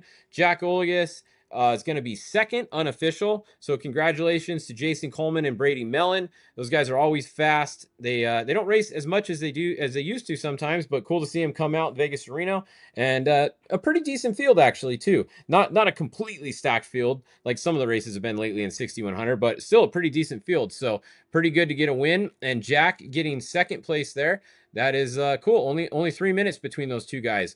So that's what we thought. We knew it was going to be pretty close. So that's a look at that. The one other thing we can go look at real quick is, let's see if we have times. All right, so this is unofficial off the trackers, right? At mile 400, let's check it out. Joe Tirana here, Pro Turbo. Mile 400, he's at 6:36, right? Now I want to go see where Max Eddy is. So mile 400, 6:32. So look at that, 6:32. He's 4 minutes ahead of him on this time there, right? That's his total time to there. These times are not accurate right here always. This is going off the tracker, so you have to be careful here. But both right now, Dallas Gonzalez is actually ahead of Max Eddy at mile 400 by 5 seconds. And then Brandon Sims, 6:34, is also beating Tirana according to this time at mile 400. So we may have our first place, Tirana may be in fourth place on corrected time, but this is very unofficial. This just goes off the tracker when it pings, which is, honestly, it's usually pretty close. As long as our tracker's working decent, these times are usually pretty close. So that's why it's going to be really close at the finish. And if you did notice back over here in the overalls, if we go back here, Max Gordon has finished. So congratulations, Max Gordon, in his very first TT race. I know he did get out towards the end here, and Robbie did get in and switch seats and drove, but Max drove a lot of the race. So really cool to see Max and Robbie come out here. They got a finish. He's going to be in with a 9:06, so just about 45 minutes, 46 minutes or so behind the win, but he will take third in the TT class. So congratulations to Max Gordon. This is definitely not going to be the last time we're going to see Max Gordon on a podium, and I wouldn't be very surprised if we don't see him on the top of podiums in the future. The kid is freaking fast, I'll tell you that. So congratulations, Max. Glad you guys had a pretty good run. We got to see Robbie change a flat tire on camera, which was pretty cool because I don't remember the last time Robbie had to change a tire. So hopefully the Starstream guys can clip that clip and put it up. Robbie probably even wants to see it. So good job to those guys for completing the race and getting it to the finish line. And yeah, I think that's about it. That'll wrap up our updates here on Fishgistics today. Keep an eye on the feed. Go over to Best in the Desert and watch the feed. Go to the Ultra 4 King of the Hammer's YouTube page is where this has been live all day with my updates on it. Big thanks to Dave Cole and everybody for putting this together. They kind of threw this together at the last minute to have a live feed for you guys. Of course, I was going to have my updates for you guys like I always do, but they were cool enough to put mine on here. Hopefully it helped you guys out. And I just really want to thank all my sponsors: Monster Energy, Raceline Wheels, VP Racing, Vision Canopy, Off-Road Warehouse, King Shocks, Baja Designs, BFG Tires, Jeff Alford. It's time to go have some drinks. Unlimited RV, Alexander Ford. Those guys are still out there racing, so get that thing home, Alexander Ford guys. Polaris Razor and Golden State Extract CBD. Go get some CBD because you guys are going to need it after this race. Your muscles are going to be sore. So that's it for me doing this coverage. I will be back on doing my next Fishgistics update for the Baja 400 in just a few weeks. So we'll see you guys then. But stay tuned here. Like I said, go over to the Best in the Desert website or to the King of the Hammers YouTube, and you guys can watch the rest of the day. They're going to have a bunch more of these Star Streams. Thanks to George and Zach and everybody at Starstream for making all the live cameras happen today. It makes it so much cooler to be able to see live in-car from everybody. It's awesome, right? It's pretty freaking cool. Technology is rad, and I'm glad that we are finally all embracing it in off-road. And all the streams worked great today that I saw, so pretty cool. Then it's only going to get better. All right, well, that's it for me. I'm out of here. Time to go crack a cerveza and watch the rest of this race. The UTVs are going to be good. You're not going to want to miss that. So stay tuned to the UTV race. We will see you guys in a couple weeks on Fishgistics. Awesome. Thanks, Vic. Of this entire race, absolutely loved your updates. Obviously, I'm here at pit number 10s. We've been bouncing all around, so I'm not in the know the whole time. But every time you get on, you and Wes Miller have been doing a great job. So thanks for everything you did. Dave's had some tech issues, but hopefully we get him here in a little bit. But I'm in here with Chip. He just got out of the car, and we're gonna skip the next two pits. You're getting 5 miles a gallon, so they said let's skip the next couple, huh? Yeah, the going up and down through here, it's getting cooler. We're able to stay out of the gas, and we went from less than 3 miles a gallon to like 5-6 miles a gallon in this last leg. So are you still stuck in second gear? No. Nope. Transmission was doing great. Okay, so it fixed itself. I love it when that happens. I was driving it. Oh, so you fixed it? Yeah, I fixed it. Brad fixed it. But no, huge thanks to the Wicks Family Racing for letting us join them on this deal. I have to chuckle. They had some dangers out there, rocks ahead. You know about them. They weren't real rocks. No, they weren't real rocks. I mean, they were like trying to drive out the back door. And but that was a blast. We did 180 miles or so. I think we were in the car for 4 hours. And this was, so we've been chasing all day. I've been riding with you, and it seemed like we'd get to the pits and we'd wait a half hour, 45 minutes. Well, this section, we'd about tie you every time. We'd be there about 5 minutes. You're there and do a quick splash and go. It just seemed like a really good flow. Yeah, it was marked well. Kudos to all the volunteers, and I'm not real familiar with Best in the Desert. Brian Folks does a lot of it with his team. They did great with their margins. We had a problem. Brad, we got in that car, had never driven it, never ridden in it. We took off out of pits, and Brad hit a button and turned the GPS off, so we were riding blind for a little bit. And but the markings were great. We could have done it without the GPS. It was nice to have, and I just wish we would have had the IFS car here. But maybe next year. This was definitely a great race. I mean, I felt like I could go another 4 hours. You probably could have, but Justin's like, I'm ready to get back in. It's his car. Yeah, he didn't want to let me get in, which, you know, I don't blame him. And we did almost get a tree. Almost. And it was on my side. Tires might have scrubbed, but topped a roller and it took off to the passenger side. We kind of drifted through it, but no tree limbs, no evidence, no video, I don't think. And no, it was a good time. Absolutely. Yeah, it's been a great time. Again, a huge shout out to Best in the Desert. Fishgistics just hopped off. He's had an amazing day keeping us all up to date. It's been so much fun following along. I've never chased a race like this in a chase truck, and I've had a great time. And it's so cool with the Star Stream, the Star Links to be able to bring you guys and gals back home. What you guys going to see here on screen? It's really been a game changer. It's been a lot of fun. The Casey folks. Vegas to Reno is an absolute bucket list race, and we're here doing it. Yeah, you know, like you're saying, you're chasing with us. Now I'm chasing again. So people have never been here. This is our first time. You can go out and chase and race, and then chase again. Yeah, I mean it's pretty easy. Most of these pits are right off the interstate. Everybody else is helping everybody. We helped Campbell's earlier. And I think we helped them just a while ago when we were doing the driver change. But yeah, Bailey came in. They said something about brakes a little bit, maybe. You don't need a brakes. But yeah, she was. Ryan Miller's actually been texting me off and on, and they've been fighting some cooling fan issues, some relays or whatnot. But they're back in the game. You guys put the valve cover on at race mile 5 or 6, I believe. Yeah, pit 6, 5. Yeah, pit 5, and I just checked it out right now. It's holding up. Yep, like we put that goop on there. A lot of it. I got a big shout out to Max's Zero Flats. The tires look almost brand new. We're running the creepy crawlers, stickies, and they're doing amazing. Vision wheels. Mama Ange in the back seat, just enjoying the ride. She's enjoying seeing what we do because she hadn't really got to go see outside the live stream. So. Yeah, you having fun there, Ange? It's been fun hanging out all day. Man, what a great time. Thanks again for letting me tag along and show everybody our journey. It's been a great time.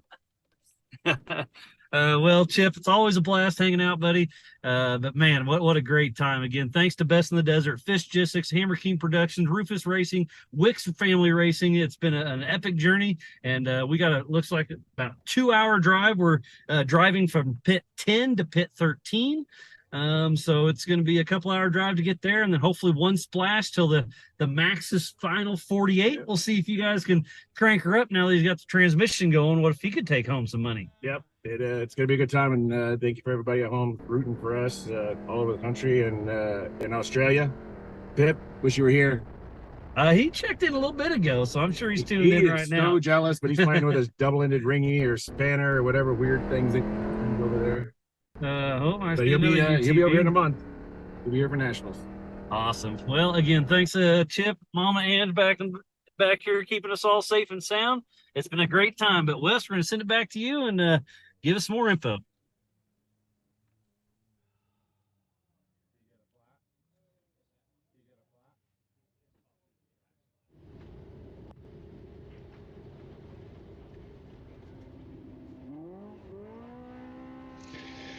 All right, thanks, Miles. This is Wes back here. So we've had the guys are starting to trickle into the finish here.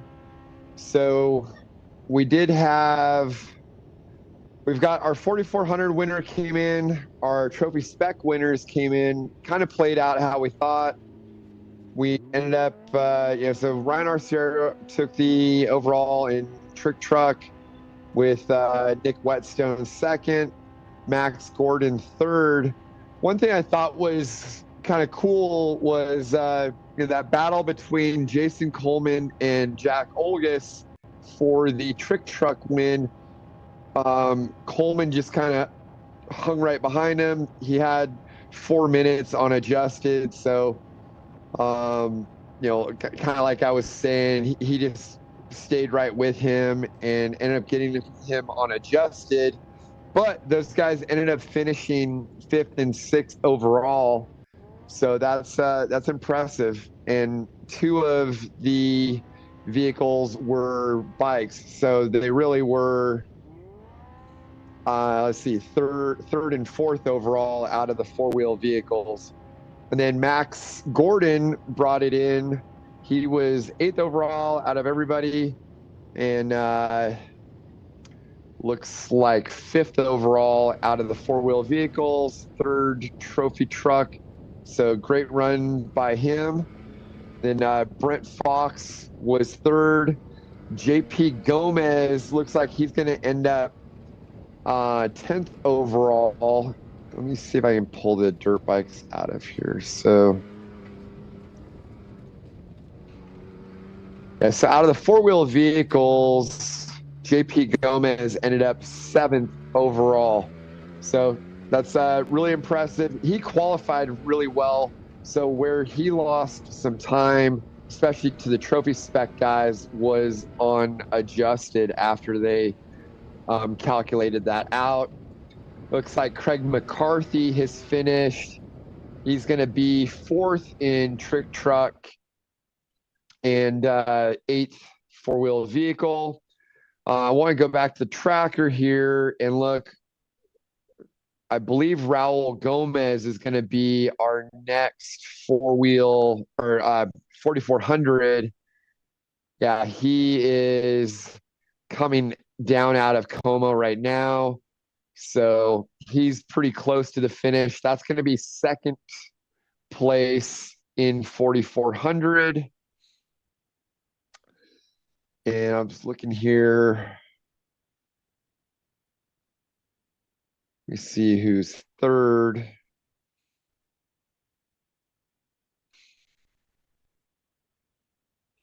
All right, so bear with me. My tracker updated. I just lost everything.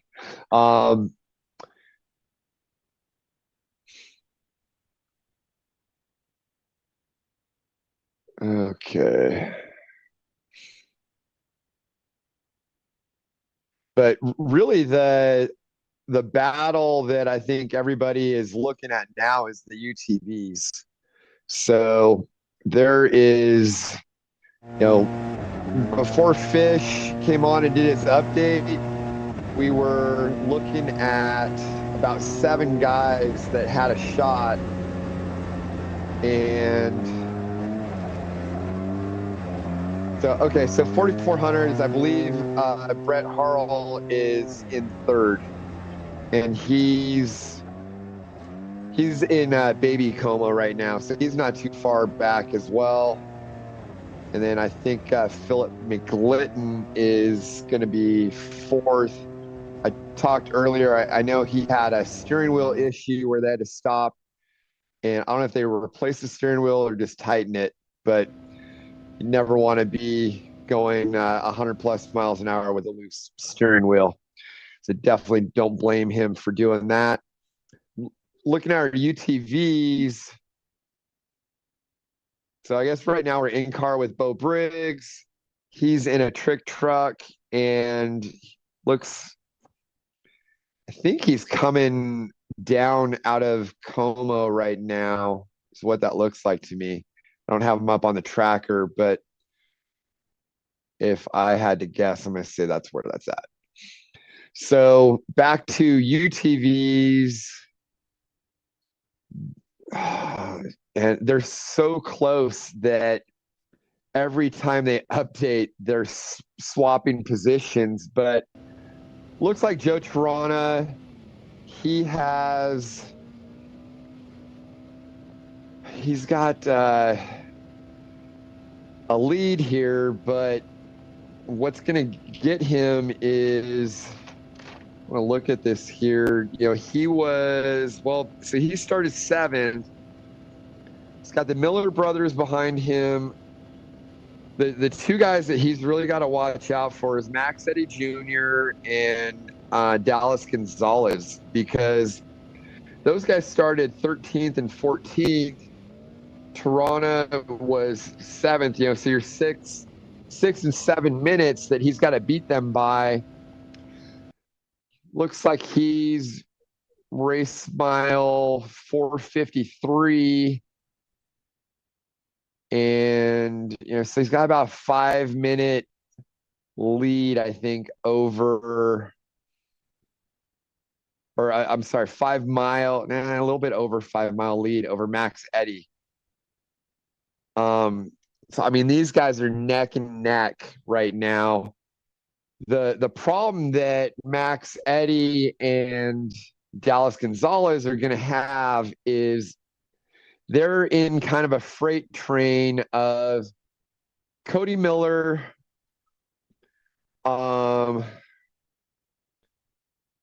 there is a 4,400 in between them too, which that could create some dust problems.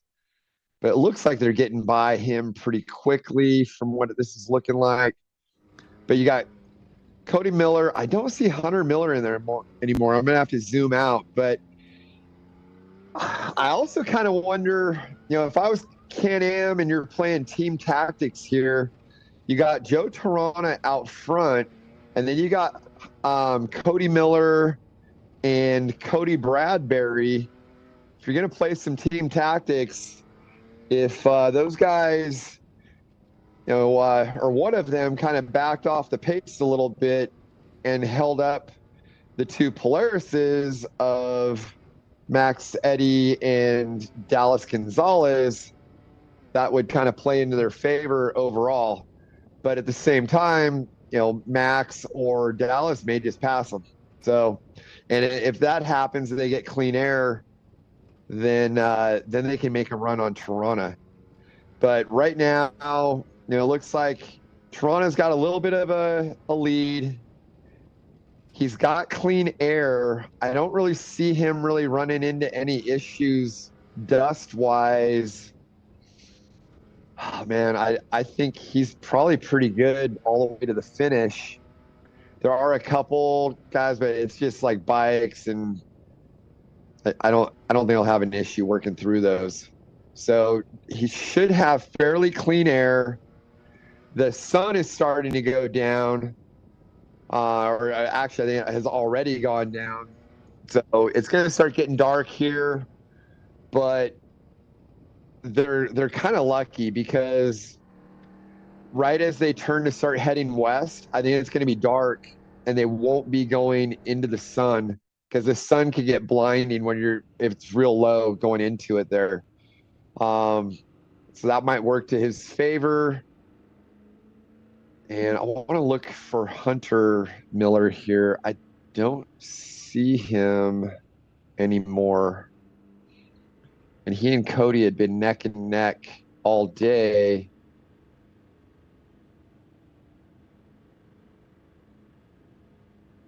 In the meantime, we've got in-car here. Okay, so see what I was talking about, the sun? So again, I wish these guys would learn about the helmet shield visors, because this is where those really come into play. If he had the helmet shield visor on right now, he would have two hands on the wheel and wouldn't be doing that. So that's actually why I made that product. But they're going to be using their flip down visors on their vehicles. The guys that don't have shield visors are going to be using their hands, and that just gets super sketchy. You see how fast the bushes are going by. So I mean, you could be going 80 to 100 miles an hour driving one hand on the wheel. That can definitely get sketchy. So I'm going back here to the tracker. Looks like Phil Blurton's out of the race. When Fish was doing his update, we saw that he was pulled off. And I'm showing Hunter Miller. I mean, if this is correct, he's back at 383. So I'm going to say as long as that is correct, looks like he had a problem and kind of dropped out of the mix there. So out of the two Miller brothers, it's going to be up to Cody to hold this down. I'm also watching Mitch Guthrie has been slowly catching up all day. And then Brandon Sims is right behind Dallas Gonzalez. So you have Toronto, and you got three Can-Ams of Toronto, Cody Miller, and Cody Bradbury.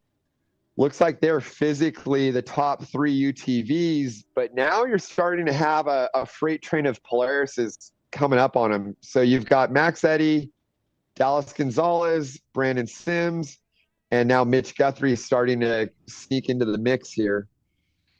But again, I think the 2 guys that everyone's going to have to watch out for because of the adjusted time is going to be Max Eddy because he started 13th and Dallas Gonzalez because he started 14th. So they are going to have an advantage over all the other guys ahead of them because they started behind and they are, kind of holding pace right there with them. So that's going to make it really tight when we get to the finish on adjusted here. So we're back in with Bob Briggs. And I believe that's in the Como area.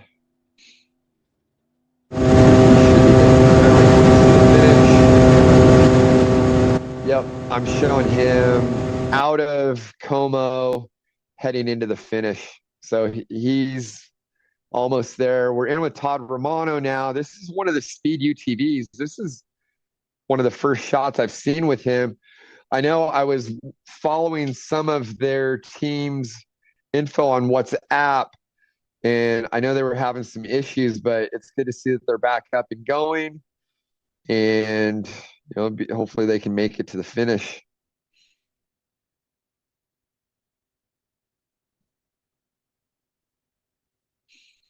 I got an update from Craig Scanlon on the factory Polaris team. He's saying that according to their calculations, that Max Eddy is in the lead, but that it's so slim, it's within margin of error. And I think you're going to have Tirana, Dallas Gonzalez, and Max Eddy on adjusted or probably, they might be within a minute of each other right now. So this is going to be a battle all the way to the end in the UTV class. And this is going to be one heck of a race. They are right now, so they're up in that 450 range. So they are coming into the geothermal plant. It's going to be really fast from there all the way to 13 at Weeks, and then it'll get technical going through Baby Como and Como into the finish. So we will see. I think whoever has top speed is going to probably make a little bit of time from where they are at right now to Weeks. So let's kind of see if things open up a little bit or they stay this tight. But it's been really, really close, and it's going to be a good race here. So we got some in-car with Chad Dowker there. That's a 4406. And I think that is, so he just came through Weeks. He's into the final 48 right now. And he's kind of on a home stretch. So one thing, looks like the sun has just gone down. You can see the sunset in the background.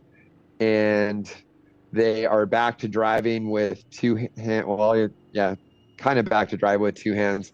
But as a driver, when you're going in the sun and you can't see, it's so nice when the sun finally goes down and you don't have it right in your eyes, because it's a little stressful when you can't see what you're driving because of the sun. Okay, so I'm showing Tirana is through the geothermal plant. He should be out of that speed zone, and he'll be kind of opening it up here. So let's kind of watch him, see how he does. So we're in car with Robert Campbell. I think they are back a little ways. see if I can find him here and give an update on where Robert Campbell is.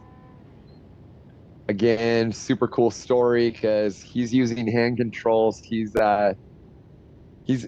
normally in a wheelchair and is paralyzed from the I think chest down, if I'm correct on that.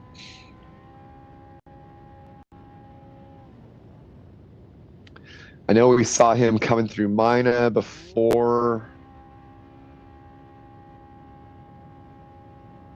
I'll look for him here. I don't see him. Okay, so he is just past race mile 400. And so he's like on his way heading into Rawhide right now. And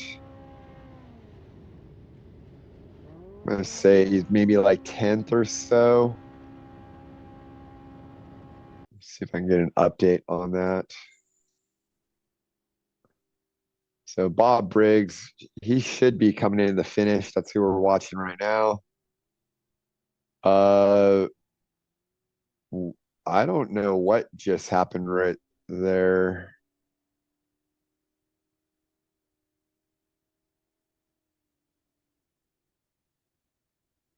I don't know if he made a wrong turn or something because somebody went by, looked like Ethan Ebert in the Honda truck, if I'm not mistaken.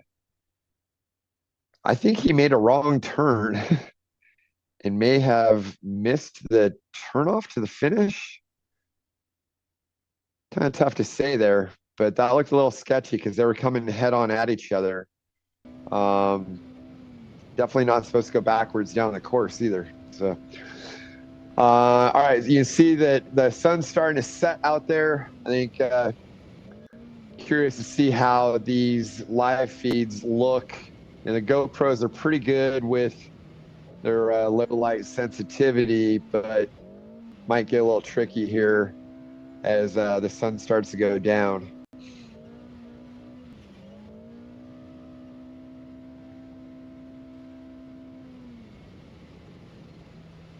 I think we'll ride along here with Tim Fitzpatrick for a little bit. I'm gonna take a little bathroom break, and then we'll come back in a little bit here.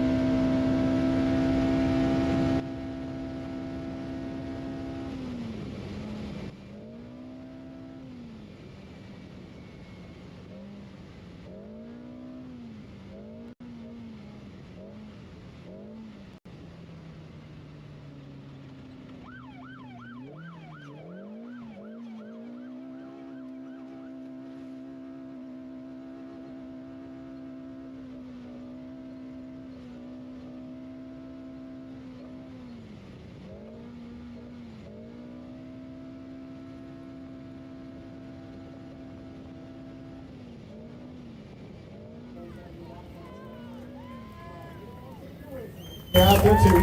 So your name? Colin Davies from Los Gatos, California. Thanks to people. I'd like to thank Jessica, my wife and pit crew. I couldn't do without her. I'd like to thank Driven Athlete Training, Andrew, Kyle, May.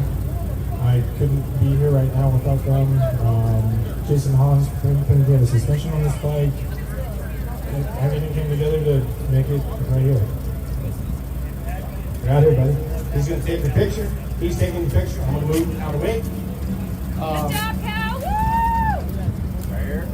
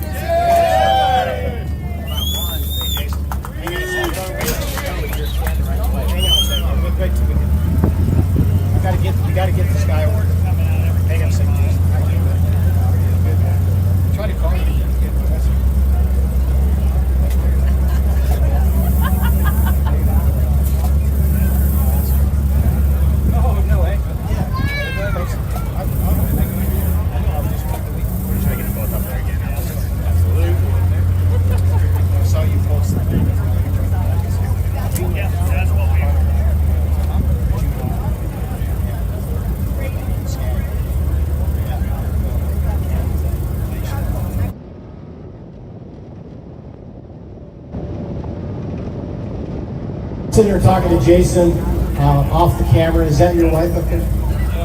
Okay, where's Brady's girl? Okay, sorry. Okay, whatever. We're just talking about, we both went to Alaska last week, okay? We almost ran into each other up in Alaska. But great crew. You got some good kudos from Jordan Dean. Did you hear Jordan talk about you? Yeah, Jordan and I were teammates at the 1,000, and if you guys watched that, we had an epic run of 500 miles, bumper to bumper. And, he ended up with the win, and we popped the motor, so this is a little payback here from that day. Yeah, it's kind of weird, he wasn't really knocking me. Like I said, you are one hell of a driver. I think he was just, saying, well, he knows you got him today. Jordan's a great kid. I've known him since he was younger, and his family is amazing, and they have such a legacy in the sport. So I was stoked to be racing with him again, and like you said, we've had some really good battles, and we knew we had him on time. We had him covered early, and then had a mistake with a puncture. We just knew we had to keep it close, and we were fortunate enough to do that. So it was a great battle all the way in. That last 50 miles, to push through that is tough. So all the pressure really was on him. We really just kind of controlled from behind, but they did a great job. They had a hell of a run too. Unofficially be you, first place. So let's give it up right here for Jason. And this is through all the red shirts there. But definitely, Jason, you've been a champion. You've been one of my favorite racers from day one. We've been so many years. When you drove the 10 car, everything. You've done it all.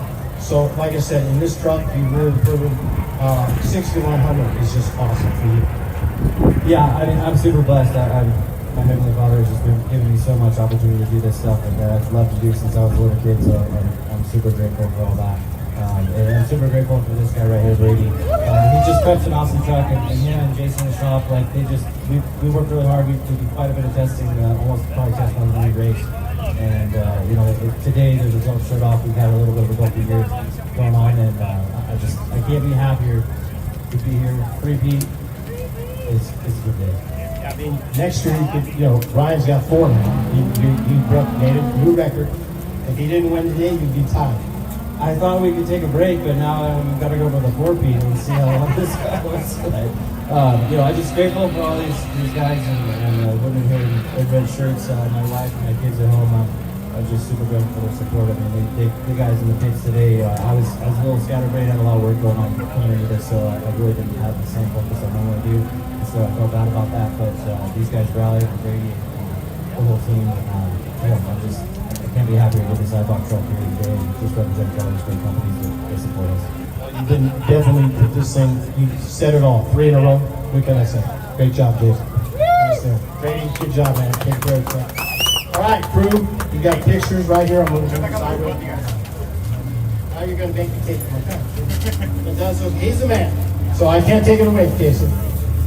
Jason, I'm going to hold you next week to talk about it, okay?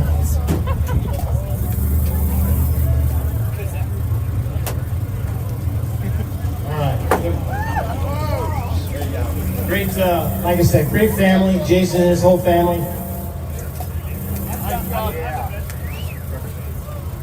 All right. Now the tough part's getting down, Jason. We're getting older now.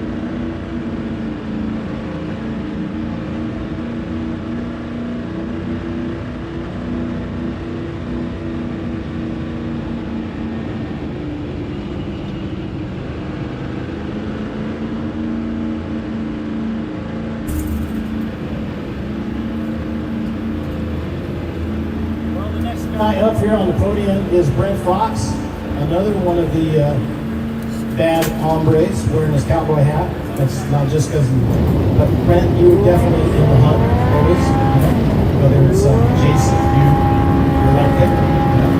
And what's crazy is I don't see the first guy that started first in class. Hey, we got some lights. He is. Just trying to get some lights. I got my buddy Alan Rudd. I got another light, Alan, for us. All right, Brent, I think, I don't know, between you and Algus, maybe second, third, whatever you think. You know what? I think we're probably third. I think he's got us on time. Did Jason there? Did he did? Okay. He says, you know, it's, you guys kind of know how much what you do. You know, you guys know where you're at. I'm going with unofficial. Everything is unofficial anyway. So I'm saying right now you got third, or second. Sorry. No, I believe. Maybe, I mean, you might have got all of this. I'm not sure.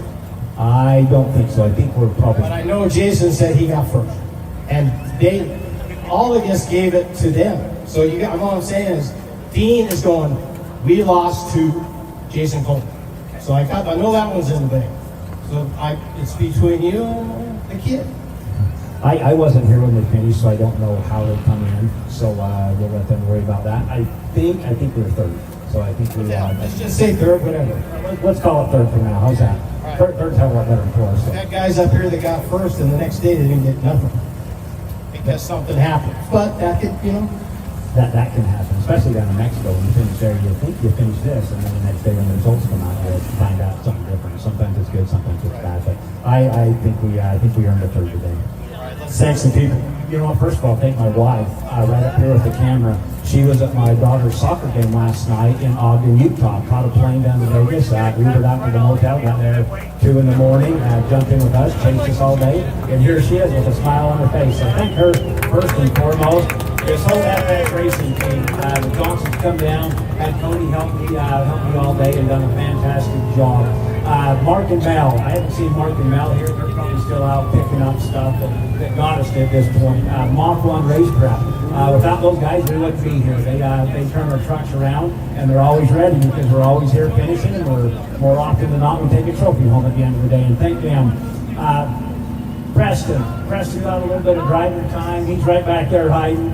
And then also my son Brady. We're all getting ready for the 1,000, so I'm getting these guys teamed up for getting ready for the 1,000, and they do a damn good job. So happy to team up with those guys. They just happen to be out here racing. We're very fortunate to be able to do this stuff, and love coming out here for our friends and spending time and doing this. Appreciate having you, Brett. We know you're so busy. You got a great crew because I've been with you where 1 week you're racing here, next week here, there, and you don't get a break. We don't get a break, and it's a good thing. When I was in my 20s, 30s, 40s, I couldn't afford to do this stuff. So I'm out here living my dream right now. You know what? I wish I could have done it when I was a hell of a lot more competitive and younger, but I couldn't. I couldn't afford it. I had other things going on. I had family, I had work, all that. But by then I can do it now, and I'm going to come out and do it until I can't do it. You're out here, buddy. Good job. You can take a picture, whatever. And the guy up top.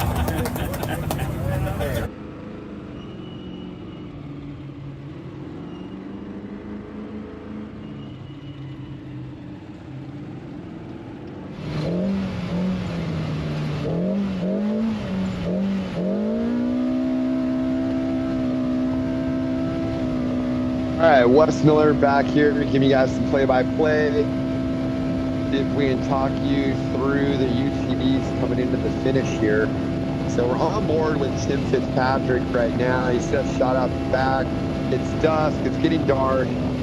They're definitely using their lights.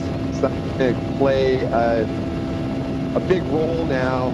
Earlier in the day, I talked about with how dusty it is, a lot of drivers you'll have kind of two sets of lights. You got your regular lights, which are clear white, that are brighter. You'll got stronger lights usually for that. And then you have your dust lights. So you'll have maybe like one amber bar or a couple lights that you kind of run when you're in dust. And with the amber lens, like with the Baja Designs lights that I use, I'll use like an LP, I think it's an LP6 bar with the amber lens, and then or actually no, it's an Onyx 6. I'm sorry, and then I run the LPs with clears.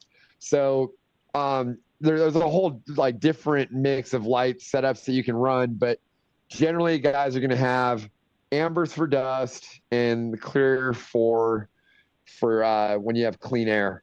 So I was talking about how the lead UTVs, once they got through the geothermal plant, how the race course really opened up and got fast. And I want to see if they kind of spread out a little bit. They're all kind of holding pace, and Toronto's out front, but I'm showing him at race mile 474. And the guys I'm kind of watching here is, and I wonder how this adjusted. So we're showing Max Eddy at 467. That was at 1959 versus, okay, so Joe Toronto, it was last update I got was 1956 at 474. So Eddy actually has updated sooner. If this is correct, it looks like Eddy got passed. So I just got another update here. I think that Eddy may have had a flat or something, because he has dropped off pace just a little if this tracker is correct. And that's got to be tough, because that was going to be Factory Polaris's really only shot at a win here, and he was neck and neck battling for that win. And it looks to me like Toronto is starting to gap these guys out. I was saying whatever cars had the highest mile per hour through this, they were going to open up a little bit of a gap, and I think Toronto might have that. And maybe he has a little bit of a weight advantage over like Cody Bradbury and Hunter Miller. They're all three of those that are in Maverick R's, but Toronto's in that new full tube chassis car. So they might have been able to shave a little weight, or maybe he's got some motor work done or a little bit bigger tune in that thing. But it does look like he is pulling away a little bit. And that's what he needs to do, because he's got Sims and Gonzalez relatively close. Sims started 11th, and then you had Eddy 13th, Gonzalez 14th. So they're going to make some time at the finish here when they calculate it adjusted, because they started, Toronto was 7th. So he's sitting better than like Bradbury right now. Looks like he might be physically second, but the problem he's got is he qualified first. So he's going to lose minutes in adjusted time to all of these other cars. So that's not going to work into his favor. And Toronto should be in Top Gun right now. So that's pit 12. He'll be right around race mile 480. So we're less than 100 miles to the finish. And it is going to be a gnarly race for the UTV overall here. I feel like Toronto has it by maybe less than a minute right now. It's so hard to tell, because the way the trackers are updating, you just don't really know exactly where everybody's at. And literally, as I'm watching this, you've got Toronto's kind of out front, then you got Cody Bradbury, Cody Miller, and then Brandon Sims, Dallas Gonzalez, and Max Eddy. And then even Josh Rowe is kind of hanging in there, as well as you've got Mitch Guthrie and Ronnie Anderson. So those two look like they're kind of neck and neck. Not sure what happened with Ronnie earlier. I don't feel like we really saw him up in the front pack. Mitch was making a run, and then he was down for a little bit. So don't know what happened to him, but he definitely had a little bit of downtime. Both of those guys are, very, very established drivers, I guess, in the UTV class. They've Ronnie also races trucks and short course. So those guys definitely know how to drive. Mitchie's doing a lot of rally overseas in Dakar and things like that. But they're honestly, you got 1, 2, 3, 4, 5, 6, 7. Yeah, they're running like 8th and 9th. They're not really going to be in the mix for a win here. It looks to me like Toronto is starting to pull away from this. So here's a nice shot. Kind of shows what the drivers are seeing right now with the sun going down. It's got a little bit of sunset light, but I mean, he's basically relying off of his lights. The one thing that is nice is when you still have a little bit of ambient light like that, you get some reference of mountains and things like that. So if you do know the course, it helps you know where you're at.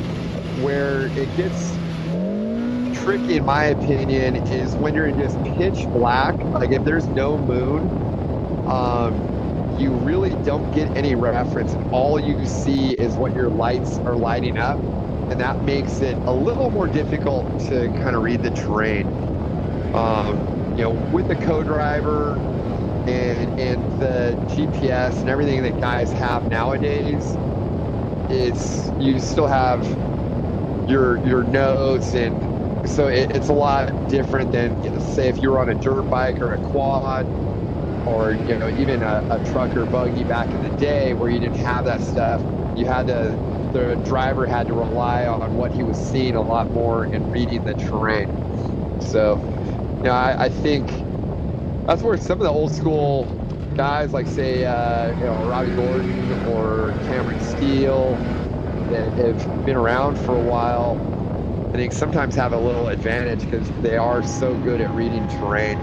But the younger guys are as well. They just have always had a little bit of a crutch with the GPS files now. So had Robert Campbell for a minute there. Again with Vaughn Jr. It's a great shot. He's got a nice pretty sunset to check out. But don't want to get too distracted looking at the sunset while you're trying to get it to the finish. So Toronto, he is in between pit 12 and 13. So he just passed Top Gun Raceway, and he will be heading into Weeks. Again, it's super fast right here. But once they get through that, then we have one of the more technical sections of the entire course. And as everyone has been chiming on all day long, that, going through maybe Como, a lot of Vegas to Renos have been lost in that area. So that's where you got to be really cool and calculated, and don't throw the race away when you almost have it won. I'm looking to see, there's a 4,800, you got 4,837 of Jeremy Jones is ahead of Toronto. That could give him a little bit of dust.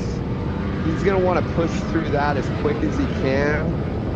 And then there's a couple 6,100s, but everybody's pretty spaced out. The fact that he's, made up over an hour on these guys, he should be closing on them pretty quickly and should be able to make the pass, as well as those guys are going to see the lights coming. So that does kind of work to your favor sometimes at night, because the other driver at least knows you're behind him. a lot of times during the day, if they're not watching their mirrors or they're not paying attention to their tracker, you could be right on them and they don't realize that you're back there. So it might be a driver that would pull over and let you go by, but if he doesn't know you're back there, he doesn't know to pull over. And that at night, at least your lights are just blasting them. So if you see all of a sudden your mirrors are lighting up, then or basically the back sides of your roll cage and things like that will light up, then you know somebody's behind you, and that lets you know that hey, I've got somebody that's closing on me really fast. Let's let them go by. So hopefully that's going to happen with Joe Tarana here, and he doesn't get held up. It looks like he's closing on the 4837 really fast. I think he's going to cruise right past him.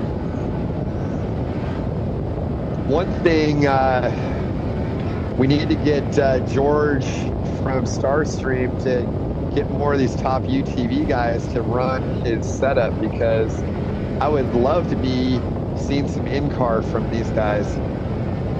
So definitely all you racers out there, with the live streams are getting better and better, and if you don't have one of these in your car, then we don't get to see what you're doing. So I highly recommend the next before the next race, try to get a star stream from those guys and get it installed in your car, and then that way we can see what you got going on. Looks like Von Gittin is going through Como just from the rocks I'm seeing there. I'm going to try to look, see if we get a tracker on him. Let's get a race number for him.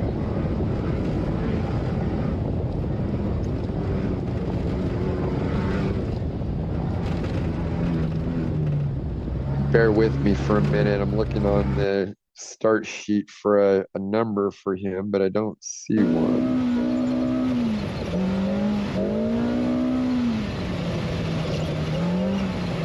Well, judging from what I've seen on video there, I'm going to say he was in the Como area.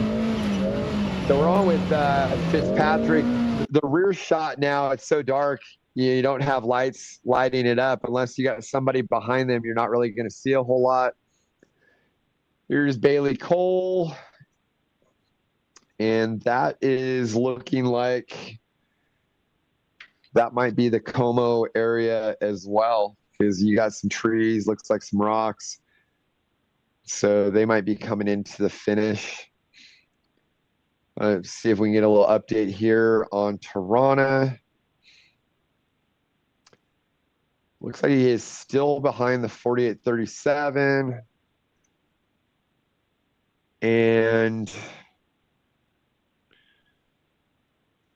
again, I want to check these trackers, but Dallas Gonzalez looks like he might be making a run on these guys. He is at 480 at 2012.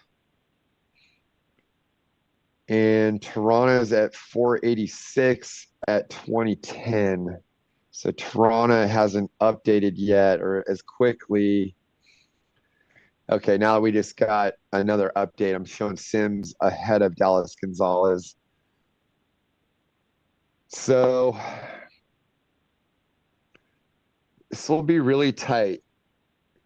It's a 7. So Tarana is going to have to beat Dallas Gonzalez by 7 minutes and 1 second to beat him for the overall here. Gonzalez is in UTV Open versus Tarana is Turbo. So I think Tarana would have Tarana's got Turbo wrapped up, in my opinion, unless Cody Miller updates and he is further along, but I feel pretty comfortable yet. Now, Cody Miller started ahead of Tarana, so he would have to catch Tarana and pass him. So Tarana's looking really good for Turbo. What's going to come down to here is UTV overall. And I believe that's going to come down to Toronto, and then you're going to have Brandon Sims, Dallas Gonzalez, and Max Eddy Jr. This is going to be really close. Right now, I believe that Dallas Gonzalez is physically ahead of Max Eddy, and he started behind him a minute. So that's going to put him in a better position, and as well as he's neck and neck with Sims. I think Sims is ahead of him, but he started 3 minutes behind Sims. So if he can even see Sims's lights, he should be okay. What it's going to come down to is how far is he behind Toronto. So there's about 6 guys that are battling for this UTV Open win, but if my calculations are correct, I'm going to say that Dallas Gonzalez is your leader in the UTV Opens, and he is going to be right there with Joe Toronto for the overall UTV. I do think right now that Joe Toronto probably has it, but it's going to be super, super close between these guys. Nice shot with Tim Fitzpatrick. I think last we had checked on him, he was a little ways back. He's probably kind of in that rawhide area.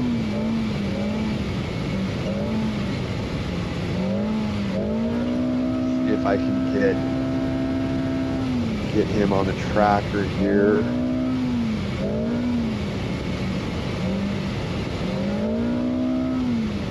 I'm pretty sure that's about where he's at, though. Yeah, so he's coming into race mile 445.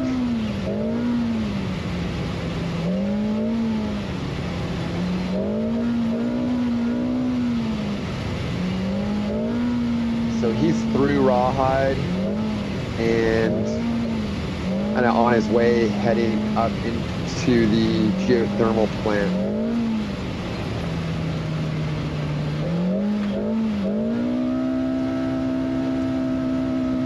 You can see a little bit there, like right now, how that dust is hanging and how his lights reflect off of that.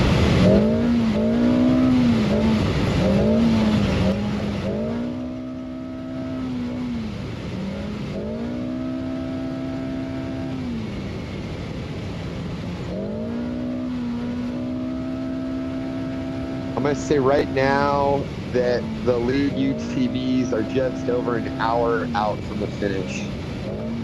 So we should be seeing be 9:20 coming into the finish. Let's see here. I'm curious where that's going to put them. Yeah, that would. So they'll be a ways off on. I believe they start around noon, so if they're in that above 9 hours, they're going to be out of the mix on, they'll be fairly far back actually in the overall standings for the four-wheel vehicles right now. Well, honestly, not that far back. So yeah, you got a 858 was third overall. So at 901, that was Jack Olgus is fourth overall.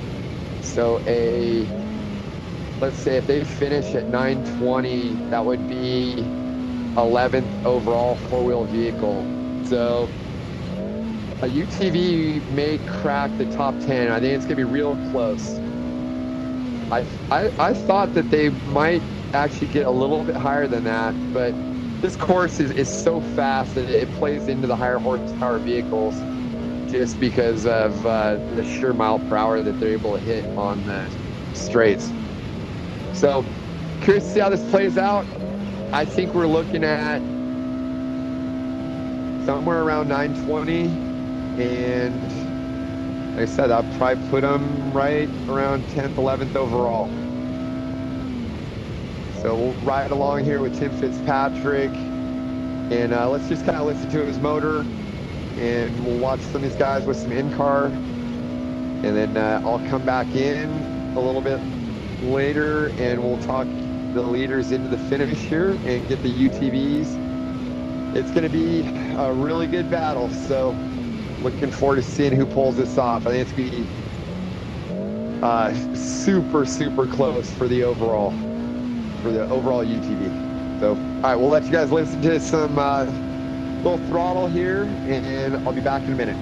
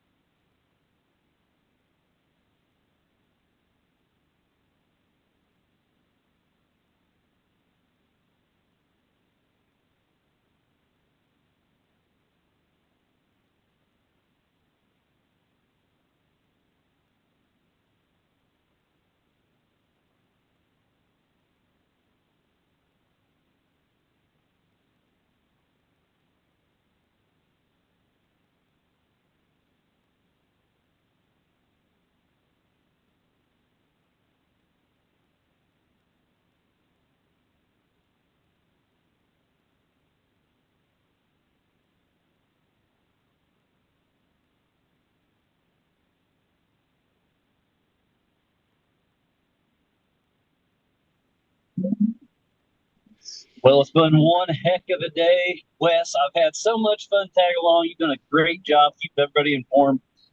Fishgistics did his deal. Dave was on there early. Man, what a great day it's been, buddy.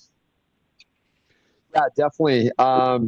Big thanks to Best in the Desert for all the time and effort they put into this race. I think Vegas to Reno is definitely a marquee event in the United States. Brian Folks did a great job laying out this course. Dave Cole, thanks for kind of helping put together this live stream. Look forward to where this is going to go in the future. Fishgistics, you did great with the updates there. George and Hamill and all the people with Starstream, great job with all of those feeds. It was awesome. I think the future of watching off-road racing is just going to be amazing, because for so long people weren't able to see what the drivers and the racers were going through, and now we're actually able to kind of sit there with them and see it. So this is awesome. And then the companies that support Best in Desert, so like Rugged Radios, Rigid, VP, Can-Am, Honda, Polaris Razor, Shock Therapy, Beta, and then also Maxxis Tires coming in, putting up another 10 grand for the final 48, spicing up that last section of the race really made it exciting. And that really still isn't done playing out. The lights have gone down. Most of the cars with our cameras have either finished or are out of the race. So I think we're gonna call it a night. But people that are watching this, definitely, this UTV race is gonna come down to the wire. Even though I'm signing off, I'm gonna be sitting here watching this tracker because I want to know who wins, and it's gonna be neck and neck. So it's awesome to see racing like this. And, Miles, great working with you. Hopefully we're going to do some more stuff in the future. And, thank you, everybody. I hope you guys enjoyed this live stream today. And, this is going to do it for the Casey Folks Vegas to Reno for 2024. And we'll see you to the next one. Absolutely. Well, thanks again, Wes Miller. It's been a great show. So much fun working with it. We will definitely do more in the future, I hope. For Ultra 4 USA, I'm Miles Asquith alongside Wes Miller, Fishgistics, and Dave Cole. We're going to sign out, and we'll see everybody at the big house here in just a couple weeks.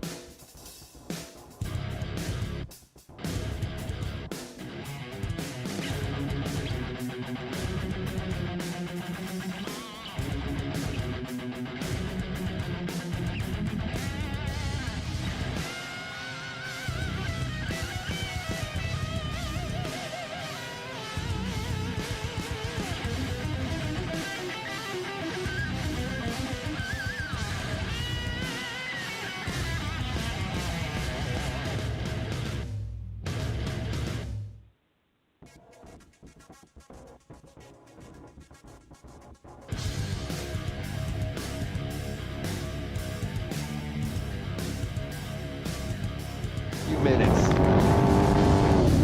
So we will see it